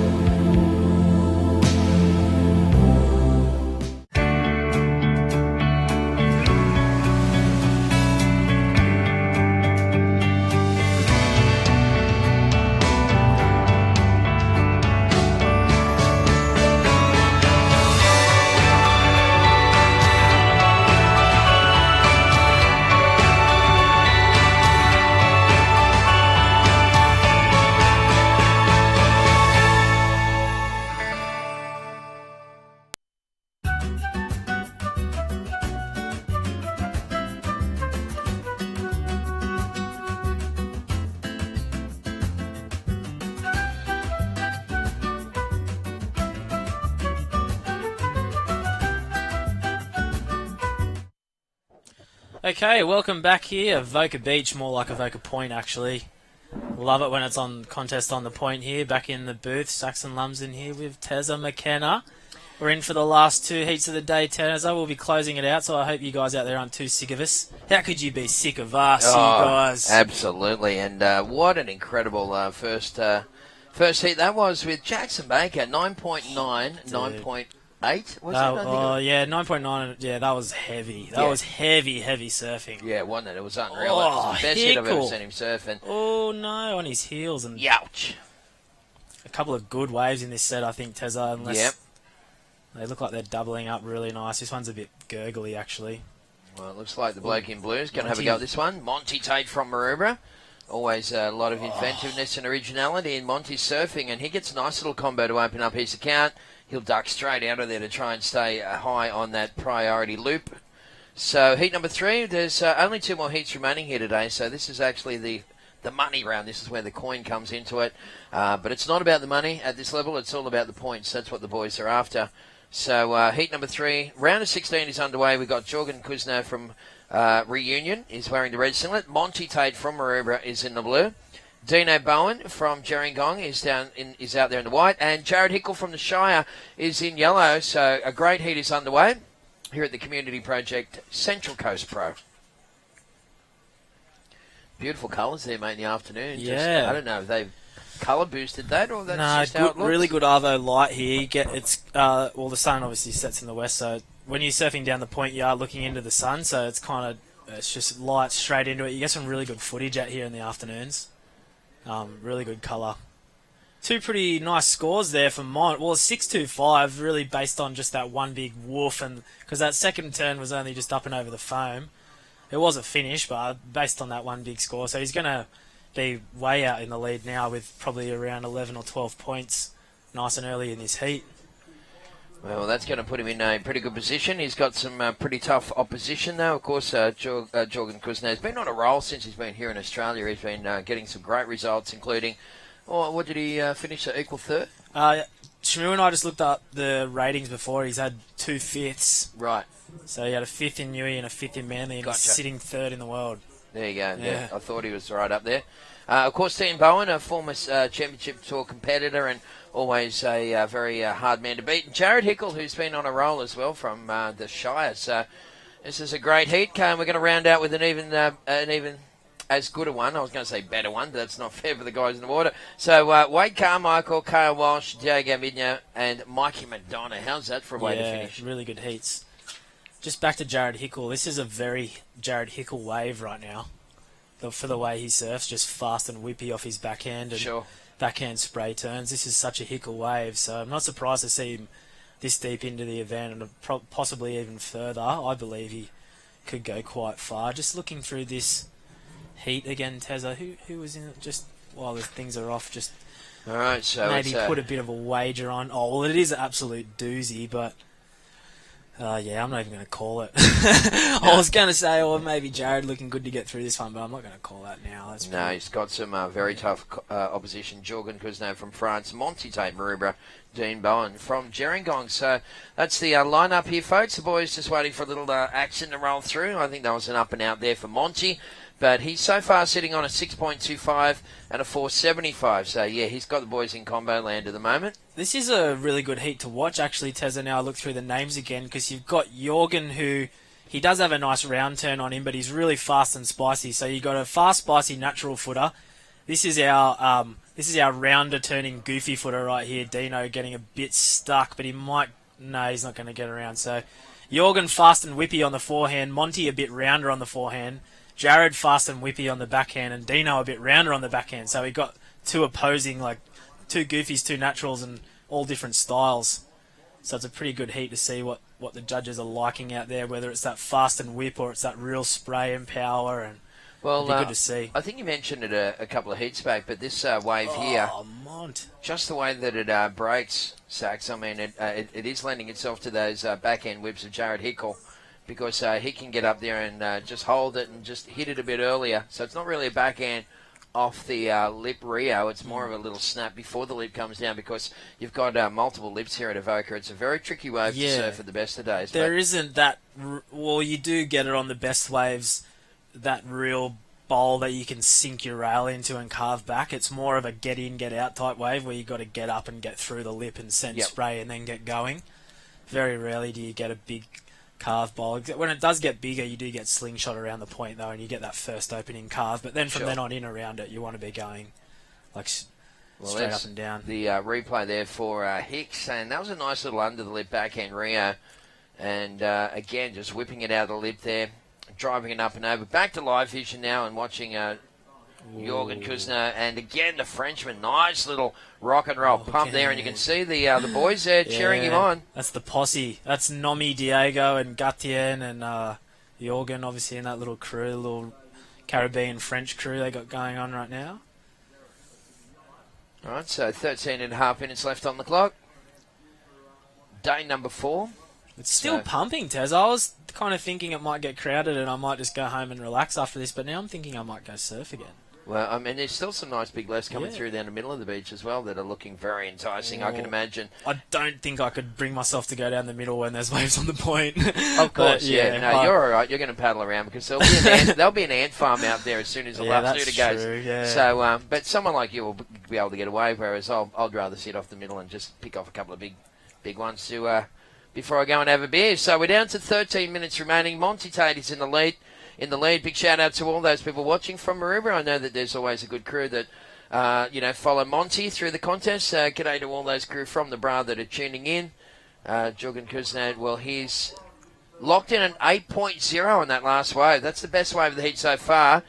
Jared Hickle's dropped to 7.25. Dino Bowen with a 3.65. So Dino's on struggle street at the moment. Still only chasing a 6.61 to go to second. Jared Hickle right now chasing a 3.01 to go second. In second is Cousineau, and he's needing a 4.5 to take the lead from Monty. So whilst Mont hasn't got the best scores of the heat so far, he's been very consistent with a couple of 6.25s. Yeah, they're two nice scores for a start now anyway. At least he's got 12 points on the board right now, and he'll end up probably in priority again. So I think Dean might have first priority right now, and then I think it would be Monty. Not too sure. They're sitting really far down the point, though, Tezza. I don't know if I'm into that, but look, Dino looks... If I was out there right now, I'd be up with Dean. You can see him popping out from behind that rock there. Yeah, gotcha. Yeah, just up a bit further. I went and sat up on the point for a heat just to watch between the heat before this one, and it's such a good spot to watch out in with that lady sitting on the rocks there. You're literally a couple of metres away from the competitors, someone out there doing a bit of sunbaking, enjoying the action as well. But it seems like those slingshot ones that roll through the outside section, they've just stopped sort of happening for a while. Oh, they have. They did not many. I don't even hardly think that one. Maybe there was like one or two in the previous heat, whereas in Jackson Baker's heat, the first of the heat in the round of 16, now it's just like every wave was just like coming through big foam balls in that corner and shooting you down the line. But it's kind of changing a little bit. Yeah, there might be the east and the swell. The more east it gets in the swell and the more north it gets in the swell, the further down the line you can afford to sit. Like when the swell's northeast out here on the point, where the boys are right now is somewhere that I'd go and lurk around in a free surf because people do get stuck in that first bit. It pushes too far back onto the rock. Sure. So that might be what's happening right now. Might be switching a bit more east, and especially with that tide getting low, it's hard to get through that first section. But I think still, Jorgen is... he's got himself in a spot of bother. Oh, yeah. Right let's hope a couple of big ones don't come through. Well, this isn't good for when the Frenchman. One behind it's like this. That's never good because you can't duck dive now. You just got to cop it. That's right. Well, we've all been in those positions, mate, over the years, haven't we? I got myself in there the other day, actually, doing the rock off when it was a bit bigger. Yep. I was just doing the regular one that you normally do, and I got off real easy the first time. I went back around the second time, and whitewash hit me. I had to try and jump over the top. It was sketchy. Yeah, I did that the other day up the coast. That's Dino Bowen blasting away on his backhand. Yeah, I went up the coast the other day on, I think it was Monday, Tuesday, to take advantage of the big swells. We went to a right-hand point up past Newcastle, and I thought I saw the guy jump before me. I went, yeah, no problem, I can do that. So I had my little go, and a big set was coming, and it just drained the whole point off. So I ended up getting dry docked with me epoxy board, put a hole in the bottom. Had brand new McFenning fins in. They were like $189, like scratched them, dinted them, put a flat spot in one of them. Oh, I was like, this is a great start to the Gone. whole concept. Yeah. So we've all done that one. But right for now, that little wave score's coming through for Jorgen Kuzno, and that was a 2.25. It did sneak in as his second best wave. Dino Bowen dropped a 5.25 for his wave, and Hickel with a 1.5 got a little in and out. So it is still Monty Tate in the lead with 9 minutes remaining. Monty's the proud owner of a couple of 6.25s, but he's going to have to upgrade them if he wants to take on these guys. There's... Again, that vertical approach of Dean Bowen, he's just so strong on the backhand, isn't he? Yeah, well, this swell is turning way around because he got that thing from halfway out on the low tide, and that one stayed nice and clean and hollow. So that was a good-looking wave there from Dino. He's got the 5.25 and the 3.65. That should be thereabouts, maybe his best score of the heat. Probably not going to go huge because of the size of the wave, but the judges have been giving out some scores on some smaller waves today, though, just for some good surfing. But yeah, it looks like Winnie can hear Winnie in the booth here, which is good because we can kind of hear the scores dropping. Yeah, that's right. He does that little preempting of a situation change. So. Well, no problem hearing Mark Winden. He's like a little speaker box with legs. We've got right now yellow looking at this one. So Jared Hickel, lovely little slice off the top. Got a little stuck on that second one, and again just trying to get his feet planted. Looked like he just didn't really have his feet in the sweet spot until he gets down the line. Now he starts to adjust the stance. Smashes off a little finishing move, but he's a real talent from Cronulla, that kid, isn't he? Yeah, Hickel's wave right now, he's going to first, no doubt about it after that ride. A couple of little foot slips, but he needs a 5 to go to second. I think he's probably going to go to first. Yeah, so the judges are giving out some big scores on some small waves out there. Well, Dino just locked in a 7.0 on like a relatively smaller wave from halfway out, so I guess it doesn't really matter where you get him from right now, but but he gets to work after this Tezza. Yeah, that's right. So the first part of that wave was all about just trying to get in position, and then right on the inside, he lights it up with a nice little finishing move for Jared Hickel. So we'll see what the judges thought about that one. It looks like that score's come through. Yeah, straight to first, 6.0. So a bit of a situation change there. Dino Bowen dropping a 7. Jared Hickel with a 7. Was it a 6.0 was his last one? Yeah, I think it was. 6.0. So Hickel's in the lead. Monty Tate sitting in second. Now chasing a 7.01 to take the lead. Dean Bowen's down to third, a 5.5 to go to second. And Jorgen Kuzno from Reunion with an 8.0, only chasing a 4.5. This thing is well and truly aligned. It's the final heat of the day, and there's right now 6 minutes 45 seconds remaining. Actually, it's not the final heat of the day. There's one more heat coming away. And what a heat it is. It's going to feature Wade Carmichael, Kyle Walsh, Diego Migno and Mikey Madonna, so it's going to be a very good way to finish up what's been a great day of competition here at Avoca. I know there's plenty of people up there tuning in from Newcastle, including Cassie Wilson, who's sitting by her computer with her little slippers on and a cup of tea, enjoying the webcast. G'day, Cass. Rock on down tomorrow and check it out live. Newcastle's only a little way up the road. So, 6 minutes remaining. Jared Hickle in the lead. Monty Tate in second. Dino Bowen in third. And Jorgen Kuzner from Reunion is holding down the tail end. So, even Red in fourth is only chasing a 4.5 to go to second. So, this is a real tight one. And one bunch of sets is going to change the scope of this heat, that's for sure. Thanks again to Community Project, of course, a surf hardware company, 100% Australian owned, making some very cool products and sponsoring a whole bunch of people, including Adriano de Souza from Brazil. Can't wait to watch him surf this year. I love watching Adriano. Yeah, so do I. He's such a little power pocket, isn't he? And, well, this guy's a bit of a entertainment machine as well. Monty Tate from Maroubra. I'll tell you one thing about Mont is that Mont's always got a really, he's got such a big repertoire, hasn't he? Always mixing it up. He never does the same move twice. Well, it was a shame about that third turn. He just didn't connect the way he wanted to, but that combo first turn to second turn was sick. So here we go again. Yeah, build his speed up, surface wave well, drifty up and over, nice turn. This turn was the points. Whack, cop that. Wanted to get up and over here, but that's that tricky Avoca point lip. Sometimes it gets you before you get it, and then finishes pretty nice on the end. So we'll wait and see where Monty's last wave drops in. Needed a 7.01 to go to first. And Dino needs a 5.50 prior to last of blue, so not too sure about blue's last one yet. Could be thereabouts.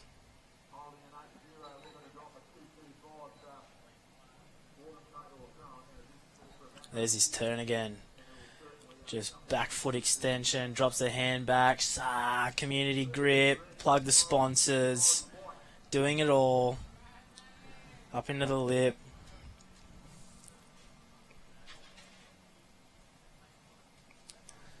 And we got 4 minutes to go now.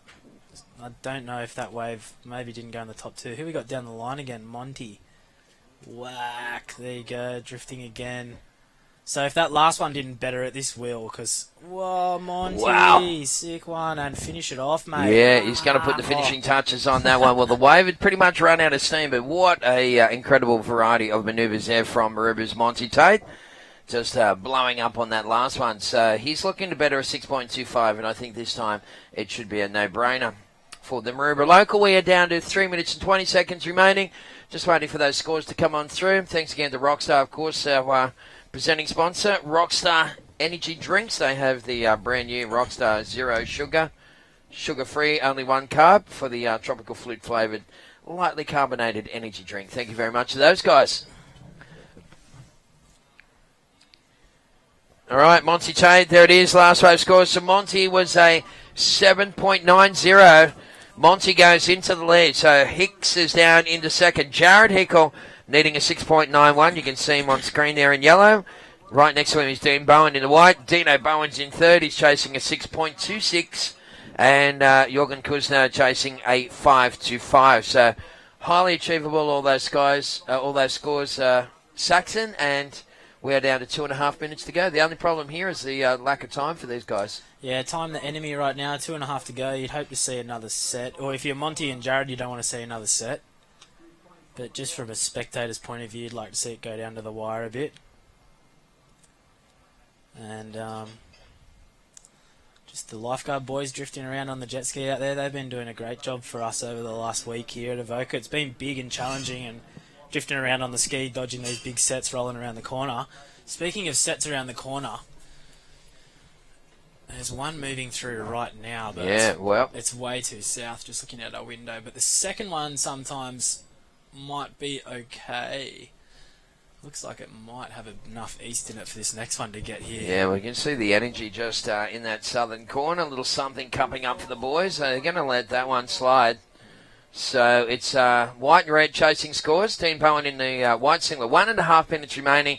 And Dino chasing a 6.26. Jorgen Kuzner chasing a 5.25. So Very highly achievable scores for, guys of that calibre. We're down to 1 minute 20 seconds remaining. Let's see if the boys have timed this one correctly. So quite often it's all about time management. And being in that first or second priority in the last couple of minutes is a massive benefit to Saxon, isn't it? Oh, yeah. Yeah, we won't bring that one up again, Tezza. Sorry? We won't bring that one up again. Yes, I'll be over it tomorrow, don't worry. Yeah, that's right. Still a bit raw, sorry, mate. Hitting that nerve. Yeah, flesh wound still quite open. That's all good. We're down to, we're inside the final minute of competition. So, Monty Tate with a 7.9 and a 6.25, leading Jared Hickle with a 7.25 and a 6.0. These guys have been super consistent. Dino's had a 7 and a 5.25, so just being like less than a point behind the other guys, but it's just enough to put him into third. And, Jorgen just reaching out, almost trying to put his hand down so he didn't faceplant that one. So we're down to 30 seconds remaining. So Dino Bowen, keep an eye on him. He's the king of getting the last-minute wave. Well, I was just about to say, if Jorgen had pulled it off and gotten the 5.25 on that wave, you could argue that he's surfed the perfect heat. But that's just surfing, isn't it? Waited till the end with priority and has fallen. But if he'd have gotten the score, you'd say, oh, well, it was a perfectly surfed heat from Jorgen because he got a start, got the 8, and then got the score at the end. But he's made the mistake now, and now it's not the perfect heat because he's bowed out. Yeah, so it looks like it's going to be Monty Tate from Maroubra and Jared Hickle from Cronulla. So the Southside surfers dominating that one. Dino Bowen, of course, from Gerringong. Well, there he is there, a little too late there for Dino. And Jorgen Kuzno, the Frenchman, is out of the Community Project Central Coast Pro. So that was the second last heat of the day. The final heat of the day, well, the siren is firing off in the background. We got Wade Carmichael in the red, Carl Walsh is in the blue. Diego Migno from France is wearing the white, and Mikey Madonna, Lennox Ballina is out there in yellow.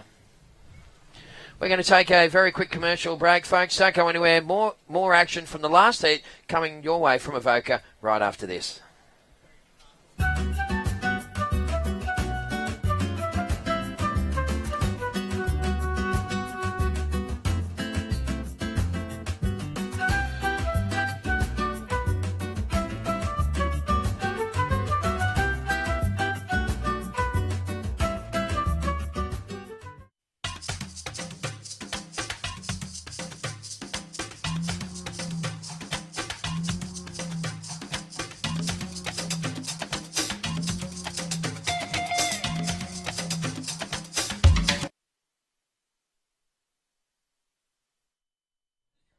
Well, we are back, and thanks again, Community Project. Of course, just had their little commercial there. While we had the commercial break, we did see a wave for Wade Carmichael, Saxon. Yeah, a couple of turns out the back and then milked his way through and finished it on the shorey, so we'll wait for that score to drop in. So you're watching the final heat of day number 4 here at the Community Project Central Coast Pro, proudly brought to you by Rockstar. Thanks again to Destination New South Wales. Of course, without the government's support, this series would not be possible. This is the fourth instalment on the Whistler New South Wales Pro Surf Series.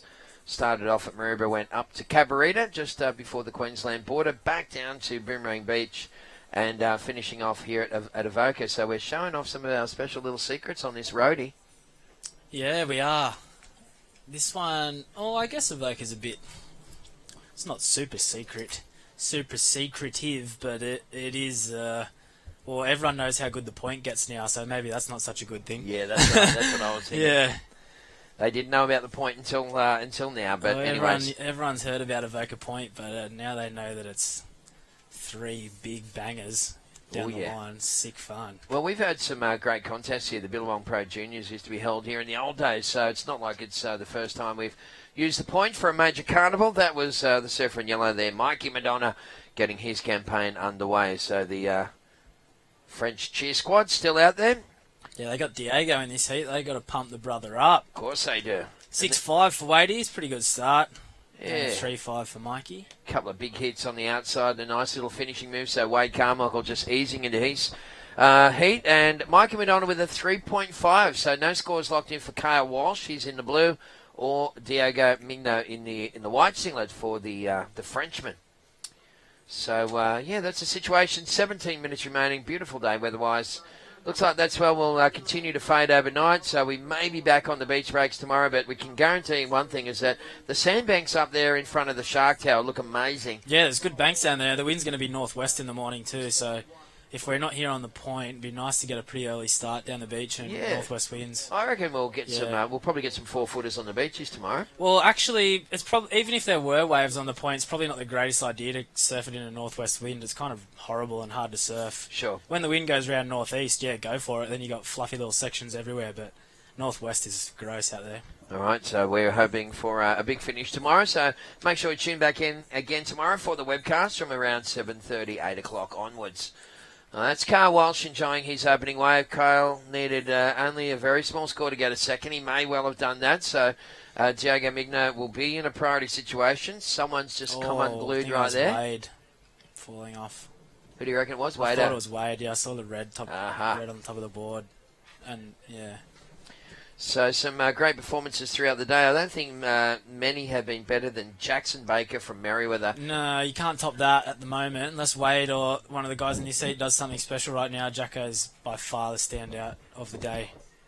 And it was just so good to see the little fella from Merriweather. He's a nugget of a man these days, walking around out there with a big smile on his face. He had a couple of tricky heats in some of the lead-up events to this one, so he's always been an incredible surfer, and when he's on, he's on, and I tell you what, it was just insane to watch. Looks like Mikey just getting a little one there as well. So 15 minutes remaining. Boys just feeling their way into the final heat of the day, and there's been some great performances from the ladies earlier on today. Of course, we saw some great surfing. Just trying to think of some of the other heats that had some really good surfing. Oh yeah, heat number 4, Saxon Lumsden. That kid went nuts. Oh, I wish I went a bit more nuts. Exactly. Right. You did well, mate. You did it. You did us proud. As we see this bloke here, this is Diego on the backhand. Very strong backhand surfing. He and his brother. That wave there, not really offering a lot of opportunities. So they're going to come in at a 2.5. So Wade Carmichael is in the lead. He's had a 6.5 and a 2.75. Mikey Madonna sitting in second with a 3.5 and a 1.1. Kale opened up with a 3.75 and Diego with a 2.5. We do have a score coming through for Diego's second wave. 3.1 puts him into second. Mikey down to third. Kale down to fourth. But as we mentioned, there's lots of time remaining in this final heat of the day here at the Community Project Central Coast Pro. That was a really fun heat today, though, Tezza. I had good fun out there now that I think back on it. Everyone had some good scores, and everyone had about 3 or 4 good waves each, like nice running point waves each, so you can't really complain about that. It was good fun. No. It's just hard watching it all day, mate. Everyone's getting sick little runners down the point, and you can't even go out for a little free surf. No. You know, but yeah, that's all right. It's all good. It's like to watch Wadey, and Riley had another pretty good result, even though it was only a 1,000. Doesn't surf a whole lot of heats. Was a Langsky boy, so he's had a good little result here. That heat he was in wasn't much more he could do about that. With that was the Hiroto Jacko heat. Yeah. So yeah, both those guys were in outrageous form. And Hiroto O'Hara, fast becoming one of my favourite surfers, actually. I really love what he does with his hands when he's surfing. Apart from all the other stuff that he's just got an incredible style, gets down so low, sits right on the tail of the board and just explodes. But I love the way that he twists his hand through the moves. So it's cool to see someone with a bit of nice hand drive. Like this kid here, Mikey Madonna from Lennox Head, up and riding. Nice looking first turn. The wave's a bit soupy now, a bit small and soupy, but he got the good spray turn at the start. Just a lot of cutbacks through this middle section. That turn was nice, but there wasn't really any wave left there, but that was a pretty good score there for him. That'll be his best wave of the heat. Cale Walsh, he did a big rotator in his heat before, actually, now that I remember. I think there's a couple of absolute nuggets making their way around the point as well, Tezza, so we'll have to see what happens with these ones and as Cale finishes up. Oh, this second one could be unbelievable. Just looking out our window, Jayco Caravan, thank you guys. Parked it perfectly for this on the little point car park right now. He goes way down the line a bit more. Oh, this thing's nugging out. Look at this. Float. It's got to get around this bit. Bottom turns around it. Carves back. This is the big stand-up section right here. Here you go. Wow, big speed fan. And a little foam climb. So it wasn't an amazing wave. I thought it was going to be much better than that, but pretty well surfed. No, that was good. Well surfed by Wade Carmichael. His second best score was only at 2.75, so I think that little one might be flying out the window. Carl Walsh just dropped in a score, so got some numbers dropping left, right and centre here, so we'll get all these scores through. Then we'll give you the update, and we're watching the final heat of the Community Project Central Coast Pro. It's been day number 4. It started off a bit gloomy, but it's finished off a beautiful afternoon. You can see just some little high wispy clouds on the horizon. Apart from that, it's blue skies galore. Beautiful light south to southeast winds at the moment, so the point handles that sort of stuff, particularly as it wraps a little more around the point. Perfect wind for the point. A little bit crumbly. It's fun. It's fun in an offshore, especially if it's bigger. But I definitely like it better when there's a bit of crumble on the lip out there. Just lets you go up and through it. It's a bit more playful. When it's offshore, it's a bit feathery and it can get frustrating. You can kind of skip out the back and stuff. Sure. Yeah. Wadey 7.25, Kale 7.5, Mikey 6.9. So you do never know with Wade, though, do you? You watch him surf and you think it's good, but you know what he can do, so you think it shouldn't be that good. But then because of how much the spray is, it comes out sick. You know, like 7.5. Like, of course, he's such a lump of a kid and such a great technique. Of course, what was that, a couple of years ago now when he rocketed into fame by winning the contest at Hatley. I mean, he had a great year that year anyway, but he finished off so strong in that contest in Hawaii. So that was not last December, the December before, wasn't it? Is that right? Yeah, it was, yeah. And I remember just thinking, like, he's always been such a great surfer, but that victory gave him a little bit of confidence that maybe he was lacking to really take on the world's best, because he took down some big names during that contest, including Felipe Toledo and a whole bunch of other guys. Yeah, in the final and stuff. Yeah. Well, Wade's won a lot of QSs. Well, obviously, that was the big win, that 10,000. He got a third in a 10,000 in Trestles as well. But I think he's probably won about 6 or 7 QS events. Right, when you think back on it. He won a 4-star a couple of years ago. Yep. He won a 3,000 in France last year, or 1.5 in France last year. I was there with him for that, and then won a 1,000 in Boomerang the year before that, and I'm pretty sure he won another 1,000 somewhere else. So he's at least won 4, if not more. Some people never make it to the semis. Yeah. You know, so never make it to the quarters. So yeah, that's right. He already won 4 or 5 of them. He's got to put a good year together. I mean, we know all about Wade because, you know, you're a Central Coast, I'm from Newcastle. We've watched, grown up watching this guy surf, but I'm just wondering how many people around the world have really, know how talented that Wade Carmichael really is. I mean, if he made his way onto the main tour, he would rattle some cages, that kid, wouldn't he? I remember surfing Rocky Point with Wade one day, and we came in, and some of the Brazilian crew, because they stay right near Rockies there, were coming down and checking it out, and I think it was maybe the first year Wade got onto the primes, maybe the midway through the year he got onto the primes, as we see Diego Mignot just tagging this thing all the way through. Oh, I should have just kept talking not about him, he might not have bogged, and just finished it off here. You're going to get a bank on the left as well. So yeah, and Judson came up to Wade and just was like, oh, biggest fan, such a big fan of your surfing and all this stuff, man, and Wade was like, what? You know about me? I know. You know, like he's such an unassuming sort of guy too, and so down to earth. That's the beauty of the kid. So Wade Carmichael in the lead with a 7.25 and a 6.5. Carl Walsh currently in second. He's had a 7.5 and a 3.75. So Kale chasing a 6.25 to take the lead. Diego, well, he needed an 8.15. I don't think he's going to quite get it on that one, but he may slide up ahead of Mikey maybe. Should see how many people out on the point here to watch Wade. People coming from everywhere. When you on, man? When you on? 40 minutes, 20 minutes, an hour later on the Savo. People coming from everywhere to come and watch Wadey surf this heat. So yeah, that's cool. They're local hope. They get right behind their locals. And, of course, the Avoca Board Riders Club, ABC, won the Australian Board Riders Battle, took home $20,000, maybe 24 or 25 grand, I think, when they picked up with some skins money there. But it was just great to see the local club here at Avoca being crowned the champions at Newcastle recently. There's Mikey Madonna smashing it through the lip. And this kid's got some skills, hasn't he, Sax? Yeah, can't wait to get a bit more beef on him, I bet. He's going to cause some trouble. He gets a bit more chunk in those turns, but doing really well out there right now. Could maybe he's probably going to put himself into second. Kale Walsh is dangerous when he gets some sections, though. Oh, he surfed that wave so nice. Unfortunately, went a bit flat. And, bugger. I've been very impressed with Carl Walsh. I haven't seen too much of him. Can you tell us anything about this kid? I don't know a whole heap about him, but I know he's from West Oz, and I know he does really, really big airs. Right. And gets big barrels in WA. He is a super talent. I've been super impressed with Walshy throughout the last couple of tournaments. So we're down to 7 minutes remaining. This is the final heat of the day. It's been great to have you people out there in Webland hanging out with us. So Taz McKenna and Saxon Lumsden taking you through these last two. You're going to love this nickname I came up for Kale when he was in the Subway Pro Junior. Yeah. Spinach. That's good. Felt pretty good about that one. Yeah, that is good. Very good stuff. I was going to call him Spinach Walsh over the mic, and I thought I'd better not. All right, so Paulie Munson just sticking his head in, of course, is the CEO of the Community Project. Getting a little sneaky one. And this next one out the back around the corner. Oh, it might be a bit long. Oh, no. Maybe the third one. Well, you can hear the whistles. That normally means something.